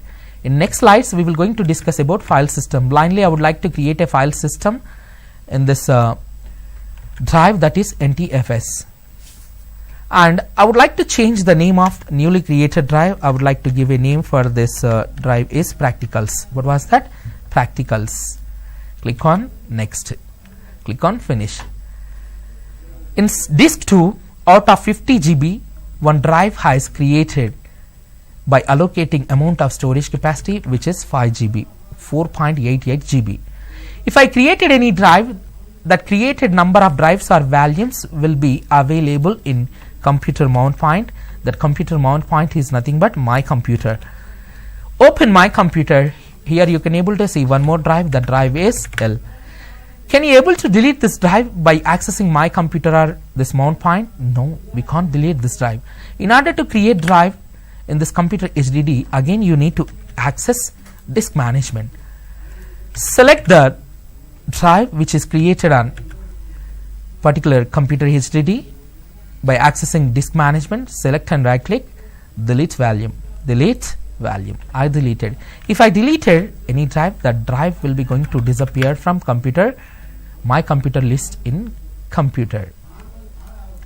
This is the way to creating different types of partition table formats to create number of primary partitions. Look at screen everybody. This time I am creating this drive letter with drive with a different drive letter 1, 2, 3. Click on next, click on finish. Like that you can able to create a number of partitions. I created one more drive. Like that you can able to create maximum number of partitions. First 128 partitions are primary. If you try to create one more partition after 128, 129th partition is generally called as a extended partition. I hope you guys are understood how to create partition table on computer HDD. What is partitioning? In this today's session we have to discuss disk partitioning. For example, my computer is working with 1 terabyte storage capacity HDD. As a user of this laptop, I need to create number of drives or volumes in my computer HDD.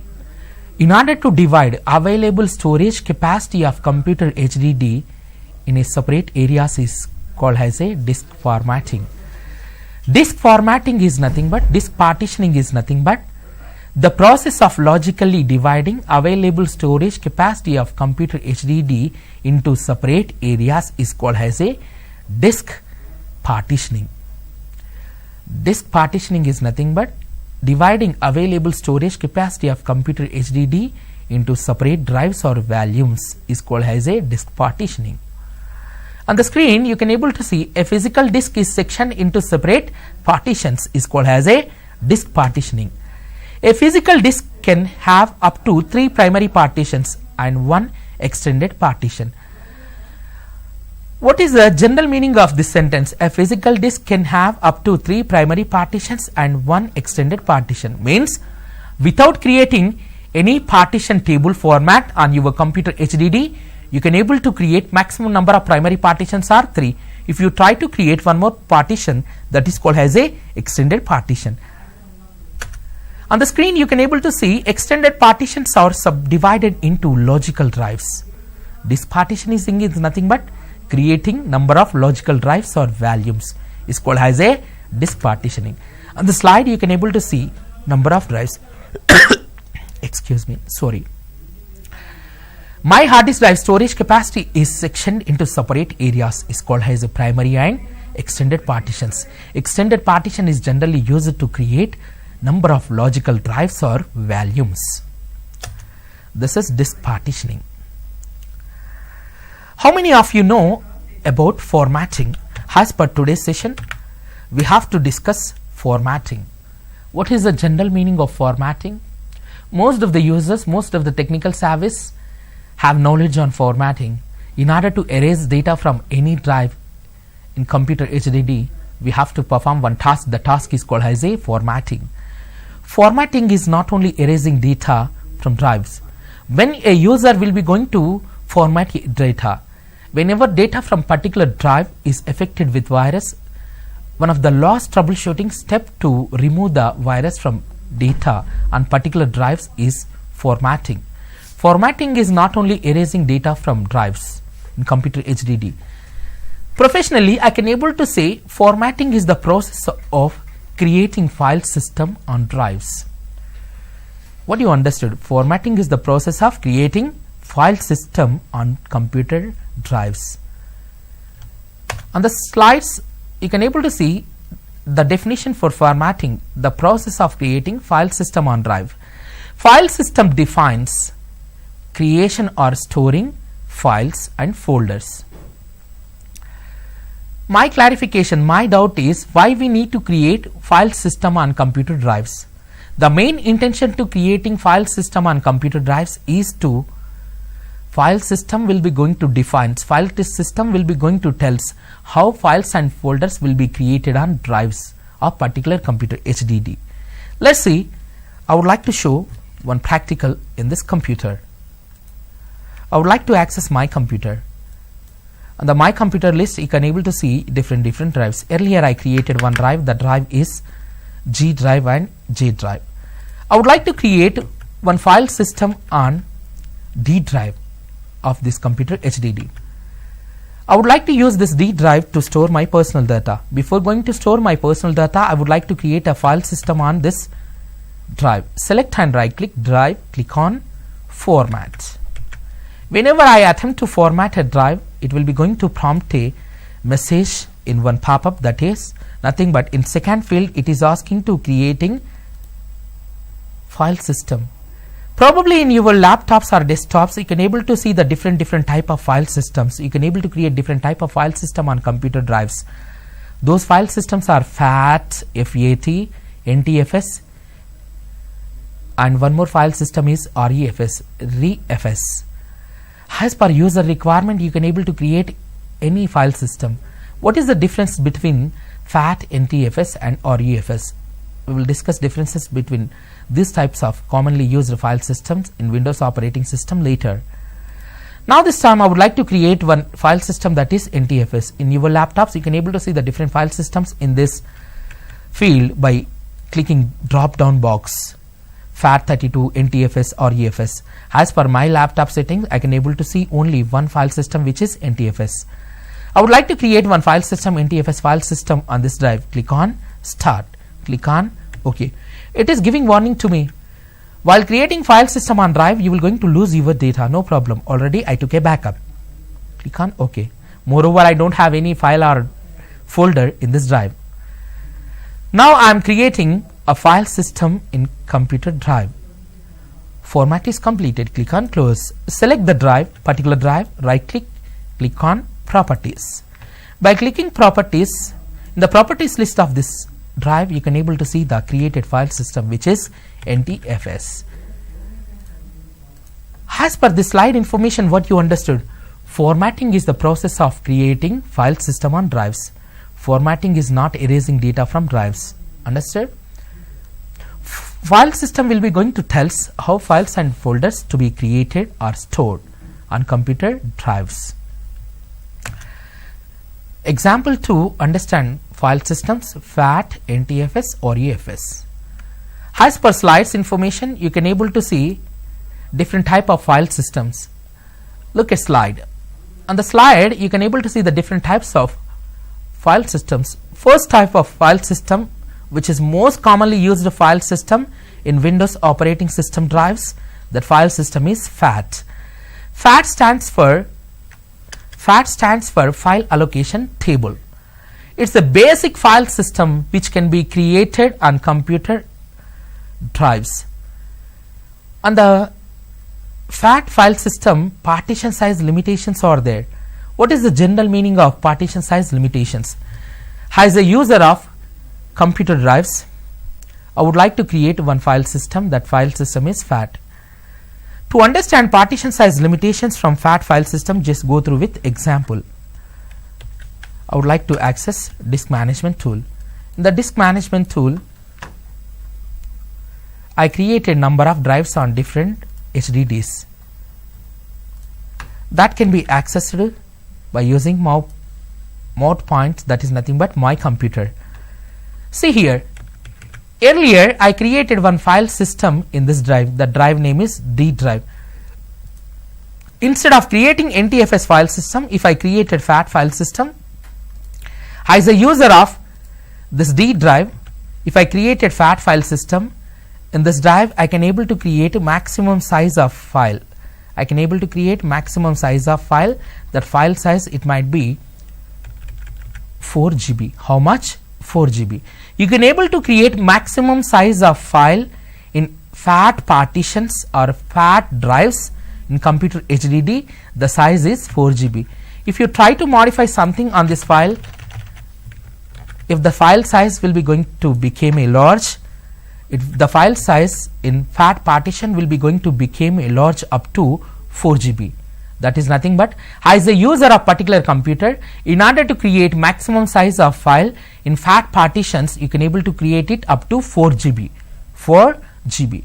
Moreover, in order to create or configure any drive, by selecting FAT file system, you can able to allocate maximum amount of storage capacity for this drive is 8 terabyte. What was that? 8 terabyte. I can able to section a drives by allocating amount of storage capacity from computer HDD maximum up to 8 terabyte. That is called as a partition size limitation. FAT file system will be going to contain partition size limitations such as maximum file size 4 GB, maximum partition size is nothing but 8 terabyte.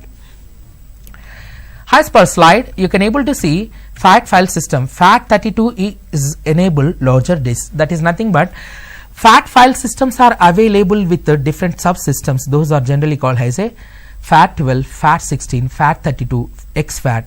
These are the different file systems from FAT. Especially FAT32 file system will be going to enable larger disk. For example, as a user of this computer in D drive, I would like to create a FAT32 file system. Definitely I can able to create maximum size of file is 4 GB file. In order to create maximum size of drive or volume 8 terabyte with the help of FAT32 file system. Under slide, you can able to see the exFAT. Instead of creating FAT32 file system on computer drive, if I created exFAT, definitely exFAT will be going to develop for flash drives. That is nothing but USB drives are created on the basis of one file system, that is exFAT. Moreover, exFAT file system will be going to support user to create a more than 4 GB file size, and you can able to create a partition size more than 8 terabyte. This is FAT file system. Second file system which can be created on computer drives is, especially in Windows, NTFS, new technology file system, which will be going to support metadata. What is this metadata? Metadata is nothing but data will be going to, that data which provides information about other data is called as a metadata. For example, in my computer drive, if I created any file, the file properties are generally called as a metadata. If you created any file, that file contains different information about properties. That is nothing but file properties information such as file name, file created date and time, file size, file partition, file formatting, and file size, file extension. This information is generally called as a metadata. For example, if I access that particular file created on drive of computer, that accessing time, first access time, last access time, least access to files, last modified file, this information is generally called as a metadata. Metadata is nothing but properties of particular file is called as a metadata. Who will be going to provide this metadata information? NTFS file system. Administrator of particular server, IT specialist of particular server, they will going to check the particular file. How many times this file has accessed by users? In order to check maximum access times, least access times of particular file which can be created or stored in server, definitely your server drive or volume need to create with one file system. That file system is called as a NTFS. NTFS will be going to provide information about file properties, is called as a metadata. And moreover, NTFS file system will be going to provide data auditing and journaling. Data auditing is nothing but data verification. Data journaling is nothing but error correction. Data verification is nothing but, for example, I created NTFS file system in one of the drive in my server. All users data is redirected and stored in my server drive. The drive has configured with NTFS file system. As the administrator, as the IT engineer from server, I can able to see the all users data which is created on particular server drive. The drive is configured with NTFS file system. NTFS file system will be going to provide, or NTFS file system will be going to support administrator to check the number of files which can be created on particular drive. That is called as a data verification. And error correction. Unfortunately, your drive data has corrupted with virus, you can able to remove the virus by using disk emergency repair disk tools, ERD tools. The ERDs, the supporting to using ERD tools will be facilitated with the NTFS file system. NTFS file system will be going to support administrator to create different type of file system, especially if we created NTFS file system, that will be going to support to remove the virus from NTFS partitions by using ERD tools. Using ERD tools will be supported by NTFS file system. Last file system from today's session is REFS. REFS file system can be created in servers operating systems only, which is not available in client operating system. Probably REFS file system is available. Might have a chance to use REFS file system in Windows 10 operating system only. As a user, you can able to create one more file system on drive. If your computer OS is Windows 10, you can able to create REFS. REFS stands for Resilient File System. The features of REFS file system: backward compatibility support for NTFS. Earlier, if you created any file system, especially NTFS file system on computer drive, you can able to downgrade your drive file system NTFS to REFS. That is called as a backward compatibility support for NTFS. And REFS file system will be going to enhance the data verification and data journaling. And moreover, REFS file system will be going to support for larger files. Earlier we discussed maximum size of file in FAT partitions is 4 GB. What about maximum size of file in NTFS partitions? You can able to create maximum size of file in NTFS partition is 16 GB. What about partition size in NTFS? 16 hexabyte. As a user, as a technical savvy, my requirement is I need to create one file, the file size more than 16 GB. Definitely I need to create one file system. That file system is REFS on my computer drives. If you created REFS file system on your computer drive, definitely you can able to create maximum size of file more than 16 GB. Moreover, you can able to create number of partitions by allocating space more than 16 hexabytes. So that reason REFS file system is generally used to support for larger files, directories and volumes or drives. This is today's session. I hope you guys understood today's session. Thank you for your great patience to listening my presentation through this online session, online presentation. See you tomorrow with new topic. Have a great day. Bye.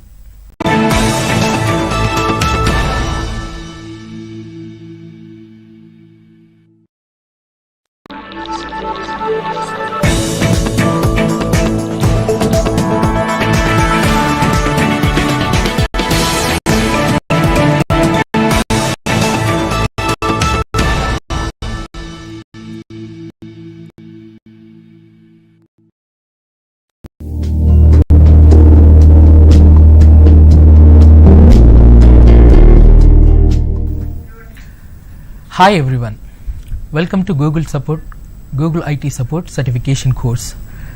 In this session we will going to discuss about software. The users or its technical service who are using computers, frequently they will going to deal with softwares. There are bunch of softwares can be used in computers. In computer architecture, third layer is software. So that reason, as a technical savvy, as a IT engineer, you should must have knowledge on software. What is the general meaning of software?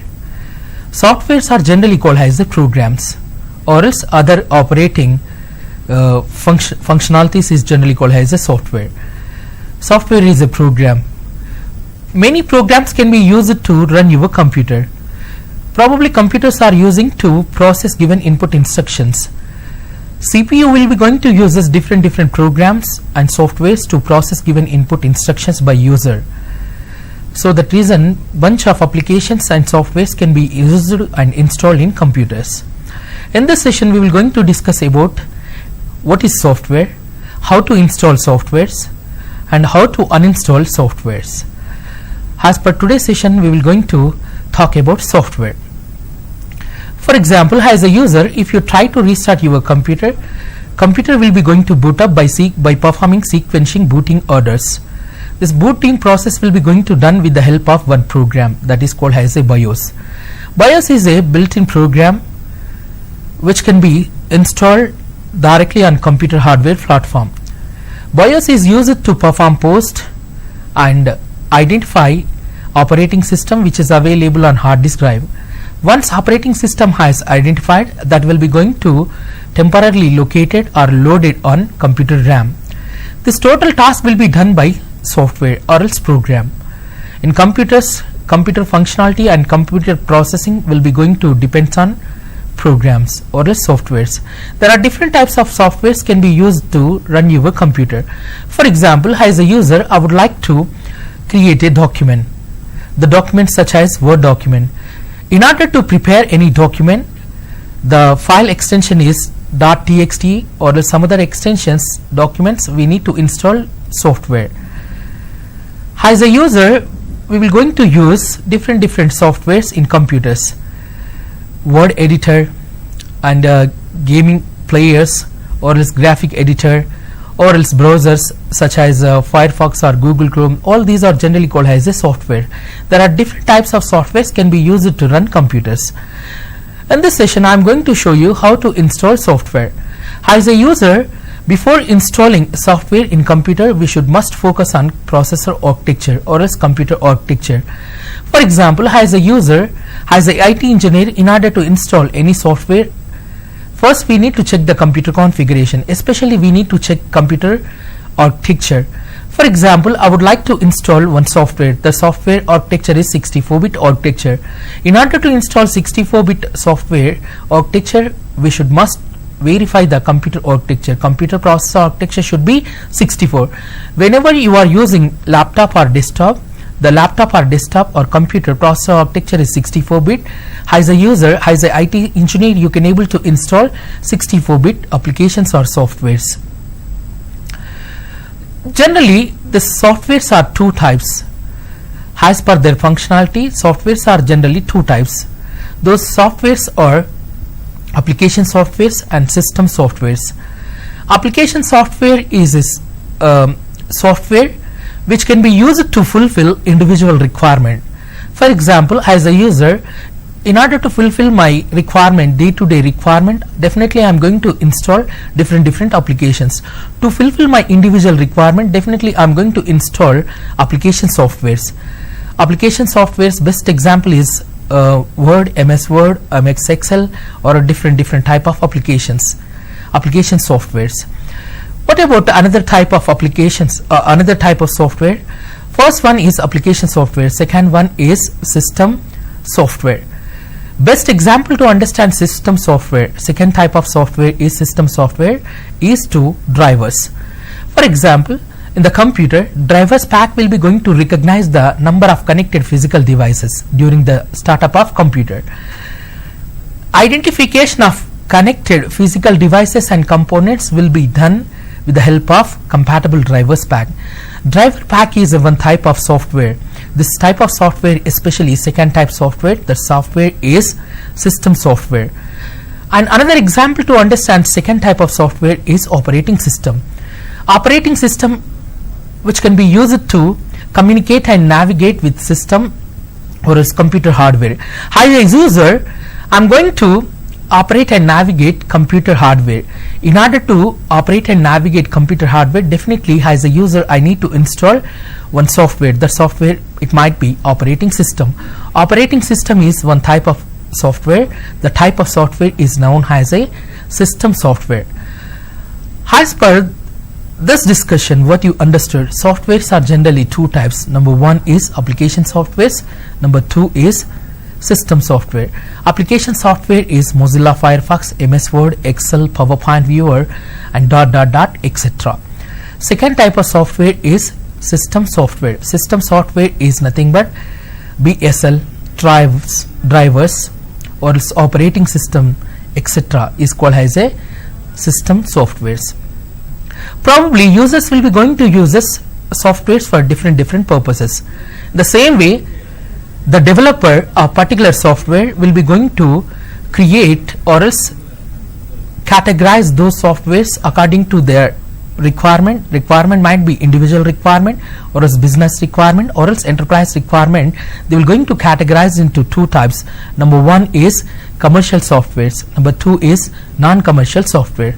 Commercial software is nothing but the software which can be used to fulfill individual requirement without purchasing, without paying some amount of money to purchase or owning software. We can able to fulfill our individual requirement by downloading those softwares from internet. As a user, I would like to convert one pen drive as a bootable device. My requirement is I need to install operating system in my computer with the help of USB pen drive. As a user, directly you are unable to copy and paste the operating system in USB pen drive. So that reason, as a technical savvy, you need to make that normal USB pen drive as a bootable device by choosing one operating system. In order to convert normal USB pen drive to bootable device, we need to use one software. The software is, for example, there are many softwares or converting tools are used to convert normal USB pen drive to bootable pen drive. As per my experience, as per my knowledge, one of the best tool to convert normal USB drive to bootable pen drive, that software is Rufus. Rufus is available with different versions. Rufus version, for example, 1.3.4, another Rufus version is 1.2.5. The different type of versions of Rufus software is available on net. As a user, you need to download particular version of Rufus. Earlier I provided the two versions of Rufus. One is 1.3.4, another one is 1.2.5. Out of these two versions, which one is updated and upgraded software? Second one. Why? Because the number of 1.2.5 is updated, the number is greater than before or first one. So that reason, second software is updated and upgraded software. As a technical savvy, as a IT engineer, before installing any software or application in your computer or server, first you need to check the updated or upgraded version of particular software. Once you having knowledge on particular software, definitely you can able to install those softwares or tools. As a user, my requirement, I need to install particular software. For example, Rufus. Definitely I am going to install updated and upgraded software, which is Rufus 1.2.5 version. Why? Because in updated version softwares we can able to get more features and tools. So that reason, as a technical savvy, always we need to install updated versions of software in our computer or servers. And coming to softwares are categorized into two types. Number one is non-commercial and commercial. Earlier I discussed about one software. The software is Rufus. Rufus is a non-commercial software. To fulfill individual requirement without paying any amount, we can able to own the proprietary license on that particular software. We can able to use that softwares. This is called as a non-commercial softwares. The developer of this non-commercial softwares, they will going to share their own developed softwares to someone developer to modify the developed softwares or applications. These are generally called as a non-commercial softwares. What about another category of softwares? Second category of software is commercial softwares. This commercial, in order to use commercial softwares for individual or business or enterprise requirement, we need to purchase those commercial softwares by spending some amount of money. Before installing software or application, we need to read the proprietary license terms and conditions. For example, I would like to install VMware Workstation. VMware Workstation is a application which can be used to create number of virtual machines in our computer or servers. This VMware Workstation has developed by one company. That company name is VMware. In order to use that VMware Workstation, first we need to purchase that application by spending some amount of money. Those applications are generally called as a commercial purpose. Those applications are used for commercial purpose. Probably that company will be going to provide this application, this type of commercial applications on free basis certain period of time to the users. That free time is nothing but trial version. They will going to provide that application in the form of trial version that will work for certain period of time. That is nothing but trial period. It might be 3 months or it might be 1 month. After completion of 1 month or 3 months, that application license will be going to expire. Any application license has expired, that application, pre-installed applications will not work effectively in your computer. So that reason, in order to use commercial application, definitely we need to own the proprietary license by spending some amount of money from developer or else manufacturer. In this session, I am going to show you installation of software. Probably we will going to use internet connection to download any type of applications to fulfill individual or business requirements. As per this session, I am going to show how to install softwares. In my computer, due to some reasons I don't have internet connection, no problem. I'm going to show you how to install softwares in this computer, and once the software has installed successfully in this computer, later I'm going to show you one more practical to uninstall softwares. On the desktop, look at screen on everybody. On screen desktop, you can able to see one folder. Earlier I created this folder with the many softwares. On the screen you can able to see there are 2 applications are there. Those 2 applications are VMware Workstation 11.1.2 and another application version is VMware Workstation. First one is 11 version, second one is 12 Pro version. Out of these 2 softwares, which one is updated and upgraded one? Definitely second one. That the software version is 12 version. The number is greater than with first one. Second number application is greater than first one. So that reason, definitely second one is updated and upgraded software. On the bottom, you can able to see 2 more softwares. These are Proofers 2.3. Another one is 1.4.12. Out of these 2, which software is updated and updated one based on number? First one is updated and updated one, 2.3. In order to convert normal pen drive has a bootable to install operating system in computers, we will going to use this Rufus. Coming to first 2 applications or softwares, VMware Workstation, which can be used to create number of virtual machines in our computer. VMware Workstation version 12. So that reason, just open this folder. When we try to open this folder, in this folder you can able to see the different sub files or folders. Okay, this VMware Workstation is compatible to use in Linux operating system as well as Windows operating system. Here it is showing VMware Workstation 12 version. It is compatible to use in Windows operating system. In my laptop currently I am using Windows operating system. I would like to install VMware Workstation 12 version that is compatible to use in Windows. Open this folder. In this folder you can able to see one set of file. To install any software or application, we need to run default file. The file is set of file. The default file of any software or application is .exe files.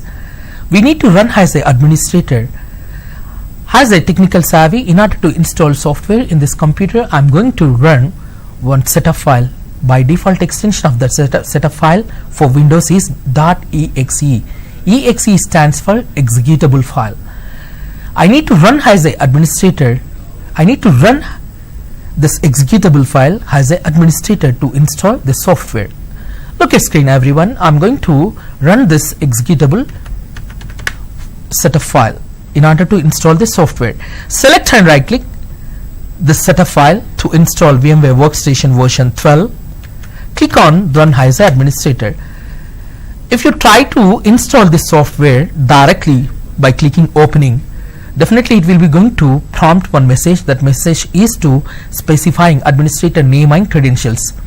To overcome that barrier, if you logged in as administrator in your computer, definitely you can able to run any set of file to install software or application by choosing one option called as a run as a administrator. Probably this type of security will be going to prevent unauthorized users to preventing installation of softwares or applications. Just try to install the software. Click on run as a administrator. It's loading. Right, it is showing one pop-up preparing VMware Workstation for installation. VMware Workstation Pro version 12.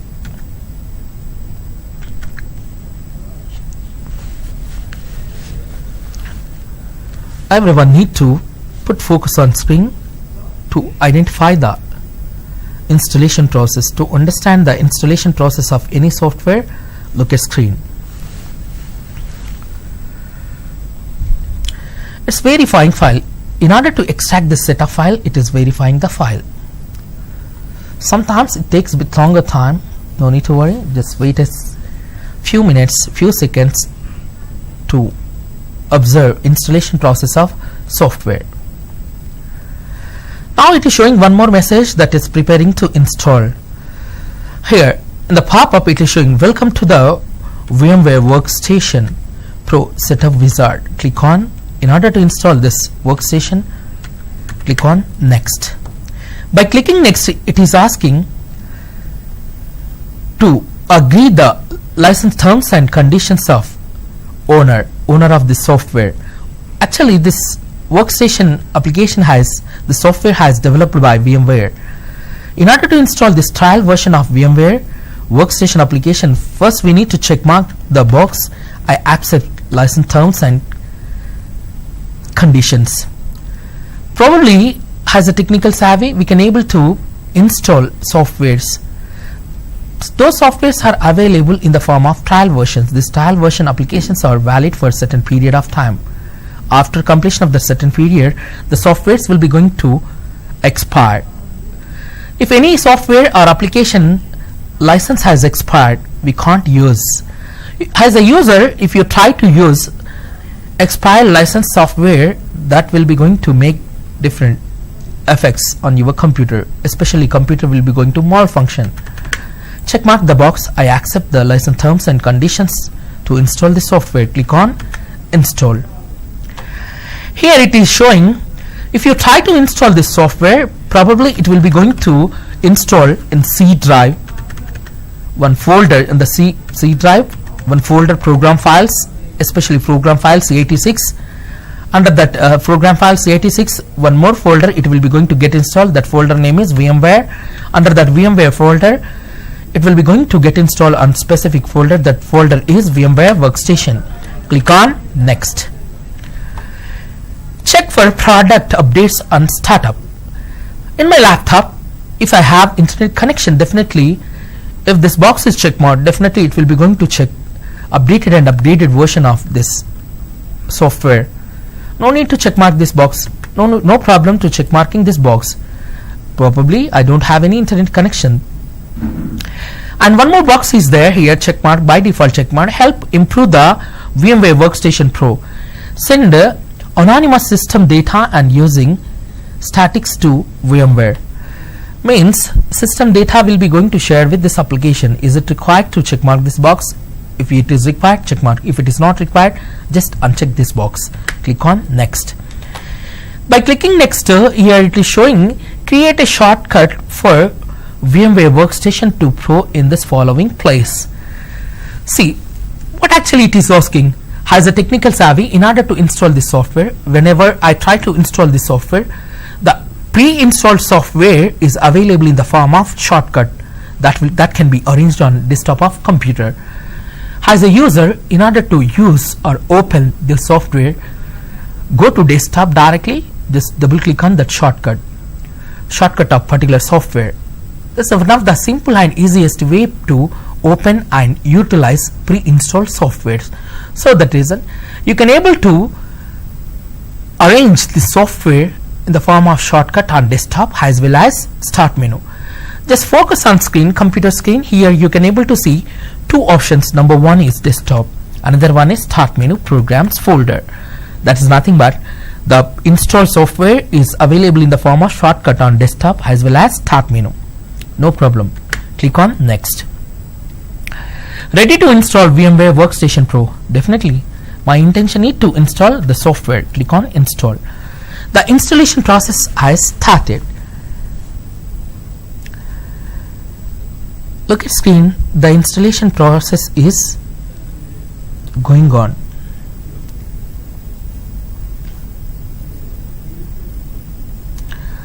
It is prompting one message, please wait while the setup wizard installs VMware Workstation Pro.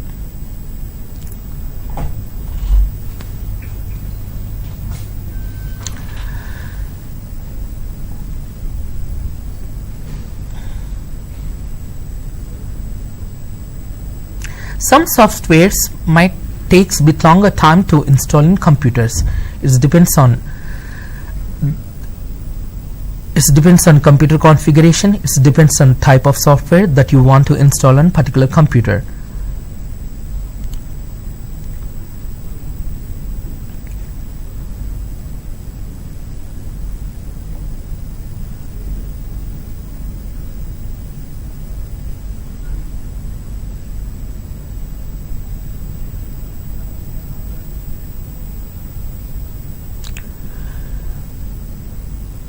Around 70% of installation process is over. We need to wait for remaining 30%.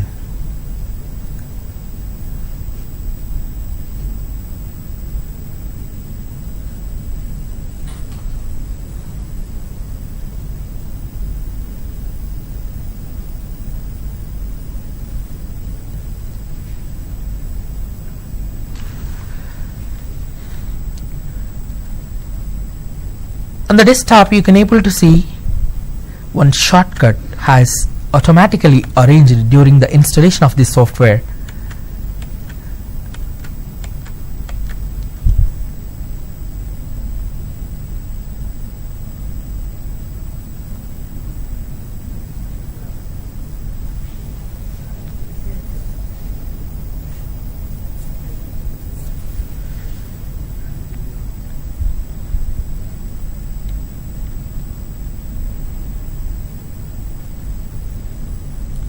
Wait a minute to check the installation of this software.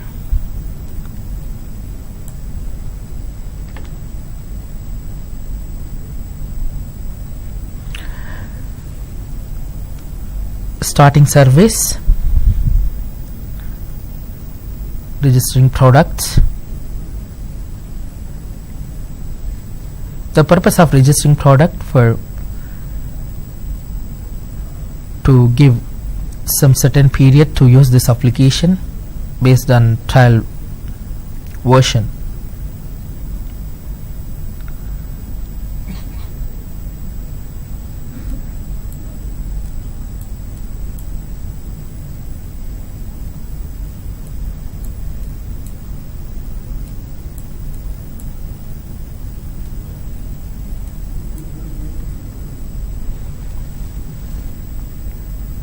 It is taking a bit longer time. I'm sorry for the inconvenience caused to you.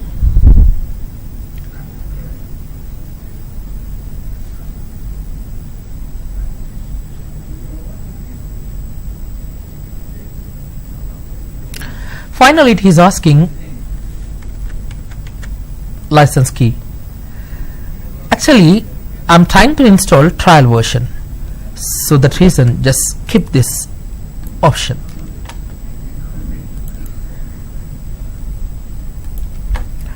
Now, software has successfully installed in your computer. I would like to open this software. The pre-installed software is arranged in the form of shortcut on desktop of this computer. How to use pre-installed software? On the desktop, you can able to see one shortcut, the shortcut key for open VMware Workstation. Open this software.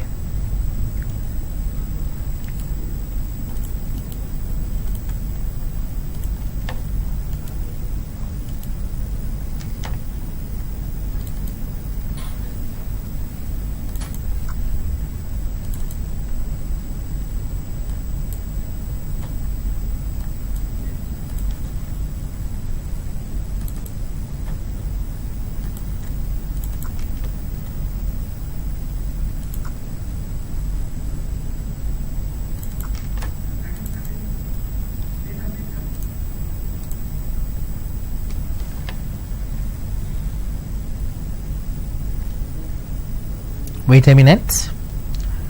It's not accepting.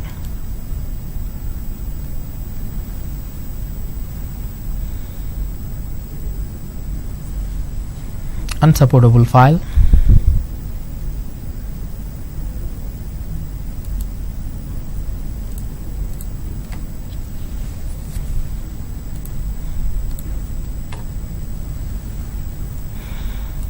Okay, no problem. Look at screen.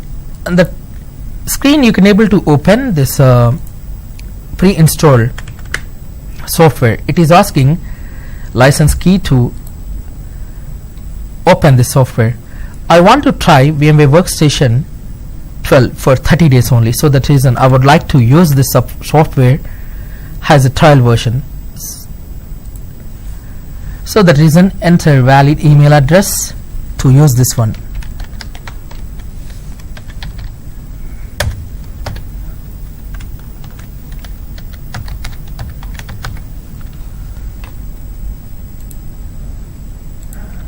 Right, I open the software, I install the software, and finally I open. As per my requirement, I can able to use this software. Basically, this VMware Workstation software is used to create virtual machines. Physical machine is nothing but my laptop. Virtual machine, physical machines contains physical existency and shape, laptops and desktops. What about virtual machine? The machine which doesn't contain physical existency and shape is called as a virtual machine. The work performance of physical machine as well as virtual machines both are same approximately. This is the way to installing softwares in computer based on your requirement. In the same way you can able to install Microsoft Office or else different applications or softwares. You can able to install games, you can able to install browsers, you can able to install drivers packs, you can able to install any type of software or application. As per today's session, first lab installation of software is over. I would like to check it out whether the installed software is available in this computer or not. Open control panel, go to start, open control panel, select in the control panel, select category, go to programs, under programs you can able to see uninstall a program. When you try to click on uninstall a program, this computer will be going to show different type of pre-installed softwares. Many softwares are pre-installed earlier. Today I installed one software, that is VMware Workstation. The location of this VMware Workstation is different. Let's see. Go to my computer, C drive, open program files, especially 86. Under that, VMware. What was that? VMware folder. Under that, VMware Workstation. This is the location of this software. Default location of this software is C drive, program files, VMware folder. Under that VMware folder, one more subfolder is there, VMware Workstation. Before installing this software, the software pre-installed location it's shown. Based on that installation of software, you can able to identify the location. Probably all softwares and programs will be going to stored in C drive program files, especially 86 program files. Right. As per today's session, I am going to show you how to uninstall the software. In order to uninstall any pre-installed software, we have to use one console. That console is control panel. On the screen, look at focus. Go to start, click on control panel. Under control panel, you can able to see the category option. You can able to put it in large icons, you can able to put it in category. Better to arrange the control panel items by selecting category. Under programs, you can able to see uninstall program. Click on uninstall program. Which pre-installed program you want to uninstall? Probably VMware Workstation. Select and right click VMware Workstation. Click on change. Try to uninstall VLC media player. What it is showing? Uninstall. Try to uninstall Google Chrome. what it is showing? Select and right click particular pre-installed software, it shows uninstall. Why this VMware workstation is not showing uninstall? As per developer, as per this application, as per configuration of this application, developer has gave different option. That option is change. By clicking change, what will happen? See, select and right click pre-install software, click on change. What it is showing? It is showing same wizard. Before installing the software, it showed same wizard. Now also it is showing same wizard. Click on next. By clicking next, it is asking change. Three options are it is showing. Number 1 is change, number 2 is repair, number 2 is remove. Let's you change the way features are installed. Earlier I blindly installed this software with default features. As a technical savvy, as a IT engineer, as per my requirement, I need to change pre-installed features in this software. For that purpose, we need to use first option called as a change. In order to repair, as a technical savvy, as a IT engineer, sometimes in production environment you are responsible to install softwares in computers. Some pre-installed softwares will be going to show different type of errors while opening. As a employee, as a users, when they try to do their day-to-day operational work on their dedicated computers in production environment, sometimes pre-installed softwares or applications will be going to show different type of error messages. Who is responsible to fix the issues from pre-installed softwares on individual computers on the network? Administrator. As an administrator, as an IT engineer, you are responsible to fix the issues of pre-installed softwares on individual computers. For example, if we are facing any issue from this pre-installed software such as VMware Workstation version 12, definitely you need to log in as an administrator on respective computer and go to control panel, select and right click pre-installed software and click on uninstall or change. Over there you can able to get one option called as a repair. On the screen you can able to see one option called as a repair. This repair option is generally used to fix the many bugs or issues from particular pre-installed softwares. One more option is available over here, that is remove. My intention is I need to uninstall the pre-installed software in this computer. Click on remove. Click on including shortcuts for pre-installed softwares on desktop and some other license key information also. Click on next. Ready to remove VMware Workstation Pro. Definitely my intention is I need to remove or uninstall the pre-installed VMware Workstation software from this computer. Click on remove. Now it is showing status. The status bar is showing regarding uninstallation of software. Wait a minute.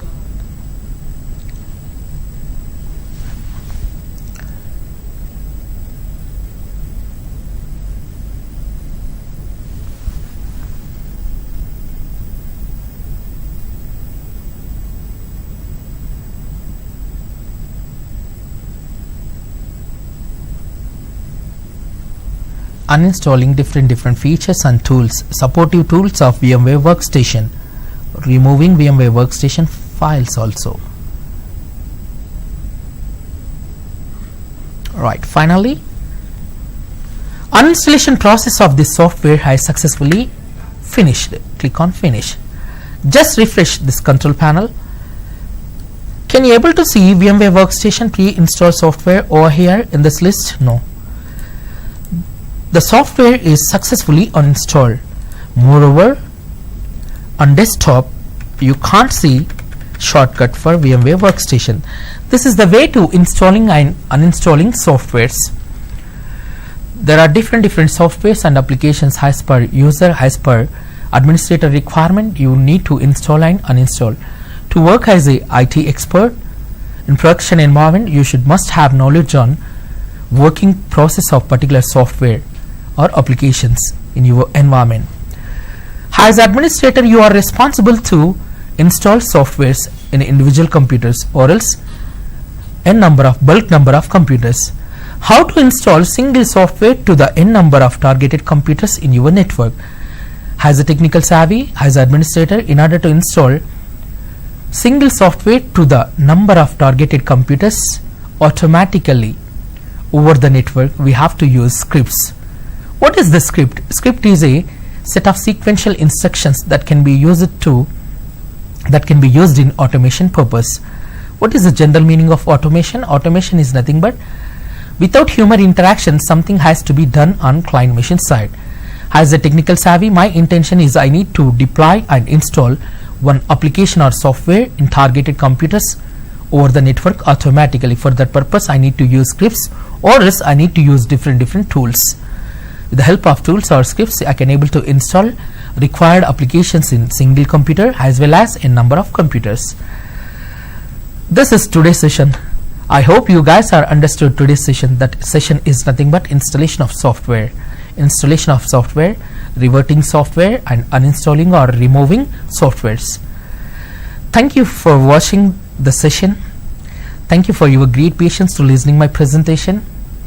Have a great day. See you in next session with different topic. Thank you. Bye bye. See you.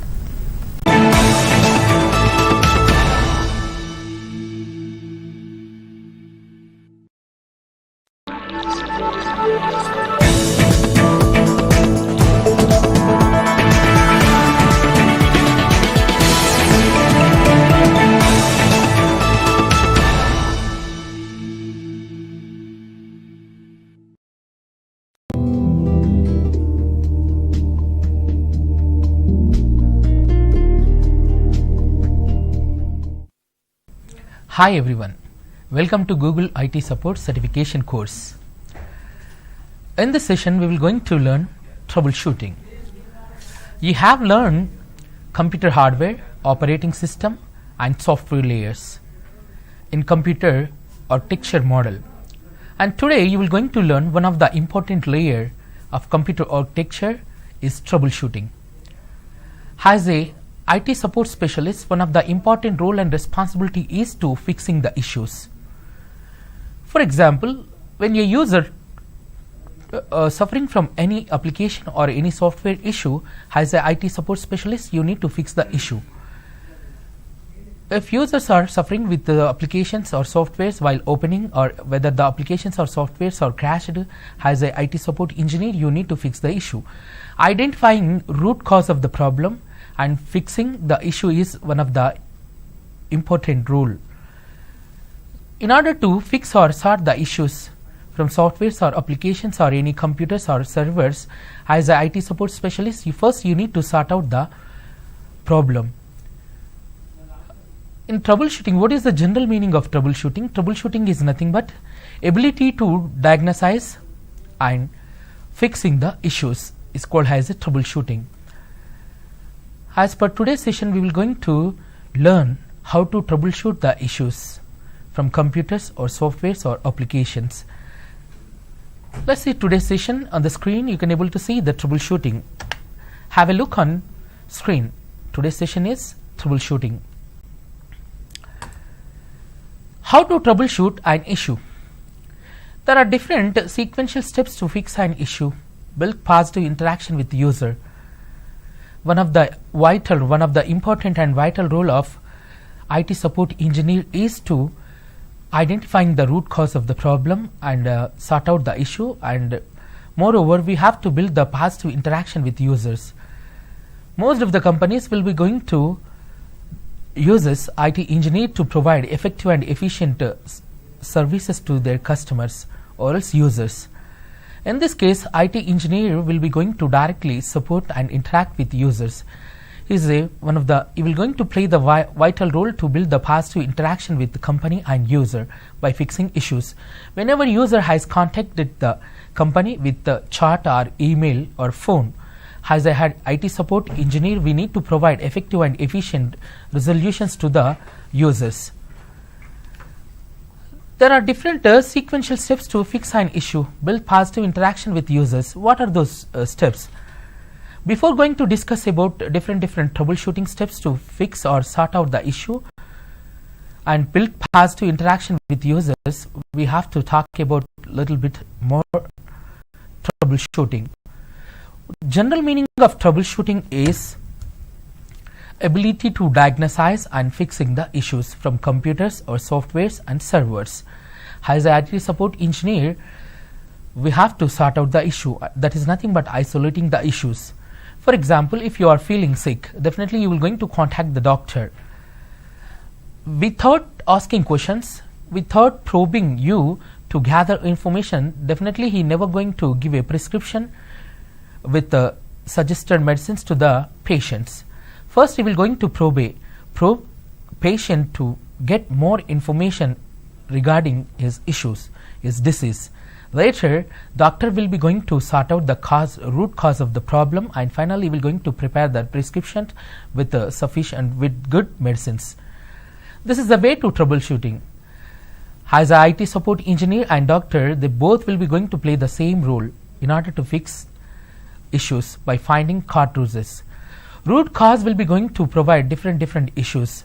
If we try to find root cause, definitely we can able to sort out the many issues from softwares or applications or computers. So that reason, in this session we have to understand different steps to perform troubleshooting. First step to start troubleshooting to fix an issue. As a IT support specialist, we have to ask the question. Whenever user has came with problem in his laptop, for example, user is A, IT support engineer or IT support specialist is B. As per my perception, I would like to give different examples to understand how to prove the users, how to sort or filter the issue to find out the root cause of the problem. In this case, first step to start the troubleshooting step to fix the issues is asking questions. Whenever A has came to contact particular IT support engineer to fix the issue from laptop, that for example issue is my computer is broken. If user has saying some words regarding his computer problem, the problem is computer has broken. In this case, IT support engineer is a B. B will be going to respond in a proper manner. There are two different scenarios to find out the root cause of the issue. For example, first scenario is not so good scenario. Just go through with not so good scenario. For example, one user has came with problem in his laptop. The problem from laptop of particular user is laptop has broken. In the not so good scenario, definitely as a IT support specialist, I'm going to say something to the user. Oh, I'm sorry to hear that your laptop has broken. You need to purchase new laptop by spending around $1,000. Is this correct answer to the user? Definitely user or customer will be going to dissatisfied with our services. One of the main role and responsibility of IT support specialists is to building positive interaction with users. The same way he has to provide the effective troubleshooting steps to fix the issue or sort out the issue. Earlier we discussed the first scenario. That scenario is not so good scenario. Just take one more scenario to sort out the issue. Same question, the user has came with my computer is broken. That is nothing but user has facing something problem from his computer. Whenever he try to restart the computer is getting block screen error. In this case, as an IT support specialist, we need to respond in a proper way, and moreover we have to sort out the problems. For example, user has came with my computer has broken. In this case, as a IT support specialist, first we need to get more information regarding issue. We need to ask the question. First step to start the troubleshooting step to fix the issue. In second scenario, that's so good scenario, as an IT support engineer, I need to pose a question to the user. That question is nothing but, oh, I'm sorry to hear that. I understand your problem, your computer has broken. Since how long you are facing this issue? She will going to, she or he, the user will be going to say, from last night. Definitely, okay.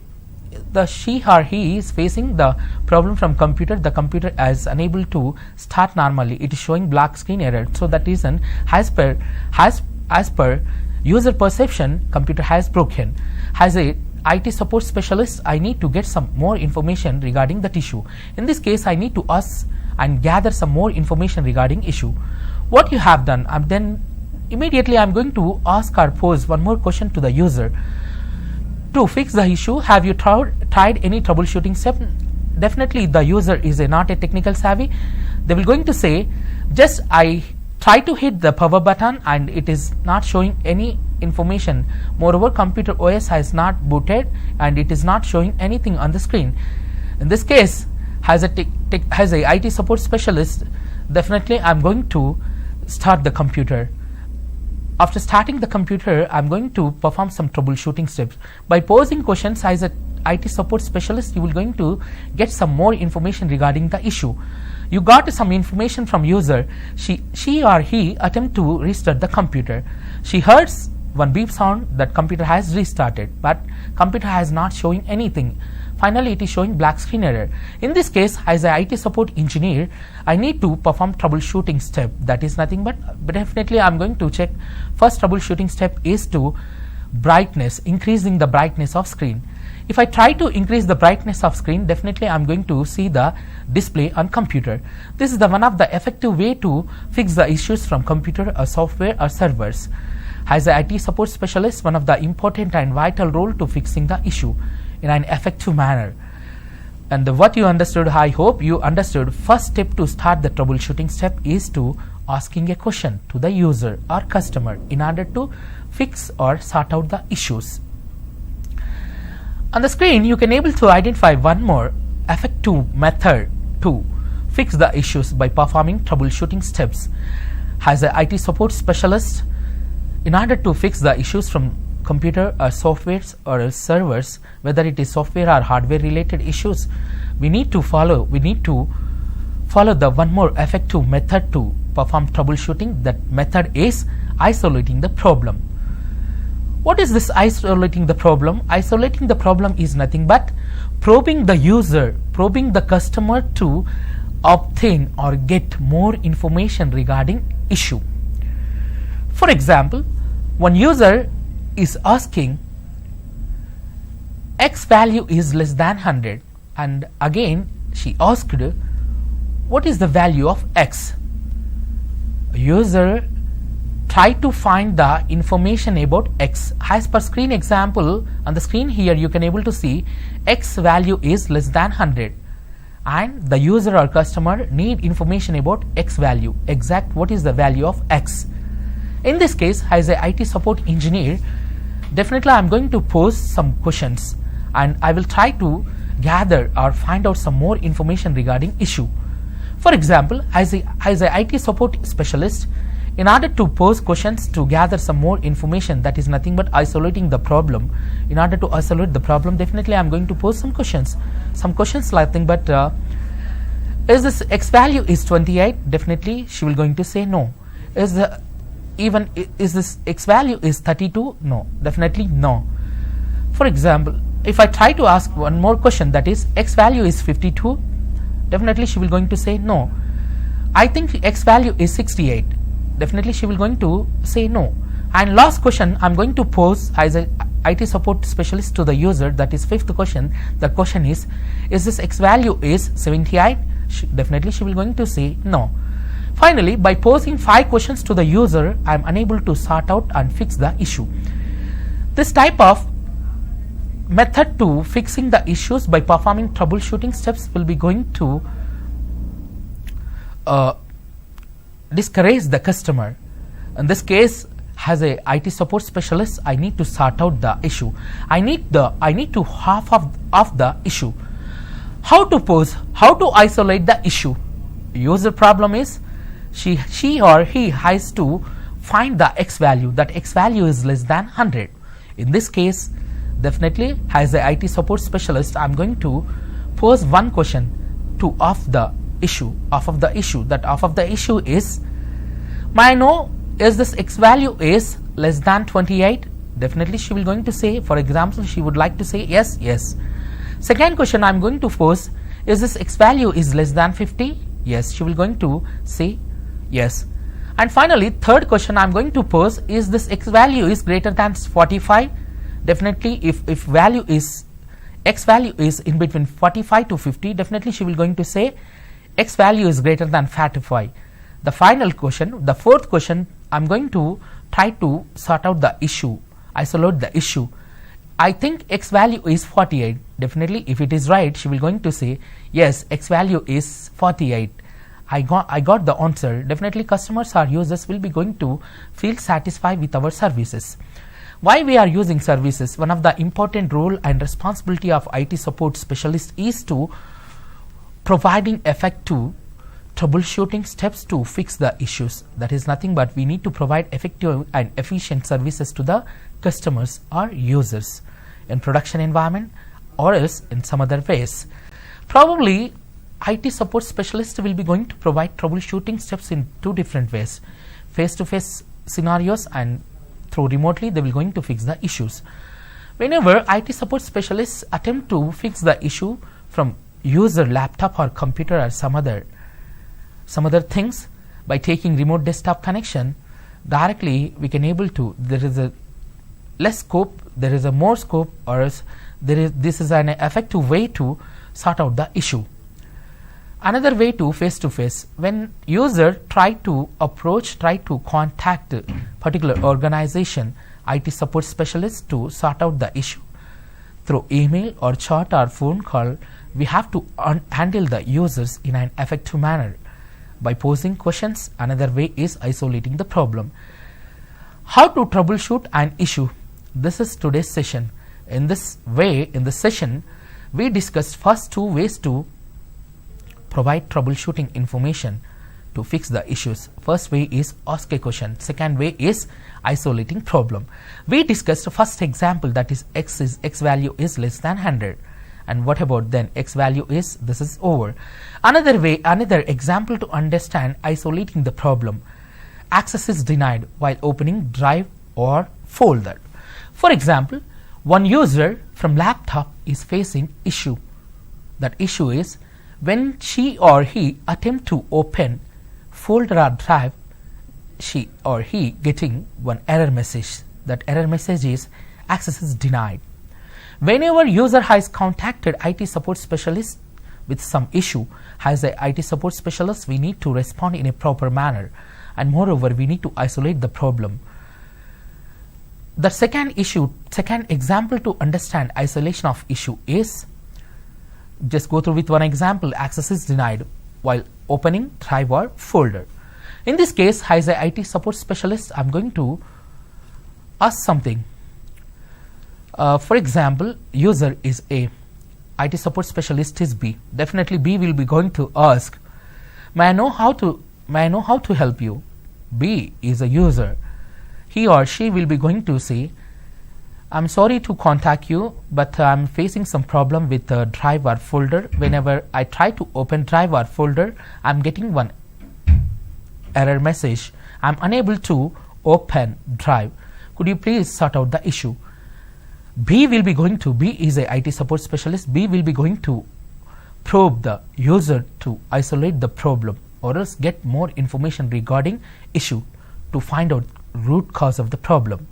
In this case, B will be going to try to gather more information. We are going to ask one question to the user. Have you done any changes on particular drive or folder earlier? Definitely user A will be going to say, I just made some modifications in permissions, resulting and later I am unable to open drive or folder. I am getting one error message. That message is access is denied.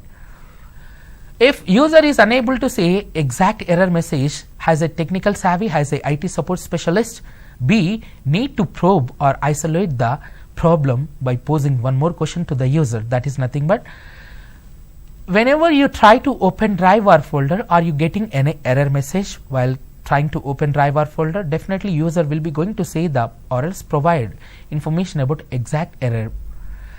Whenever user attempt to open drive or folder, she will be going to get error. Definitely she will going to provide that error information to the IT support specialist.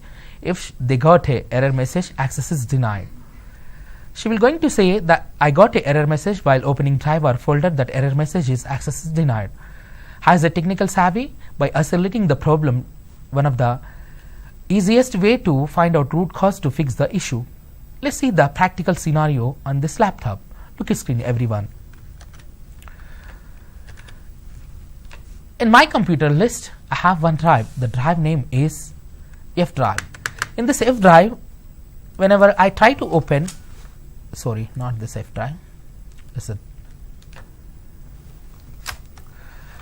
Here on the my computer screen, you can able to see one drive. The drive is E drive. Whenever user try to open this drive, it is showing access is denied. In this case, I say IT support specialist, you need to fix the issue.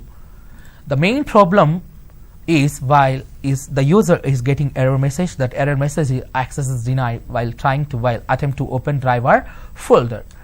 In order to fix the issue, I need to pose a question to the user. Have you done any changes in this drive earlier? Definitely user will be going to say something. If she done any changes in this drive, definitely she will going to provide some information to us. If she is unable to say information, she is not saying I haven't done any changes earlier in this drive, but now in the morning, today morning, whenever I try to open this drive, I am fixing issue. In order to sort out this issue as a IT support specialist, you must have superb and good technical knowledge to sort out the issues. The main problem while opening this drive is access is denied. That is nothing but 100%, and out of 100%, 70% issue root cause from permissions. How to change the permissions? In order to sort out this issue, just go through with the active drive. This drive is working fine. The drive name is, for example, D. Open D drive. Here you can able to see one file. I can able to open properly this drive, and I can able to open one file. Let's see the default permissions of this drive, this healthier drive in this computer. Go to properties of this drive, click on properties. In the properties list, you can able to see one tab called as a security. In the security list, security is nothing but default permissions to open this drive. Those permission in the permission list of this drive, how many authorized users names are inserted, added over here. Authenticated users, number 1, number 2 is system, number 3 is administrators, number 4 is users. By default, on the permission list of this healthy drive, some authorized user groups are added over here. But what about unhealthy drive? Let's look at it. Select this unhealthy drive, click on properties, try to click or select security tab. The security tab, the permission list of this drive, it is not showing by default or authorized user groups over here. As a technical savvy, as a IT support specialist, I need to add default authorized user group names in the permission list of this drive. How to add? Click on edit, click on add. First I need to add administrators. If you are unable to write full name, administrators, what it is showing? If you are unable to write full word or else exact word by making spelling mistake, you are unable to add particular authorized user name in the permission list of this drives. I added one authorized user in the permission list of this drive. That authorized user is administrators of this computer. I added one authorized user group is added, and later I need to add one more authorized user group, that is system users. It's identified, click on check name, identified, click on OK. And I need to add one more authorized and authenticated users, that is type authenticated, click on check names, authenticated users, click on OK. I added by default 3 authorized user groups over here, and I would like to add one more user, that is nothing but only users. It will be going to take it right, Dell PC users. I added by default authorized and authenticated user groups in the permission list of this drive. Click on apply, click on OK, click on OK. Now this drive ready to use. Try to open this drive and get or retrieve your data from this drive. The earlier created drives, pre-created data is available in this drive. This is the way to sort out an issue. This is called as isolating the problem. In order to perform troubleshooting steps to fix the issue, as an IT support specialist, we need to find out the root cause, and finally we need to fix the issues. In this case, first step to start troubleshooting steps is ask a question, and next one is isolating the problem. I hope you guys are understood first most effective two methods to start troubleshooting steps to fix the issue. Let's see one more effective method to sort or fix the issues by performing troubleshooting steps. Follow the cookie crumbs. One more effective method to start troubleshooting steps to fix the issues is follow the cookie crumbs. FunCat app crashed. The example is FunCat is one application.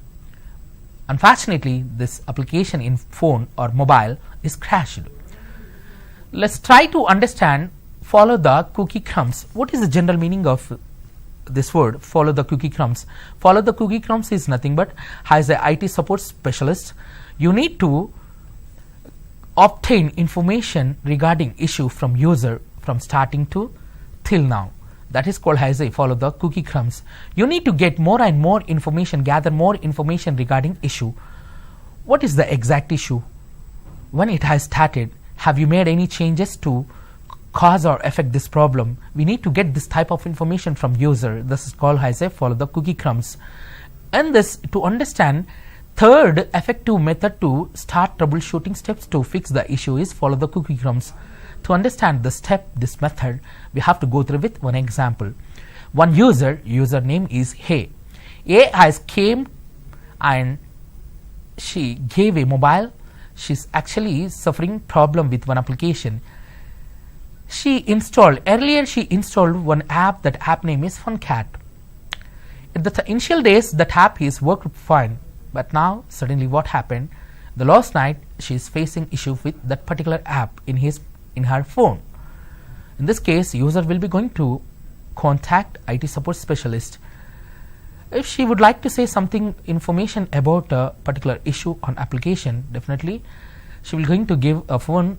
Whenever I try to open this app, it is showing it is crashed, it is not responding, it's not properly opening. This information will be this type of information will be provided by user to the IT support engineers. In this case, IT support engineers, we have to respond in a proper manner. Good morning, for example, good morning user, how can I help you? User will be going to say, I'm facing issue from particular app which is earlier installed in my phone. What was the app name? May I know the app name? The app name is FunCat. Has it IT support specialist B will be going to pose one more question to the user A.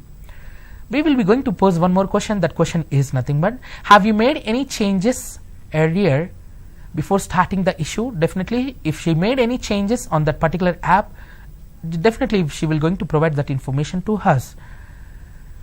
Or else, we need to ask one more type of question. When this issue has started from this application, user A will be going to say, just last night.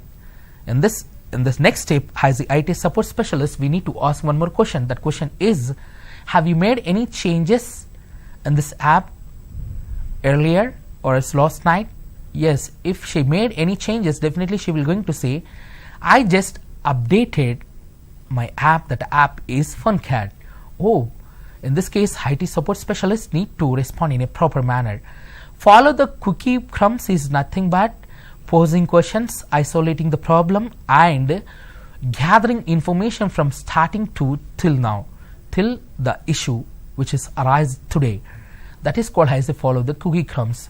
Now, by asking question, isolating the issue, and gathering more and more information from initial days to starting day to till today, I can able to easily resolve the issue. Actual problem is user has attempted to update pre-installed app. That app name is FunCat. When she tried to update that app, the issue is raised. In this case, as the IT support specialist, I need to roll back particular app and fix the issue. This is the one of the effective troubleshooting step to fix the issue from user. phone or user computer. Instead of asking questions, isolating the problem and follow the cookie crumbs, if directly has a technical savvy, if I directly attempt to troubleshoot issue, that issue is she is unable to open FunCut app. In this case, one of the another way is if I attempt to fix the issue directly by uninstalling app, which will not resolve.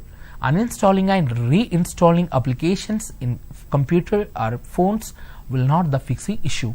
We need to ask a question, we need to get some more information from user or customer, and next way isolating the problem, probe the user to find out more information and follow the cookie crumbs. That is nothing but gain or get or obtain more and more information from starting to till now.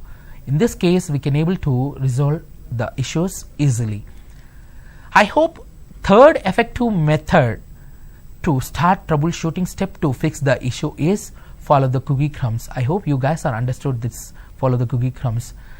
And fourth effective method to fixing or sort out the issues from computers or softwares or phones or some other things, as a IT support engineer, I need to start with the quickest step first.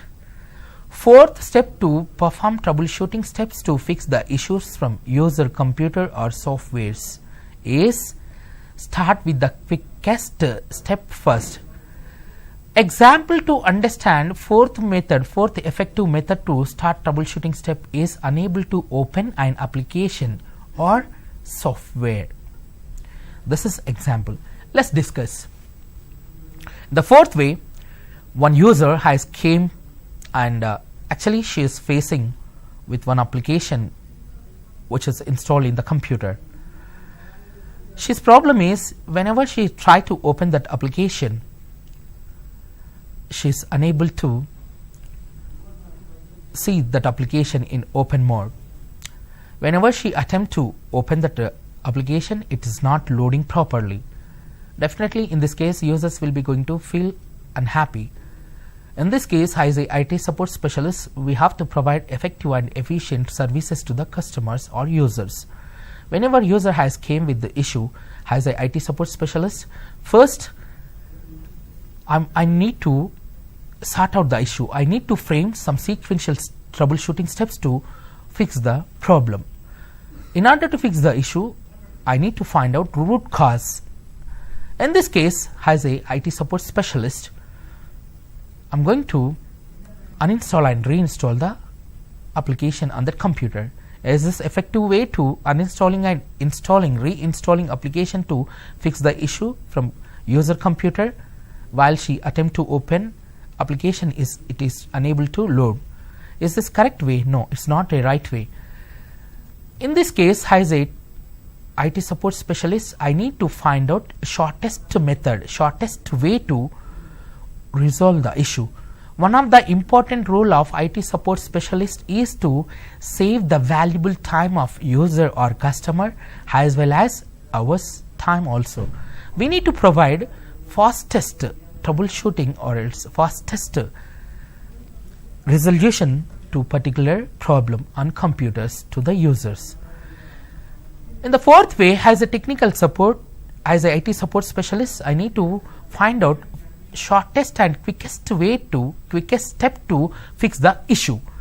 For example, user issue is she is unable to open application. In this case, I need to ask some question and gain some information and isolating the problem. Finally, follow the cookie crumbs. After getting so much information, I need to perform troubleshooting step by start with the quickest step first. That first step is to I need to ask one question. After installation of this application, have you restarted your computer? Definitely, if she restarted, the problem is different. If she haven't restarted the computer, that is the main issue. One of the effective way, fastest step to fix the issue, that issue from application, pre-installed application, is we need to restart the computer. By restarting computers, many application issues will be going to resolve. Moreover, when we try to install application in computer, in order to changes make effect of installation of particular application, computer need to restart. We need to keep this word in our mind to fix the issues from application. If user has installed that application earlier, if she is unable to open that application, one more another troubleshooting step is to restarting the computer in a normal mode. By restarting our boot up computer in a normal mode, we'll be going to provide effective troubleshooting. That troubleshooting step is quickest step to fix the issues from applications. This is another method to fix or sort out the issues in order to start troubleshooting steps. In this session, how many ways or effective methods to perform or start troubleshooting steps you understood. I hope you understood different methods to start troubleshooting steps to fix the issue. First method is ask a question. Another method is isolating the problem. And third method is follow the cookie crumbs. And fourth way is start with quickest step first. I hope you guys are understood these first four methods to start troubleshooting steps has an IT support specialist to fix the issues by finding root causes. And remaining steps will be discussed in another session. I hope you guys are understood this topic, right? And I would like to give some other information regarding troubleshooting. For example, one user has came with one problem. As an IT support specialist, I need to fix the issue. I need to gain customer satisfaction or else user satisfaction. One of the important role of IT support specialist is to building positive interaction with the user and organization. So that reason, in order to build positive information, in order to get customer satisfaction, I need to provide effective and efficient resolution to fix the issues by having good technical knowledge as well as communication skills. One of the important fundamental tool to providing troubleshooting steps to fix the issue is to identifying the root cause with good subject knowledge. Another way is we must have good communication skills. If we have a good communication skills, we can able to effectively interact with users. Moreover, we can able to build positive interaction with user and organization. Probably users are facing any issues from computers or softwares. They will going to frustrated to find out right resolution. There are different difficult situations we need to face. As a technical savvy, we have to face difficult situations while providing troubleshooting steps to fix the issues from user computers. All issues might not have resolved by IT support specialists. Some issues will be resolved. In this session, I am providing effective methods to start troubleshooting steps to find out the root cause to fix the issues in applications or softwares or computers. Resolving issue is another thing, right? With good subject knowledge, by getting more information regarding issue from users, there are more chances to fix the issue. If it is hardware related issue, we are unable to resolve through remotely, or else through chat or phone call, or else through emails also. If it is required, definitely we will going to suggest the customers or else users to contact authorized service center of particular product or else particular software.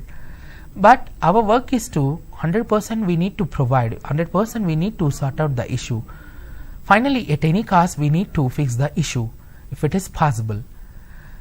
And moreover, we need to obtain customer or user satisfaction by giving effective troubleshooting steps to the user.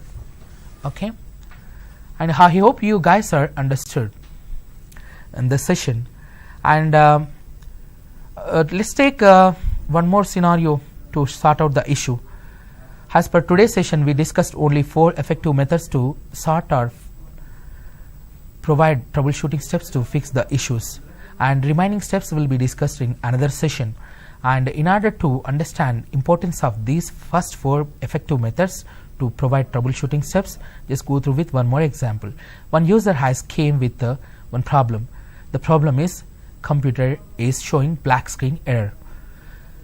The user computer issue is it's not showing anything on the display. In this case, as a IT support specialist, we need to sort out the issue. In order to sort out the issue, in order to prove the problem, as a technical savvy, we need to pose the questions. First, we need to ask the question. We have to start our conversation with the user. Hi, my name is Ravinder Sudala. How can I help you? Definitely, user will be going to contact us with. She will going to say her name. My name is Mary. Actually, I am facing some issue with my computer. Whenever I try to hit power button, it is showing nothing. It is showing only black screen error. It is not appears anything on the computer display. The main problem on computer is user unable to say anything on the display. As a IT support specialist, I need to understand. I need to think the issue on user perspective. She attempt to hit or click power up button in his laptop. She is getting black screen error. Nothing is happening. In this case, I need to ask a question to the user to sort out the issue. The sort out the issue is, first I am going to say, can you able to hear any sound, beep sound while try to attempt to start the computer? Definitely she will going to say, if she heard, definitely she will going to say one beep sound, I got it, one beep sound. Okay, means she restarted properly. And next question is, as a IT support specialist, I am going to ask, can you able to see any light whether the light is blinking on power button of your laptop? Definitely if it is blinking, she will going to say, yeah, yes, it is blinking. And is there any physical, next question, third question to from my end to get more information regarding issue from user computer is, and is there any physical damage from your laptop? Have you did you drop your laptop from any height? Is there any physical damage? If it is happened, she will going to say, I think, I hope, but it is not happened. No, there is no physical damage. Then in this case, I am going to ask one more question. Have you tried to connect your laptop to another or external monitor to check the screen? If she tried the troubleshooting step, definitely she can able to identify. If she tried, yes, user will be going to say, yes, I tried to connect external monitor to my laptop to check whether the problem is laptop display. Yes, she said yes, and again it is showing black screen error. The problem is different. There is no physical damage from laptop screen. This is the way to sort out the issue, by posing questions, isolating the problem, and follow the cookie crumbs and start your troubleshooting steps with the quickest and fastest troubleshooting step. Remaining steps will be discussed to fix the black screen error in coming sessions. I hope you guys are understood the session. Thank you for watching this session. Have a great day. See you.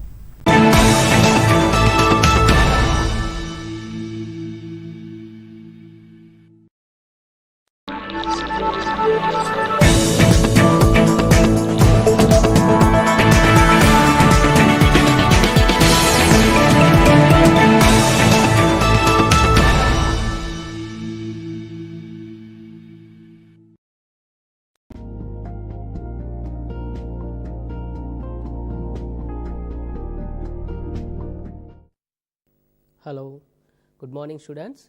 Welcome to Mana TV. Welcome to Tally training program conducted by APSSDC. Right? In the yesterday's class, we have seen how to create the ledger accounts, as well as we have seen how to create our ledger groups, subgroups and subgroups. Right?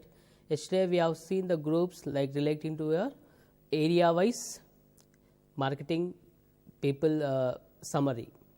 Right, how to create an area wise debtors list and how to see the report. Right, in today's class we are going to see how to create the stock items and how to create the stock groups. So before that, I want to tell to you people something regarding this Tally certification program. Tally certification program is also conducted by the Tally authorized trainers at your centers, at your area centers. So please contact them regarding this program.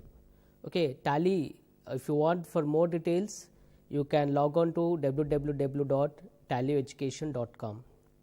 The Tally education వాళ్ళు Tally certification courses conduct చేస్తున్నారు వాళ్ళ Tally authorize partners దగ్గర. So people who are interested అంటే students ఎవరైనా ఇంట్రెస్ట్గా ఉంటే మీరు మీ near by సెంటర్స్లో వెళ్ళేసి ఎన్రోల్ చేసుకొని సర్టిఫికేషన్ రాసుకోండి. This certification is very very useful అండి. ఈ సర్టిఫికేషన్ చాలా మీకు యూస్ఫుల్ అవుతుంది. దీనికి సంబంధించిన ఇంకా డీటెయిల్స్ మీకు ఏమైనా కావాలి అంటే యూట్యూబ్ ఛానల్లో మీరు కమెంట్ చేయండి, మీ ఫోన్ నెంబర్ ఇవ్వండి. So then definitely we'll revert back to you. Okay, right. Now just see the screen. Now we are going to see what is a stock and stock group, right? Now see the screen. So come to PPT, right? So yesterday's class we have seen how to create sundry data. Just a quick we are going to recall it.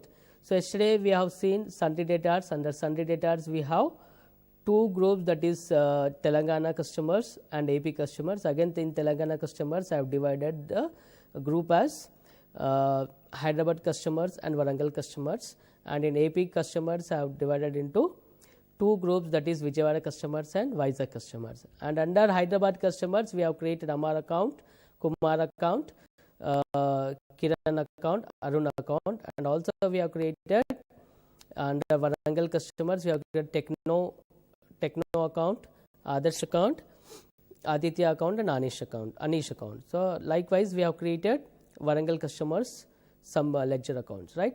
This is how we are going to create your ledger groups, right? Now in the next slide we are going to see, so what is the how to create the group? Gateway of Tally, accounting info, groups create is the path where you can note down and you can do, right? Then now this is a stock category, right? నిన్న మనం చూసిన stock అకౌంట్లో like ledger గ్రూప్స్లో sundry groups was the main group, sundry debtors was the main group. Under that main group we have to created two area wise, two state wise like Telangana customers and AP customers. Under Telangana we have created district wise like Hyderabad and Warangal. Under Andhra Pradesh we have created Vizag and Vijayawada customers. Under that we have created customers account. Here also we have stock summary. Okay, ఇక్కడ stock summary కనబడుతుంది. First if you observe that we have stock summary and అంటే stock category ఉంటుంది. What is the stock category? Stock category అంటే ఒక particular nature. For example మీరు ఒక electronic showroom వెళ్ళాను అనుకోండి. If you went on electronic showroom you can find that all, అంటే మీరు ఎప్పుడైనా ఒక ఎలక్ట్రానిక్ షోరూంలో స్టెప్ ఇన్ అయ్యారనుకోండి, అక్కడ మీరు చూసి ఉంటే all types of electronic products, అంటే అన్ని రకముల మీకు ఎలక్ట్రానిక్ ప్రొడక్ట్స్ అన్నీ ఇక్కడ కనబడతాయి. అలా అని చెప్పి అన్ని ఒక ప్లేస్లో పెట్టారు కదా, అవన్నీ ఒక్కొక్క ఏరియాకి ఒక్కొక్క ప్లేస్లో ఒక్కొక్క ప్రోడక్ట్స్ పెడతారు. సపోజ్ యూ క్యాన్ గో, అంటే ఒక వాల్లో మీరు ఒక వాల్లో చూస్తుంటే కనుక అన్ని టీవీస్ పెడతారు, అంటే ఒక సైడ్లో అన్ని టెలివిజన్స్ ఉంటాయి, ఒక సైడ్లో ఫ్రిడ్జెస్ ఉంటాయి, ఒక సైడ్లో వాషింగ్ మిషన్స్ ఉంటాయి, ఒక సైడ్లో ఇంకా మొబైల్స్ ఉంటాయి, ఒక సైడ్లో చూస్తుంటే హోమ్ అప్లయన్సెస్ ఉంటాయి. హోమ్ అప్లయన్స్ అంటే మీ ఐరన్ బాక్సెస్ అలాంటివి, రైట్? సో మళ్ళీ అక్కడ టెలివిజన్లో కూడా చూస్తుంటే ఆ వాల్కి అన్ని టెలివిజన్స్ అటాచ్ అయి ఉంటాయి. ఆ వాల్లో మళ్ళీ మీకు కంపెనీ వైజ్ ఉంటాయి, అంటే ఎల్జీ టెలివిజన్స్ ఒక చోటు, సోనీ టెలివిజన్ ఒక చోటు, ఓకే, అట్లా డిఫరెంట్ కేటగిరీస్ ఉంటాయి, రైట్? సో ఇందులో కేటగిరీ అంటే which belongs to the same nature type. Televisions అంతా ఒక కేటగిరీ, ఫ్రిడ్జెస్ అన్నీ ఒక కేటగిరీ. అలాగే మీరు టెలివిజన్స్లో చూసుకుంటే మళ్ళీ ఎల్జీ బ్రాండ్ వైజ్, అంటే you can create brand wise like LG television, Sony televisions, okay, అలా బ్రాండ్ వైజ్. మళ్ళీ ఎల్జీ టెలివిజన్స్లో you have LG LED, LG Smart TV. This is called subgroup. This is called category. This is called group. This is called subgroup. This is called subgroup. Okay. మళ్ళీ LG టెలివిజన్లో మీకు LG LED television ఉంటుంది, LG Smart television. Again this LG television, so I have marked in a separate color, orange color. So why that is orange color here? It is because this orange color is your stock item. So LG LED 32 inches TV, LG LED 40 inches TV, LG LED 50 inches television. అలాగే స్మార్ట్లో అయితే LG smart TV 32 inches TV, LG smart TV 40 inches TV, LG smart TV. Okay, like this we can create category. So now why there is a need to create a category? So ఇలా మనం category wise ఎందుకు చేయాలనుకుంటున్నాము? So why? Because if you are doing as category wise, it is very easy to sort your stock. So tomorrow if your boss asking that what is the stock of televisions, what is the total stock of televisions, then you can easily say that sir we got total stock television is this much. Okay, again in this what is the stock for LG brand, what is the stock for Sony brand, or what is the stock for XYZ brand.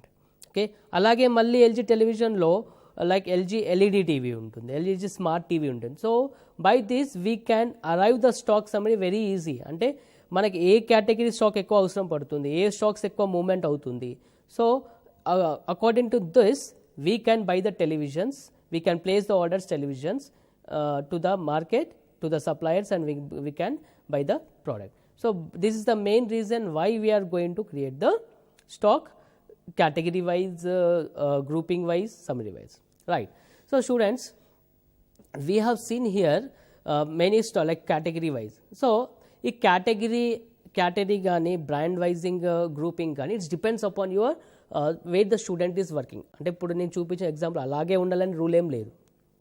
Okay, when you are going on job, so the situations may be different.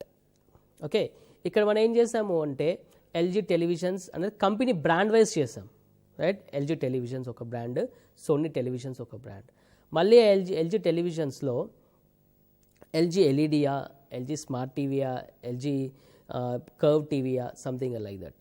అలాగే సోనీలో కూడా Sony LED, Sony LCD, Sony smart TV, Sony smart TV, Sony 4K TVs, Sony HD TVs. So you can make the sub group wise also. Why? So ఇవన్నీ ఎందుకు అంటే మనకి easy identification. So మనకి ఏ stock ఎంత ఉందో easy identification ఉంటుంది. ఒక customer అడిగినా కానీ మనం బ్రాండ్ వైజ్ ఎల్ఈడి, ఇప్పుడు కొంత కస్టమర్స్ వచ్చి నాకు ఎల్ఈడి టీవీస్ కావాలండి అంటాడు. ఏ టీవీ అంటే Sony LED. So it is easy to seat. అంటే మన స్టాక్లో ఉన్నప్పుడు క్లోజింగ్ స్టాక్లో ఉండడానికి అప్పుడు ఎల్జీ ఎల్ఈడి వాడికే ఆ గ్రూప్కి వెళ్ళి చూస్తాం. if you are not making any groups, so what happens? So when you see the stock summary, you can see all stock at one place. అంటే ప్రతి ఒక్క స్టాక్ అందులోనే వస్తుంది. అది సోనీ టీవీ కావచ్చు, బ్రాండ్ వైజ్ కావచ్చు, ఇంచ్ వైజ్ కావచ్చు, ఇంకేదైనా మోడల్ వైజ్ కావచ్చు, ఏదైనా ఉండదు. So if your stock is all at one place, then is very difficult to see it. అంటే మన స్టాక్ సమ్మరీ, ఇప్పుడు ఒక పర్సన్ వచ్చి, ఒక కస్టమర్ వచ్చి, నా పలానా టీవీ కావాలి, పలానా బ్రాండ్ టీవీ కావాలి అని అంటే అప్పుడు మన స్టాక్లో వెతకాల్సి ఉంటుంది, ఈ స్టాక్ మన దగ్గర ఉందా లేదా అనేది. అవునా కదా? సో అందుకనే మనం ఇట్లా గ్రూపింగ్ చేసుకుంటే ఒక కస్టమర్ వచ్చిన అడిగినప్పుడు ఐడెంటిఫికేషన్ ఈజీ ఉంటుంది. సో ఫర్దర్గా మన ఆర్డర్ ప్లేసింగ్ కూడా ఈజీగా ఉంటుంది. So these are some advantages for making the grouping, right? So ఇప్పుడు ఫర్ ఎగ్జాంపుల్ కొందరు కేటగిరీ ఉంది. కేటగిరీ అన్నప్పుడు కొందరు like suppose if you're taking pen drives ఏం చేస్తారు, కొందరు కేటగిరీనే 32 inches కేటగిరీ అంటారు. కొందరు ఏంటంటే 32 GB పెన్ డ్రైవ్స్ కేటగిరీ ఒక కేటగిరీ కింద పెడతారు. 8 GB పెన్ డ్రైవ్స్ అనే ఒక కేటగిరీ కింద పెడతారు. అప్పుడు అంటే కేటగిరీ ఏం చేస్తుంది అంటే, what this category does is, whether category belongs, ఇప్పుడు టెలివిజన్, ఇప్పుడు కేటగిరీలో ఇప్పుడు ఇందాక మీరు చూసిన ఎగ్జాంపుల్లో కేటగిరీ ఉంది, కేటగిరీలో టెలివిజన్స్ ఉంది, ఫ్రిడ్జెస్ ఉంది. Okay, and that again televisions you have to see what is LG televisions, what is Sony televisions. Under this we are finding the stock items, right? అంటే కేటగిరీ ఏం చేస్తున్నాం, ఇప్పుడు టెలివిజన్స్ ఉందనుకో, whether if you are seeing category wise televisions, whether it may be belongs to LG television, whether it may belongs to Sony brand, or it may belongs to Samsung brand, or any brands, it will show as one roof. అంటే కేటగిరీలో ఆ televisions అంటే category రెండు కేటగిరీలు create చేశారు, television అనే ఒక category, fridges అనే category. ఇప్పుడు కేటగిరీ వైజ్గా చూసినప్పుడు మీరు టెలివిజన్ పైన క్లిక్ చేశారనుకోండి, it shows your all brands at one place. Okay, and మళ్ళీ కేటగిరీ లాగా మీరు గ్రూపింగ్ చేశారు. గ్రూపింగ్ ఏం చేస్తుంది, ఎల్జీ బ్రాండ్ అని సపరేట్గా చూపిస్తుంది, సోనీ బ్రాండ్ అని సపరేట్గా చూపిస్తుంది, అలాగే XY బ్రాండ్ అని సపరేట్గా చూపిస్తుంది. So this what the grouping helps you. Now in Tally we are going to see how to activate the categories, how to create the stock items and all. Okay, so please watch the screen. Right, So in the same yesterday's group we are going to do. So before that, to practice you all, what I done is I will show you one workbook, right?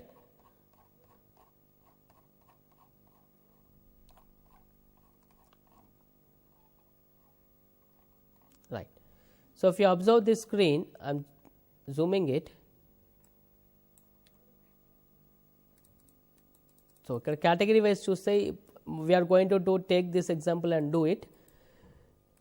Creation of groups, subgroups, ledgers in Tally. So this is stock ledgers. Okay. So ఇక్కడ ఏమవుతుంది, మనకి stock item ఉంది. Item name వచ్చి LG 32 inches LED TV. ఆ category televisions కేటగిరీలో main group వచ్చి LG televisions. Again in LG televisions you have sub group as LG LED, LG smart TV, LG HDV. ఈ televisions అనే కేటగిరీలో main groups రెండు ఉన్నాయి, that is LG televisions and Sony televisions. In LG televisions you have subgroup as LG LED, LG Smart TV, LG HD TV. అలాగే ఇంకొక group వచ్చేసి LG television కేటగిరీలో మనము ఇంకొక గ్రూప్ చేసాము, దట్ ఈస్ సోనీ టెలివిజన్స్. మళ్ళీ సోనీ టెలివిజన్స్లో 3 categories చేసాము, that is Sony LED, Sony smart TV, Sony HD TV. Okay, under this we have stock items, the rate, amount. Okay, అలాగే refrigerator ఒక group చేసాము. ఆ రెఫ్రిజిరేటర్లో Whirlpool fridges, Samsung fridges, LG fridges. Again in Whirlpool fridge you can see that Whirlpool double door, Whirlpool single door and double door. And Samsung ఫ్రిడ్జ్లో మళ్ళీ Samsung single door, Samsung double door. LG ఫ్రిడ్జ్లో అలాగే single door, double door. ఇప్పుడు washing machine చూసుకుంటే కనుక washing machines Whirlpool normal washing machine, Whirlpool auto washing machine, Whirlpool semi automatic machine, right. అలాగే home అప్లయన్సెస్లో ఎక్కువ కేటగిరీ చేయలేదు. Home appliances the main category. ఇందులో Usha home appliances and Panasonic home appliances. So this is a total quantity, this is a total rate, and this your amount, and this is your total of category. Okay, ఈ total total ఇది. ఈ Usha home appliances దీని ఒక total ఇది. So నేను ఎందుకు ఇవన్నీ చూపిస్తున్నా అంటే I'm passing this. You can okay, you can have the screenshot of this and you can do. Okay, so me screenshot తీసుకొని కూడా చేసుకోవచ్చు, right.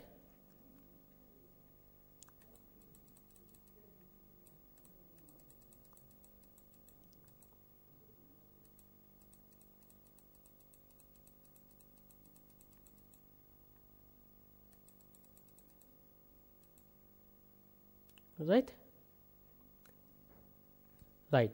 Now we are going to do this in Tally, right. So how to do that?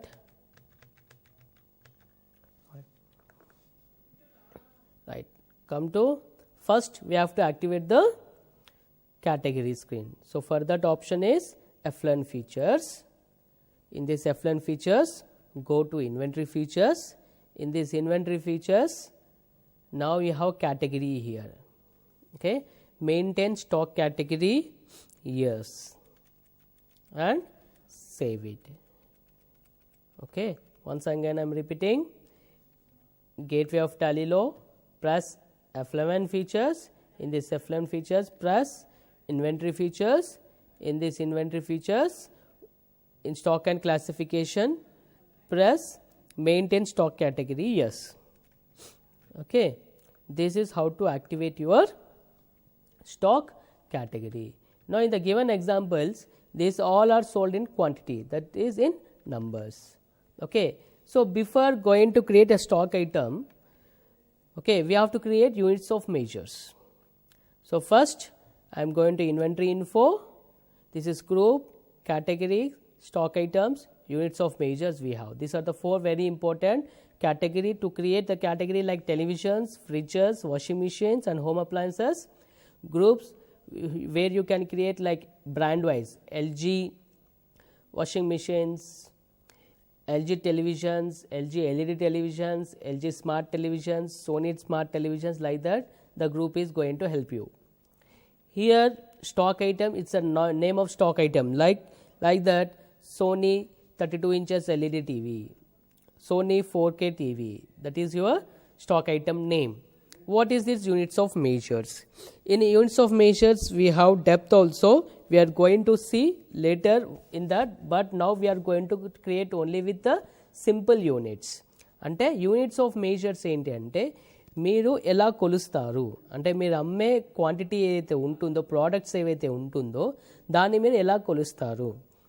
Suppose మీరు ఒక vegetables కొన్నారనుకోండి, suppose when you are going to vegetables you are going to purchase in kgs, right. ఇప్పుడు vegetables కొంటే మీరు ఎలా కేజీస్లో కొంటారు.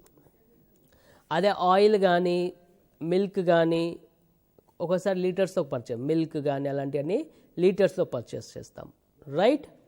అలాగే soaps కానీ అలాంటివి ఏముందనుకో నంబర్స్లో ఉంటాయి. Some times you may purchase rice in bags also, 25 kg bag, 50 kgs bag, 5 kgs bag, 1 kg bag. Suppose you are purchasing your like shampoo sachets, okay. Sometimes you may have boxes, sometimes you have cotton boxes. So these all are called your units of measures. Grams, milligrams, liters, meters, square feet, ఇవన్నీ మనము units of measures అంటాము. ఈ units of మెజర్స్లో కూడా alternate units అని compound units అన్నీ ఉంటుంది, అది కూడా మనము చూద్దాము.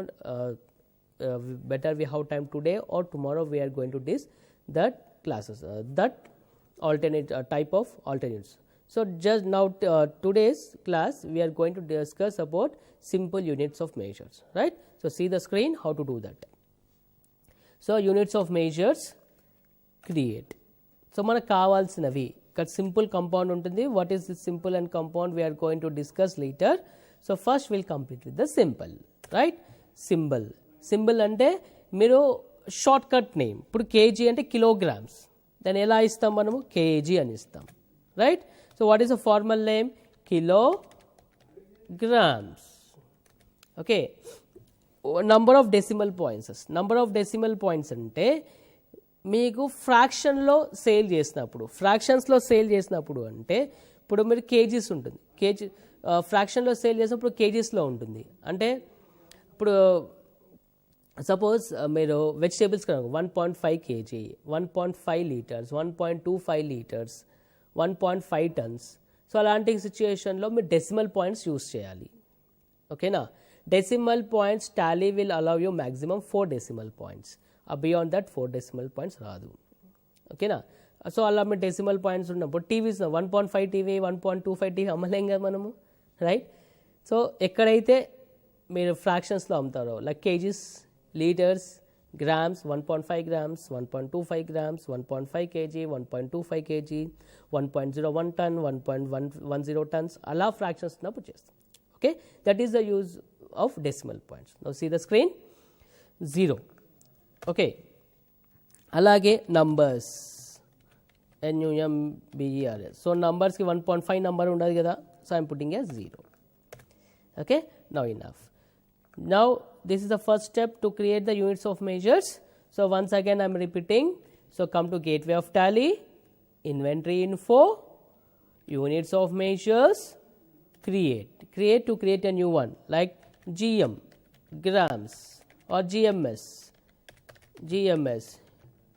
grams you have decimal points, put 2 decimal points. If I am taking 5 it is not accepting, so 4 can be accepted, you can give 4, okay. Okay, like all display, you can see what you have created. Alter, you can alter it, but students keep in mind that now it is getting to alter because we have not entered any stock items. Once the stock items are entered, అంటే మన యొక్క stock ఐటమ్స్ని మనం entry చేసామనుకోండి టాలీలో, మనం stock items ఇవన్నీ టాలీలో entry purchases కానీ sales కానీ receipts కానీ పేమెంట్స్ కానీ అవన్నీ ఒకసారి ఎంట్రీ చేస్తే మనము స్టాక్ ఐటమ్ నేమ్ మాత్రం చేంజెస్ చేసుకోవడానికి ఛాన్సెస్ ఉంటాయి, కానీ యూనిట్స్ ఆఫ్ మెజర్స్ చేంజెస్ చేయడానికి ఛాన్స్ ఉండదు.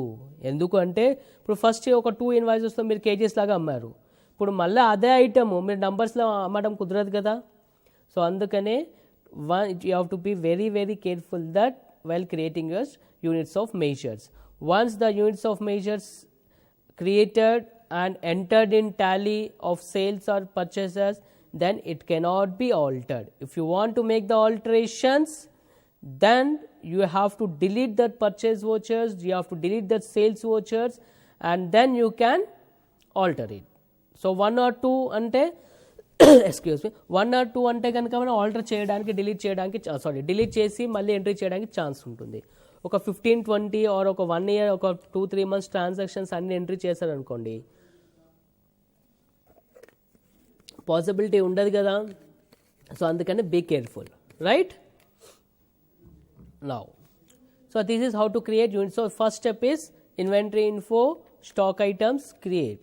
Okay, so first units of measures create chesina tarvata, then come to category. So what is a category we have here? Televisions, refrigerators, washing machines, home appliances, right? Then how to do that? So okay, so category, come to inventory info, category, create. So like category, em category undi man televisions, okay, under primary televisions. Tarvata refrigerators,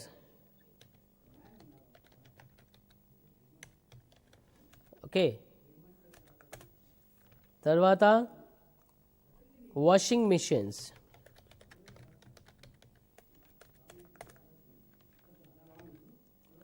తర్వాత home appliances. Okay, so ఈ విధంగా మనం categories create చేసాం. Categories తర్వాత మనకు ఏం కావాలి? Main group. Okay, main group. What is the main group here? LG televisions. So category అయిపోయింది కదా, మళ్ళీ అదే స్క్రీన్లో మనం కేటగిరీ తర్వాత గ్రూప్కి వెళ్తాం. Create. So what is the group name? LG television under primary.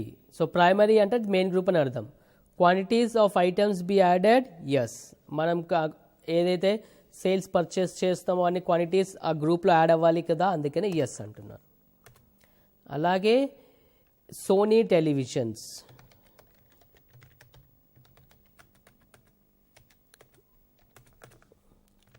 అలాగే వర్ల్పూల్ ఫ్రిడ్జెస్,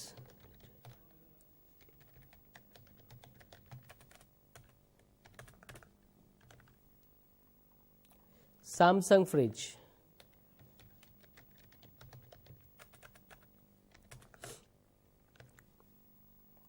ఎల్జీ ఫ్రిడ్జ్,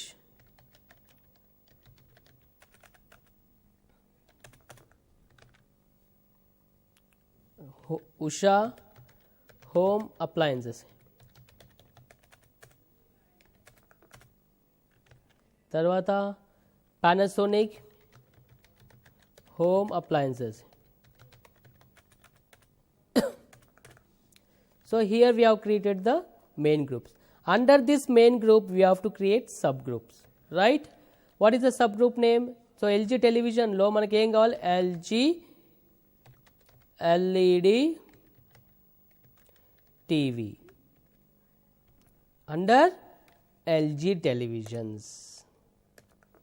అలాగే LG smart TV under LG. ఇప్పుడు ఎల్జీ టెలివిజన్ సెలెక్ట్ చేసుకున్నారు అనుకోండి, దానికి సబ్ గ్రూప్ అయిపోతుంది. ఇప్పుడు ఎల్జీ ఎల్ఈడి సెలెక్ట్ చేసుకున్నారు అనుకోండి, ఎల్జీ ఎల్ఈడికి సబ్ గ్రూప్ అయిపోతుంది. ఎల్జీ ఫ్రిడ్జ్లో సెలెక్షన్ చేశారు అనుకోండి, ఎల్జీ ఫ్రిడ్జ్కి అది సబ్ గ్రూప్ అయిపోతుంది. Now it is LG televisions.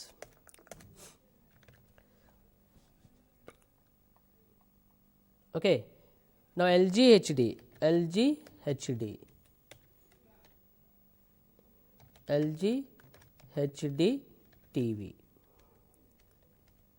LG under LG televisions. అలాగే సోనీ LED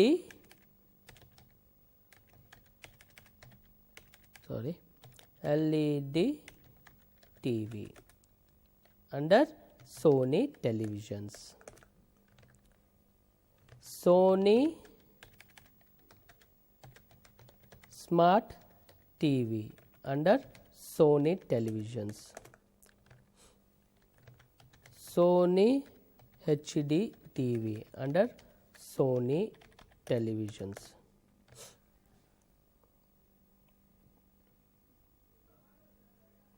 అట్లాగే వర్ల్పూల్ సింగిల్ డోర్. సో మీరు ఇంకోటి ఏం చేయొచ్చు అంటే ఇప్పుడు వర్ల్పూల్ సింగిల్ డోర్ ఉంది, టైపింగ్ చేయడానికి కష్టం అవుతుంది, దెన్ ఇక్కడ కాపీ చేసుకోండి Ctrl+C.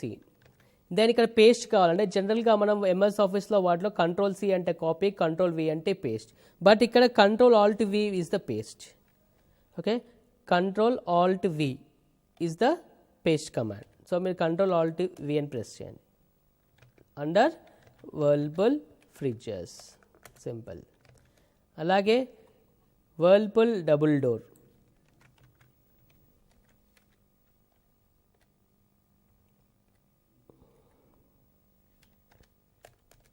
Under Whirlpool fridges. So అలాగే Samsung single door under Samsung fridges.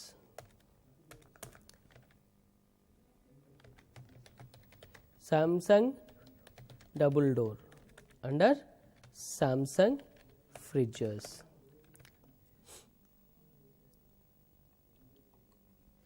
LG single door under LG fridges. LG double door under LG fridges. Whirlpool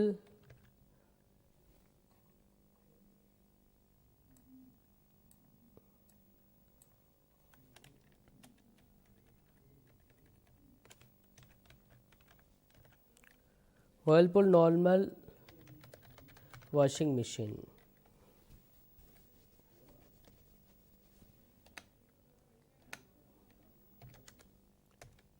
Okay, under Whirlpool washing machines. So here Whirlpool washing machines we have not created, so I am pressing Alt+C and creating. WHI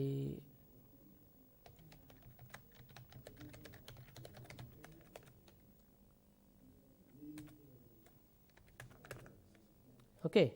So if you are missing anything you can add it. అలాగే shortcut లో Whirlpool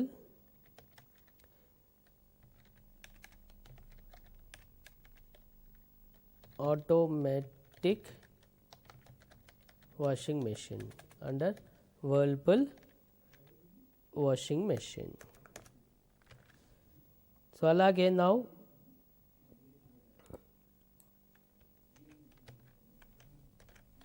LG normal washing machine under LG washing machine not available, so I am creating LG washing machine under primary. Yes,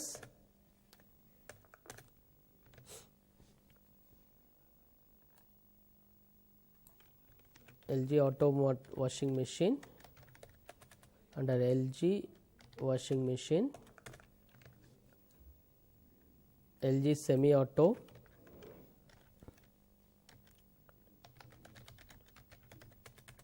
under LG washing machine. Okay, atlage next ali Usha home appliances.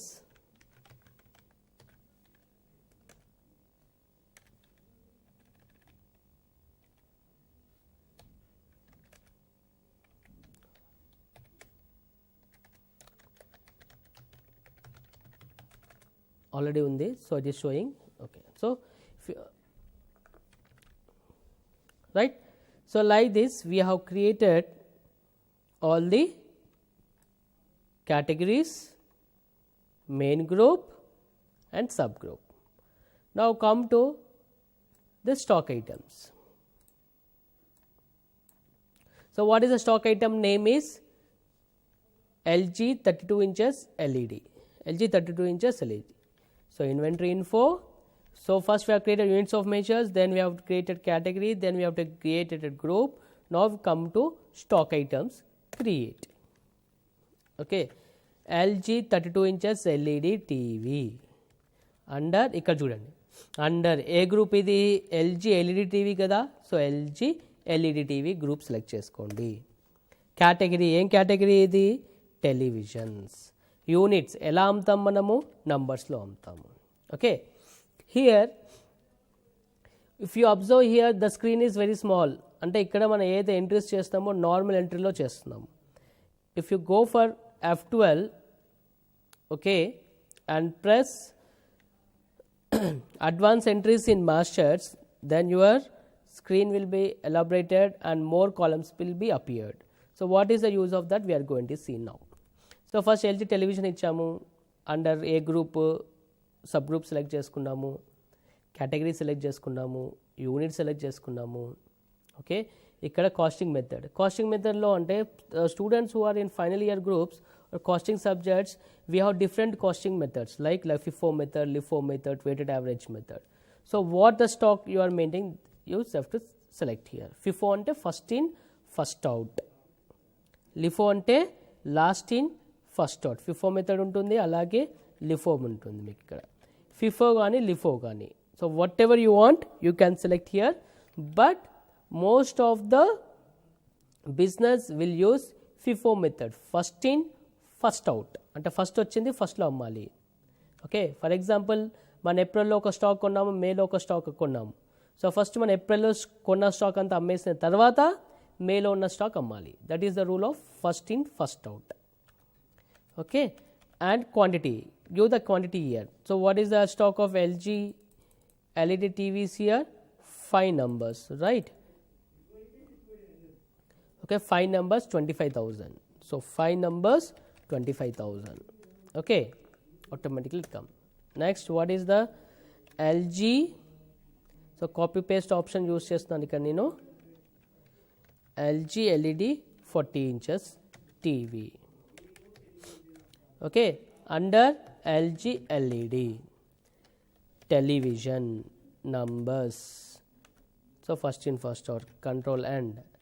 Okay, any quantity 5, 35,000. Okay, అలాగే LG.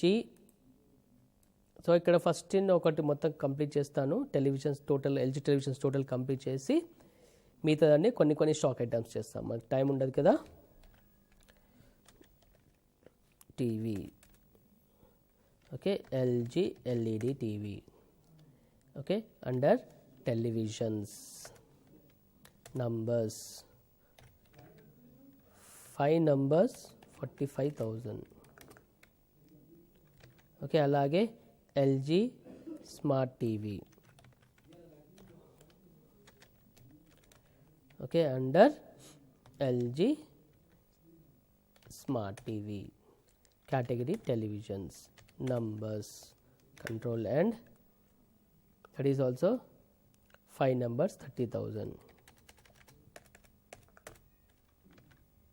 Okay, next LG 40 inches smart TV.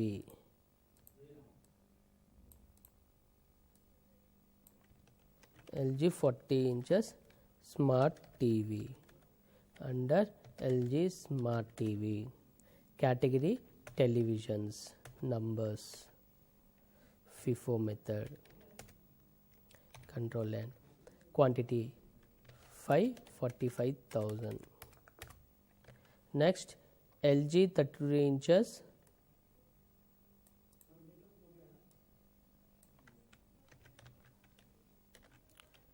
smart TV, under LG smart TV, televisions, units, numbers, control end. So it is 55,000. Okay, next LG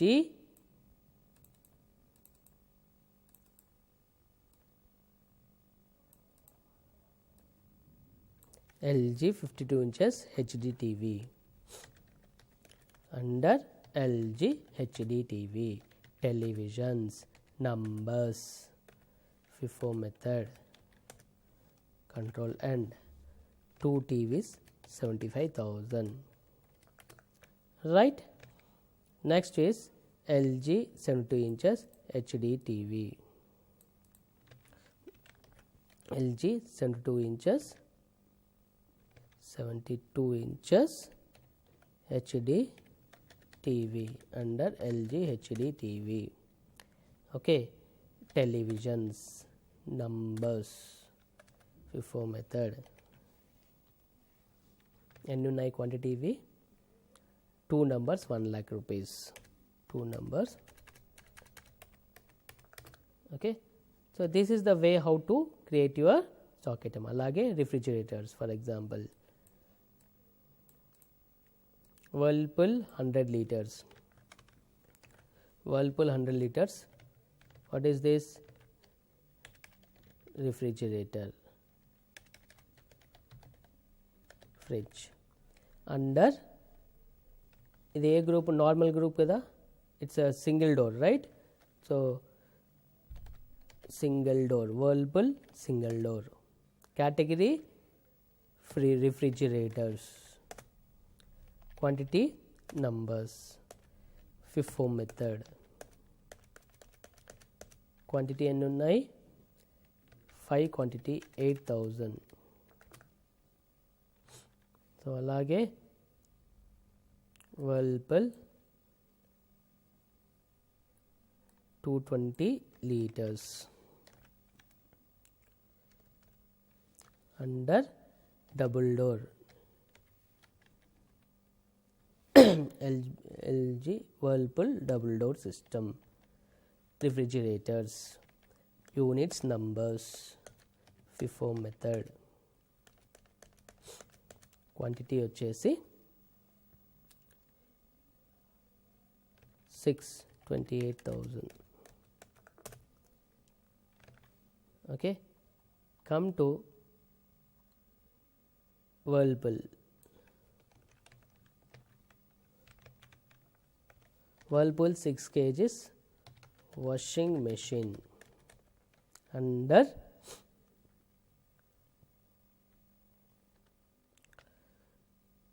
normal LG, sorry, Whirlpool normal washing machines. Washing machines numbers. FIFO method.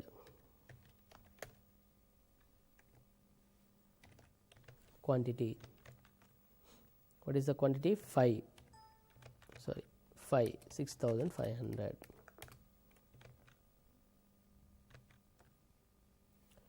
Right? అలాగే Whirlpool 8 kgs automatic auto washing machine. Under auto, Whirlpool automatic washing machine. Category washing machines. Numbers. FIFO. Quantity 15,000. Rate, sorry, 9, 15,000. So అలాగే లాస్ట్లో, so in the way home apply Usha wet grinder.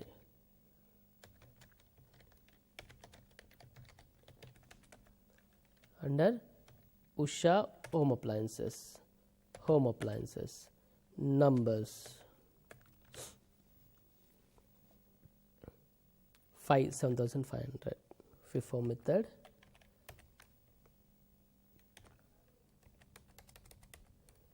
Five 7,500. Next, Panasonic oven grill.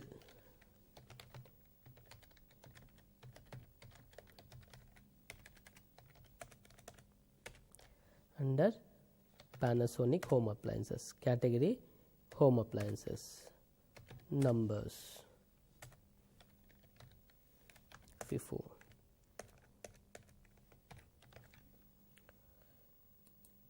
12,500. Right. So this is how to create. So I have not created all the stock items because it takes more time. So I have created some of the items. Okay, and మీకు group total కూడా ఇక్కడ వచ్చేస్తుంది. మీకు stock identification కూడా easy ఉంటుంది. Okay, మీకు వచ్చిన answer కరెక్టా లేదనేది గ్రూప్ వైజ్ కూడా టోటల్స్ ఇచ్చాను, దాన్ని బట్టి మీరు చూసుకోవచ్చు. Right, now come to the screen. Now we are going to see the stock items, right? So where to see the stock items? ఇక్కడ మన stock items ఎక్కడ ఉంటాయి? Gateway of Tyler, there is called stock summary group. Go for stock summary. Then this is your stock summary, whatever you have. This LG televisions. LG టెలివిజన్స్లో మళ్ళీ మనకి different LG HD TV, right, LG HD TV. So correct answer వచ్చిందా చూద్దాం. ఇక్కడ మన LG మొత్తం చేసాం, LG హెచ్డివి 3,50,000, right, 3,50,000. తర్వాత LG LED, LG LED 5,25,000. So LG LED 5,25,000, right. LG smart TV, okay, 6,50,000, 6,50,000. Okay, if you observe that here you are getting average price, right. So now how to do, sorry, this is your stock. So నిన్న మనం class discuss చేసాం కదా, మీకు different స్క్రీన్లో కావాలి అంటే enter కొట్టండి, same స్క్రీన్లో కావాలి అంటే shift enter. So this is your stock. The same thing you can see here. So ఏ స్టాక్ ఎంత ఉంది అనేది ఇక్కడ మనకి వచ్చేసింది, right. So if you observe that ఇక్కడ యావరేజ్ స్టాక్ 87,535 ఉంది, ఇక్కడ 43 ఉంది. అది ఎందుకు అంటే మన ఐటెంలో ఇక్కడ యావరేజ్ ప్రైస్ ఇచ్చాము, అందుకనే అది అలా వచ్చింది. ఓకేనా, just give the FIFO method. Okay, FIFO method, FIFO method. Okay, you can see the stock summary, right. Stock summary, same screen, right. Again it's double door and single door you have. నేను చేయట్లేదు, just shift enter కొడుతున్నాను. Okay, this is your stock report to see, right. Now ఇక్కడ stock సమ్మరీలోనే now we have seen the group wise. Now I want category wise. అంటే ఇక్కడ మనకి brand wise LG టెలివిజన్లో ఎన్ని స్టాక్స్ ఉన్నాయని చూపిస్తుంది, మళ్ళీ ఇందులో ఎల్జీ హెచ్డి ఎన్ని, ఎల్జీ ఎల్ఈడి ఎన్ని, ఎల్జీ స్మార్ట్ ఎన్ని, అలాగే మిగతావి కూడా చేస్తే వస్తుంది. Okay, right. Now I want category అంటే టోటల్ టెలివిజన్ స్టాక్ ఎంత. అప్పుడు ఏం చేస్తారు, ఇప్పుడు ఇందులోనే ఎల్జీ స్మార్ట్, సోనీ అవి కూడా ఉండొచ్చు కదా మీకు. So for that you have to go for inventory reports. Stock summary lone you have inventory reports. Inventory reports lo ikkada chudandi meeku category ani untadi, stock category summary. So how many categories we have in this problem? We have only 4 categories: television, refrigerators, washing machines and home appliances, right. So category summary. See, this is your total. So ikkada em chestundi, ikkada normal lo అన్ని brand వైజ్గా మనం ఎలాగైతే grouping చేసాము, brand wise like LG television, Sony televisions, Panasonic home appliances, Usha home appliances, Whirlpool fridges, Whirlpool washing machines. Okay, that is a brand wise. But I want total stock of televisions, that is category wise. Go for inventory report, stock category summary, home appliances, then press enter, whatever the home appliances you will get here. Refrigerators, what is the total stock under this you are going to get here. Now televisions, press enter, you can see all the televisions here. ఇందాక మనం televisions చూసినప్పుడు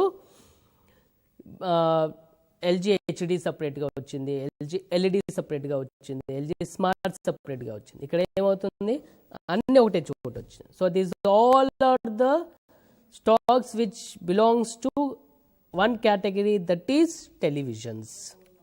okay, televisions అనే కేటగిరీలో టోటల్గా stock ఎంత, washing machines అనే దానిలో మీ స్టాక్ ఎంత. Okay, this is your right. Okay, so till now, right students, till now we have seen this stock summary. అంటే స్టాక్ సమ్మరీలో మీరు ఇందాక మనం కేటగిరీ వైజ్గా చూసాము, బ్రాండ్ వైజ్ గ్రూపింగ్ లాగా చూసాము.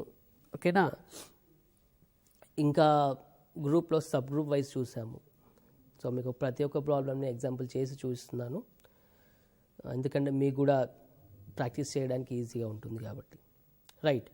సో అదేవిధంగా ఇప్పుడు మనము ఇందాక ప్రాబ్లంలో we have seen only the simple units.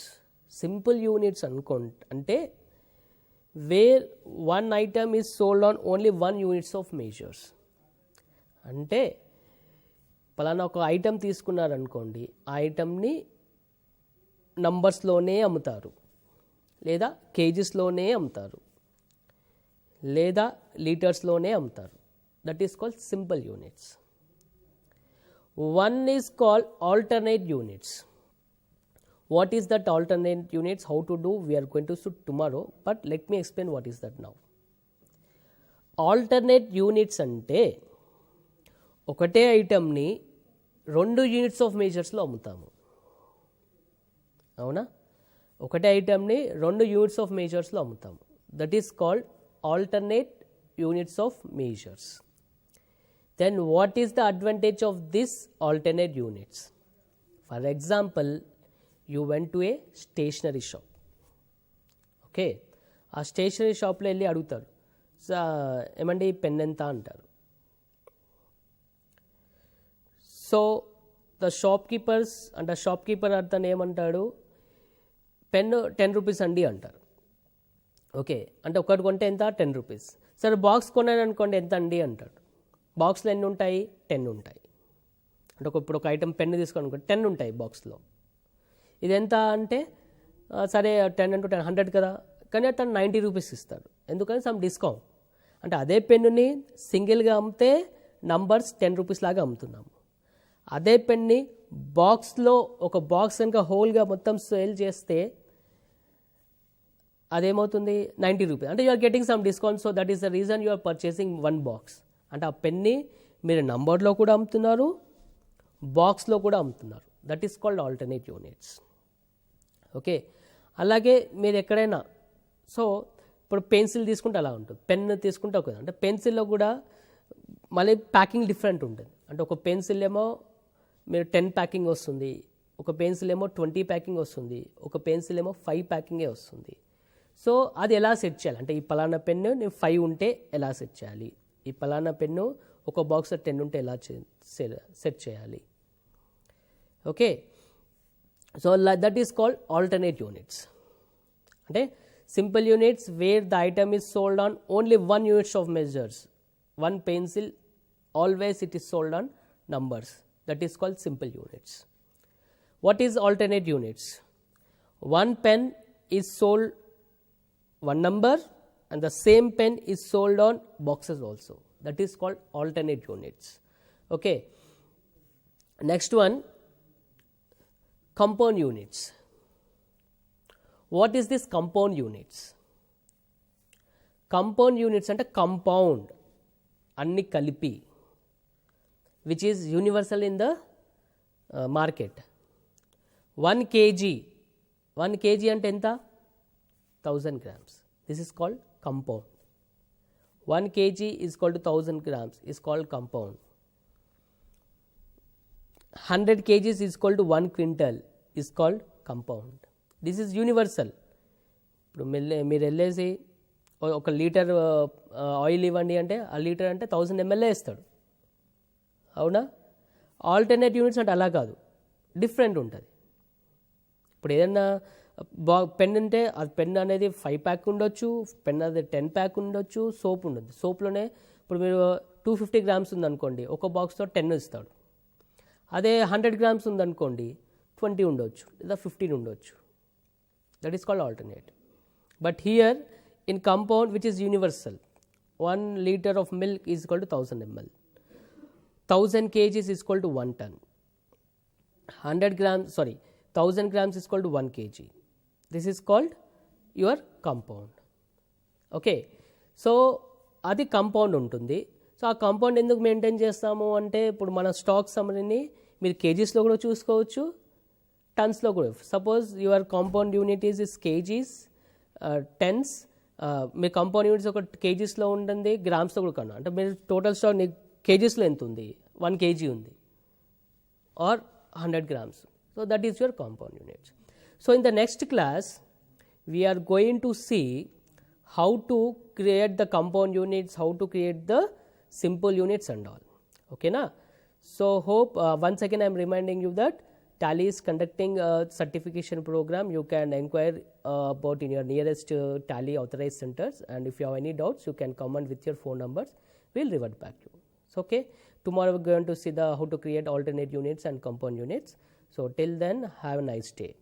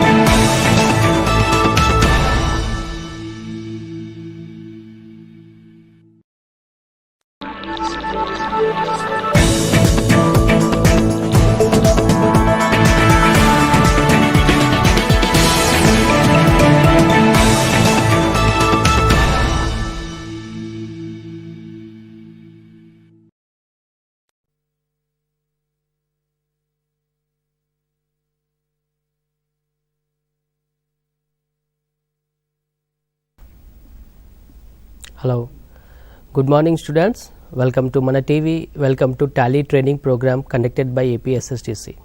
Right. In the yesterday's class we have discussed about how to create the stock groups, and we have explained about how to create the stock groups including subgroups and subgroups and categories also. Right. So నిన్నటి క్లాస్లో మనం sub groups ఎలా చేయాలి, categories ఎలా చేయాలి, వాటి కేటగిరీలో ఉన్న సబ్ గ్రూప్స్ ఎలా చేయాలి, మళ్ళీ దానిలో ఉన్న సబ్ గ్రూప్స్ ఎలా చేయాలి మనము డిస్కస్ చేసాం. రైట్. సో కేటగిరీలో అంటే like which belongs to the same nature, like what you say, for example televisions belongs to one category, okay, fridges, refrigerators belong to one category. Okay, again in refrigerators, if you observe, we have company wise, like LG refrigerators, Godrej refrigerators. Again in LG refrigerators we have single door, double door. The same way you have in this also, like televisions, we have LG televisions, Sony televisions. Again in LG television it's an LED TV or it's an what is a smart TV, right? So we have yesterday created about categories, groups, subgroups and all. Today we are going to discuss about alternate units. So what is an alternate unit? So in units of UM, that is units of measures, we have simple units and we have what you say compound units. Again in simple units, two units we have, that is alternate units. What is an alternate units? Okay, yesterday also we have discussed nothing but alternate units, simple units, that any stock item is sold on a same quantity. Like one pencil is there, pencil can be sold only on numbers, that is called simple. Rice is there, rice is sold on only bags, that is called simple. Okay, now what is an alternate unit? Alternate units is nothing but the same one unit is sold in two different ways.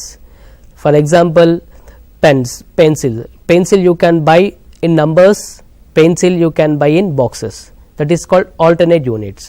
So packing, for example, if you go to some shop and purchase any goods, one will ask for the pencil. What is this pencil? One number pencil, and the same pencil consists of in packs. One is 10 number packs, one is 20 number packs. If you go into some pens, pens may be 5 number packs, pens may be 12 number packs, pens may be 10 number packs also. Now how to do that alternate units we are going to see now. So please see the screen. Okay, now so how to create a units of measure? So for that purpose I am having a small problem, that create the following stock items with alternate units in Tally ERP 9. So here you having Lux soap 1 box, alternate units is 40 numbers, opening balance is 10 numbers, rate per alternate unit rate per box is 800 rupees and the amount is 8,000. Now how to create this stock items we are going to see now. Okay, so first Lux soap. So come to Tally, so go for units of measures, that is inventory info, units of measures, create. Okay, so simple. So I am telling now get that simple. Now how to convert into alternate unit? Okay, so here we have two alternate units, right? That is one is numbers and one is boxes, right? ఒకటి number లో ఉంది, ఒకటి box లో ఉంది. First ఆ రెండు units of measures మనం create చేద్దాం, right? Yesterday already we have created numbers. Now we are going to create boxes.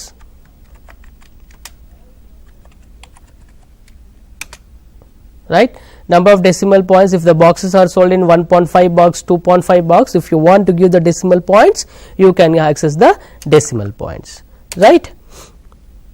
Now so for alternate units, here the alternate units are boxes and numbers, right? So I have created here, okay, just with check display. So we have boxes and numbers, right? So now come to stock items. So first మనకి alternate units రెండు కావాలి కాబట్టి ఒకటి box కావాలి, ఒకటి number కావాలి, ఆ రెండు మనం క్రియేట్ చేసాము. Now come to inventory info, stock items, create. Okay, so Lux soap, the stock item name is Lux soap.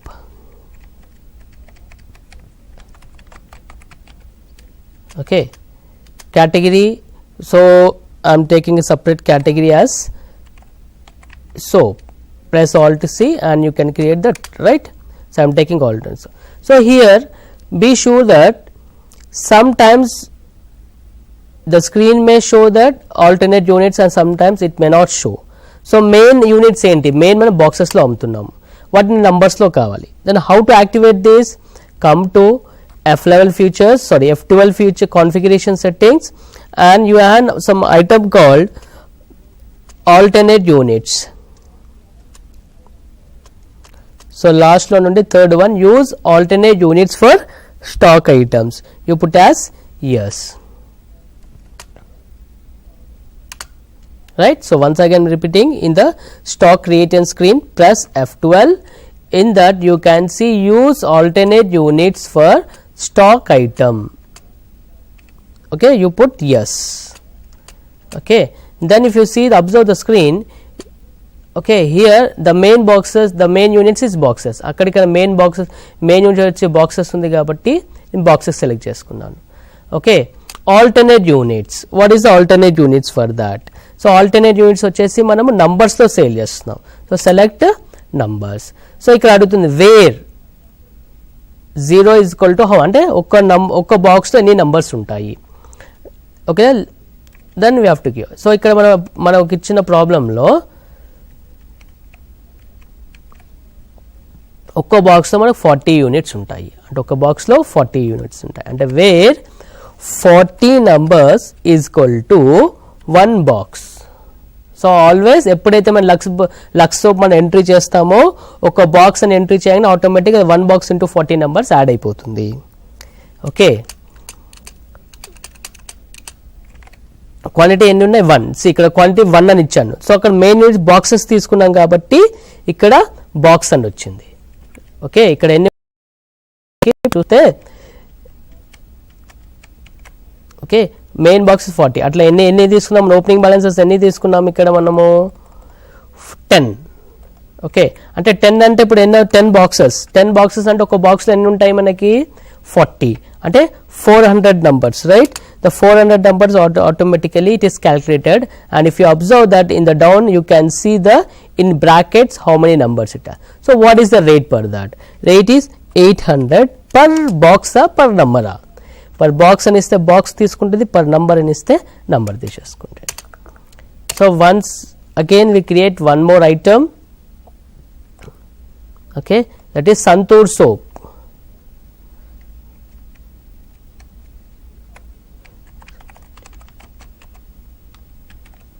So what this Santoor soap says, this box packing is 1 box 60 numbers. So I am taking main units as boxes, alternate units as numbers. Okay, where 60 numbers is equal to 1 box.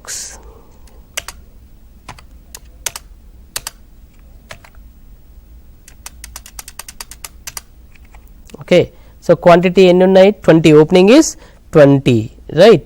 You can see opening is 20 and the rate is 1200. So opening are 20 boxes and rate is 1200. Okay, so some students might be getting doubts that the main units how to take. So main units can be taken in numbers and main units can be taken in boxes also. అంటే ఇక్కడ main units మనం boxes లోనే తీసుకోవాలా numbers లోనే తీసుకోవాలా, that is your depends. అంటే మనం ఏ number of units అనేది ఎట్లా డిసైడ్ చేస్తాము అంటే every time you take an example of మీరు ఎక్కువ ఎట్లా సేల్ చేస్తారు అంటే ఎక్కువ నంబర్స్తో సేల్ చేస్తే మీరు మెయిన్ యూనిట్స్ నంబర్స్తో తీసుకోండి, ఎక్కువ యూనిట్స్ మీరు బాక్సెస్లో సేల్ చేస్తే మీరు బాక్సెస్లో చేసుకోండి. సో ఎలాగైనా సరే. So for example will create one more as Dove soap. Okay okay so Dove soap I'm taking here as main units as numbers. Okay, alternate units as boxes. So if you observe here, one box contain 100 numbers and opening balance is 10. So here what you can take is where one box is equal to 100 numbers, right. అట్లాగే ఉంది కదా మనకి ఒక్క box లో 100 numbers ఉంటాయి. ఇక్కడ 1 box equal to 100 numbers అంటే 1 box equal to 100 numbers అన్నా ఒకటే, లేదా 100 నంబర్స్ ఈక్వల్ టు 1 బాక్స్ అన్నా ఒకటే. So you can take in any fashion. Okay, ఇక్కడ now opening balance, what is the opening balance we have here? We have opening balance is 10. So type 10. So 10 అంటే number of boxes అది. So here if you observe that 10 అంటే ఇక్కడ మనకి 10 boxes, ఇక్కడ మనం చూస్తే 10 numbers అని వచ్చింది. ఎందుకు numbers అని వచ్చింది? Because tally will accept the first main units. Here we have created main units as numbers, so it is accepting as numbers. మరి ఇక్కడ numbers ఉంది కదా, మరి ఇవి ఇది ఎన్ని బాక్సెస్ అవుతుంది అంటే బాక్సెస్ అక్కడ ఇన్ఫర్మేషన్ మనకు బాక్సెస్లో ఉంది, 1 బాక్స్ అని ఉంది. We're purchasing 10 box, we can calculate it or సింపుల్గా టాలీలో మీరు అక్కడ బాక్సెస్లో ఉంది కాబట్టి 10 అని ఇచ్చేసి స్పేస్ అని ఇచ్చేసి బి అని టైప్ చేయండి అంటే బాక్సెస్. సో ఆటోమేటిక్గా మీకు కింద చూడండి 10 బాక్సెస్ అన్నాం కదా, పైన నంబర్స్తో కన్వర్ట్ అయిపోతుంది. Okay, so if you are typing here boxes it automatic converts into numbers, or if you give numbers it automatically convert into boxes. So మనం ఇచ్చిన రూల్ ఏంటి ఇక్కడ, 1 box is equal to 100 numbers అంటే ఇక్కడ మీరు 100 అని type చేసి space ఇచ్చి బాక్సెస్ అని ఇస్తే అది నంబర్స్తో కన్వర్ట్ అయిపోయింది, లేదా 10 అని చేసి నంబర్స్ అని ఇస్తే అది బాక్సెస్లో కన్వర్ట్ అయిపోతుంది, లేదా 1000 నంబర్స్ అని ఇచ్చేసి అది బాక్సెస్లో కన్వర్ట్ అయిపోతుంది. So what however it automatically convert. So Tally will handle this.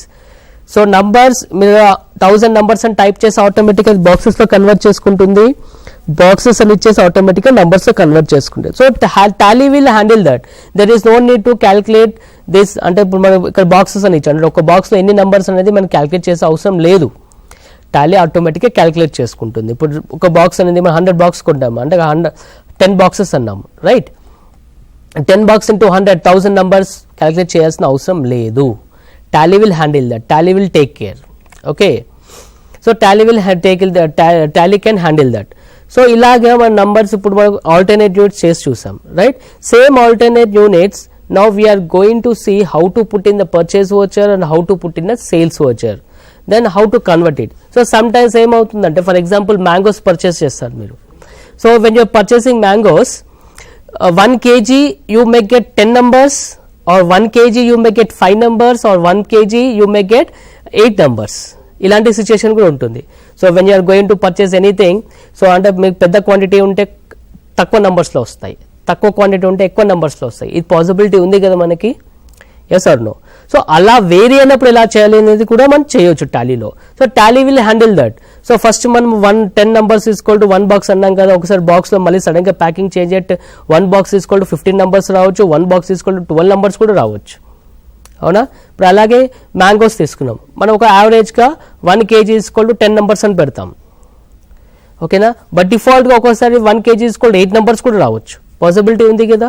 So అది ఎలా చేంజ్ చేయాలి అనేది కూడా మనం టాలీలో చూద్దాం. Now please see the screen. Okay, so stock items we have seen. Now we are going to go for some purchase items also. Okay, so here rate. So what is the rate we are going to see here? Dow soap rate and the opening balance law. The rate is 10 rupees per box. So 10 rupees space 10 rupees per number. So per box kada, sorry, per number. Okay, 10,000 rupees. Right. Now come to purchases. Now purchase the following items from Suhas agencies. So in depth గా మనం just ఇప్పుడైతే purchase ఎలా చేయాలి అని ఒకసారి చూపిస్తున్నాను. So in డెప్త్గా మనం పర్చేస్ ఎలా చేస్తాము ఏంటి అనేది మన వోచర్స్ ఎంట్రీ క్లాస్లో చూద్దాం. Okay, so put some invoice number, party name, I'm selecting something Adesh party, purchase ledger. So any account is not there, you can create by pressing Alt C button under purchase, right? Now what is the product we are purchasing here now? Okay, I am purchasing Lux soap. So box lo kontunama, numbers lo kontunama. Okay, you are purchasing 1 box, so you can type 1B, 1 box 40 numbers. Okatenda quantity ఇక్కడ ఎన్ని purchase చేసాము 100 boxes purchase చేస్తాం. So you put as 100 space boxes. Now rate per box 100 ఇచ్చాడు, per box 800 ఇచ్చాడు, per box 800 you type it. Okay, so ఒకసారి మన బిల్లింగ్లో ఎట్లా అవుతుందంటే I have seen some invoices to in my client places. Some times he will give the invoice number, he will give the quantity in boxes but he mentions rate in per number. Then అలాంటి situation ఎలా చేయాలి? Suppose Santoor soap, okay, Santoor soap ఉంది మనకి ఇక్కడ purchase చేసింది 200 rupees per box, right. But ఇప్పుడు తను అక్కడ ఏమన్నాడు, మనకి పర్ బాక్స్ 1200 రూపీస్ ఉంది. సో అలా కాకుండా 6 రూపీస్ పర్ నంబర్ అన్నాడు, ఆర్ 5 రూపీస్ పర్ నంబర్ అన్నారు. అప్పుడు ఎలా చేయాలి?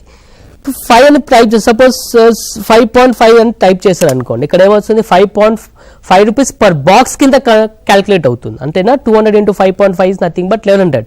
But the rate is not per box, it is per number. Then here you have to create, type just number, then it automatically converts into number. Okay, once again explaining. So here Santur soap అనేది మనం box quantity ఏమో బాక్స్లో ఇచ్చాడు, but rate ఏమో నంబర్లో ఇచ్చాడు. అప్పుడు ఏం చేస్తారు, ఇక్కడ బాక్సెస్ అని సెలెక్ట్ చేసుకోండి, ఇక్కడ పర్లో నంబర్ అని సెలెక్ట్ చేసుకోండి. సో టాలీ ఎలా క్యాలిక్యులేట్ చేస్తుంది ఆ number? If you observe that this is 12,000 numbers, right. So అంతగా 12,000 అంటే 200 బాక్సెస్ అంటే ఒక బాక్స్లో మనకి ఎన్ని బాక్సెస్ ఉన్నాయి? ఇక్కడ సంతూర్ బాక్స్లో 60 ఉంది, అంటే మనకి 200 రూపీస్ ఉంది, 200 నంబర్స్ ఉన్నాయి, sorry. So 200 control n and using 1200 into 5 rupees 50 paisa, so 6,600, sorry 12, so it is 12,000 numbers, 12,000 into 5.5, it is 66,000. So వచ్చిందా? సో ఆ విధంగా మనము బాక్సెస్ని క్వాంటిటీ బాక్సెస్లో ఇచ్చిన రేట్ని నంబర్స్లో ఇచ్చినా చేసుకోవచ్చు, లేదా బాక్స్ని నంబర్స్ ఇచ్చి దానికి మెయిన్ యూనిట్స్ బాక్సెస్లో ఇచ్చి దాని నంబర్స్లో ఇచ్చిన ఎలాగైనా మనం వైస్ వర్సా క్యాలిక్యులేట్ చేసుకోవచ్చు. సపోజ్ డవ్ సోప్ ఉంది, I'm taking Dove soap and Dove soap here, how many numbers we are purchasing Dove soap? 100 numbers, that is 200 boxes, right. 200 boxes we are purchasing here. Okay, 200 boxes we are purchasing here. So in tally you can write 200 space boxes. Okay, and what is ఇక్కడ 2000 rate per box అన్నాడు, ఇక్కడ నంబర్స్లో ఉంది కానీ rate మొత్తం box ఉంది. Box ఎంత అనుకున్నాం మనం ఇక్కడ? డవ్ సోప్ వచ్చేసి పర్ బాక్స్ వచ్చేసి 4,000 రూపీస్, పర్ బాక్స్ వచ్చి 4,000 rupees. Then how to type? So type 4,000, okay, and పర్లో బాక్స్ అని స్ప్రెడ్ చేయండి, 8 lakhs వచ్చింది. ఓకే, అంతేనా? టోటల్ అమౌంట్ 8 lakhs రావాలి కదా, 8 lakhs వచ్చిందా? రైట్, ఇక్కడ 8 lakhs వచ్చింది. Clear? So this way you can change into numbers, అంటే క్వాంటిటీ బాక్సెస్లో ఇచ్చిన రేట్ని నంబర్స్లో చేసుకోవచ్చు, క్వాంటిటీ నంబర్స్లో ఇచ్చిన రేట్ని బాక్స్ రూపంలో. సో ఏ విధంగా అయినా మనము క్యాలిక్యులేట్ చేయవచ్చు. అలాగే sales,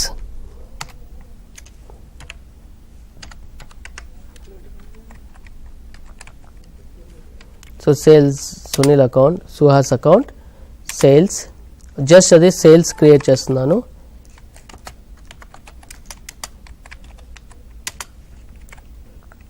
Okay, name of the item, so Dove soap. Now if you want you can sell in numbers. Okay, rate, how much I want to give it as 25 rupees per number, then press 25 rupees per number. Okay, Dove అయిపోయింది. Santur soap, how much you want, 50 numbers, sorry 50 boxes ఉంది, so 50 numbers కావాలి, space n కొట్టండి. So 50 space n, it converts into numbers, so it 8.3 boxes. Okay, how much is the rate? If you want you can put the rate 25 rupees per number, then it is calculates. Okay, so ఏ విధంగా అలా చేసుకోవచ్చు. Okay, now for example I am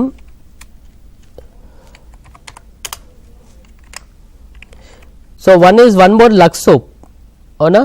ఇప్పుడు Lux soap ఉంది, Lux soap బాక్స్లో ఉంది, మనం ఒక బాక్స్లో ఏమన్నాము 40 నెంబర్స్ అన్నాము. But some times what happens it is ఆ బాక్స్ ఏదైతే ఉందో సేల్లో చూసుకుంటే ఆ బాక్స్ అనేది ఒకసారి మనకి పర్చేస్ చేసేటప్పుడు, so will take purchase first, purchase, okay, now the packing has been changed, now Lux soap is there, okay, now how to do this, okay, quantity ఉంది, quantity ఇప్పుడు ఎలా చేస్తారు, మనం ఇక్కడ ఏం టైప్ చేస్తాము, 1 box is equal to 14 numbers అని type చేస్తాము, అవునా. now take that 1 box is equal to 50 numbers అని కొట్టండి,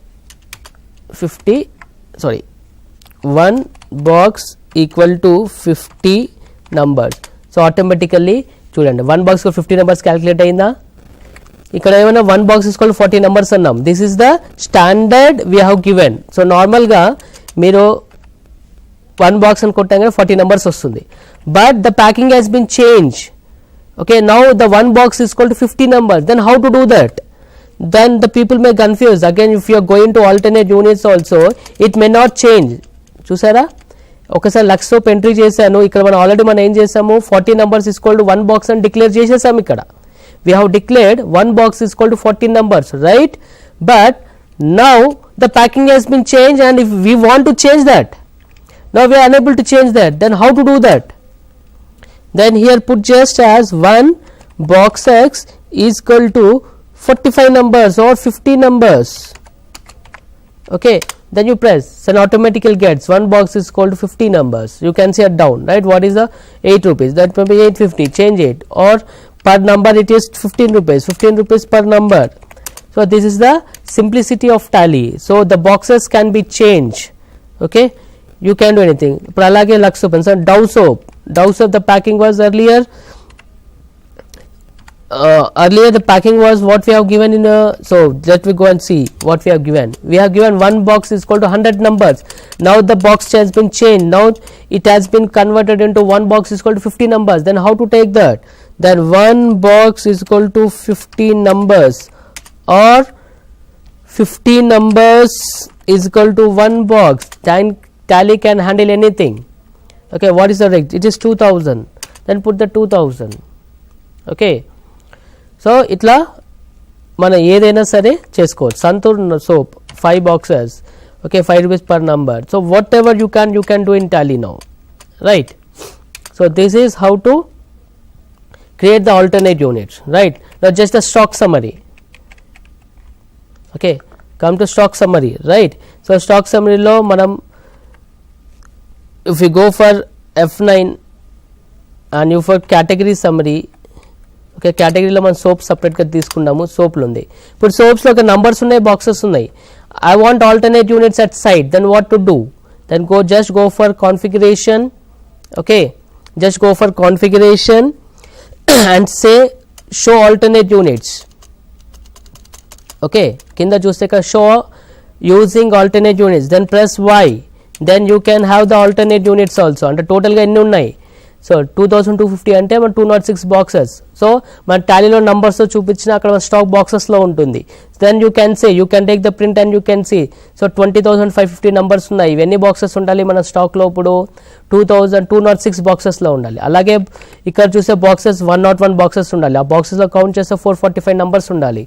అలాగే సంతూర్ సోప్ 224.17 బాక్సెస్ ఉండాలి. అలా నంబర్స్లో కౌంట్ చేస్తే 13,450 నంబర్స్ ఉండాలి. సో ఈ విధంగా మనము ఆల్టర్నేట్ నంబర్స్ని మార్చుకోవచ్చు. So students, so we have seen the alternate units and the simplicity in the Tally. So మనం బాక్సెస్లో ఇచ్చింది నంబర్స్లో కన్వర్ట్ చేసుకోవచ్చు, నంబర్స్లో ఉన్నది బాక్సెస్లో కన్వర్ట్ చేయొచ్చు. బిల్లింగ్లో మన బాక్సెస్లో వస్తుంది, బట్ మన క్వాంటిటీ ఏమో బాక్సెస్లో ఇస్తాడు, కానీ అది నంబర్స్లో మనకి పర్ రేట్ ఏమో పర్ నంబర్ ఇస్తాడు. So we have this confusions, right? So that all can be done in Tally. So box వచ్చింది నంబర్స్ రేట్ వేసుకోవచ్చు, నంబర్లో వచ్చింది బాక్స్ రేట్ వేసుకోవచ్చు. సో ఏ విధంగా అయినా మనము టాలీలో చేసడానికి ఛాన్సెస్ ఉంటుంది, right? So this is about the alternate units we have discuss. Now we are going to discuss of the compound unit, compound interest, compound ane kalipi, right? Now here also we can have the compound units here. So ninna class lo discuss chesamu, compound units nothing but which is universal, like 1 kg is equal to 100 ml, sorry 1 kg is equal to 1000 grams or 1 liter is equal to 100